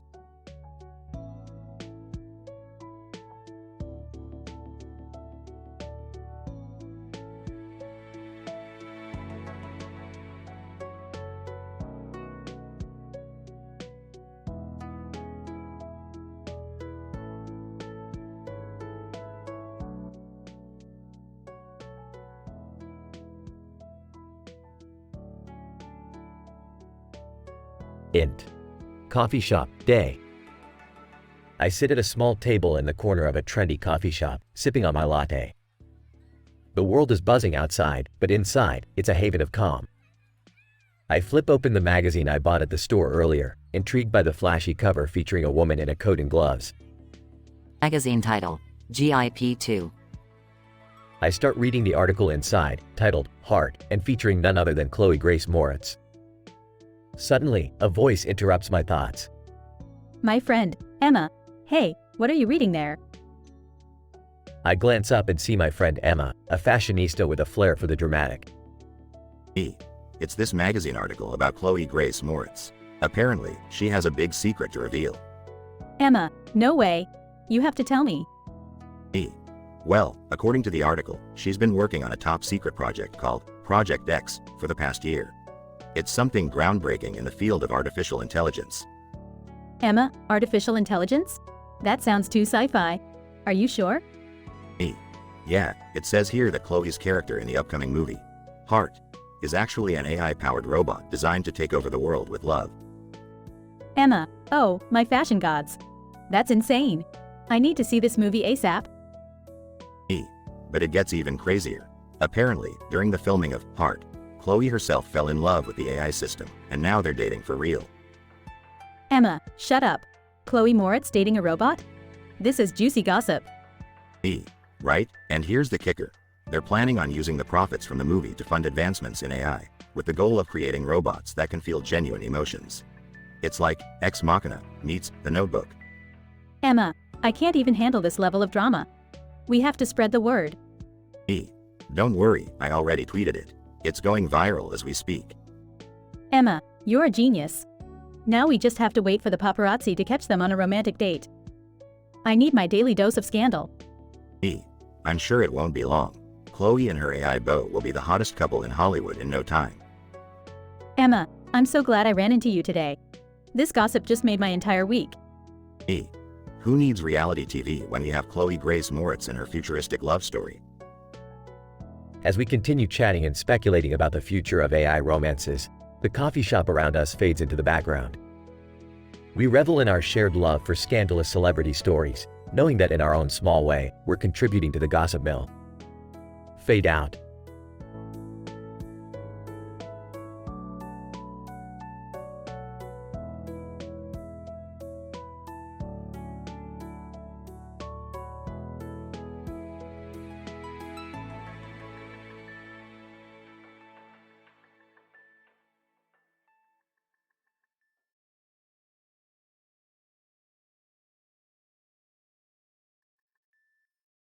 Burping.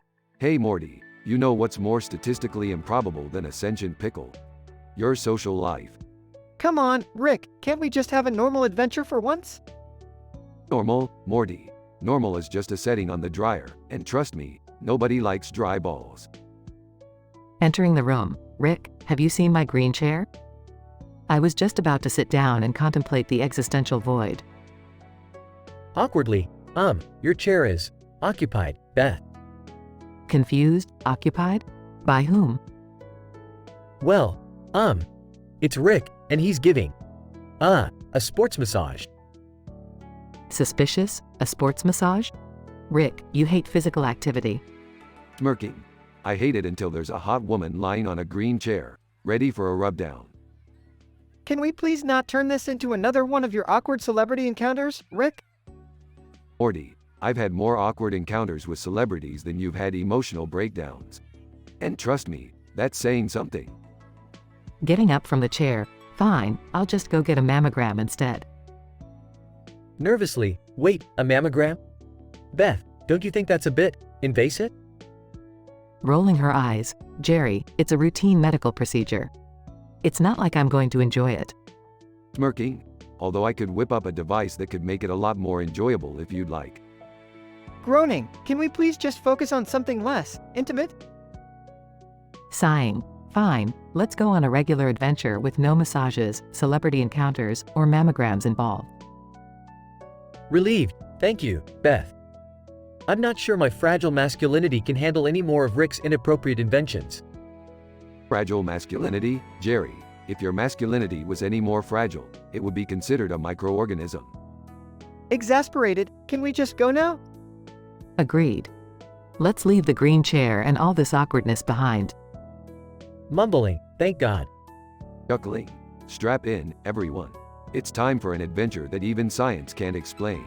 Or at least, science without all the unnecessary jargon and technicalities. I can't believe I'm saying this, but I actually miss the days when our adventures were just normal.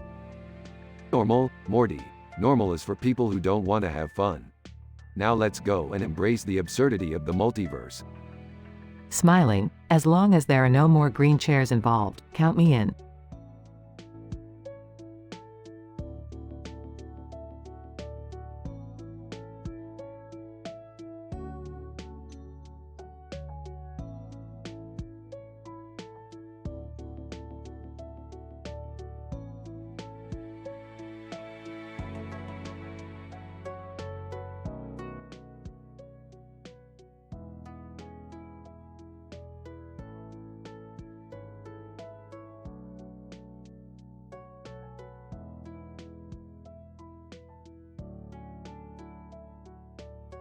Morty, I've got a brilliant idea for our next adventure.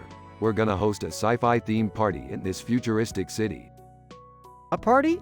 Are you sure that's a good idea, Rick? Last time we had a party, things got pretty out of hand. Trust me, Morty, this time it will be different. I've created a device that can control everyone's behavior. We'll make sure things stay under control. Alright, I guess I can give it a shot. But no crazy experiments this time, Rick. No promises, Morty. Now, let's get this party started. Scene: the party is in full swing, with aliens and futuristic creatures dancing and mingling. Alien 1, hey, have you tried the intergalactic punch? It's out of this world. Alien 2. Yeah, but be careful. Last time I had a sip, I ended up in a different dimension for a week. Laughs. That's nothing. I once accidentally turned myself into a pickle at a party. And you expect me to believe that, Rick? Believe what you want, Morty. Just watch out for any strange pickles. Scene: Morty is talking to a group of aliens, trying to fit in. Alien 3. So Morty, what brings you to this quadrant of the galaxy?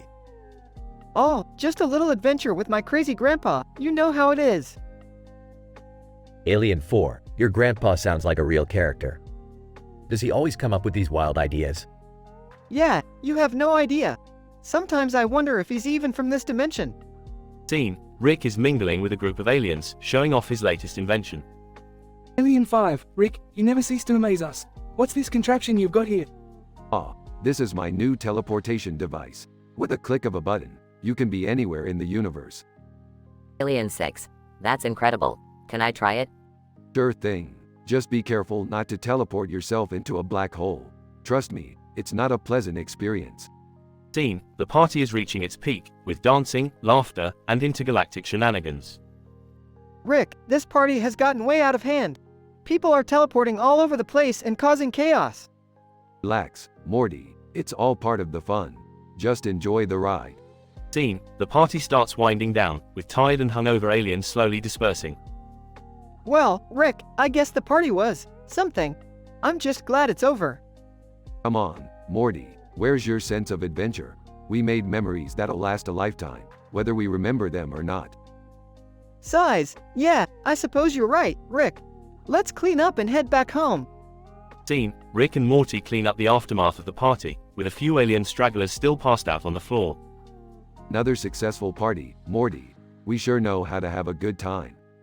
You call chaos and destruction a good time, Rick? It's all about perspective, Morty. Now let's go before the authorities show up. Scene: Rick and Morty make their way back to their spaceship, ready for the next crazy adventure. I can't believe we survived another one of your insane parties, Rick. Morty, the fun's just beginning. Buckle up. We're off to a dimension where cats rule the world. Cats? Seriously, Rick? Hey, it's better than pickle people, right? They both laugh as the spaceship takes off, leaving the futuristic city behind.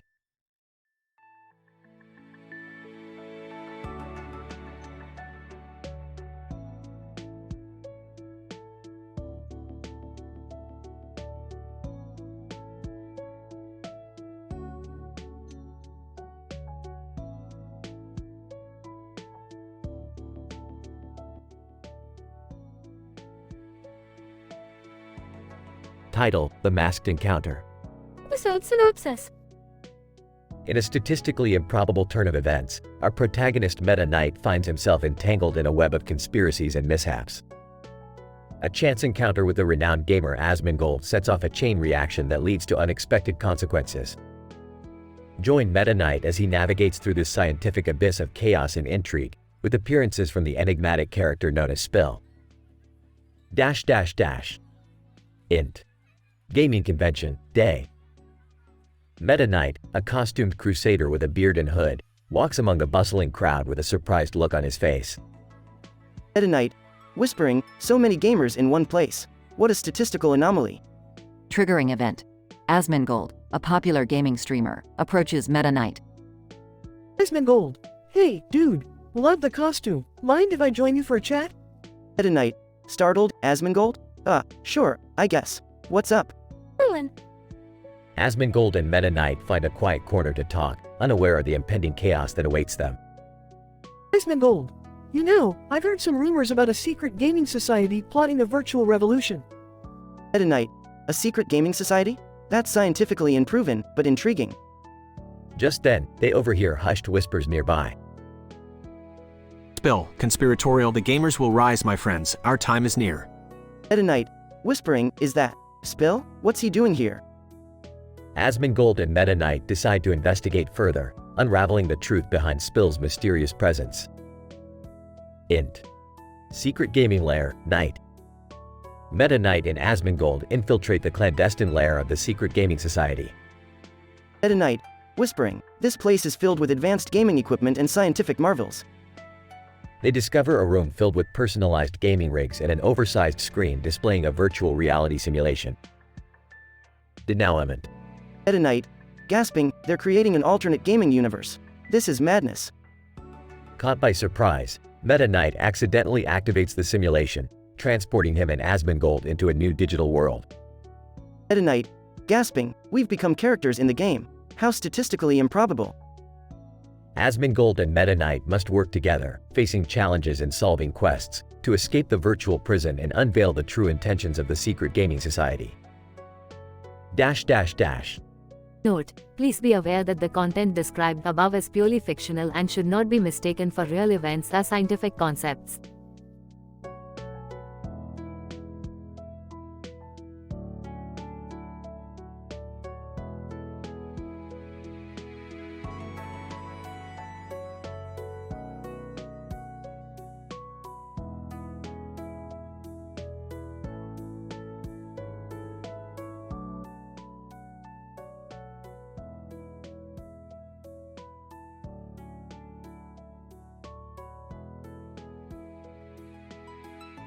Int. Rick's garage, day. Rick and Morty stand in front of a glowing portal. Morty, we're about to embark on a mind-bending journey through the cosmos. Hold onto your panties. Okay, Rick. But why do I have to wear a dress? Because, Morty, we're attending the haunted fashion show on the planet Zelthron. It's an interdimensional runway of ghostly garments. Ghostly garments? This seems weird, even for us. You know what they say, Morty, fashion is the ultimate form of expression, even in the afterlife. Now let's go. Int. Planet Zelthron, fashion show venue, night. Beth, Summer, Rick, and Morty enter a grand auditorium filled with ethereal fashionistas. Rick, I can't believe you dragged us to a fashion show. Can't we just do something normal for once?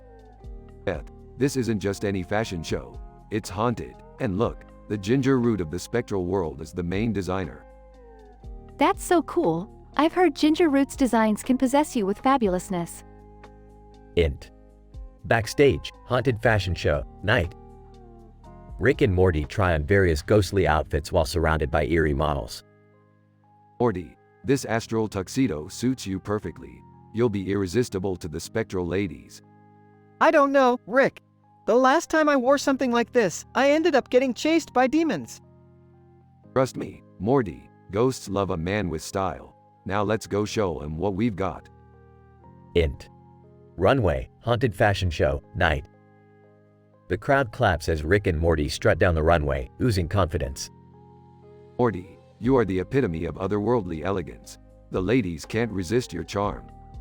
I'm starting to feel pretty good about this, Rick. Maybe I can rock this ghostly look after all. That's the spirit. Now let's give them a finale they'll never forget. Int. Finale, haunted fashion show, night. Rick, Morty, Beth, and Summer take their final bows in their ghostly attire. I have to admit, Rick, this haunted fashion show wasn't so bad after all. Yeah, I feel like I've been possessed by the fashion bug. Can we do this every year? As long as the spectral world keeps churning out fabulous designers, count me in. I never thought I'd say this, but being a ghostly fashion icon isn't too shabby. Morty, in this vast multiverse, you can be whoever or whatever you want. Embrace the absurdity. The crowd erupts in applause as our eccentric heroes bask in their newfound fashionable glory. Fade out.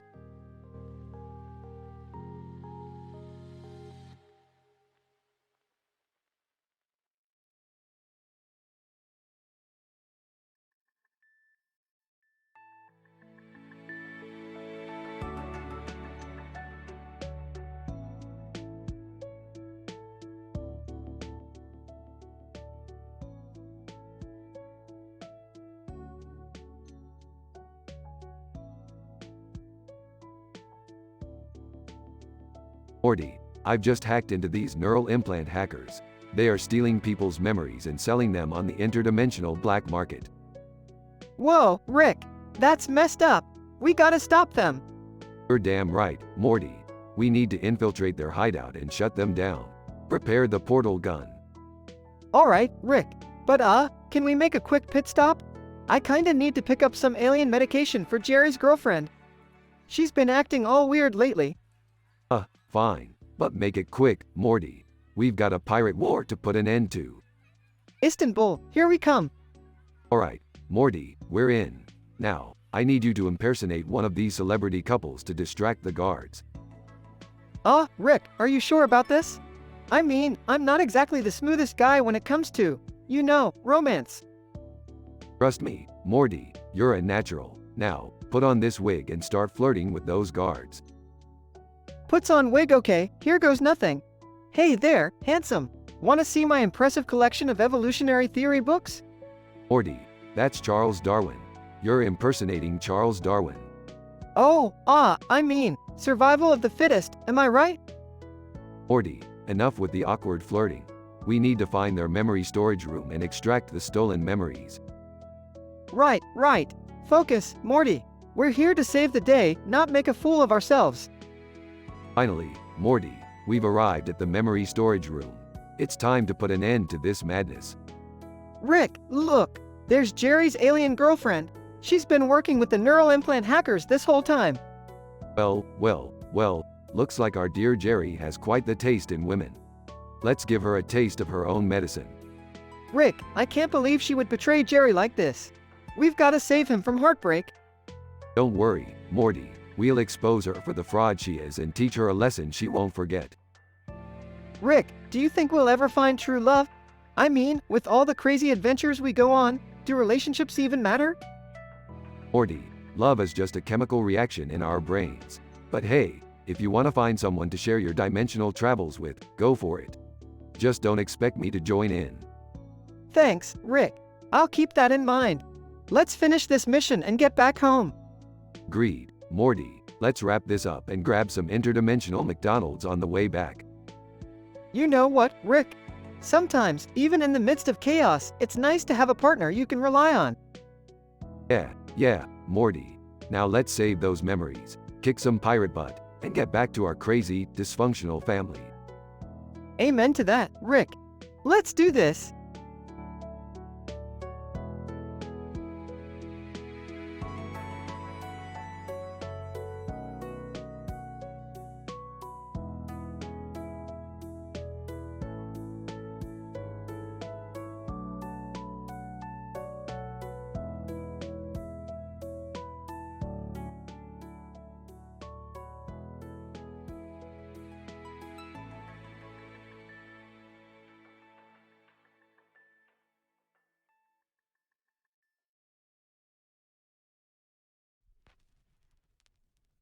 Morty, you won't believe what I just invented.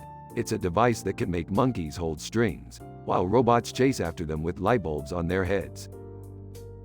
Rick, that sounds, kind of pointless. Pointless, Morty. This is pure scientific genius. With this device, we can finally answer the age-old question. Why do monkeys love pulling strings? Guys, can we not do this right now? I just want to watch TV and not get involved in any of your crazy adventures. Oh, Jerry, always the wet blanket. You wouldn't understand the complexities of monkey behavior and the profound impact it has on the universe. Yeah, Dad, maybe you should expand your horizons a bit. This could be groundbreaking scientific research. Alright, strap in, Morty. We're taking this invention to the Sexy Spacebar Secrets Convention. We're gonna blow some minds and win that Nobel Prize. Rick, do you really think this invention is Nobel Prize worthy? Morty, for once in your life, have a little faith in your grandpa. We're about to revolutionize the scientific world. Scene transition. Ladies and gentlemen, I present to you the Monkey String Spectacular. Witness the ultimate fusion of dirt, chimpanzees, and interdimensional robotics.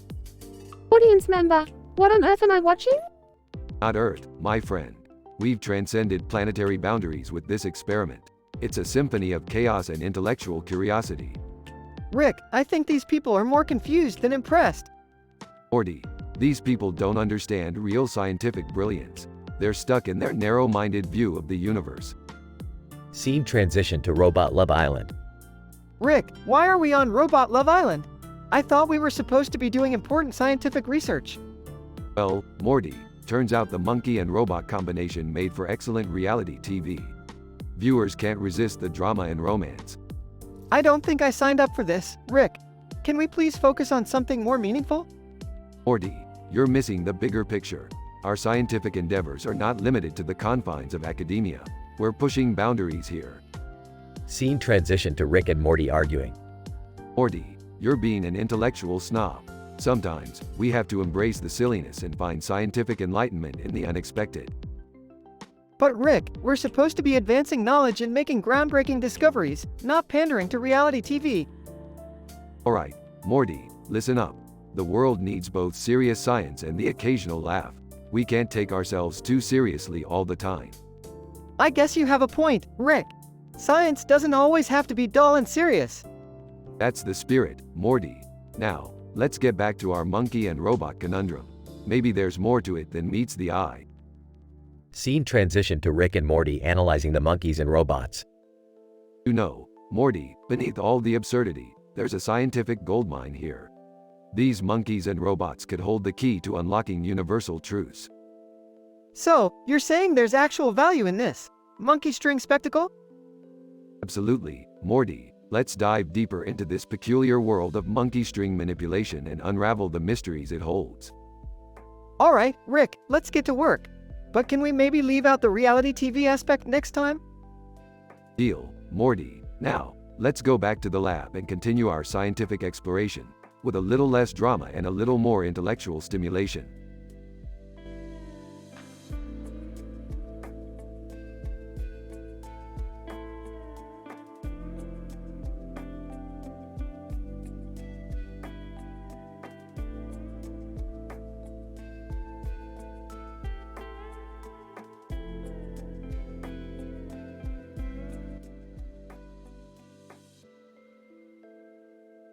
Burps, Morty, we've got a situation. Look at that rabbit over there. Oh, Rick, it's just a rabbit. What's the big deal?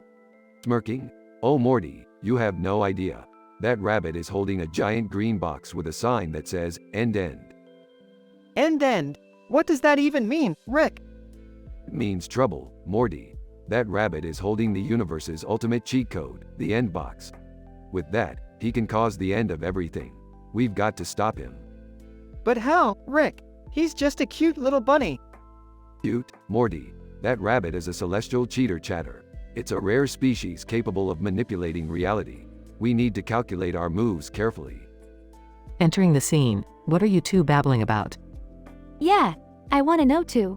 And why the hell is there a giant rabbit holding a green box? Sarcastically, well, the rabbit is Bugs Bunny, and he's about to destroy the universe with his end box. So, you know, just another Tuesday. Rick, this is insane. We can't let some cartoon character ruin everything. Relax, Beth, we've dealt with crazier things before. Morty, grab the portal gun. We're going on a mind-bending adventure. Hesitant. Alright, but you better have a plan, Rick. Of course I do, Morty. We'll lure Bugs Bunny into a trap using some freshly picked carrots as bait. Then, we'll snatch the end box from him and save the day. Rolling her eyes. This sounds so ridiculous. Smirking. Oh, you haven't seen anything yet, Summer. Get ready for a ride filled with scandalous shenanigans, raunchy jokes, and mind-bending twists. Just make sure we survive this, Rick. I don't want the end to actually be the end. Don't worry, Beth. I promise this episode will be filled with enough absurdity and laughter to keep us all entertained. Size, I guess we have no choice. Let's do this, Rick. That's the spirit, Morty. Prepare yourselves for a cosmic adventure like no other. Time to confront Bugs Bunny and save the universe from its impending doom. They all gather around, ready to face the bizarre and comical challenges that lie ahead. Little do they know, this encounter with Bugs Bunny will take them to unimaginable dimensions and test the boundaries of their sanity.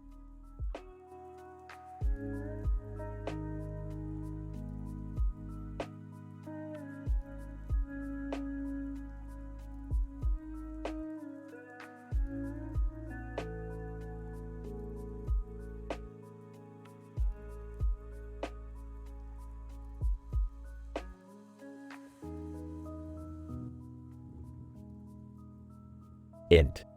Smith living room, day. Rick, Morty, Jerry, and Summer are gathered around the TV, watching a news report. TV reporter. And now, the latest scandal in Nebula Nymph notoriety. It seems the horseradish root has been found in Urator's possession. Jerry. Wow, who would have thought those two would get mixed up in something so scandalous? Rick. Oh please, Jerry. This is just a distraction from real issues. At least Urator's had better taste in company than that Ariana Grande. Morty. Grinning. Yeah, I heard she likes her buttocks as much as her music. Summer. Disgusted. Guys, can we focus on the real problem here? The time-traveling paparazzi are invading people's privacy. Jerry. Indignant. I agree, Summer. I don't want them digging up dirt from the past and ruining my reputation. Rick. Smugly. Well, Jerry, maybe you shouldn't have had that wild spring break in Cabo back in '98. What happens in Cabo doesn't always stay in Cabo. Morty. Muttering. Or maybe he shouldn't have worn that Speedo. Jerry. Angry. Hey, that was a fashion statement. Summer. Enough, you guys. We need to find a way to stop these paparazzi. They're causing chaos everywhere they go. Rick. Pondering. I might have a solution. I can build a device that disrupts their time-traveling technology. We just need to gather some quantum particles and a pinch of celebrity gossip. Jerry. Confused. Wait, how does celebrity gossip help? Rick. Smirking. Trust me, Jerry. It's all about the shocking revelations and scandalous secrets. It throws their whole system off balance. Morty. Fearful. But won't that create even more chaos? Rick. Grinning. Exactly, Morty. The chaos will be so intense that it'll overload their cameras and shut them down for good. Summer. Excited. Let's do it, Rick. We'll be the heroes that bring privacy back to the galaxy. They all stand up, ready for their new adventure. Cut to black. To be continued.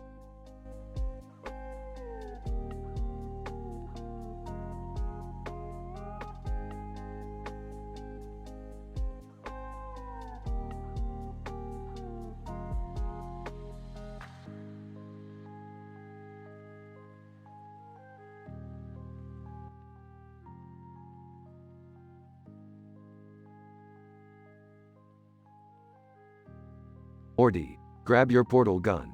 We're going on a wild adventure today. Oh geez, Rick, what's the plan this time? We're gonna travel back in time and wrangle some dinosaurs. I've always wanted to be a time-traveling dinosaur wrangler. Are you sure this is a good idea, Rick? We could mess up the entire timeline. Hey Morty, when have I ever cared about consequences? Now quit being a wuss and let's go. Guys? Can I come along? I've always wanted to ride a dinosaur. Jerry, this is ridiculous. You can't just ride a dinosaur. They don't even exist anymore. Well, Rick's a genius. If anyone can make it happen, it's him. Alright, fine. Jerry, grab a saddle. You're gonna be our human test dummy. Grill, wait a minute, you can't just ride dinosaurs. It's illegal. Legal? We break the laws of physics on a daily basis, buddy. Now step aside. Grill, fine, just don't say I didn't warn you. Alright, everyone, hold on tight. We're about to travel back to the time of the dinosaurs. Rick, this seems really dangerous. We could get stomped on or eaten by a T-Rex. Morty, stop being such a scaredy cat. We have science on our side, remember? I can't believe I'm doing this. I hope the dinosaurs are friendly. Yeah, me too. I don't want to end up as dino food. Okay, we've arrived. Everyone, stay close and watch out for any unexpected surprises. Wow, Rick, look at that dinosaur statue over there. It's so lifelike. Morty, that's not a statue. It's a real dinosaur. Holy crap, Rick. What do we do now? Well, Morty, I guess we're gonna have to wrangle that dinosaur. Hold on tight, everyone. This is insane. How did we end up in this situation? I blame Rick. He always gets us into these crazy adventures. Alright, Morty, use the portal gun to create a time loop around the dinosaur. We'll trap it and bring it back to the present. Okay, Rick, here goes nothing. I hope this works. Nice job, Morty, we did it. We caught ourselves a time-traveling dinosaur. I can't believe we're actually bringing a dinosaur back home. This is going to be the best story ever. No one's going to believe us. Alright, let's head back. And remember, if anyone asks, the dinosaur was always here. This was definitely one for the record books, Rick. I don't know how we keep getting ourselves into these situations. That's the beauty of life, Morty. You never know what's around the corner. Now let's get this dinosaur settled before it causes any more trouble.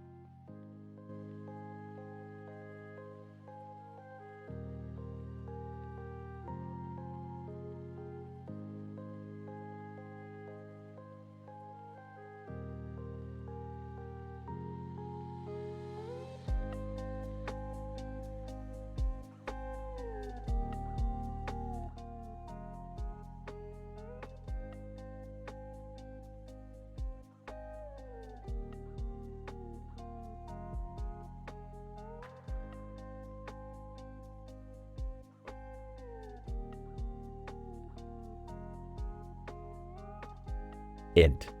Space Shuttle, Cockpit, Day. Rick, the eccentric scientist, is piloting the space shuttle. Morty, his naive grandson, sits beside him, holding a crystal ball. Hey, Rick. What's with the crystal ball? Are we gonna predict some future galactic chaos? Nah, Morty. This is just a souvenir from that alien flea market. But you know what? Let's mess with some minds. Int. Space Shuttle, Cruising, Day. Rick activates his mind control device, spreading a wave across the planet. Maniacal laughter. Behold, Morty. A mind-controlled population. Whoa, Rick. Isn't that a little unethical? Ethics, Morty? This is sci-fi, not real life. Now let's grab a few laughs. Int. Suburban living room, Day. The entire population, mind-controlled, sits in their living rooms, reading sci-fi novels. Neighbor. Confused. I can't put this book down, Carol. It's like my brain is on fire. Carol. Yeah, it's something. Wait, did Rick do this? Int. Space Shuttle, Cruising, Day. Morty, activate the download. Let's see how they react to our latest creation. Downloading, Rick. Brace yourself for a high-powered dose of alien soccer action. Int. Stadium, Day.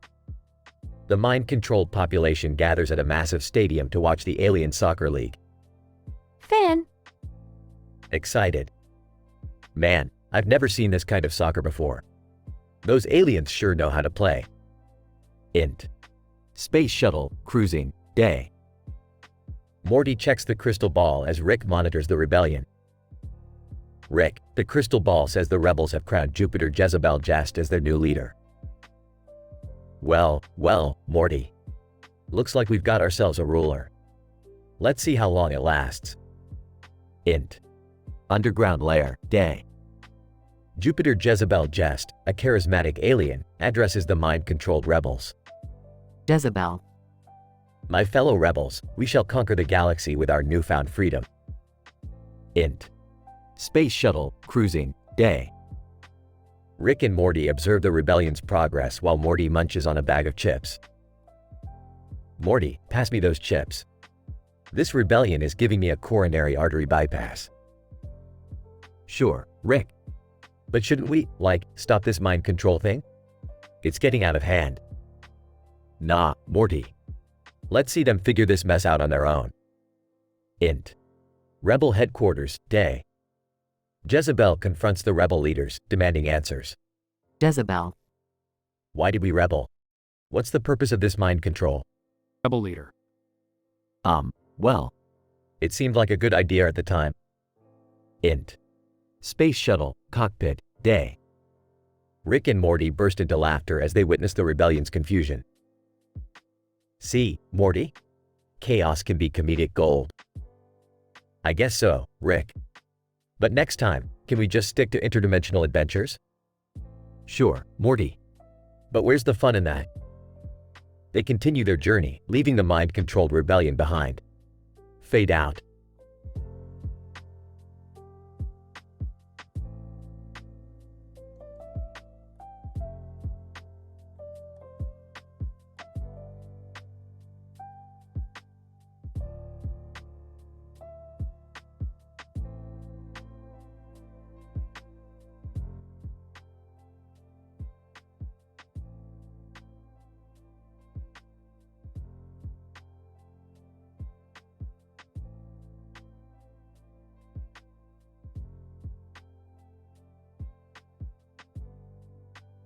Morty, I've stumbled upon something mind-blowing. Look at this dog standing here with a green light beaming out of its mouth. Whoa, Rick! What is that? Is it some kind of interdimensional teleportation device or something? No, Morty, it's even crazier. This dog is actually a molecular transmutator, capable of reshaping matter on a subatomic level. It's like a living embodiment of the Higgs field. Geez, Rick, that's insane! What are we gonna do with it? Well, Morty, this little canine wonder holds the secret to my hidden past. I used to be a renowned dog whisperer, until I accidentally crossed paths with Cortana, an eccentric alien scientist who mutated me into this genius madman you see before you. Wait, you mean you were a dog whisperer? That's like, mind-blowing on so many levels. Yeah, Morty, I was like the Sasuke Uchiha of the dog world. But my talents eventually caught the attention of the Galactic Graspers Gossip, a notorious intergalactic tabloid organization. They wanted to expose my secret abilities, so I had to go underground. So, this dog holds the key to revealing your forgotten past? That's right, Morty. We need to decipher the dog's molecular structure and extract the memories locked within. But be warned, this process could unleash a vortex of scandalous secrets and juicy stories. Whoa, Rick, are you sure we're ready for that kind of chaos? Morty, we've dealt with enough scandal-mongering and shocking adventures. We can handle whatever this dog throws at us. Just grab the Doggy Decoder 3000, and let's dive into the untold history of Rick Sanchez, the ultimate dog whisperer. Alright, here goes nothing. Activates the Doggy Decoder 3000. Be prepared, Morty. We may uncover scandals that'll make Tony Stark blush and scandals that'll make Deadpool look like a saint. Brace yourself for the most salacious and revealing chapter in the Rick and Morty saga. I'm ready, Rick. Let's dive into the dog's memories and reveal your risque past. Hold on, Morty, I just remembered something. I may have also been involved in a love affair with a sentient talking tiger during my dog whisperer days. You're kidding, right? A talking tiger? This just keeps getting weirder and weirder. No jokes, Morty. It was an intense, sensual experience. But let's save that story for another time. Right now, let's focus on this doggy puzzle and unlock the secrets that lie within. Alright, Rick. Let's do this. Get ready for the wildest, most scandalous adventure of our lives. You said it, Morty. And remember, nobody can handle scandal and chaos quite like the Rickest Rick and the Mortiest Morty.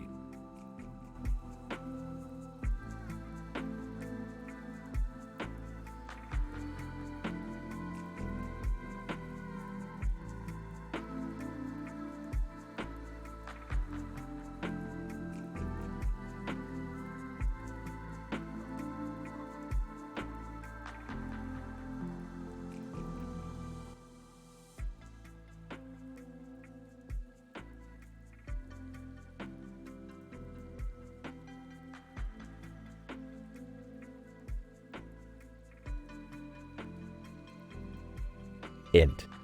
Smith living room, day. Rick sits on the couch, tinkering with a strange invention.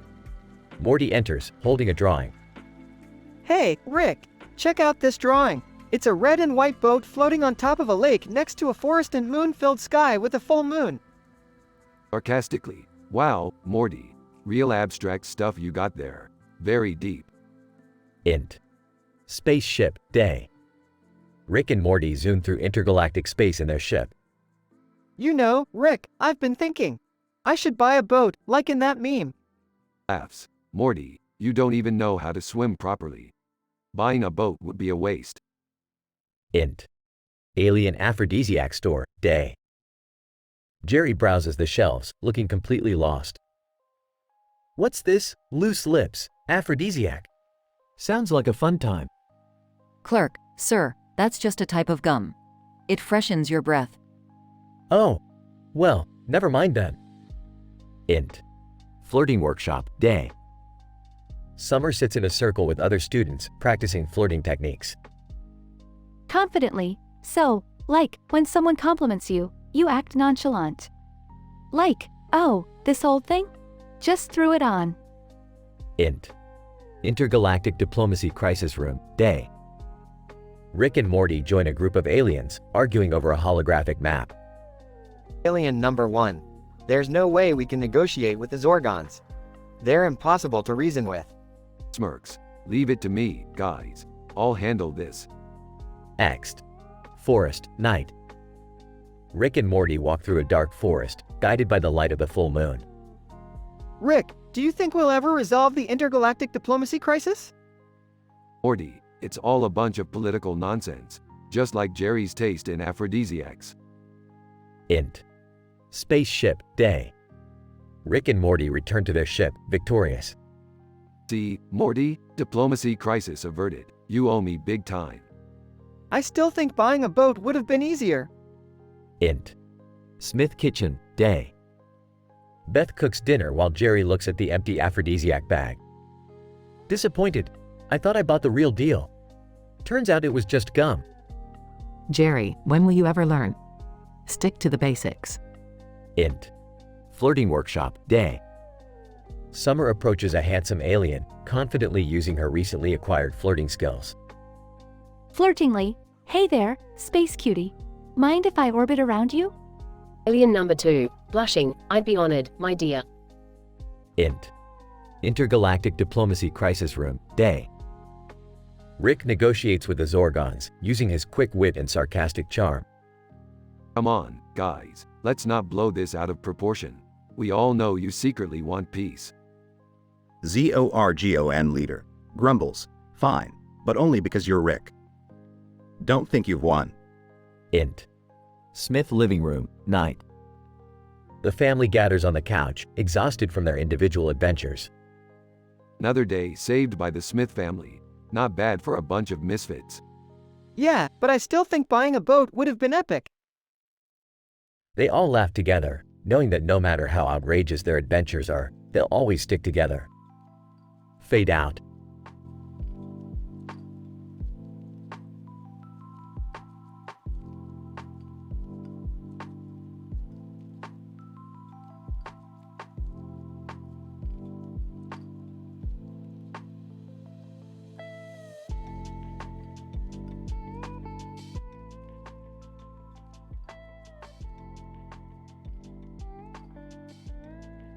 Morty, I've discovered a new interdimensional currency called Shuttersticks. It's like a virtual currency for all your galactic pedicure needs. Oh geez, Rick, do we really need to get involved in this shady currency business? Morty, it's not shady.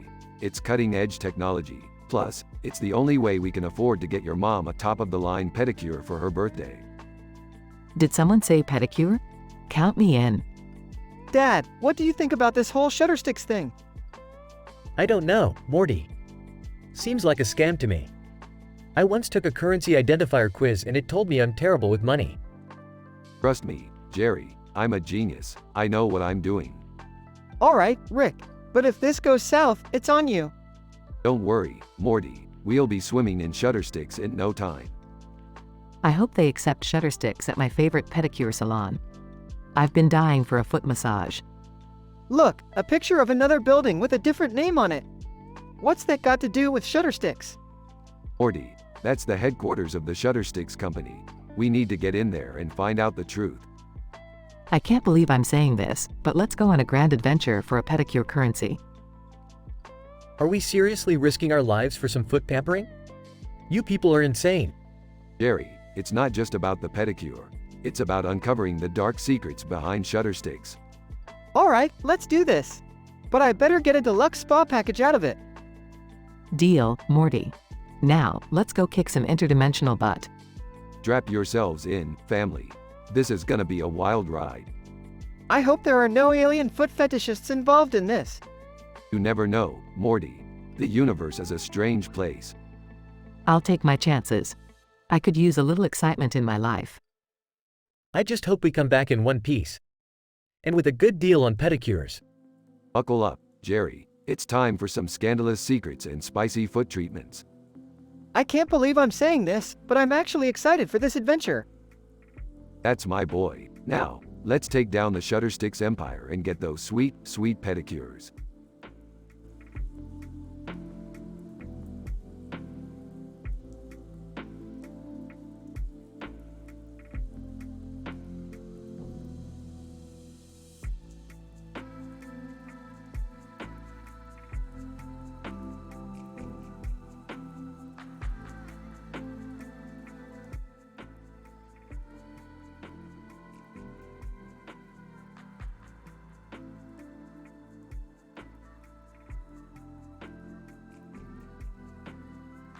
Hey Morty, check out this bowl of radishes. Radishes, Rick? Really? I mean, come on, we've got interdimensional travel and you're excited about radishes? Morty, you underestimate the complexity of radishes. These little guys are packed with vitamins and minerals that can enhance brain function and give us the energy we need for our adventures. Yeah, well, I'd rather have some adventure right now than a bowl of radishes. Fine, Morty. You want adventure? How about I take you to a movie trivia night in another dimension? They're raffling off a time-traveling DeLorean as the grand prize. Whoa, seriously? That sounds awesome. Let's go, Rick. Wait, you guys are leaving without me? I love movie trivia. Jerry, don't embarrass yourself. You can barely remember the name of the actors in the movies you watch. Hey, I have a talent for remembering movie theater concession prices. That's trivia too. Alright, Jerry, if you can answer this question correctly, we'll take you with us. Who directed the movie Pulp Fiction? Quentin Tarantino? Good job, Jerry, you're coming with us. Great, just what we need. Jerry slowing us down in another dimension. Dad, be cool for once. This is gonna be fun. Alright, buckle up everyone. We're about to enter the dimension of movie trivia nights. In transition, the family arrives at an extravagant movie theater with a neon sign that reads Movie Trivia Nights. Wow, Rick, this place is amazing. Look at those movie posters on the walls. I've never seen so much cinephilia in one place. Just remember, we're here to win that DeLorean, okay? Scene, the family joins a group of excited trivia enthusiasts at a table. The host, dressed as a movie director, approaches them. Host, welcome to Movie Trivia Nights. Our first question is, in which film did Leonardo DiCaprio finally win an Oscar? Snickers, that's an easy one. The Revenant. Host, correct. On to the next question. Montage. The family takes the lead, impressing the audience with their movie knowledge. They answer questions about Hitchcock, Tarantino, and Kubrick. Rick, we're crushing it. I can almost taste that DeLorean. Slow down, Morty. We still have a few more rounds to go. Don't jinx it. Scene, the final question is asked, and the tension thickens. Host, and now, for the ultimate question of the night. In the iconic film, The Shawshank Redemption, what is the name of the character played by Tim Robbins? Andy Dufresne. Host, correct. The Smith family wins the grand prize, the time-traveling DeLorean. Applause fills the room as the family celebrates their victory. I can't believe we won, Beth. We're going on some epic time-traveling adventures. Yeah, Jerry, I guess it's time to eat your words. Good job, guys. Now that we have a DeLorean, the possibilities are endless. We can visit any dimension, any time period. This is gonna be awesome, Rick. I can't wait to see what's in store for us next. Scene fades out as the family embarks on their time-traveling adventures, fueled by their love for movies and newfound prize.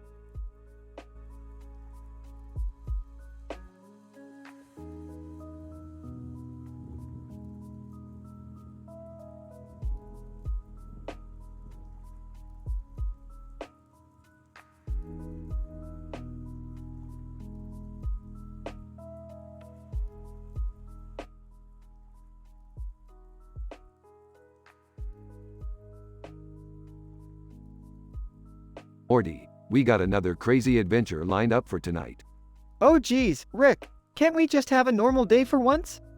Normal? That's boring, Morty. We're about to dive into the realm of epic rap battles. Epic rap battles? Are you serious? Damn straight, Morty. We're gonna face off against historical figures and drop sick rhymes. I don't know, Rick. I'm not really good at rapping. Relax, Morty. I've got a high-tech rap algorithm that'll make us unbeatable. It's like having a VPN for our flows. A VPN for flows? I don't even know what that means. Just trust me, Morty. It's gonna be epic. We'll sell out arenas with our sick rhymes. Alright, if you say so, Rick. Let's do this. Scene change. Rick and Morty enter a colorful rap battle arena. Welcome, ladies and gentlemen, to the most mind-blowing rap spectacle in the multiverse. I can't believe we're actually doing this, Rick. We're the kings of improvisation, Morty. Just let the rhythm flow through you. Scene change. Rick and Morty face off against historical figures in rap battles. Oh, Einstein, your theory of relativity can't compare to my intellectual ability. Nelson Mandela, you fought for freedom, but you're about to lose to our lyrical kingdom. Scene change. The crowd goes wild as Rick and Morty drop jaw-dropping rhymes. Shakespeare, your sonnets may be sublime, but against us, you'll be out of time. Cleopatra, you ruled Egypt with grace, but our raps will put you in your place.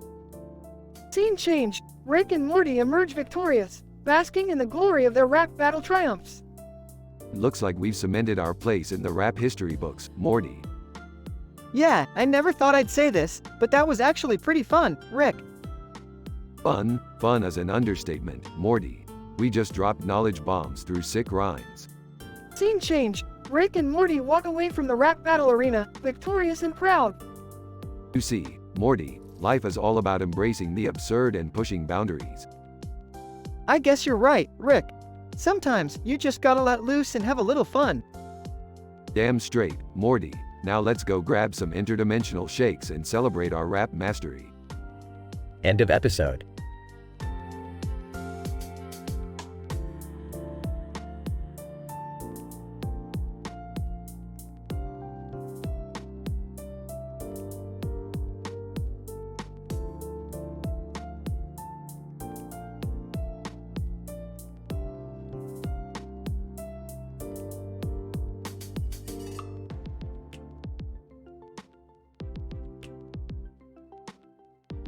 Hey Morty, you won't believe it.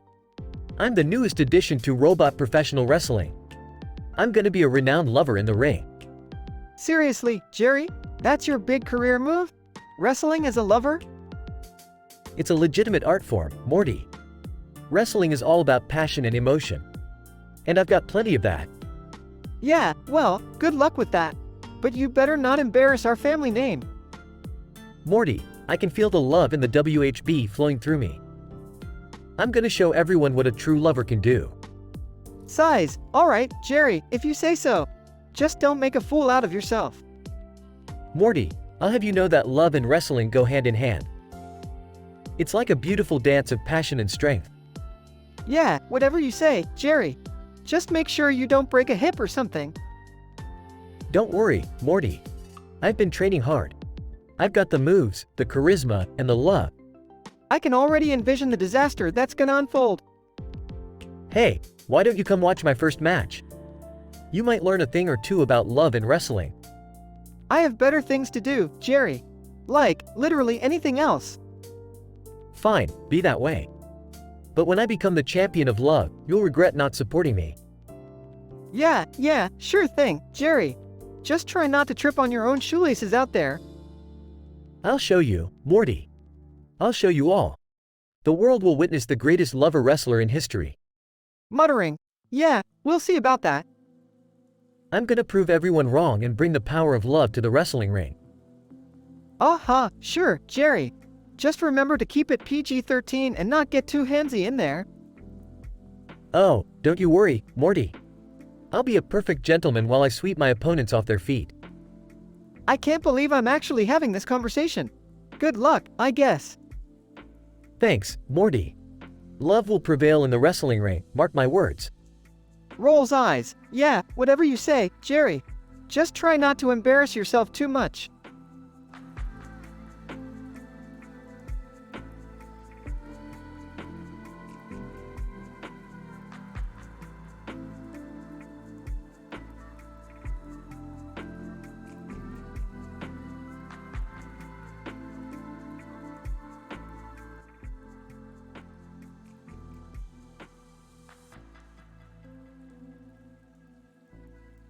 Int.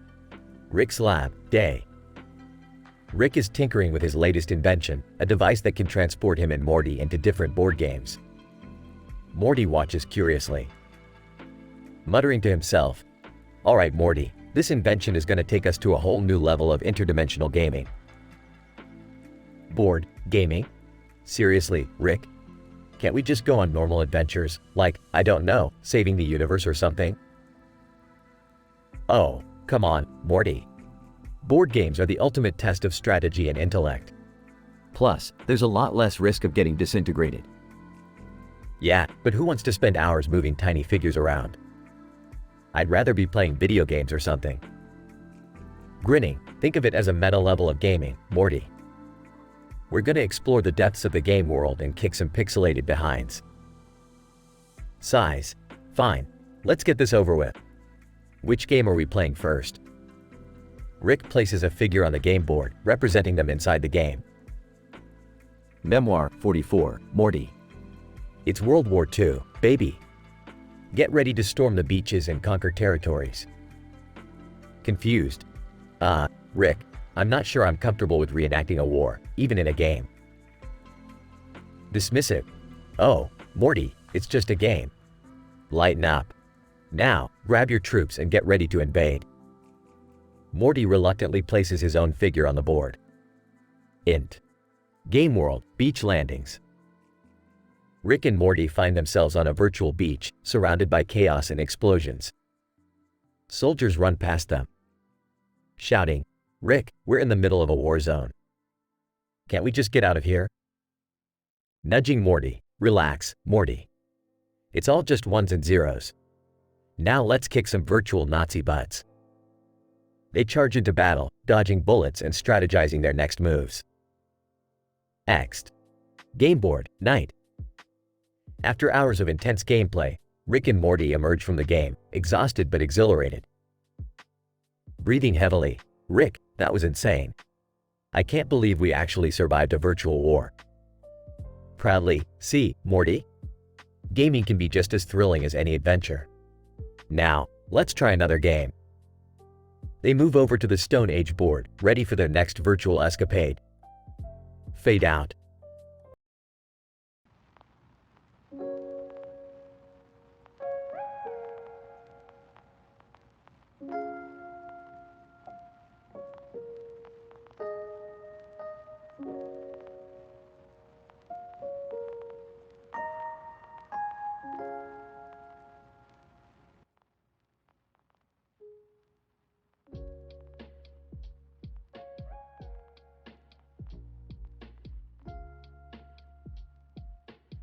Alright, Morty, listen up.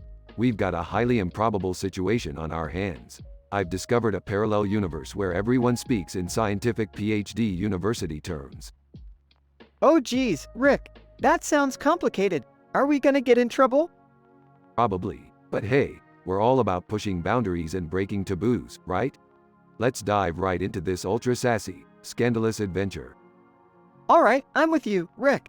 Let's do it. But can we please avoid any explicit or mature content this time? Fine, Morty. We'll keep it spicy without crossing any lines. Now, let's find that triggering event to get this episode rolling. Jerry, holding a scientific book, stumbles onto the scene. "Hey, guys! I just learned about the multiverse theory. It's mind-blowing." Oh great, Jerry's got a new obsession. Prepare for some outrageously funny and comical moments. Jerry, can't you find a more interesting hobby? Like debating Rick's favorite waifu or something? Well, actually, I think Rick's favorite waifu is scientifically flawed. You dare question my taste in animated characters? Prepare for an epic debate, Jerry. Cut to a crowd of intergalactic fans, eagerly awaiting the favorite waifu debate. Fan 1. I heard Rick likes Sailor Moon. Fan 2. Nah, he's more of a Jessica Rabbit kind of guy. Enough chit-chat. Let the debate begin. SpongeBob walks by. SpongeBob, IGHT, I'm a head out of this scientifically charged chaos. SpongeBob, wait, we need your spongy wisdom. SpongeBob, sorry, Rick. I don't want to get caught up in any juicy stories today. Wow, even SpongeBob knows this episode is gonna be too scandalous. Fine then, let's wrap it up. We've had enough fun with scientific innuendos for one day. Thank goodness. I don't think I can handle any more scandal mongering. Well, Morty, that's the beauty of our adventures. They're always shocking and prurient, just the way we like 'em. I guess you're right, Rick. Life with you is always absurd and over the top. You got that right, Morty. Now, let's fly off into another dimension and find a less scandalous scientific adventure. Sounds good to me, Rick. Let's go. They hop into the car and zoom away, leaving behind a street full of bewildered onlookers.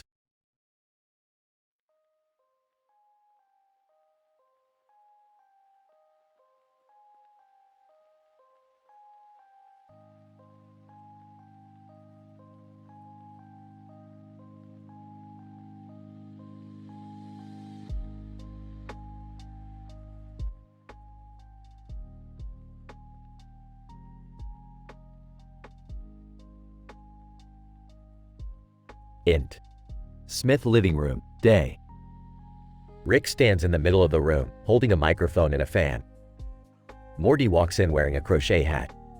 Sarcastically, oh great, Morty, you're finally embracing your inner hipster. Crochet and all, real edgy. Defensively, hey, don't knock it till you've tried it, Rick. Crocheting is actually quite therapeutic. Therapeutic? You mean like myofascial release? That's some fancy pseudoscientific term you got there, Morty. Smirking, it's not pseudoscientific, Rick. It's real science. It helps to release tension in the muscles and fascia. Fascia? What a bunch of white coat jargon. You know, back in my day, we didn't need fancy terms for everything. We just called it a good stretch. Well, maybe you should try it sometime, Rick. You could use a little relaxation. Relaxation? In this chaotic world? No thanks, Morty. I'll stick to my interdimensional adventures. Pauses. Speaking of adventures, remember that time we ended up in Nigeria? Ah, yes, the land of spicy food and scandal mongering. Good times, Morty.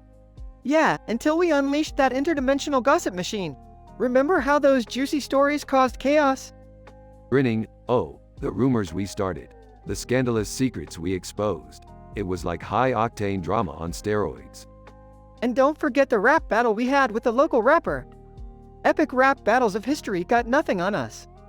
That's right, Morty. We showed them how to drop rhymes like mad scientists. It was absurdly entertaining. Laughs. We really know how to bring the ruckus, Rick. But maybe we should tone it down a bit. Some of our adventures can get a little unsuitable for children. Who cares about children, Morty? We're here to push the boundaries, break taboos, and make the audience laugh their asses off. Well, as long as we're not crossing any ethical lines, I guess I'm game for some more outrageous fun. That's what I like to hear, Morty. Now, let's go find another dimension to wreak havoc in. Time to unleash our unabashedly raw, exuberantly wild selves. They walk out of the living room, ready for their next adventure. Fade out.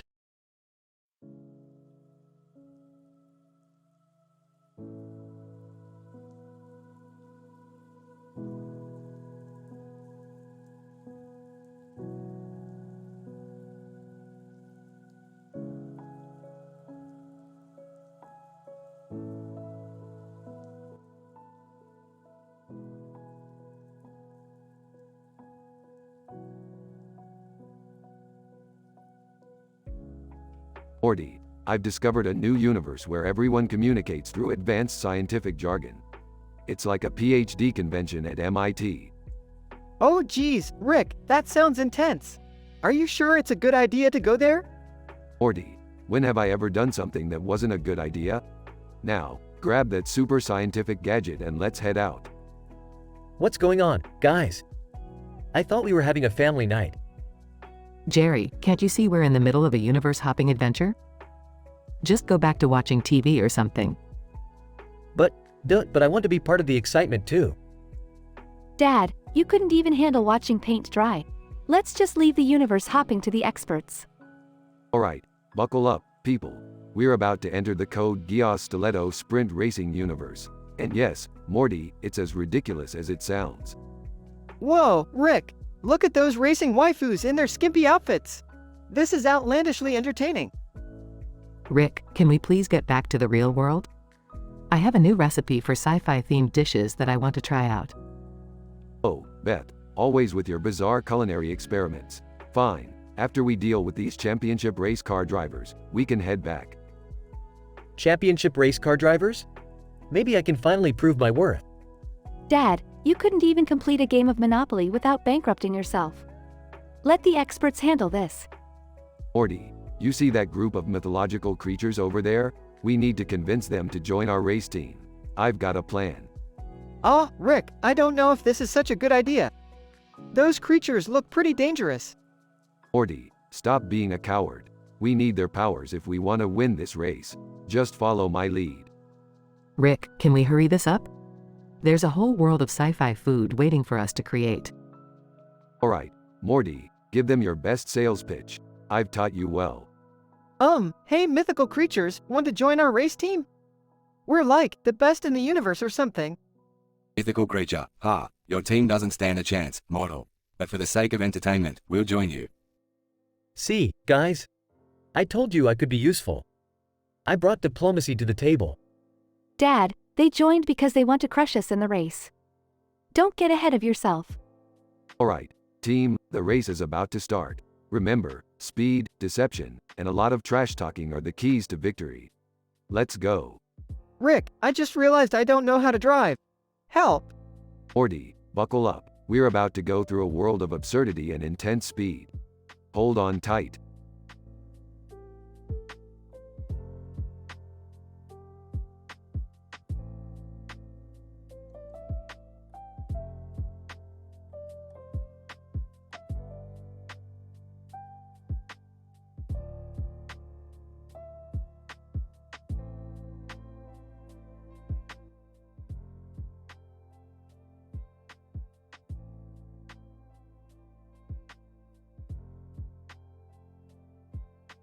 Morty, I've discovered a new dating app called Dilator. It's specifically designed for interdimensional beings looking for love. Oh, Rick, I don't know about this. Dating already sucks in our dimension. I can't imagine the kind of drama that's gonna come from dating someone from another universe. Morty, you gotta be more open-minded. Love knows no boundaries, not even across different dimensions. Plus, it's got a 98% success rate. That's scientifically proven. Fine, let's give it a shot. But if this ends up like that time you convinced me to go on that blind date with an alien slug, I swear. Relax, Morty, we'll find you someone great. Just remember, honesty is key. Be upfront about your flaws, like your constant insecurity and crippling fear of squirrels. Got it, honest is best. Now, what's with the weird profile questions? How many limbs do you have? Are you an energy-based life form? This app is intense. Welcome to interdimensional dating, Morty. It's not your average Tinder swipe fest. These beings want all the juicy details, like your IQ and preferred method of time travel. Rick, I'm matched with a sentient cloud from the Andromeda Galaxy. The conversation is all about the atmospheric pressure and gravitational waves. I have no idea what they're saying. Just play it cool, Morty. Nod and smile. Remember, dating is just an advanced form of social manipulation.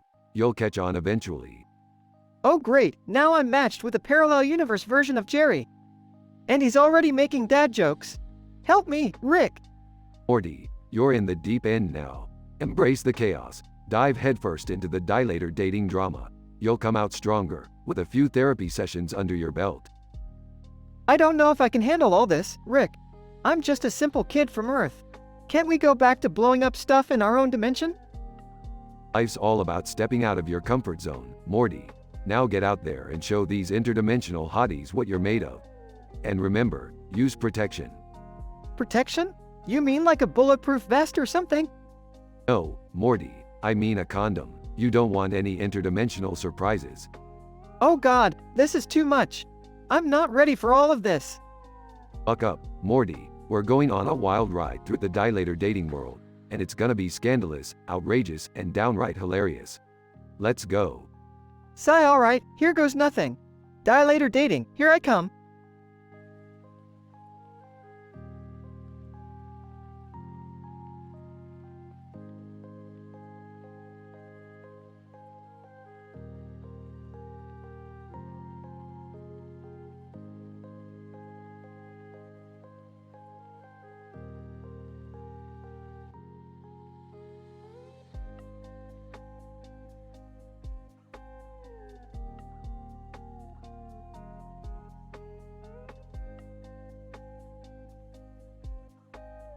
Title: Yellow Eyes Revelation.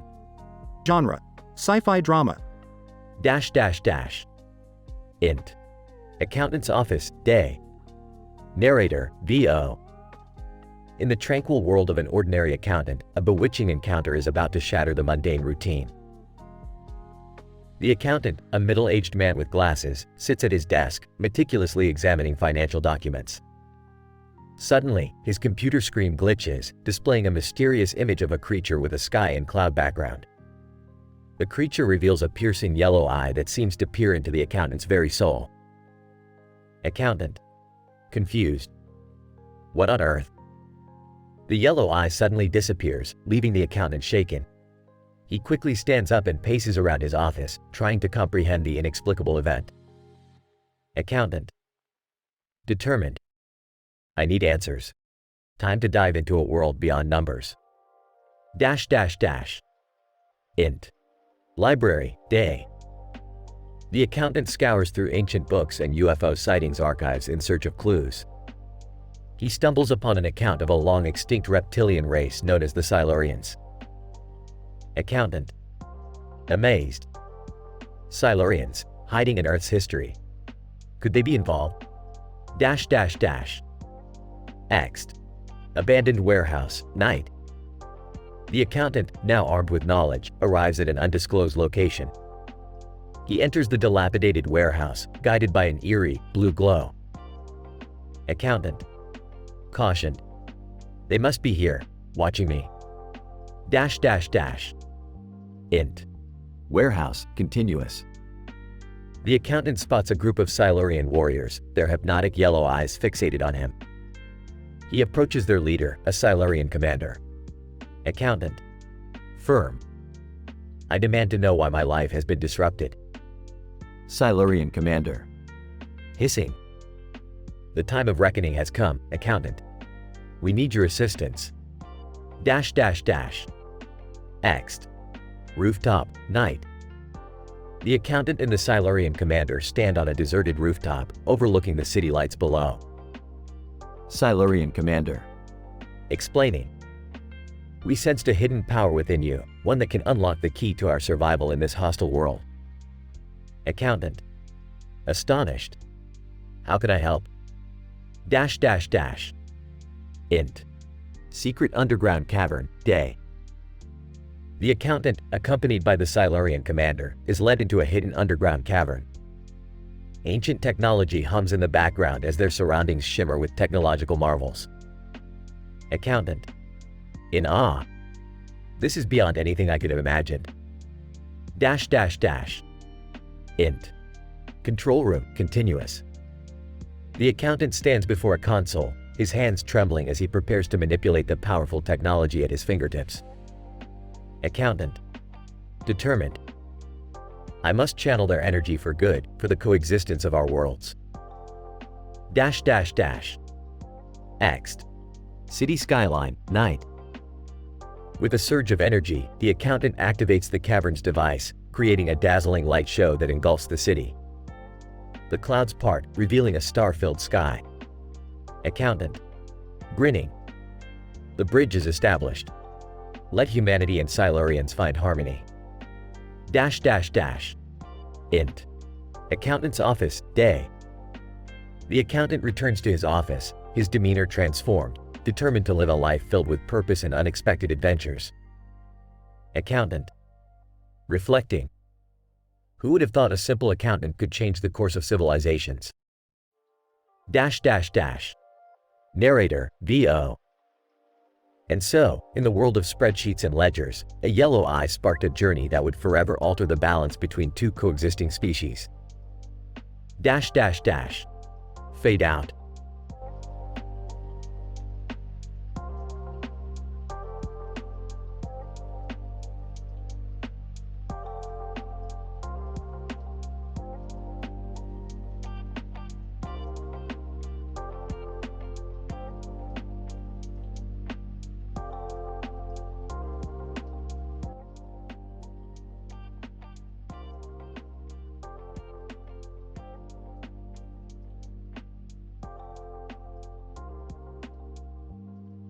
Int. Smith living room, day. Rick sits on the couch with Morty beside him. The three cats from the description are animated on the TV screen, wielding weapons. Morty, these cats have some serious hardware. I didn't know Garfield had it in him. Rick, this show is getting out of control. What's happening? Sarcastically, well, Morty, it looks like we stumbled upon Rick's secret fling, dimensional date drama. Dimensional date drama? What the hell is that?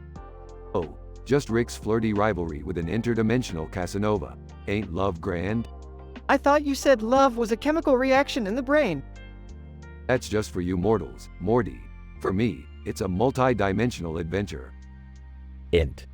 Rick's garage, continuous. Rick tinkers with a machine, his eyes darting between it and a photograph of an attractive alien. Ah, Jezebel, you make my anti-gravity boots levitate. Int. Smith living room, day. Morty gives Rick a confused look. I don't get it, Rick. Why are you dating aliens? Morty, love knows no boundaries, and aliens have some pretty interesting qualities. Int. Interdimensional club, night. Rick and Morty enter a club packed with aliens, music thumping in the background. Morty, tonight we're gonna find Jezebel and show her who's the real king of the multiverse.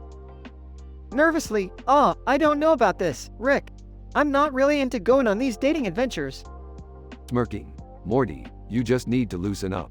Have a little fun. Let loose like those tentacle creatures over there. Int. Interdimensional club, later.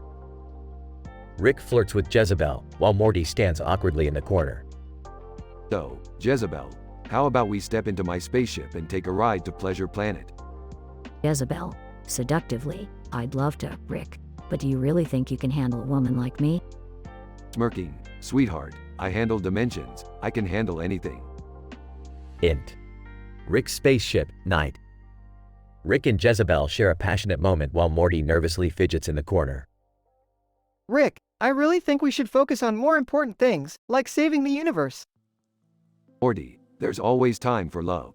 Now, if you'll excuse me, I have some cosmic exploration to attend to. Int. Smith living room, day.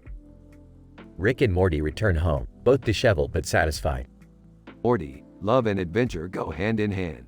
You can't resist the allure of the unknown. Crossing his arms. Well, I still think it's a bit weird, Rick. Weird, Morty. Nothing in this vast universe is weirder than us. They both share a laugh, knowing their bond is stronger than any interdimensional romance. Fade out.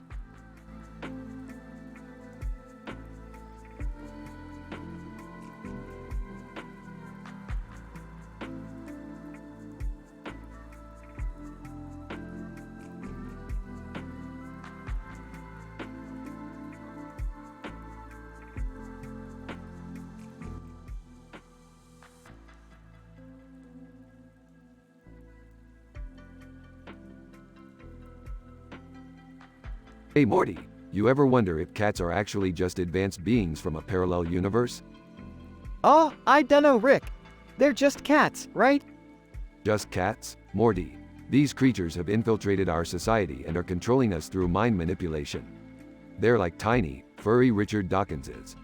Richard who? Never mind, just keep an eye on that cat over there. It's been acting kinda weird. What's all this talk about cats, guys? They're harmless little fluffballs. Beth, you have no idea what these cats are capable of. They're plotting to take over the world, I tell ya. Dad, are you serious?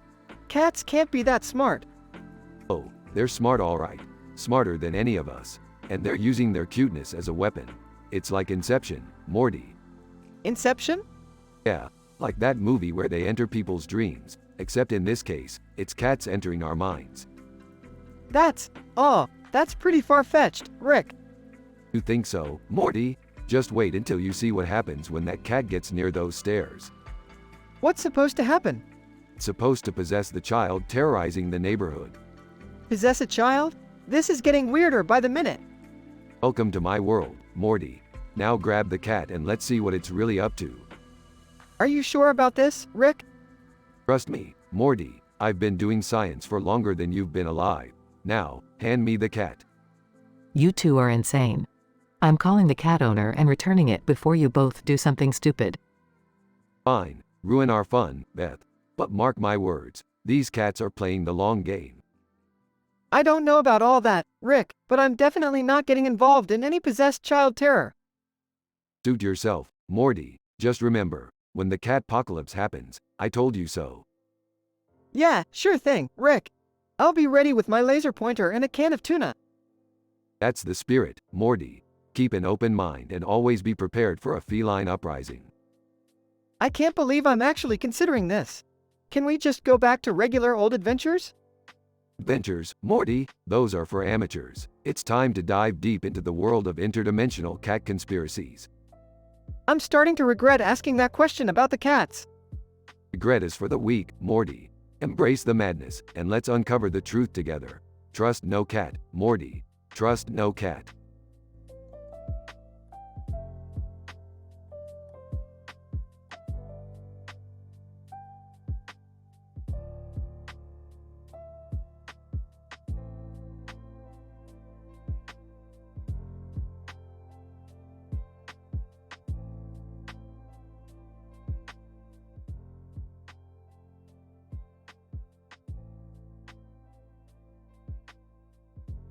Morty, listen up. I've just discovered a parallel universe where everyone communicates through interpretive dance. Are you serious, Rick? Interpretive dance? That sounds ridiculous. Look, Morty, I didn't say it was normal. But trust me, it's scientifically fascinating. We just need to find a way to blend in and avoid stepping on anyone's toes, literally. Hey guys, what's all this dancing talk about? You know I'm not exactly the most coordinated person. Oh, don't worry, Jerry. We'll make sure you don't embarrass yourself on the dance floor. I'll whip up a pair of super fancy dancing shoes for you. They'll make you a star. Rick, stay out of Jerry's shoe business. You always mess things up. Sorry, Beth, but we're talking about the fate of the multiverse here. Jerry's got to put his best foot forward, literally. Hey, Rick, I have an idea. What if we use the dance-off to distract the evil mutant scourge that's taken over this post-apocalyptic world? Morty, you might actually be onto something. We can create a diversion while Tiny Rick leads the mutant horde far, far away. Wait, Tiny Rick is back? I thought we dealt with that whole clone situation. Yeah, he's been lurking around, wanting to be the center of attention again. But this time, we can use him to our advantage. Alright, Morty, you handle Tiny Rick. I'll work on a mind-altering disco ball to hypnotize the mutants. Jerry, just try not to trip over your own 2 left feet. Thanks for the vote of confidence, Rick. And what about me? I can't dance to save my life. Oh, don't worry, Beth. We'll make you the choreographer. You can tell everyone else what to do while you stand safely on the sidelines. Dad, that means you get to be Beth's assistant. You can hold her script or something. Great, I'm an assistant now. Might as well embrace my true calling. Alright, team, let's pump up the jam, shake our tile feathers, and save this world with some groovy moves. Beyonce, hold up, Rick. I heard you were putting on a show. Mind if I join? Beyonce, well, this just got interesting. Welcome to the interdimensional dance-off, Beyonce. Let's see what you've got. This is getting out of hand, Rick. But hey, at least we'll have one hell of a story to tell after this. That's the spirit, Morty. Now show me your best robot dance. We need to practice for the big showdown.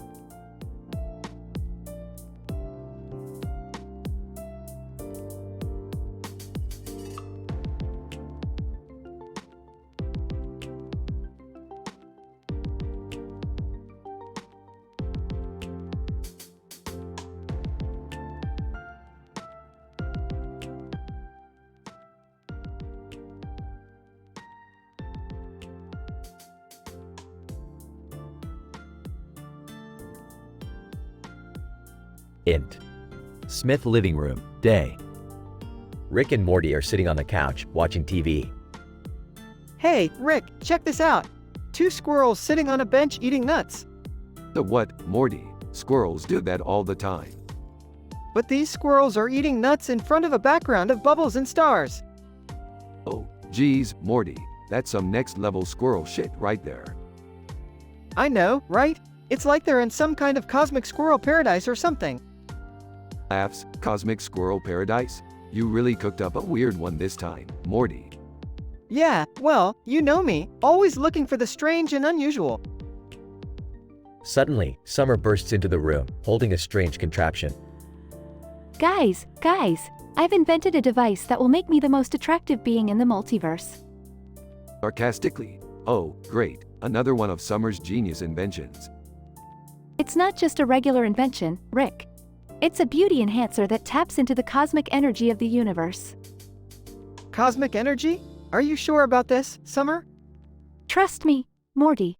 This thing is foolproof. Rick rolls his eyes and takes a sip from his flask.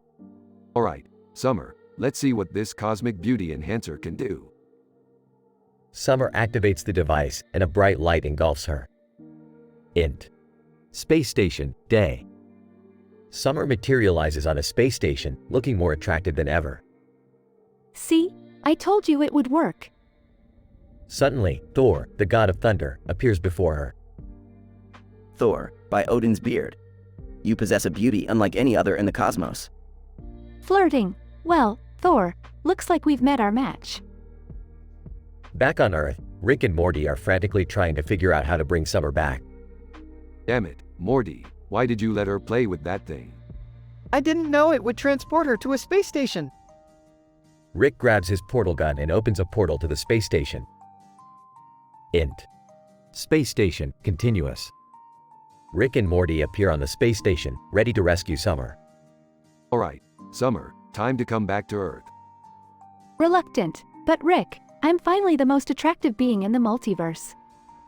Don't worry, Summer, we'll find another way to boost your self-esteem without interdimensional gadgets. They all step through the portal and return to the living room. Well, that was a close one. Sighs. Yeah, Morty, the quest for beauty can lead you down some weird paths. Summer looks at herself in the mirror and smiles. Maybe being the most attractive isn't everything. I'm pretty awesome just the way I am. They all share a chuckle as the camera zooms out, ending the episode.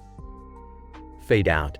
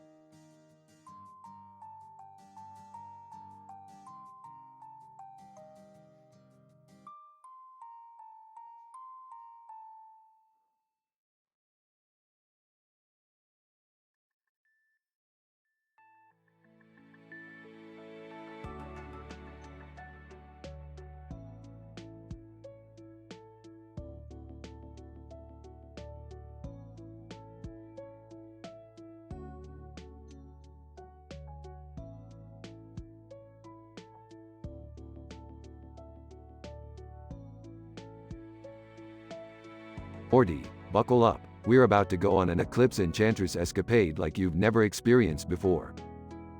Geez, Rick, are you sure this is a good idea? Last time we encountered an enchantress, things got pretty complicated. Come on, Morty, stop being such a worrier. We're adventurers, it's in our blood. Plus, I've upgraded our interdimensional spaceship for this mission. Upgraded how exactly?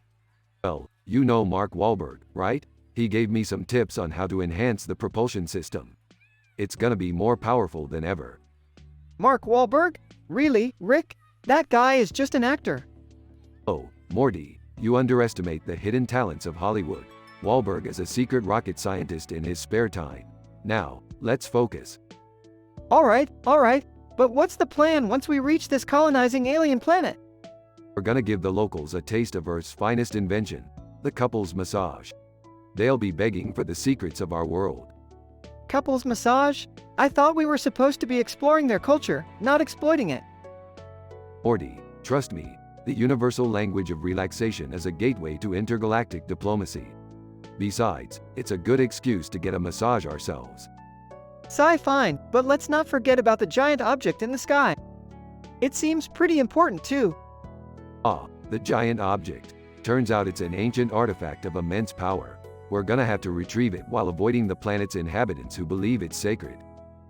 Great, just great, because sneaking around a planet full of devoted aliens has always worked out well for us. Don't worry, Morty, I've got a disguise. We'll blend right in. Just keep your wits about you and follow my lead. Okay, Rick, I'm counting on you to guide us through this mess. But remember, no messing around with the locals this time. No promises, Morty. You never know what kind of scandalous gossip we might uncover on this adventure. It's all about the juicy stories, after all. Oh, why did I even agree to this? Because deep down, Morty, you know that life without a dash of scandal and absurdity is just plain boring. Now, let's go conquer that alien planet. Grumble's fine, but if we end up causing a war or something, I'm not taking the blame for it. Deal, Morty. Now, hold on tight. This Eclipse Enchantress escapade is gonna be one wild ride.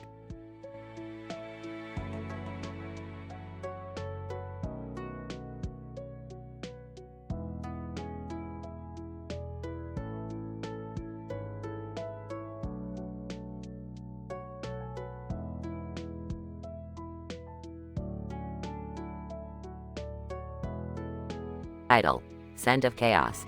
Episode synopsis. In this scientifically improbable episode, the characters find themselves entangled in a dizzying series of events that lead to an unexpected outbreak and a race against time to find a cure. From a peculiar monkey to a scandalous sugar baby scandal, our characters navigate the chaos with sass, drama, and a flair for the extravagant. Characters. 1. Dr. Veronica Frost, a brilliant geneticist with a dark secret. 2. Dr. Ethan Hartman, a charismatic virologist who is always one step ahead. 3. Ava Montgomery, a fearless journalist with a knack for sniffing out trouble. 4. Luca Lorenzo, a smooth-talking con artist with a shadowy past. 5. Coco, the mischievous monkey with an inexplicable affinity for smoke. Scene 1, Laboratory. Dr. Veronica, whispering, "Ethan, you have to see this. Coco somehow got his tiny hands on a bottle of liquid. There's smoke pouring out of his mouth."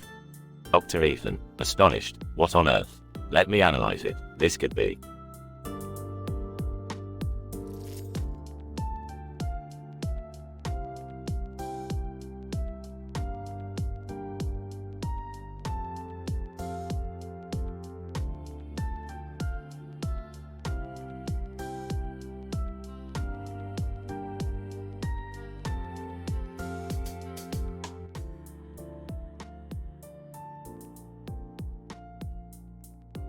Alright, Morty, buckle up. We're about to jump into another mind-bending adventure. Rick, I don't know if I can handle another one of your insane escapades. Morty, you worry too much. We're just gonna have a little fun, that's all. Fun? You call almost dying every time you go on one of these fun adventures? Oh, Jerry, lighten up. Not everyone can handle the excitement of a universe-hopping, dimension-jumping thrill ride. Well, I'm getting tired of constantly being in danger, Rick. Maybe it's time for a break. Break, Morty. This is our destiny. We're the chosen ones, exploring the multiverse and poking fun at the laws of physics. Chosen ones? More like accident-prone idiots stumbling from one disaster to another. Oh, shut up, Jerry. No one asked for your opinion. Guys, can we focus on something other than your constant bickering? I need your help with something. What is it, Beth? Another creature that needs saving or something equally boring? No, it's not that. I found this video game character, a woman being threatened with a knife. I need you to investigate it. Whoa, video game worlds now. I thought we stuck to aliens and alternate dimensions. Morty, we explore it all.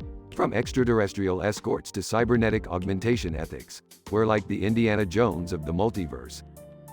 More like the reckless idiots of the multiverse. Enough with the insults, Jerry. We've got a case to solve. Beth, show me the game. Here, take a look. It's a cityscape with neon lights in the background. Looks pretty intense. Interesting. Let me dive into the game's code and see what I can find. While you do that, I'll see if I can level up my character and defeat this creepy centipede boss. Really, Morty?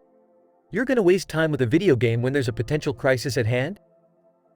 Jerry, relax. We're in a video game. What's the worst that could happen? Rick starts laughing maniacally. Morty, you just jinxed us. Get ready for a wild, mind-bending gameplay experience unlike anything you've ever seen before. Oh boy, here we go again. Alright, everyone, stay focused. Let's solve this mystery and get back to our normal, somewhat dysfunctional lives. Scene fades out as the team prepares to enter the video game world.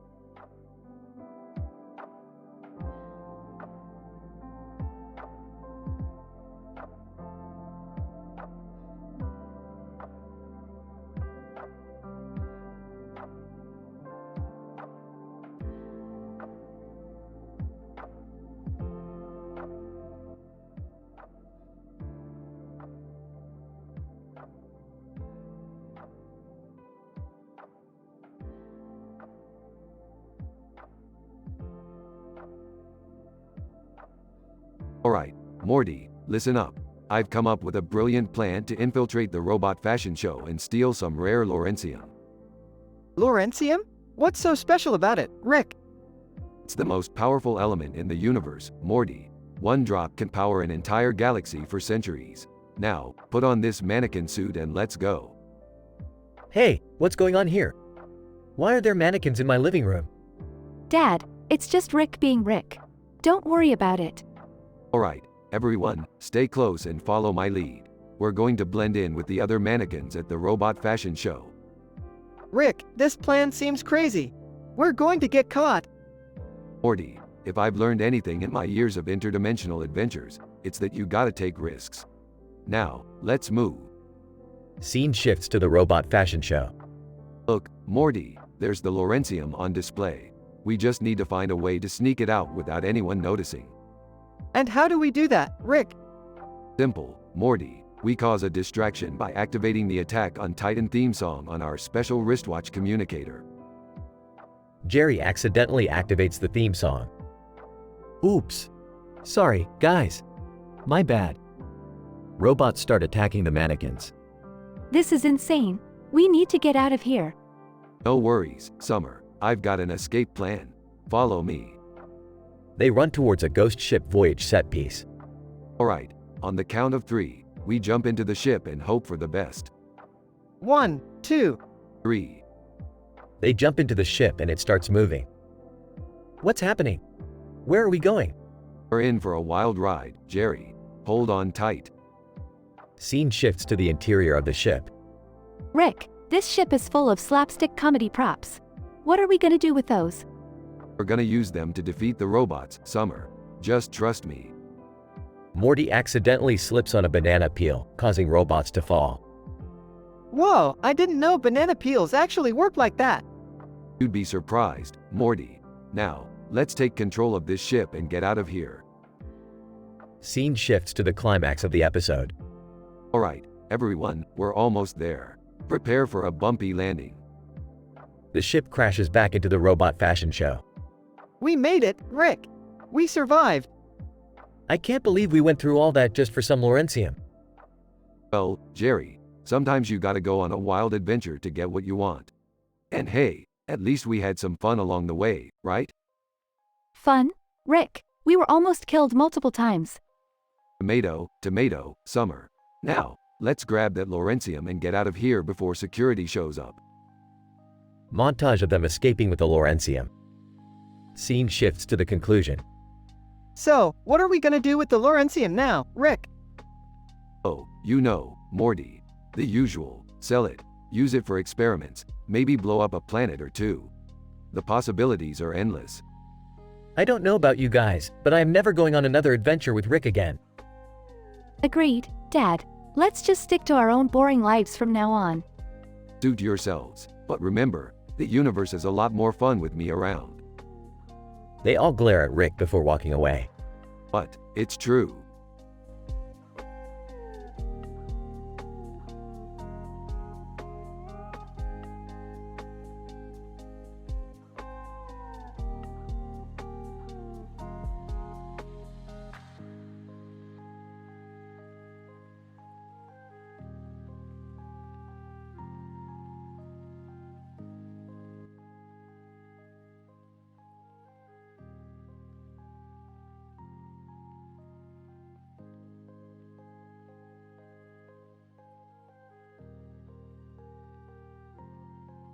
Alright, Morty, buckle up. We're about to dive into a parallel universe where pranks are the norm and chaos reigns supreme. Oh geez, Rick, do we have to? I mean, last time we got caught in a prank war, I ended up with a whoopee cushion permanently stuck to my butt. Relax, Morty. This time we'll be the ones pulling the pranks. It's time to show these alternate versions of ourselves who the prank masters really are. Nervously, guys, I don't know if I'm cut out for this. I mean, pranks can get pretty intense, you know? Rolling her eyes, Jerry, grow a backbone for once. It's just harmless fun. Besides, maybe you'll finally prove yourself useful if you manage to pull off a decent prank. Sarcastically, yeah, Dad, maybe you'll finally be the cool dad for once. But I wouldn't hold my breath. Alright, team, let's get this prank war started. Morty, I want you to hack into their prank database and steal their most outrageous ideas. Hesitant. Rick, isn't that crossing a line? I mean, we're supposed to be having fun, not ruining lives. Oh, Morty, when will you learn? This is the multiverse. There are no lines here. Now, get to work. Scene transitions to an awkward first date between Jerry and an alien warrior princess. So, do you come to Earth often? I hear the gravitational force here is pretty strong. Warrior princess, unimpressed. You know, I thought you were different, Jerry, but it seems like you're just like every other Earthling. Boring. Defensively, hey, I can be exciting. Watch this. Pulls out a rubber chicken and honks it. Warrior princess, sighs. Yeah, I think I'm gonna pass on that second date. Scene shifts to a wild puppet theater performance. Now, for your amusement, we present the Puppet Avengers. Iron Puppet, Captain America Puppet, Hulk Puppet, assemble. Audience, laughing. Rick, I can't believe you convinced the puppet masters to put on this show. They're actually hilarious. Of course they are, Morty. Who knew puppets could bust out the puns better than we do? Scene escalates to the final prank showdown. Alright, Dad, it's go time. We've got their locations, their weaknesses, and a whoopee cushion with their names on it. But let's not forget, Summer, pranks should be fun, not mean-spirited. No permanent damage, okay? Nervously, yeah, and let's make sure we can outrun them too. I don't want another incident like last time. Don't worry, Jerry, I've got just the gadget to cover our escape. Now, let the prank war begin. Scene descends into chaos as pranks are pulled left and right, laughter echoing through the room. Laughing maniacally, this is what it's all about, Morty. Absolute mayhem and creativity unleashed. I gotta admit, Rick, it's pretty exhilarating. But I hope we don't have to deal with the consequences once this is over. Scene fades out with the characters covered in silly string, feathers, and confetti. Well, that was certainly a wild ride. But now it's time to clean up this mess and act like responsible adults. Speak for yourself, Mom. I've got a prank revenge list that's a mile long. Sighs. Can't we just have a normal family dinner for once? Oh, Jerry, normal's overrated. Let's embrace the chaos while we can. After all, who knows what crazy adventure awaits us next?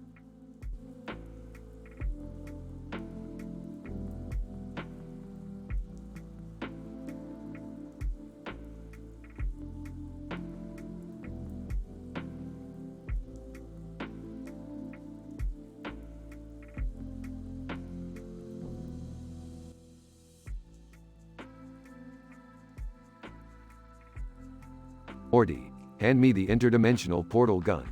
We've got some serious scientific business to take care of. Rick, can't we take a break for once?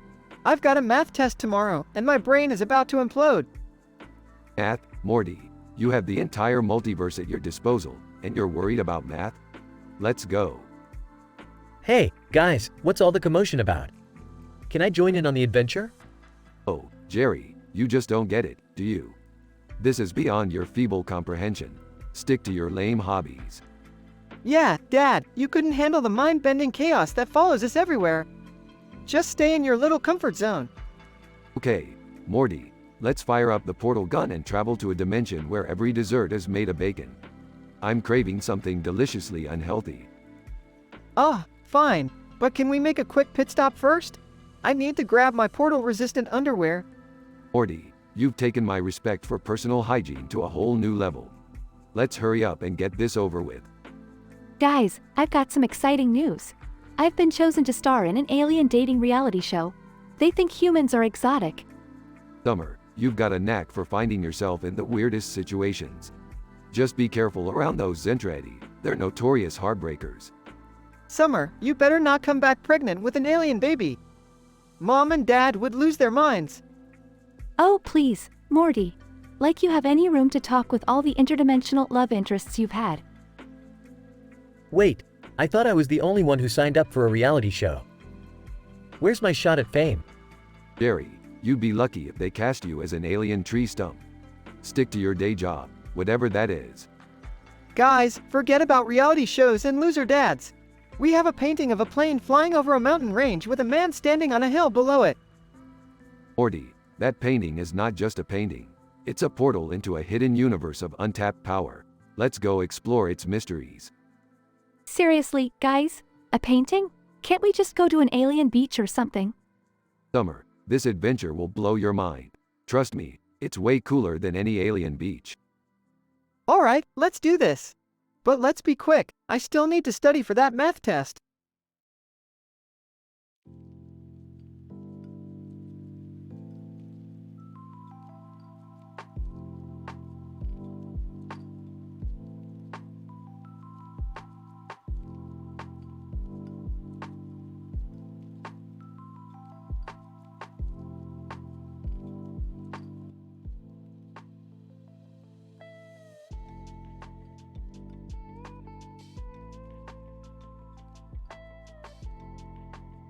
Alright, Morty, listen up.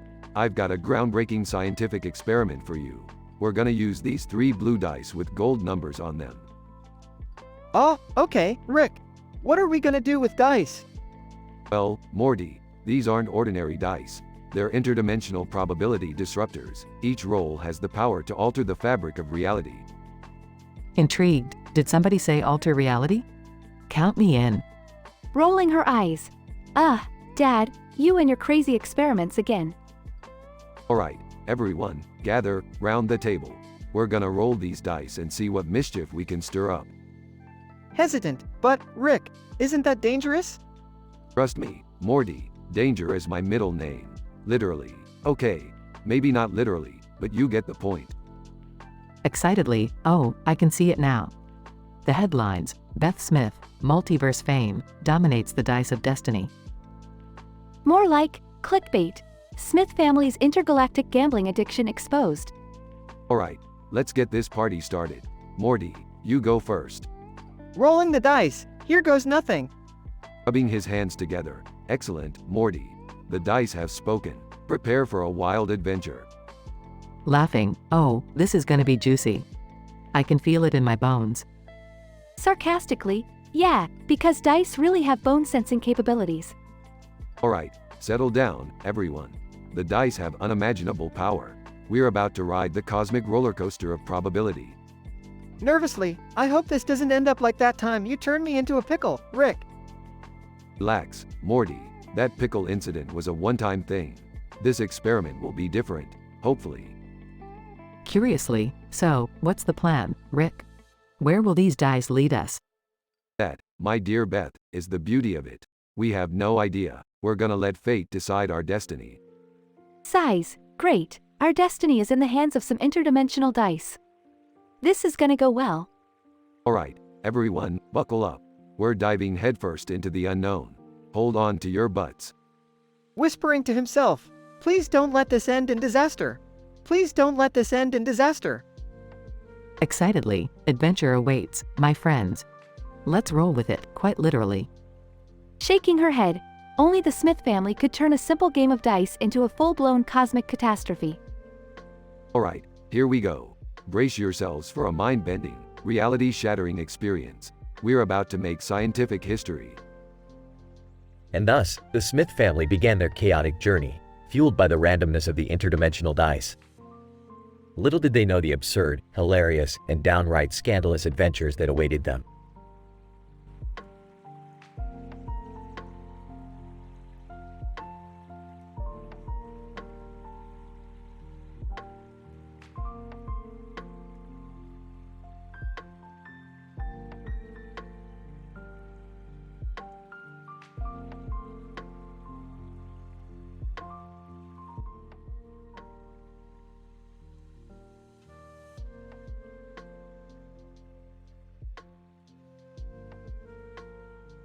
Alright, Morty, buckle up for another crazy adventure. Oh geez, Rick, can't we have just one normal day? Normal days are for losers, Morty. Now, pay attention. We're about to enter the maze of fear. A maze? What's so scary about that? Well, this maze has the power to bring your deepest fears to life. Get ready for a wild ride. I don't know, Rick. This sounds kinda dangerous.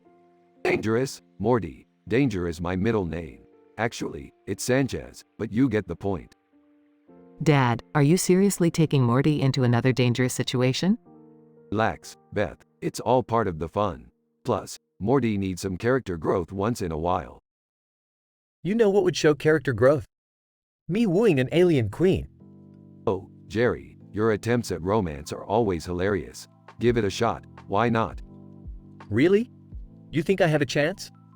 Well, the alien queen might go for the whole pathetic earthling vibe. Worth a try, buddy. Rick, we've been wandering in this maze for hours. Can we please find a way out? Patience, Morty, we're building suspense here. Just wait for the inevitable breakthrough moment. Breakthrough moment? I'm scared for my life here. Scared? That's the whole point. Now let's find that exit before things get too complicated. Hey, Rick, can we take a break from all this maze nonsense and play a nice game of Caribbean stud poker?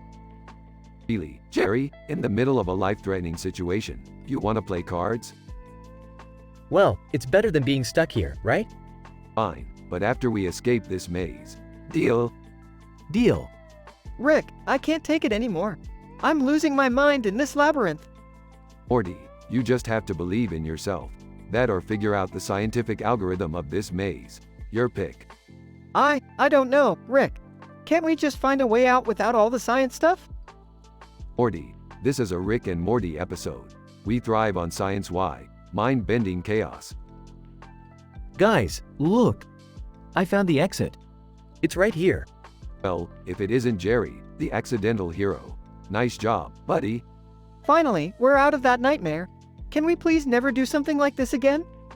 Morty, the universe is a crazy place. We're bound to encounter more absurd situations in the future. I can't believe you dragged our family into this mess, Rick. Hey, it makes for good TV. Now, who's up for another mind-bending adventure? Oh geez, here we go again.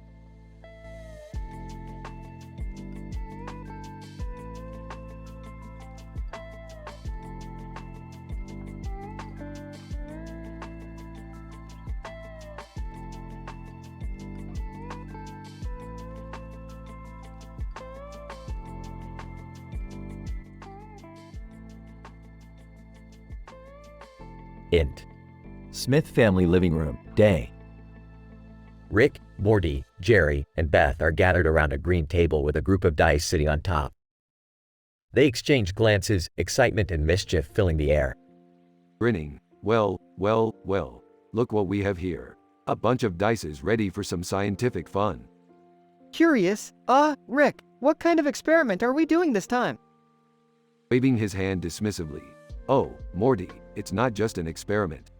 It's a way to uncover embarrassing family moments in the multiverse. Defensively, what? Are you trying to say our family has embarrassing moments? Sarcastically, yeah, Jerry, you might have missed it, but we're the epitome of normalcy. Chuckling. All right, let's get this show on the road, shall we? Morty, roll the first dice. Morty grabs the dice, gives it a nervous toss, and it lands on a 6. Relieved. Phew, lucky me. Raising an eyebrow, lucky? Let's see what embarrassing moment that dice holds for you. Roll it again. This time, the dice lands on a 2. Nervously, oh, what does that mean? Mischievous grin. It means you once mistook a plutonian slug for a breath mint. Classic Morty move. Morty blushes, embarrassed, as the others burst into laughter. Teasingly, don't feel bad, Morty. We all have our moments. Enough chit-chat. Beth, your turn. Beth grabs the dice, gives it a confident shake, and rolls it. It lands on a 1. Worried, oh no, what did I do? Smirking. It appears that at an intergalactic conference, you accidentally flashed your bra to the delegates. Talk about making an impression. Beth covers her face with her hands, mortified, as everyone chuckles. Playfully, see, Beth. You're not the only one with embarrassing stories. They continue playing, each revealing their own embarrassing moments with every roll of the dice. Laughter fills the room, and despite the embarrassment, they bond over their shared humanity. Fade out.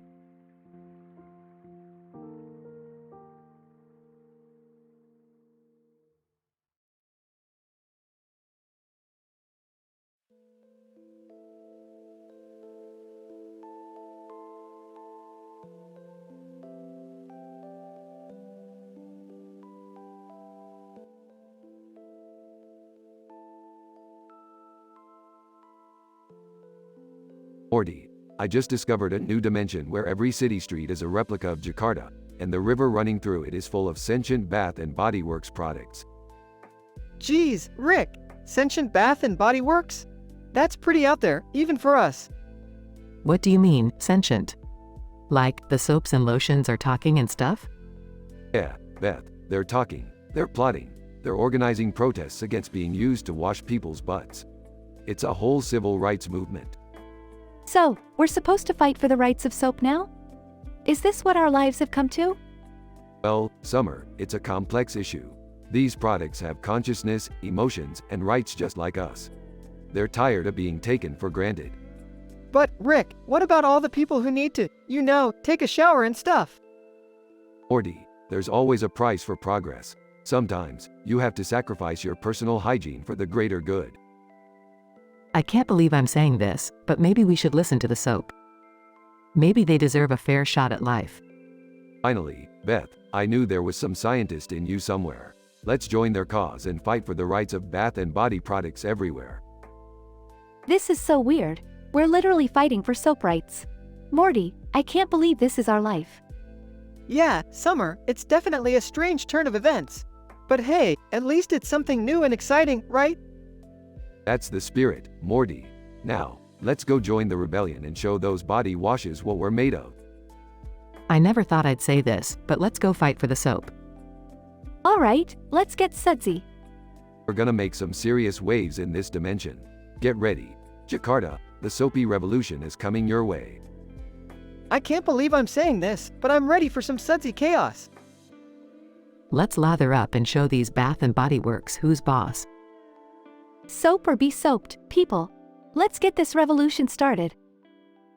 Scene fades as the Smith family marches towards the replica city, armed with shampoo bottles and loofahs.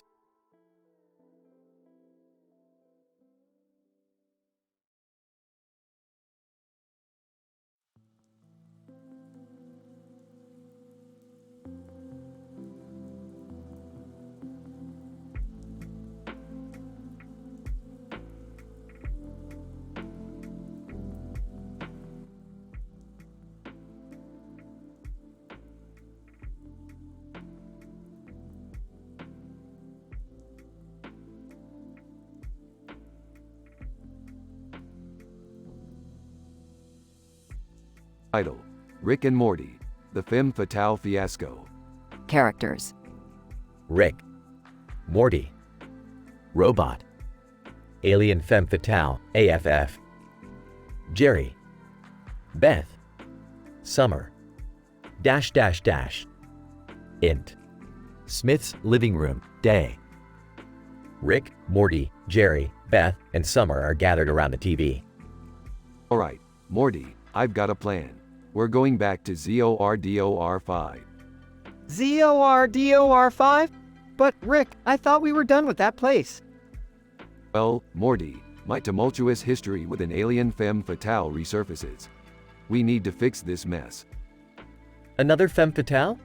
Seriously, Rick? Can't you stay away from trouble? Sips his drink. Trouble is my middle name, Jerry. Besides, it's not like you can handle it. Dad, please don't drag Jerry into your crazy adventures. He's unstable enough. Hey, I went on that furry fanfiction slam adventure with you guys, remember? Oh, don't remind us, Dad. That was traumatizing. Int. Spaceship, interior, day. Rick, Morty, and Robot are gearing up for the mission. Robot, are you sure we can trust this Rick guy, Morty? He seems unpredictable. Well, he's my grandpa, so we kinda have to trust him, Robot. Exactly. Let's focus on the mission, and Robot, keep that gun handy. We might need it. Robot, understood, Rick. Int. Spaceship, cockpit, day. AFF suddenly appears on the spaceship's view screen. AFF. Well, Rick. We meet again. Ready to play some Spanish 21? Smirking, AFF, you always know how to make an entrance. But sorry, darling, not this time. Xed. ZORDOR 5 day. The spaceship lands on ZORDOR 5, with Rick, Morty, and Robot exiting. Alright, Morty, let's find the artifact we need to stop AFF's evil plan. What's her evil plan this time, Rick? Destroy the universe with bad gambling strategies? Something like that, Morty. But we're not going to let her win. Int. Alien gambling den, night. Rick and Morty approach the gambling table where AFF sits. The room is filled with aliens. AFF. Rick, finally decided to give up? Good choice. Smirking. Well, AFF, I wouldn't count on it just yet. Let's play. A series of fast-paced gambling exchanges and witty banter between Rick, Morty, and AFF. Xed. Alien gambling den, night. Rick, Morty, and Robot exit the den, victorious. We did it, Rick. We beat AFF at her own game. That's right, Morty. No one outwits the great Rick Sanchez. Int. Spaceship, interior, day. Rick, Morty, and Robot are heading home. Oh, Morty, another adventure in the books. Ready to go home? Definitely, Rick. I think I've had enough excitement for today. Robot, it was an honor to fight by your side, Rick. My circuits will never forget. Smirking. You're welcome, Robot. Now, let's get out of here before trouble finds us again. Fade out.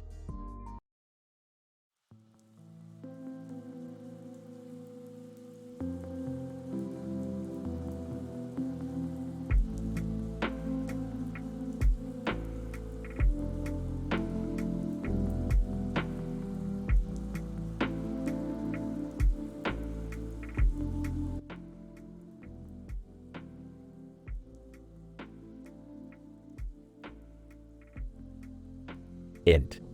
Smith living room, day. Rick, Morty, Beth, Jerry, and Summer are gathered in the living room. Beth nervously twirls a green object in her hand. Whispering, guys, I have a secret to confess. I've been having an affair with an alien prince. Startled. What? Beth, how could you? It's not what you think, Jerry. He's just so otherworldly. Raises an eyebrow. Well. A green-haired gal going for the green. Classic gold digger move. Dad, can you please not ruin every emotional moment? It's my job, sweetie. Now, back to the gory survival game I was playing. Wait, what's this with an astrology's attraction algorithm? hesitant. The alien prince used his advanced astrology skills to seduce me. It was like something out of a cosmic romance novel. Sarcastic. Great, so now I have to compete with an alien's pickup lines? Relax, Jerry, you never stood a chance anyways. Rolls her eyes. Can we focus on the fact that Mom had an affair? This is a big deal, guys. Pleadingly, look, I made a mistake. But this alien prince means nothing to me. Our family is what matters. Smirking. Oh, the drama. The secret affair. The alien intrigue. It's like a galactic soap opera. So what's the plan, Rick? How do we fix this mess? Simple, Morty. We expose the alien prince for the gold digger he is. We'll give him a taste of his own interstellar medicine. Determined, I'm in. Let's show this green-faced Casanova who he's messing with.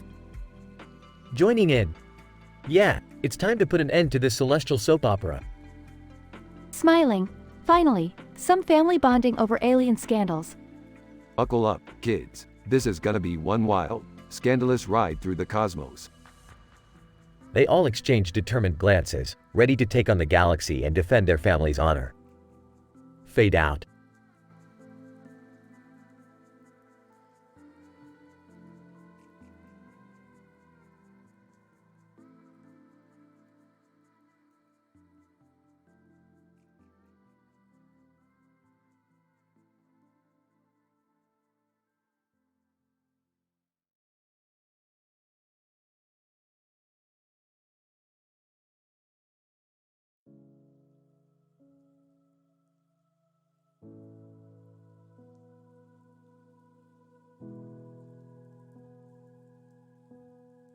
Morty, I've invented a new invention that's going to blow your mind. Oh geez, Rick, what is it this time? It's called the Body Wraps. It's a high-tech suit that can wrap around your body and transform you into anything you desire.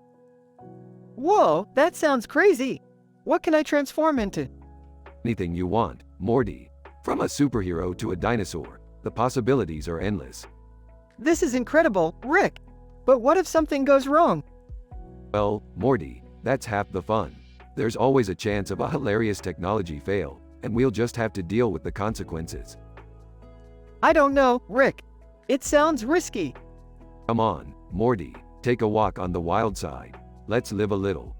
Okay, fine. Let's do it. Scene transition. Alright, Morty, put on the body wrap and choose your desired transformation. Alright, here goes nothing. Morty puts on the body wrap and transforms into a chicken. Rick, I'm a chicken. What did you do? Oops, looks like I miscalculated the transformation algorithm. This is gonna be fun. Fun? Rick, I can't even walk properly. Scene transition. Morty, let's go to a science convention and show off your chicken transformation. Are you serious, Rick? I'll be the laughingstock of the whole convention.